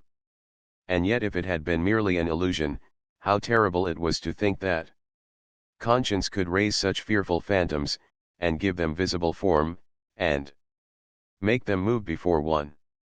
What sort of life would his be if, day and night, shadows of his crime were to peer at him from silent corners, to mock him from secret places, to whisper in his ear as he sat at the feast, to wake him with icy fingers as he lay asleep? As the thought crept through his brain, he grew pale with terror, and the air seemed to him to have become suddenly colder. Oh! In what a wild hour of madness he had killed his friend! How ghastly the mere memory of the scene! He saw it all again. Each hideous detail came back to him with added horror. Out of the black cave of time, terrible and swathed in scarlet, rose the image of his sin. When Lord Henry came in at 6 o'clock, he found him crying as one whose heart will break. It was not till the third day that he ventured to go out. There was something in the clear, pine-scented air of that winter morning that seemed to bring him back his joyousness and his ardor for life. But it was not merely the physical conditions of environment that had caused the change. His own nature had revolted against the excess of anguish that had sought to maim and mar the perfection of its calm.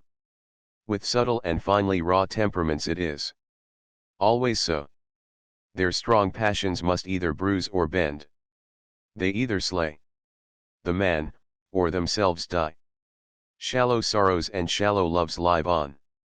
The loves and sorrows that are great are destroyed by their own plenitude.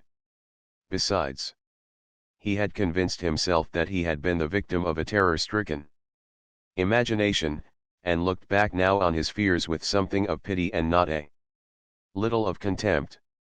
After breakfast, he walked with the Duchess for an hour in the garden and then drove across the park to join the shooting party.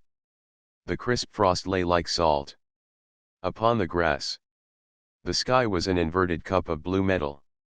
A thin film of ice bordered the flat, reed-grown lake.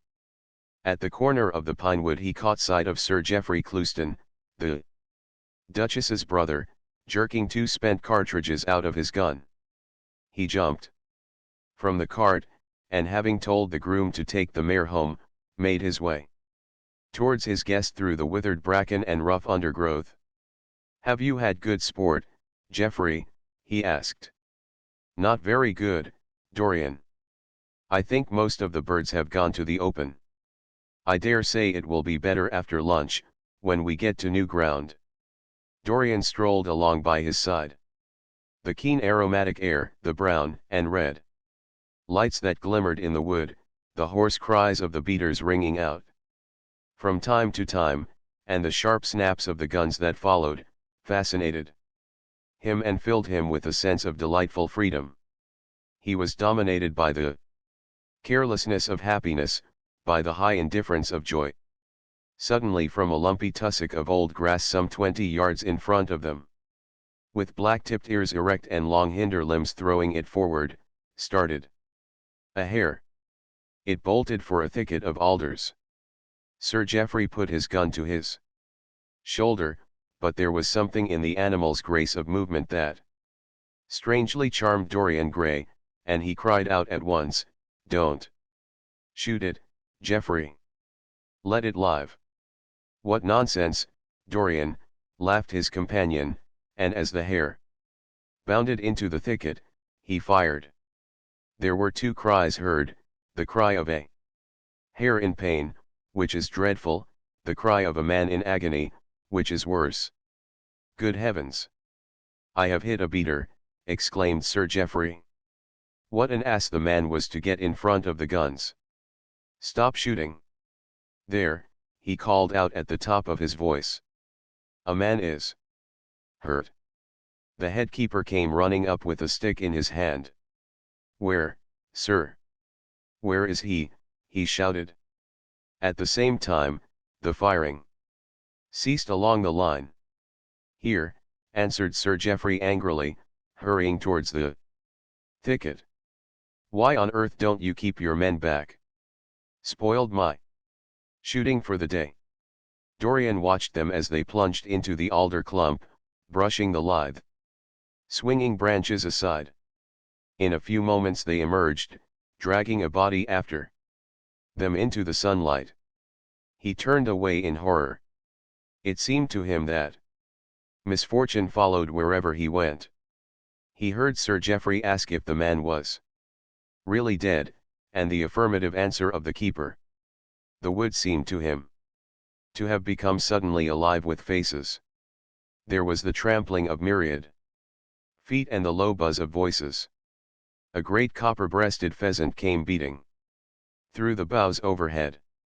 After a few moments that were to him, in his perturbed state, like endless hours of pain, he felt a hand laid on his shoulder.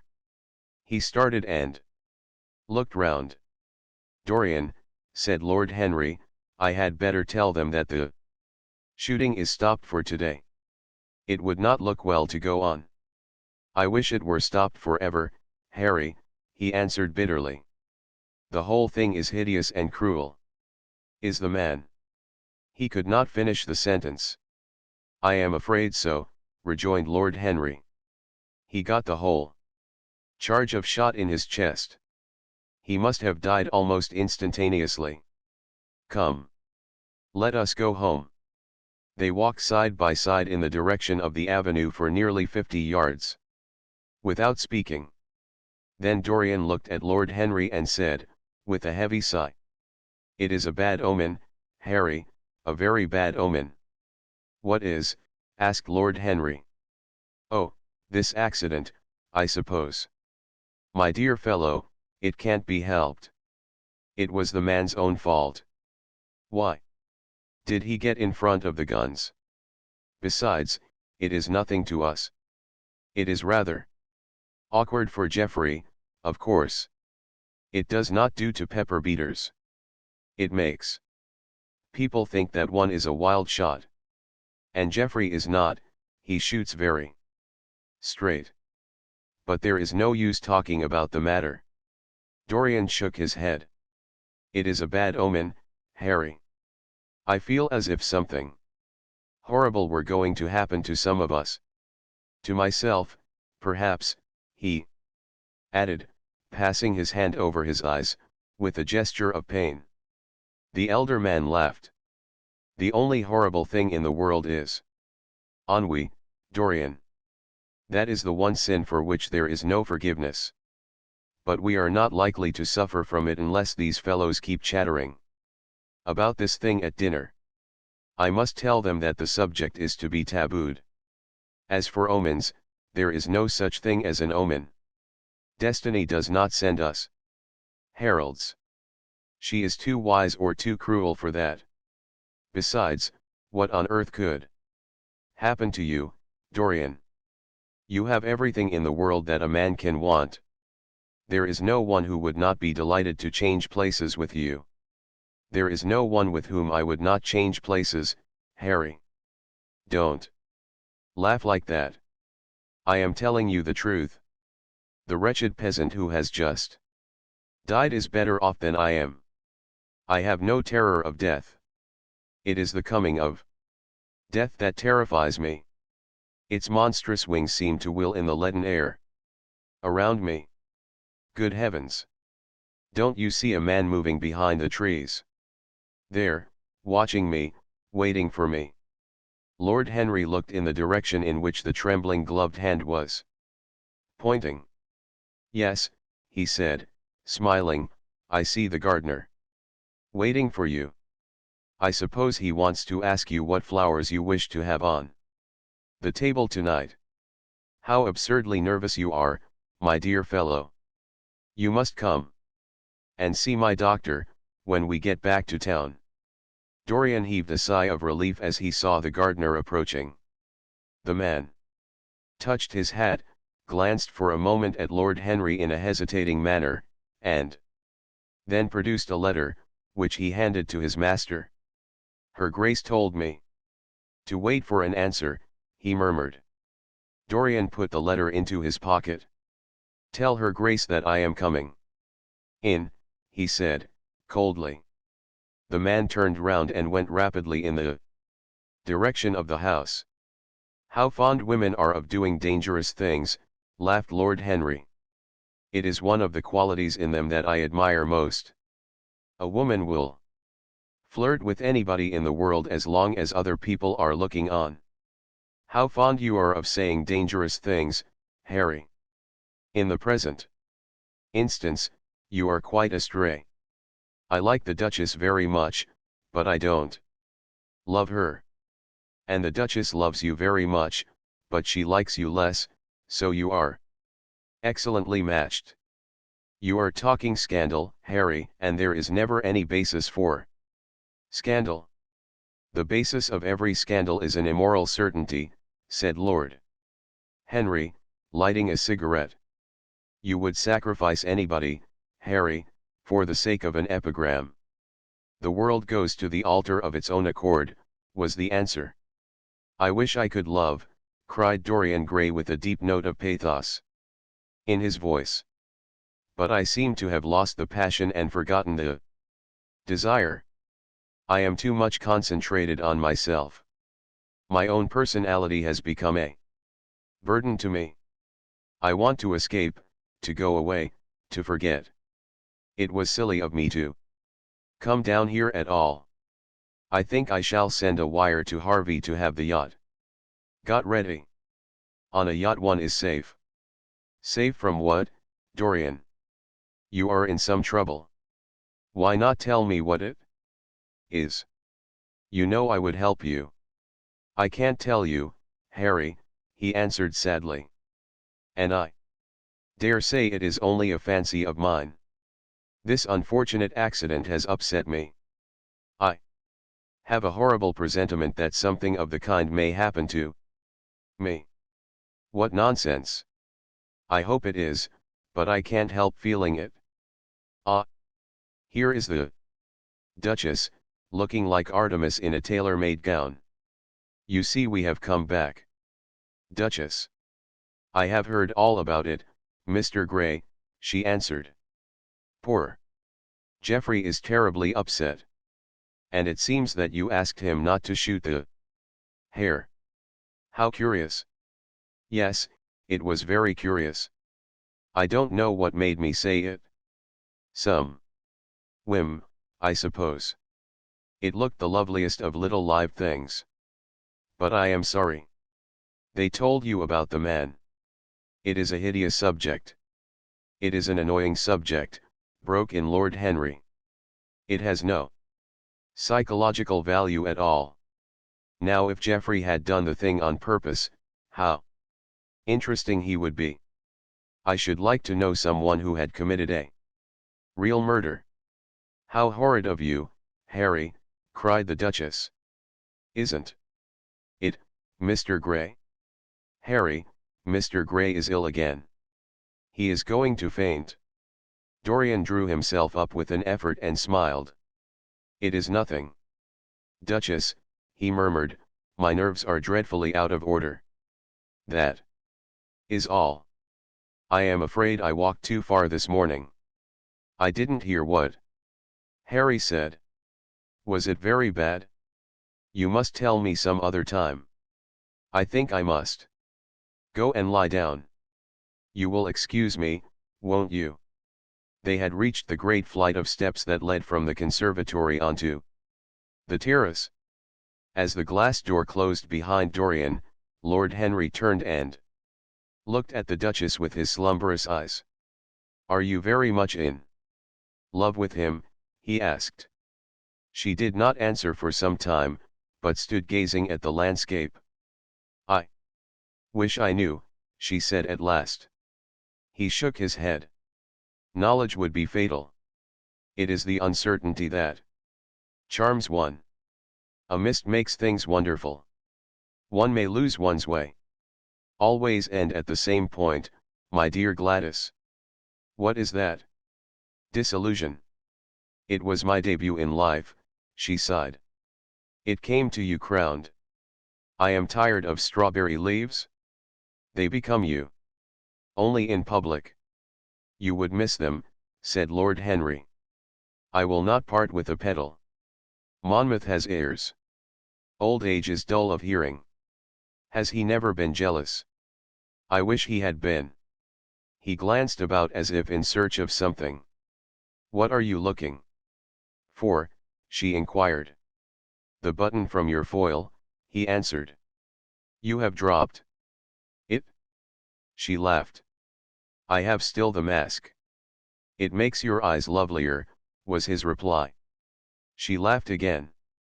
Her teeth showed like white seeds in a scarlet fruit. Upstairs, in his own room, Dorian Gray was lying on a sofa, with terror in every tingling fiber of his body. Life had suddenly become too hideous a burden for him to bear. The dreadful death of the unlucky beater, shot in the thicket, like a wild animal, had seemed to him to prefigure death for himself also. He had nearly swooned at what Lord Henry had said in a chance mood of cynical jesting. At 5 o'clock he rang his bell for his servant and gave him orders to pack his things for the night express to town, and to have the brougham at the door by 8:30. He was determined not to sleep another night at Selby Royal. It was an ill-omened place. Death walked there in the sunlight. The grass of the forest had been spotted with blood. Then he wrote a note to Lord Henry, telling him that he was going up to town to consult his doctor and asking him to entertain his guests in his absence. As he was putting it into the envelope, a knock came to the door, and his valet informed him that the head keeper wished to see him. He frowned and bit his lip. Send him in, he muttered, after some moments' hesitation. As soon as the man entered, Dorian pulled his checkbook out of a drawer and spread it out before him. I suppose you have come about the unfortunate accident of this morning. Thornton, he said, taking up a pen. Yes, sir, answered the gamekeeper. Was the poor fellow married? Had he any people dependent on him? Asked Dorian, looking bored. If so, I should not like them to be left in want, and will send them any sum of money you may think necessary. We don't know who he is, sir. That is what I took the liberty of coming to you about. Don't know who he is, said Dorian, listlessly. What do you mean? Wasn't he one of your men? No, sir. Never saw him before. Seems like a sailor, sir. The pen dropped from Dorian Gray's hand, and he felt as if his heart had suddenly stopped beating. A sailor, he cried out. Did you say a sailor? Yes, sir. He looks as if he had been a sort of sailor, tattooed on both arms, and that kind of thing. Was there anything found on him? Said Dorian, leaning forward and looking at the man with startled eyes. Anything that would tell his name? Some money, sir, not much, and a 6-shooter. There was no name of any kind. A decent-looking man, sir, but rough-like. A sort of sailor, we think. Dorian started to his feet.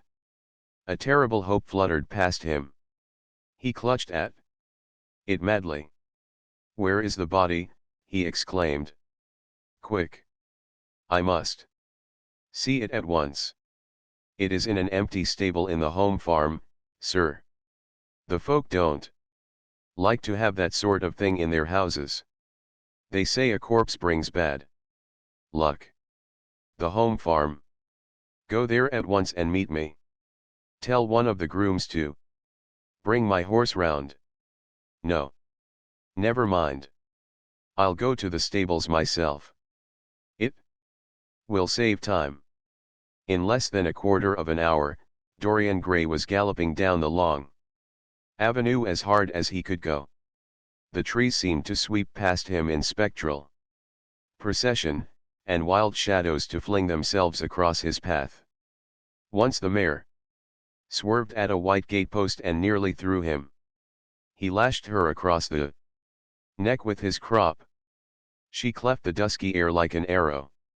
The stones flew from her hoofs. At last he reached the home farm. 2 men were loitering in the yard. He leaped from the saddle and threw the reins to one of them. In the farthest stable a light was glimmering. Something seemed to tell him that the body was there, and he hurried to the door and put his hand upon the latch. There he paused for a moment, feeling that he was on the brink of a discovery that would either make or mar his life. Then he thrust the door open and entered. On a heap of sacking in the far corner was lying the dead body of a man dressed in a coarse shirt and a pair of blue trousers. A spotted handkerchief had been placed over the face. A coarse candle, stuck in a bottle, sputtered beside it. Dorian Gray shuddered. He felt that his could not be the hand to take the handkerchief away, and called out to one of the farm servants to come to him. "Take that thing off the face. I wish to see it," he said, clutching at the doorpost for support. When the farm servant had done so, he stepped forward. A cry of joy broke from his lips.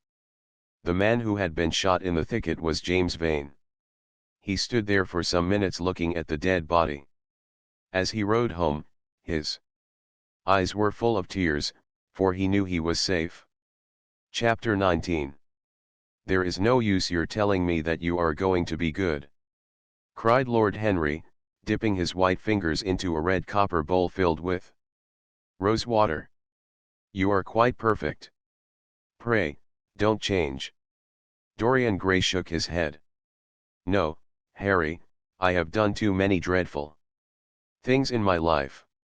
I am not going to do any more. I began my good actions yesterday." "Where were you yesterday?" "In the country, Harry. I was staying at a little inn by myself." "My dear boy," said Lord Henry, smiling, "anybody can be good in the country. There are no temptations there. That is the reason why people who live out of town are so absolutely uncivilized. Civilization is not by any means an easy thing to attain to. There are only 2 ways by which man can reach it. One is by being cultured, the other by being corrupt. Country people have no opportunity of being either, so they stagnate." "Culture and corruption," echoed Dorian. "I have known something of both. It seems terrible to me now that they should ever be found together. For I have a new ideal, Harry. I am going to alter." "I think I have altered." "You have not yet told me what your good action was." "Or did you say you had done more than one?" asked his companion as he spilled into his plate a little crimson pyramid of seeded strawberries and, through a perforated shell-shaped spoon, snowed white sugar upon them. "I can tell you, Harry. It is not a story I could tell to anyone else. I spared somebody. It sounds vain, but you understand what I mean." She was quite beautiful and wonderfully like Sybil Vane. I think it was that which first attracted me to her. You remember Sybil, don't you? How long ago that seems. Well, Hetty was not one of our own class, of course. She was simply a girl in a village. But I really loved her. I am quite sure that I loved her. All during this wonderful May that we have been having, I used to run down and see her 2 or 3 times a week. Yesterday she met me in a little orchard. The apple blossoms kept tumbling down on her hair, and she was laughing. We were to have gone away together this morning at dawn. Suddenly I determined to leave her as flower-like as I had found her. I should think the novelty of the emotion must have given you a thrill of real pleasure, Dorian," interrupted Lord Henry. "But I can finish your idyll for you. You gave her good advice and broke her heart. That was the beginning of your reformation. Harry, you are horrible. You mustn't say these dreadful things." Hetty's heart is not broken. Of course, she cried and all that. But there is no disgrace upon her. She can live, like Perdita, in her garden of mint and marigold. And weep over a faithless Florizel, said Lord Henry, laughing, as he leaned back in his chair. My dear Dorian, you have the most curiously boyish moods. Do you think this girl will ever be really content now with any one of her own rank? I suppose she will be married some day to a rough carter. Or a grinning ploughman. Well, the fact of having met you, and loved you, will teach her to despise her husband, and she will be wretched. From a moral point of view, I cannot say that I think much of your great renunciation. Even as a beginning, it is poor. Besides, how do you know that Hetty isn't floating at the present moment in some starlit mill pond, with lovely water lilies round her, like Ophelia? I can't bear this, Harry. You mock at everything, and then suggest the most serious tragedies. I am sorry I told you now. I don't care what you say to me. I know I was right in acting as I did. Poor Hetty. As I rode past the farm this morning, I saw her white face at the window, like a spray of jasmine. Don't let us talk about it any more, and don't try to persuade me that the first good action I have done for years, the first little bit of self-sacrifice I have ever known, is really a sort of sin. I want to be better. I am going to be better. Tell me something about yourself. What is going on in town? I have not been to the club for days. The people are still discussing poor Basil's disappearance. I should have thought they had got tired of that by this time, said Dorian, pouring himself out some wine and frowning slightly. My dear boy, they have only been talking about it for 6 weeks, and the British public are really not equal to the mental strain of having more than one topic every 3 months. They have been very fortunate lately, however. They have had my own divorce case and Alan Campbell's suicide. Now they have got the mysterious disappearance of an artist. Scotland Yard still insists that the man in the grey ulster who left for Paris by the midnight train on the 9th of November was poor Basil, and the French police declare that Basil never arrived in Paris at all. I suppose in about a fortnight we shall be told that he has been seen in San Francisco. It is an odd thing, but everyone who disappears is said to be seen at San Francisco. It must be a delightful city, and possess all the attractions of the next world. What do you think has happened to Basil? Asked Dorian, holding up his burgundy against the light and wondering how it was that he could discuss the matter so calmly. I have not the slightest idea. If Basil chooses to hide himself, it is no business of mine. If he is dead, I don't want to think about him. Death is the only thing that ever terrifies me. I hate it. Why? Said the younger man wearily. Because, said Lord Henry, passing beneath his nostrils the gilt trellis of an open vinaigrette box, one can survive everything nowadays. Except that death and vulgarity are the only two facts in the 19th century that one cannot explain away. Let us have our coffee in the music room. Dorian, you must play Chopin to me. The man with whom my wife ran away played Chopin exquisitely. Poor Victoria. I was very fond of her. The house is rather lonely without her. Of course, married life is merely a habit, a bad habit. But then one regrets the loss even of one's worst habits. Perhaps one regrets them the most. They are such an essential part of one's personality. Dorian said nothing, but rose from the table, and passing into the next room, sat down to the piano and let his fingers stray across the white and black Ivory of the Keys. After the coffee had been brought in, he stopped, and, looking over at Lord Henry, said, "Harry, did it ever occur to you that Basil was murdered?" Lord Henry yawned. Basil was very popular, and always wore a Waterbury watch. Why should he have been murdered? He was not clever enough to have enemies. Of course, he had a wonderful genius for painting. But a man can paint like Velasquez and yet be as dull as possible. Basil was really rather dull. He only interested me once, and that was when he told me, years ago, that he had a wild adoration for you and that you were the dominant motive of his art. I was very fond of Basil, said Dorian with a note of sadness in his voice. But don't people say that he was murdered? Oh, some of the papers do. It does not seem to me to be at all probable. I know there are dreadful places in Paris, but Basil was not the sort of man to have gone to them. He had no curiosity. It was his chief defect. What would you say, Harry, if I told you that I had murdered Basil? Said the younger man. He watched him intently after he had spoken.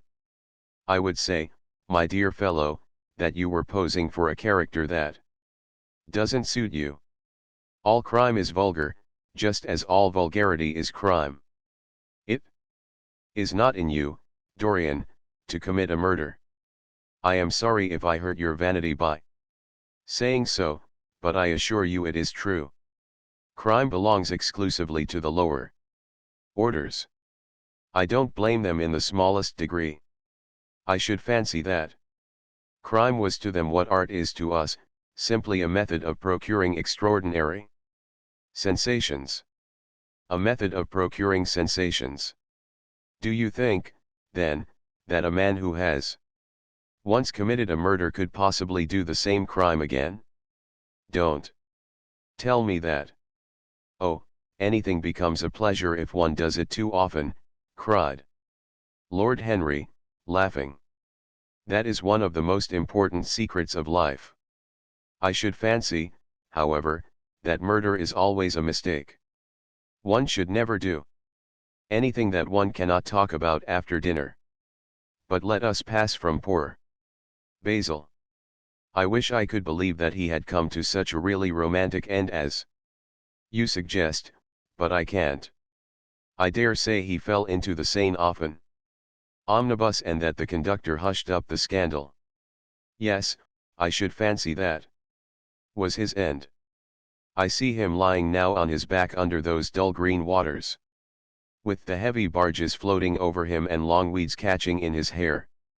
Do you know, I don't think he would have done much more good work. During the last 10 years his painting had gone off very much. Dorian heaved a sigh, and Lord Henry strolled across the room and began to stroke the head of a curious Java parrot, a large, grey-plumaged bird with pink crest and tail, that was balancing itself upon a bamboo perch. As his pointed fingers touched it, it dropped the white scurf of crinkled lids over black, glass-like eyes and began to sway backwards and forwards. Yes, he continued, turning round and taking his handkerchief out of his pocket, his painting had quite gone off. It seemed to me to have lost something. It had lost an ideal. When you and he ceased to be great friends, he ceased to be a great artist. What was it separated you? I suppose he bored you. If so, he never forgave you. It's a habit bores have.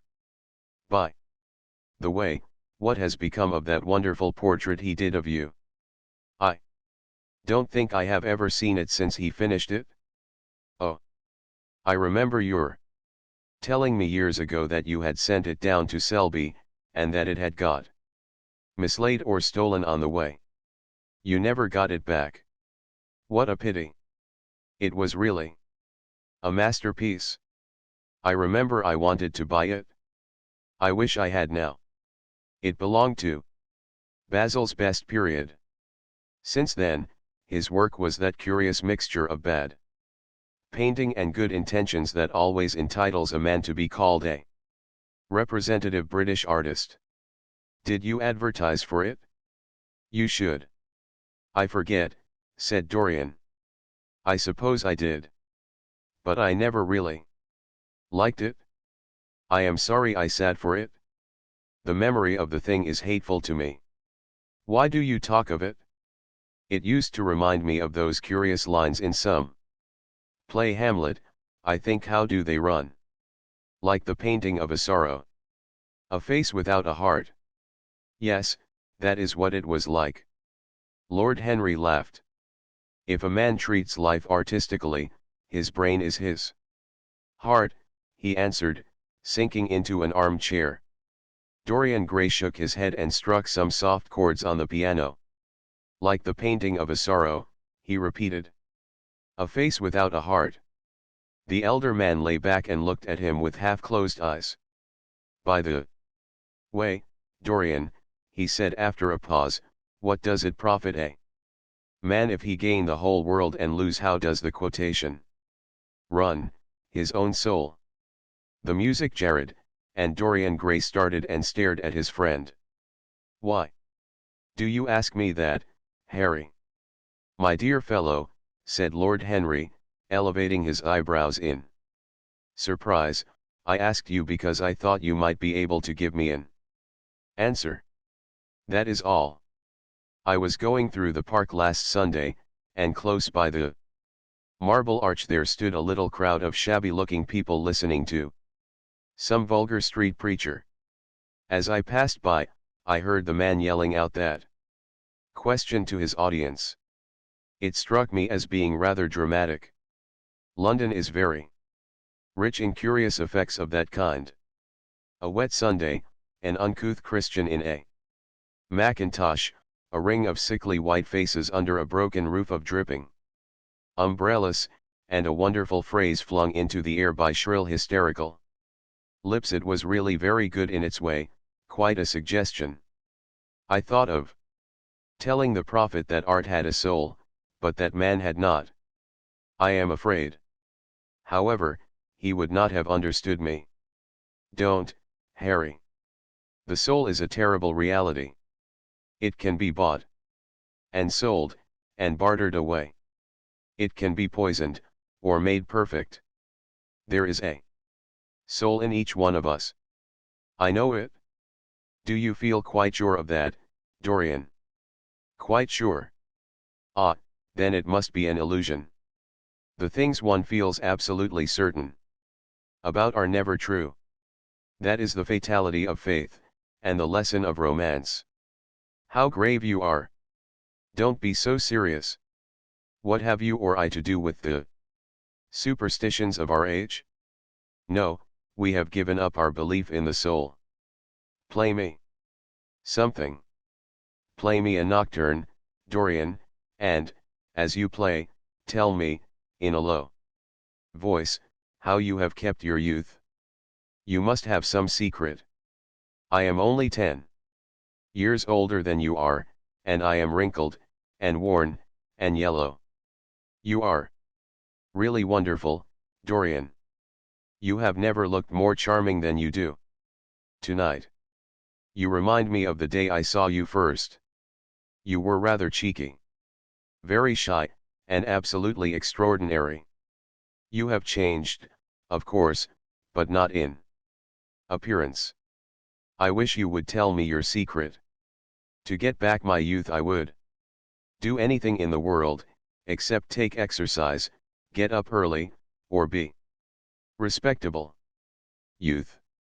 There is nothing like it. It's absurd to talk of the ignorance of youth. The only people to whose opinions I listen now with any respect are people much younger than myself. They seem in front of me. Life has revealed to them her latest wonder. As for the aged, I always contradict the aged. I do it on principle. If you ask them their opinion on something that happened yesterday, they solemnly give you the opinions current in 1820, When people wore high stocks, believed in everything, and knew absolutely nothing. How lovely that thing you are playing is. I wonder, did Chopin write it at Majorca, with the sea weeping round the villa and the salt spray dashing against the panes? It is marvelously romantic. What a blessing it is that there is one art left to us that is not imitative. Don't stop. I want music tonight. It seems to me that you are the young Apollo and that I am Marsyas listening to you.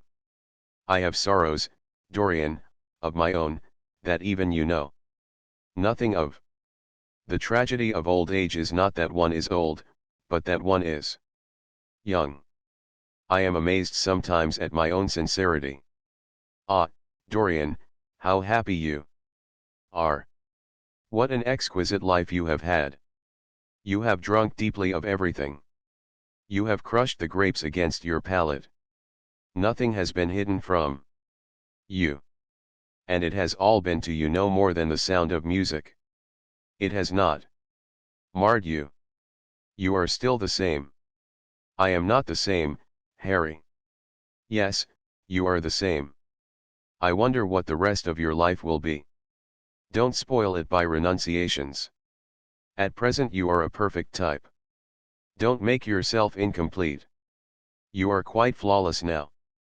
You need not shake your head, you know you are. Besides, Dorian, don't deceive yourself. Life is not governed by will or intention. Life is a question of nerves and fibers and slowly built up cells in which thought hides itself and passion has its dreams. You may fancy yourself safe and think yourself strong. But a chance tone of color in a room or a morning sky, a particular perfume that you had once loved and that brings subtle memories with it, a line from a forgotten poem that you had come across again, a cadence from a piece of music that you had ceased to play. I tell you, Dorian, that it is on things like these that our lives depend. Browning writes about that somewhere, but our own senses will imagine them for us. There are moments when the odor of Lillis Blanc passes suddenly across me, and I have to live the strangest month of my life over again. I wish I could change places with you, Dorian. The world has cried out against us both, but it has always worshipped you. It always will worship you. You are the type of what the age is searching for, and what it is afraid it has found. I am so glad that you have never done anything, never carved a statue, or painted a picture, or produced anything outside of yourself. Life has been your art. You have set yourself to music. Your days are your sonnets. Dorian rose up from the piano and passed his hand through his hair. Yes. Life has been exquisite, he murmured, but I am not going to have the same life, Harry. And you must not say these extravagant things to me. You don't know everything about me. I think that if you did, even you would turn from me. You laugh. Don't laugh. Why have you stopped playing, Dorian? Go back and give me the nocturne over again. Look at that great, honey-colored moon that hangs in the dusky air. She is waiting for you to charm her, and if you play she will come closer to the earth. You won't? Let us go to the club, then. It has been a charming evening, and we must end it charmingly. There is someone at White's who wants immensely to know you, young Lord Poole, Bournemouth's eldest son. He has already copied your neckties, and has begged me to introduce him to you. He is quite delightful and rather reminds me of you. I hope not, said Dorian with a sad look in his eyes. But I am tired tonight, Harry. I shan't go to the club. It is nearly 11. And I want to go to bed early. Do stay. You have never played so well as tonight. There was something In your touch that was wonderful. It had more expression than I had ever heard from it before. It is because I am going to be good, he answered, smiling. I am a little changed already. You cannot change to me, Dorian, said Lord Henry. You and I will always be friends. Yet you poisoned me with a book once. I should not forgive that. Harry. Promise me that you will never lend that book to anyone. It does harm. My dear boy, you are really beginning to moralize. You will soon be going about like the converted, and the revivalist, warning people against all the sins of which you have grown tired. You are much too delightful to do that. Besides, it is no use. You and I are what we are, and will be what we will be. As for being poisoned by a book, there is no such thing as that. Art has no influence upon action. It annihilates the desire to act. It is superbly sterile. The books that the world calls immoral are books that show the world its own shame. That is all. But we won't discuss literature. Come round tomorrow. I am going to ride at 11. We might go together, and I will take you to lunch afterwards with Lady Branksome. She is a charming woman, and wants to consult you about some tapestries she is thinking of buying. Mind you come.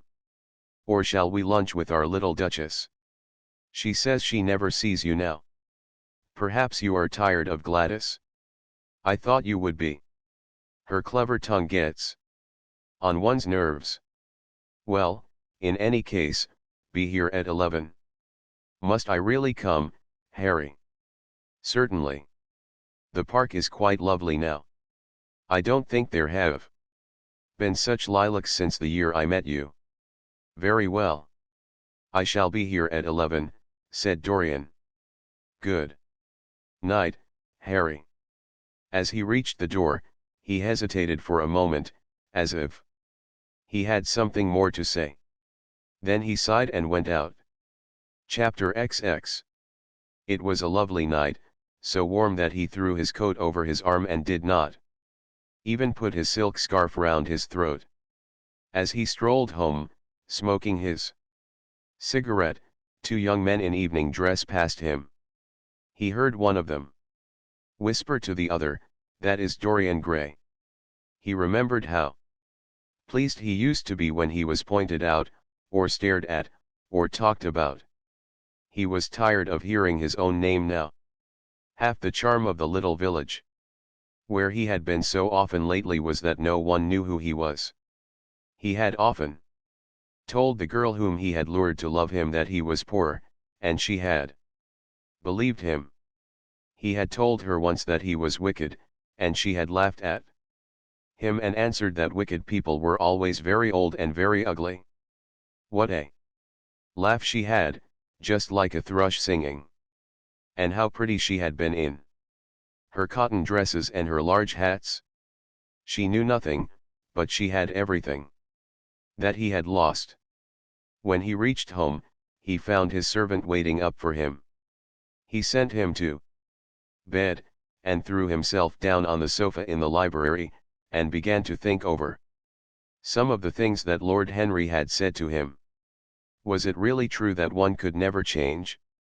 He felt a wild longing for the unstained purity of his boyhood, his rose-white boyhood, as Lord Henry had once called it. He knew that he had tarnished himself, filled his mind with corruption and given horror to his fancy, that he had been an evil influence to others, and had experienced a terrible joy in being so, and that of the lives that had crossed his own, it had been the fairest and the most full of promise that he had brought to shame. But was it all irretrievable? Was there no hope for him? Ah! In what a monstrous moment of pride and passion he had prayed that the portrait should bear the burden of his days, and he keep the unsullied splendor of eternal youth. All his failure had been due to that. Better for Him that each sin of his life had brought its sure swift penalty along with it? There was purification in punishment. Not forgive us our sins but smite us for our iniquities should be the prayer of man to a most just God. The curiously carved mirror that Lord Henry had given to him, so many years ago, now, was standing on the table, and the white-limbed cupids laughed round it as of old. He took it up, as he had done on that night of horror when he had first noted the change in the fatal picture, and with wild, tear-dimmed eyes looked into its polished shield. Once, someone who had terribly loved him had written to him a mad letter, ending with these idolatrous words, "The world is changed because you are made of ivory and gold. The curves of your lips rewrite history." The phrases came back to his memory, and he repeated them over and over to himself. Then he loathed his own beauty, and flinging the mirror on the floor, crushed it into silver splinters beneath his heel. It was his beauty that had ruined him, his beauty and the youth that he had prayed for. But for those two things, his life might have been free from stain. His beauty had been to him but a mask, his youth but a mockery. What was youth at best? A green, an unripe time, a time of shallow moods, and sickly thoughts. Why had he worn its livery? Youth had spoiled him. It was better not to think of the past. Nothing could alter that. It was of himself, and of his own future, that he had to think. James Vane was hidden in a nameless grave in Selby churchyard. Alan Campbell had shot himself one night in his laboratory, but had not revealed the secret that he had been forced to know. The excitement, such as it was, over Basil Hallward's disappearance, would soon pass away. It was already waning. He was perfectly safe there. Nor, indeed, was it the death of Basil Hallward that weighed most upon his mind. It was the living death of his own soul that troubled him. Basil had painted the portrait that had marred his life.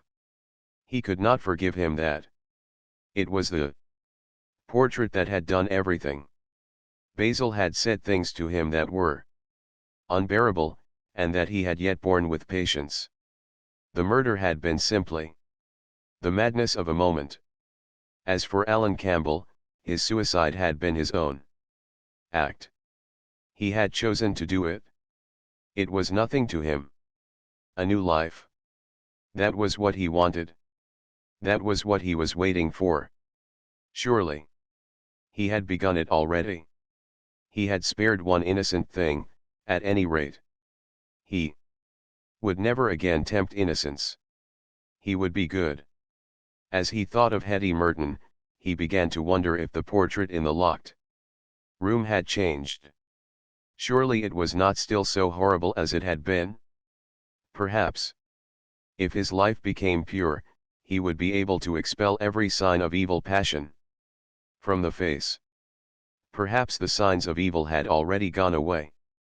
He would go and look. He took the lamp from the table and crept upstairs. As he unbarred the door, a smile of joy flitted across his strangely young-looking face and lingered for a moment about his lips. Yes, he would be good, and the hideous thing that he had hidden away would no longer be a terror to him. He felt as if the load had been lifted from him already. He went in quietly, locking the door behind him, as was his custom, and dragged the purple hanging from the portrait. A cry of pain and indignation broke from him. He could see no change, save that in the eyes there was a look of cunning, and in the mouth the curved wrinkle of the hypocrite. The thing was still loathsome, more loathsome, if possible, than before, and the scarlet dew that spotted the hand seemed brighter, and more like blood newly spilled.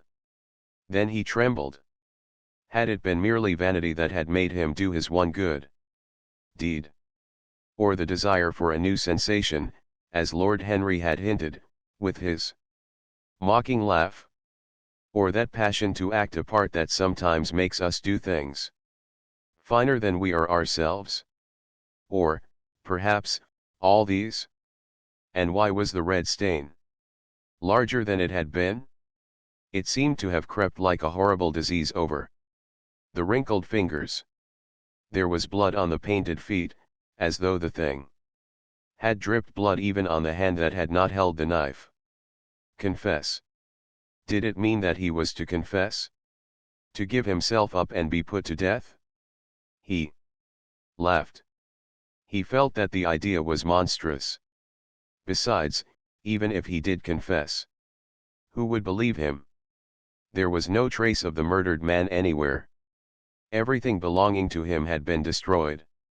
He himself had burned what had been below stairs. The world would simply say that he was mad. They would shut him up if he persisted in his story. Yet it was his duty to confess, to suffer public shame, and to make public atonement. There was a God who called upon men to tell their sins to earth as well as to heaven. Nothing that he could do would cleanse him till he had told his own sin. His sin? He shrugged his shoulders. The death of Basil Hallward seemed very little to him. He was thinking of Hetty Merton. For it was an unjust mirror, this mirror of his soul, that he was looking at. Vanity, curiosity, hypocrisy. Had there been nothing more in his renunciation than that? There had been something more. At least he thought so. But who could tell? No. There had been nothing more. Through vanity he had spared her. In hypocrisy he had worn the mask of goodness. For curiosity's sake he had tried the denial of self. He recognized that now. But this murder, was it to dog him all his life? Was he always to be burdened by his past? Was he really to confess? Never. There was only one bit of evidence left against him. The picture itself that was evidence. He would destroy it. Why had he kept it so long? Once it had given him pleasure to watch it changing and growing old. Of late he had felt no such pleasure. It had kept him awake at night. When he had been away, he had been filled with terror, lest other eyes should look upon it. It had brought melancholy across his passions. Its mere memory had marred many moments of joy. It had been like conscience to him. Yes, it had been conscience. He would destroy it. He looked round and saw the knife that had stabbed Basil Hallward. He had cleaned it many times, till there was no stain left upon it. It was bright, and glistened. As it had killed the painter, so it would kill the painter's work, and all that that meant.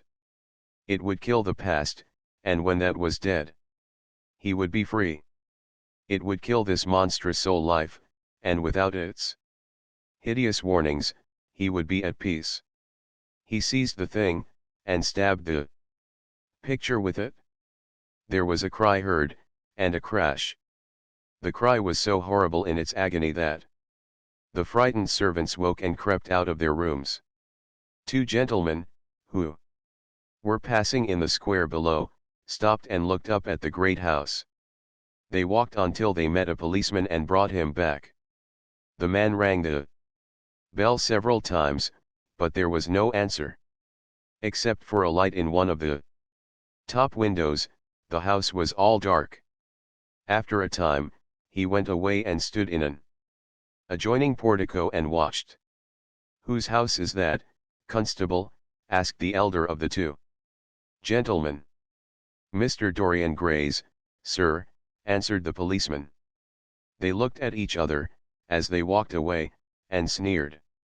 One of them was Sir Henry Ashton's uncle. Inside, in the servants' part of the house, the half-clad domestics were talking in low whispers to each other. Old Mrs. Leaf was crying and wringing her hands. Francis was as pale as death. After about a quarter of an hour, he got the coachman and one of the footmen, and crept upstairs. They knocked, but there was no reply. They called out. Everything was still. Finally, after vainly trying to force the door, they got on the roof and dropped down onto the balcony.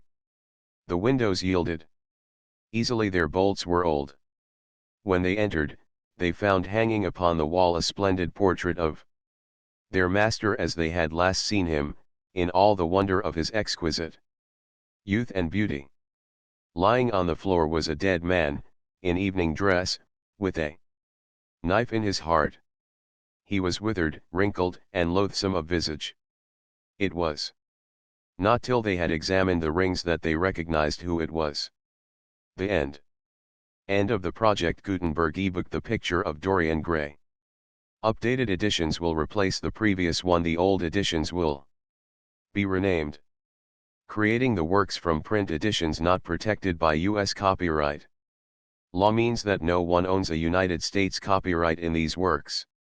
So the Foundation, and you, can copy and distribute it in the United States without permission and without paying copyright royalties. Special rules, set forth in the General Terms of Use part of this license, apply to copying and distributing Project Gutenberg trademark electronic works. To protect the Project Gutenberg trademark concept and trademark. Project Gutenberg is a registered trademark and may not be used if you charge for an ebook, except by following the terms of the trademark license, including paying royalties for use of the Project Gutenberg trademark. If you do not charge anything for copies of this ebook, complying with the trademark license is very easy. You may use this ebook for nearly any purpose, such as creation of derivative works, reports, performances, and research. Project Gutenberg ebooks may be modified and printed and given away. You may do practically anything in the United States with ebooks not protected by U.S. copyright law. Redistribution is subject to the trademark license, especially commercial redistribution. Start, full license. The full Project Gutenberg license. Please read this before you distribute or use this work.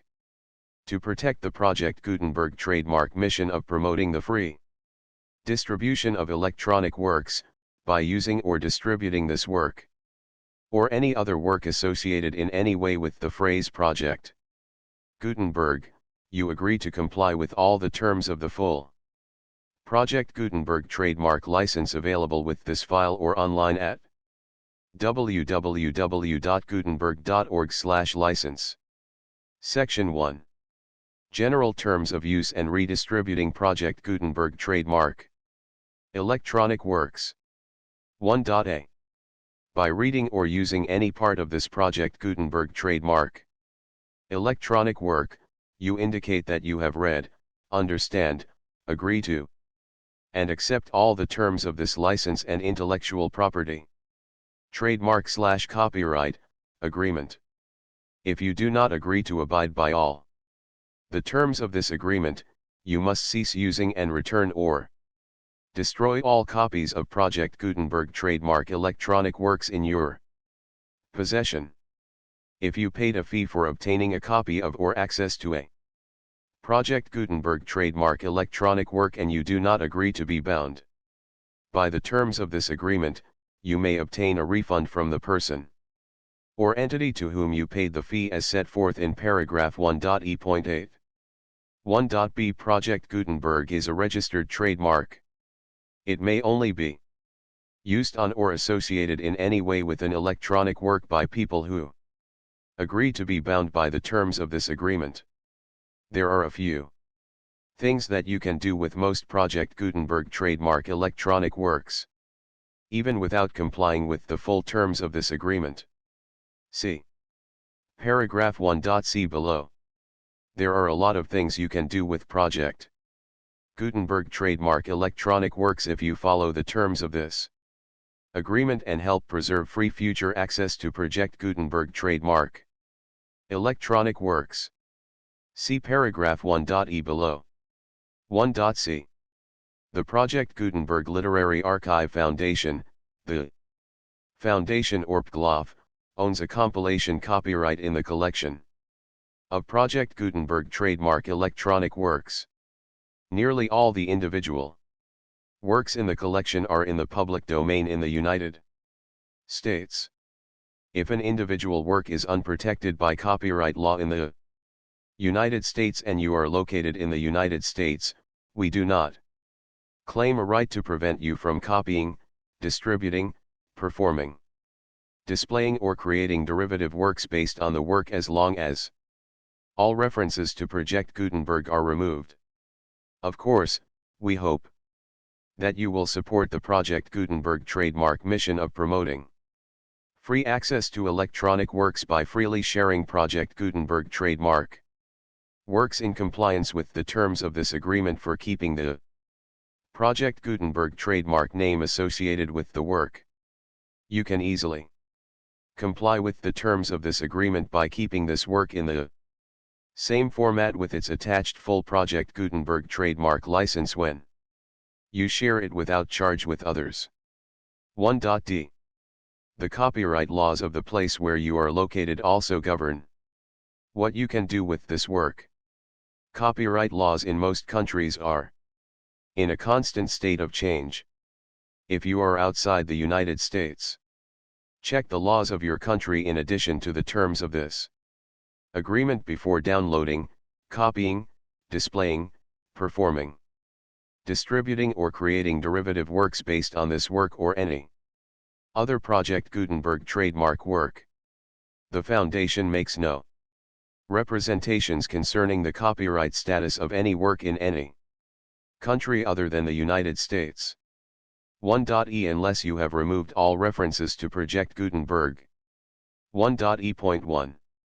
The following sentence, with active links to, or other immediate access to, the full Project Gutenberg trademark license must appear prominently whenever any copy of a Project Gutenberg trademark work, any work on which the phrase Project Gutenberg appears, or with which the phrase Project Gutenberg is associated, is accessed, displayed, performed, viewed, copied, or distributed.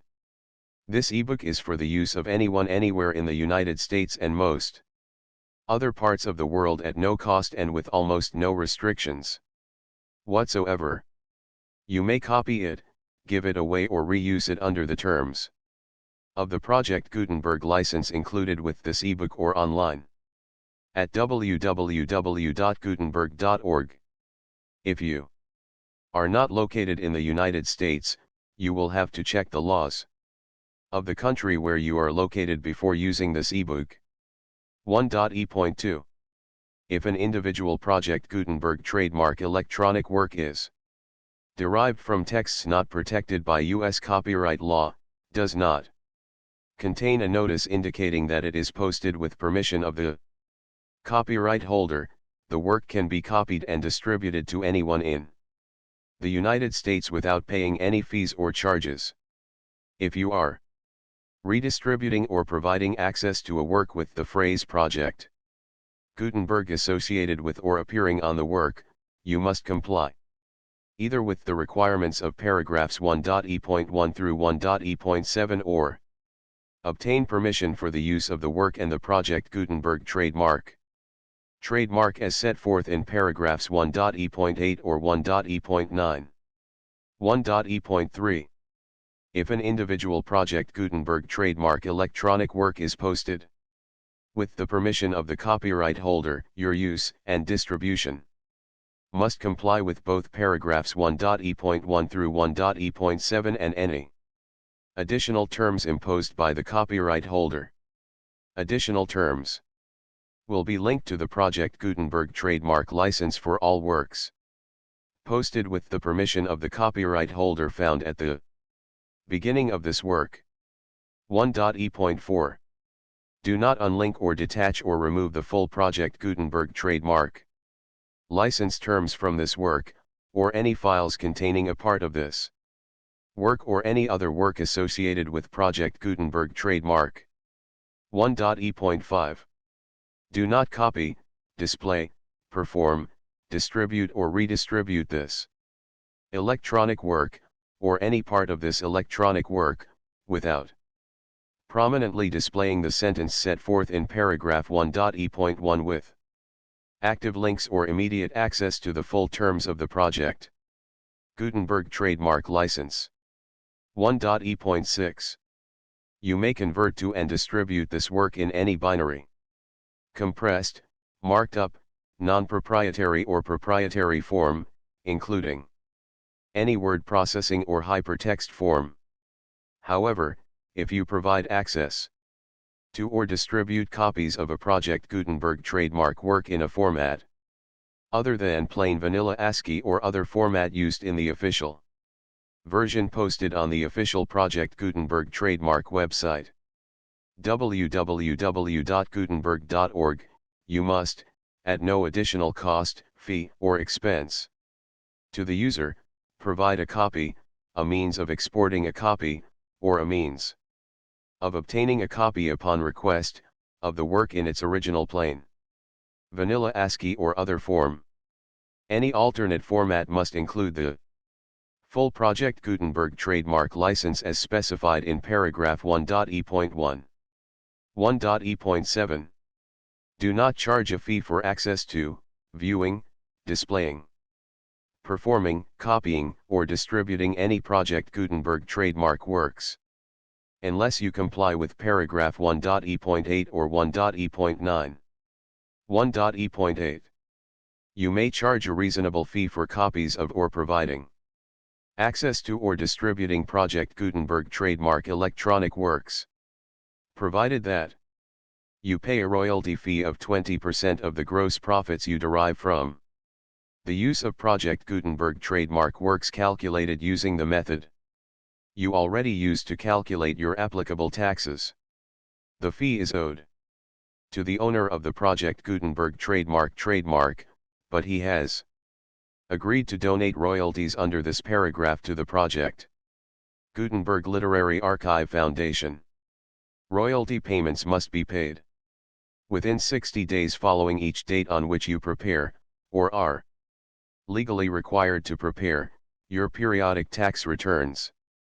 Royalty payments should be clearly marked as such and sent to the Project Gutenberg Literary Archive Foundation at the address specified in Section 4, Information about donations to the Project Gutenberg Literary Archive Foundation.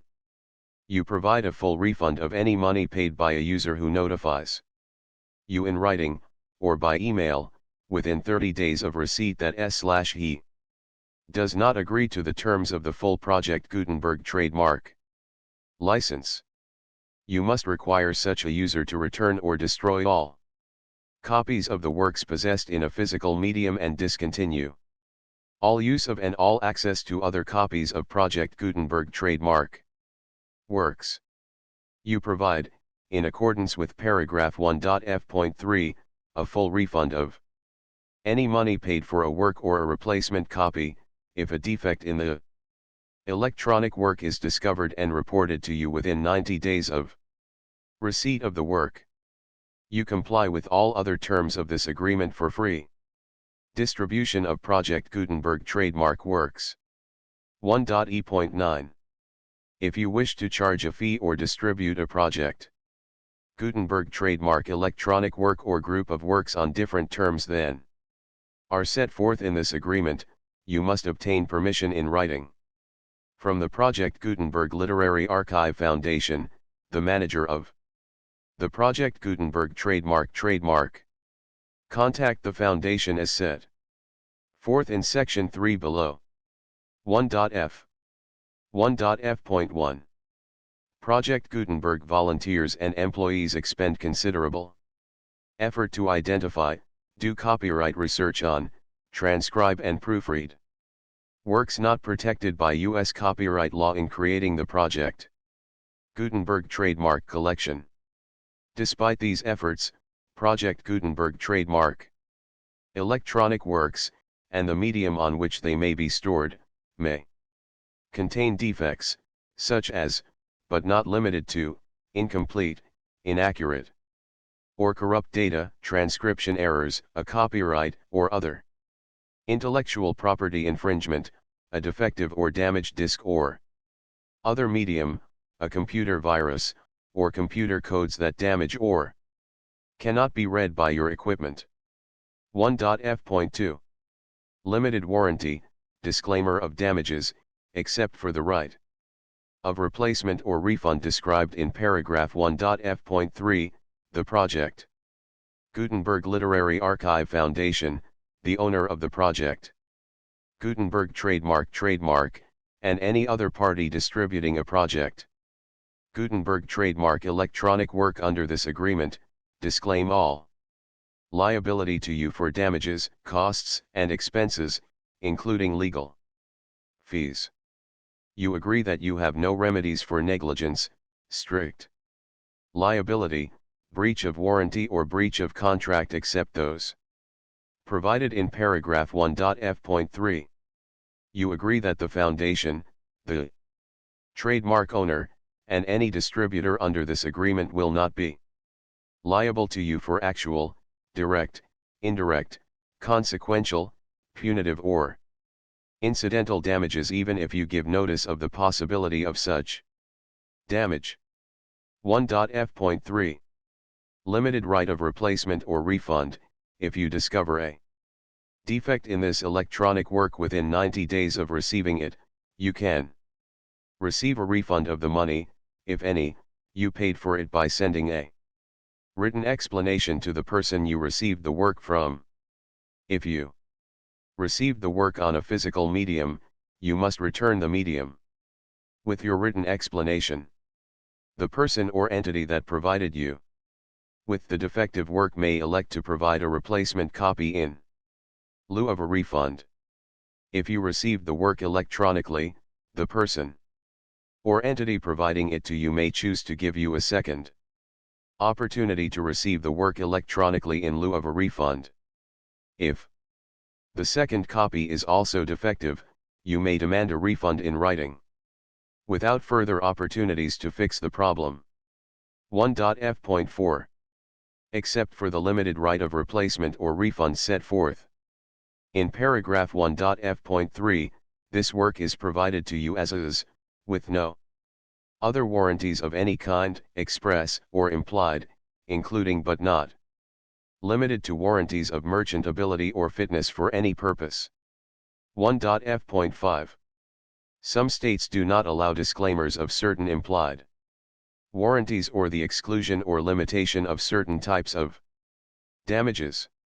If any disclaimer or limitation set forth in this agreement violates the law of the state applicable to this agreement, the agreement shall be interpreted to make the maximum disclaimer or limitation permitted by the applicable state law. The invalidity or unenforceability of any provision of this agreement shall not void the remaining provisions. 1.f.6 Indemnity. You agree to indemnify and hold the foundation, the trademark owner, any agent or employee of the foundation, anyone providing copies of Project Gutenberg trademark electronic works in accordance with this agreement, and any volunteers associated with the production, promotion, and distribution of Project Gutenberg trademark electronic works, harmless from all liability, costs, and expenses, including legal fees, that arise directly or indirectly from any of the following which you do or cause to occur: a.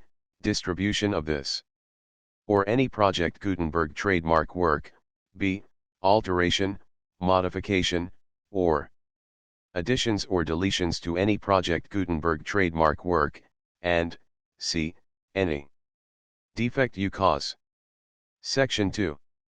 Information about the mission of Project Gutenberg trademark. Project Gutenberg trademark is synonymous with the free distribution of electronic works in formats readable by the widest variety of computers, including obsolete, old, middle-aged, and new computers.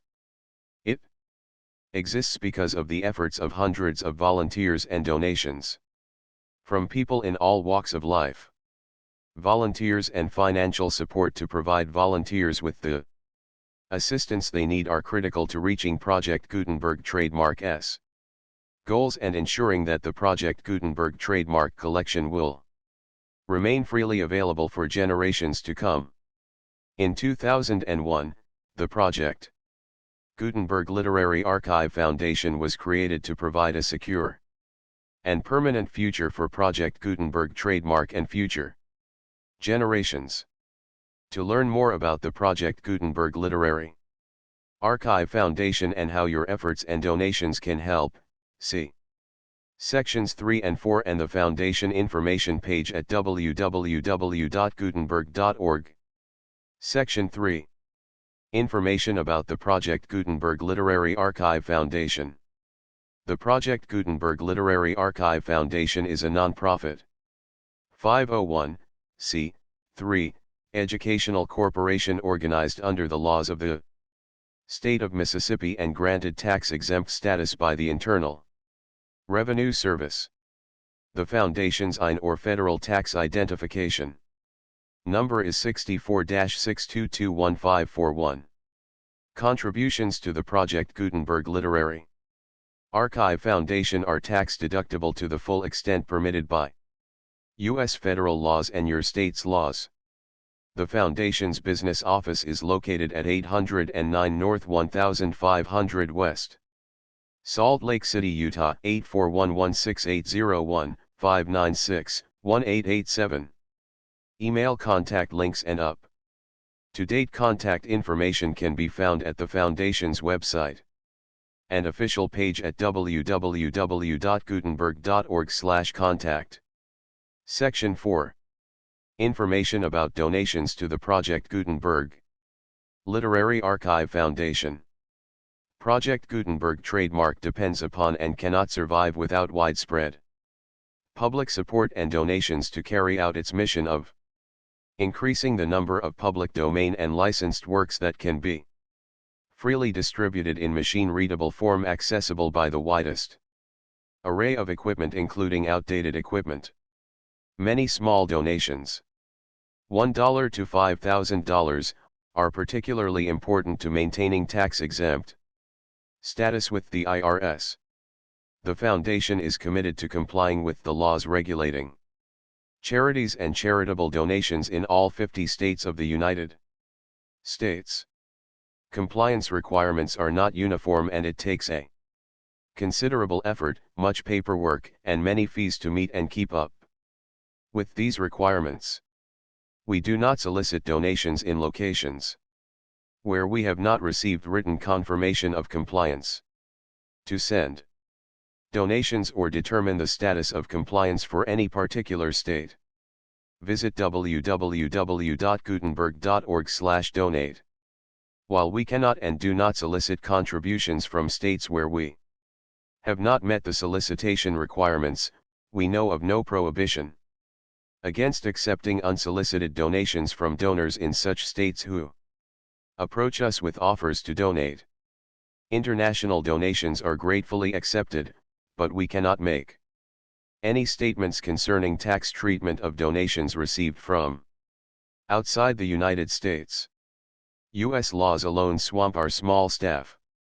Please check the Project Gutenberg web pages for current donation methods and addresses.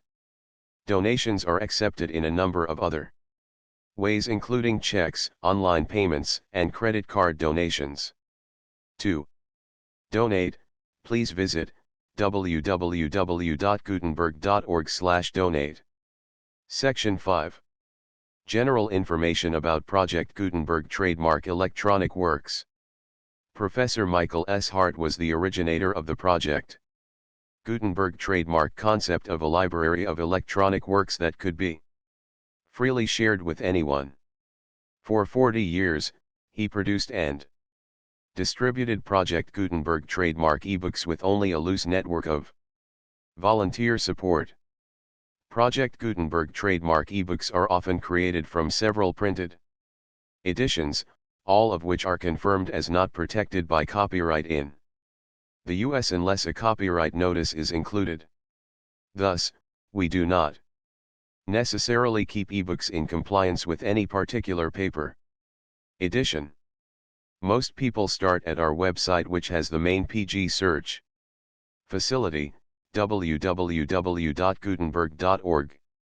This website includes information about Project Gutenberg trademark, including how to make donations to the Project Gutenberg Literary Archive Foundation, how to help produce our new ebooks, and how to subscribe to our email newsletter to hear about new ebooks. The picture of Dorian Gray. Contents. The preface. Chapter I. Chapter 2. Chapter 3. Chapter 4. Chapter V. Chapter 6. Chapter 7. Chapter 8. Chapter 9. Chapter X. Chapter 11. Chapter 12. Chapter 13. Chapter 14. Chapter 15. Chapter 16. Chapter 17. Chapter 18. Chapter 19. Chapter XX. The full Project Gutenberg license.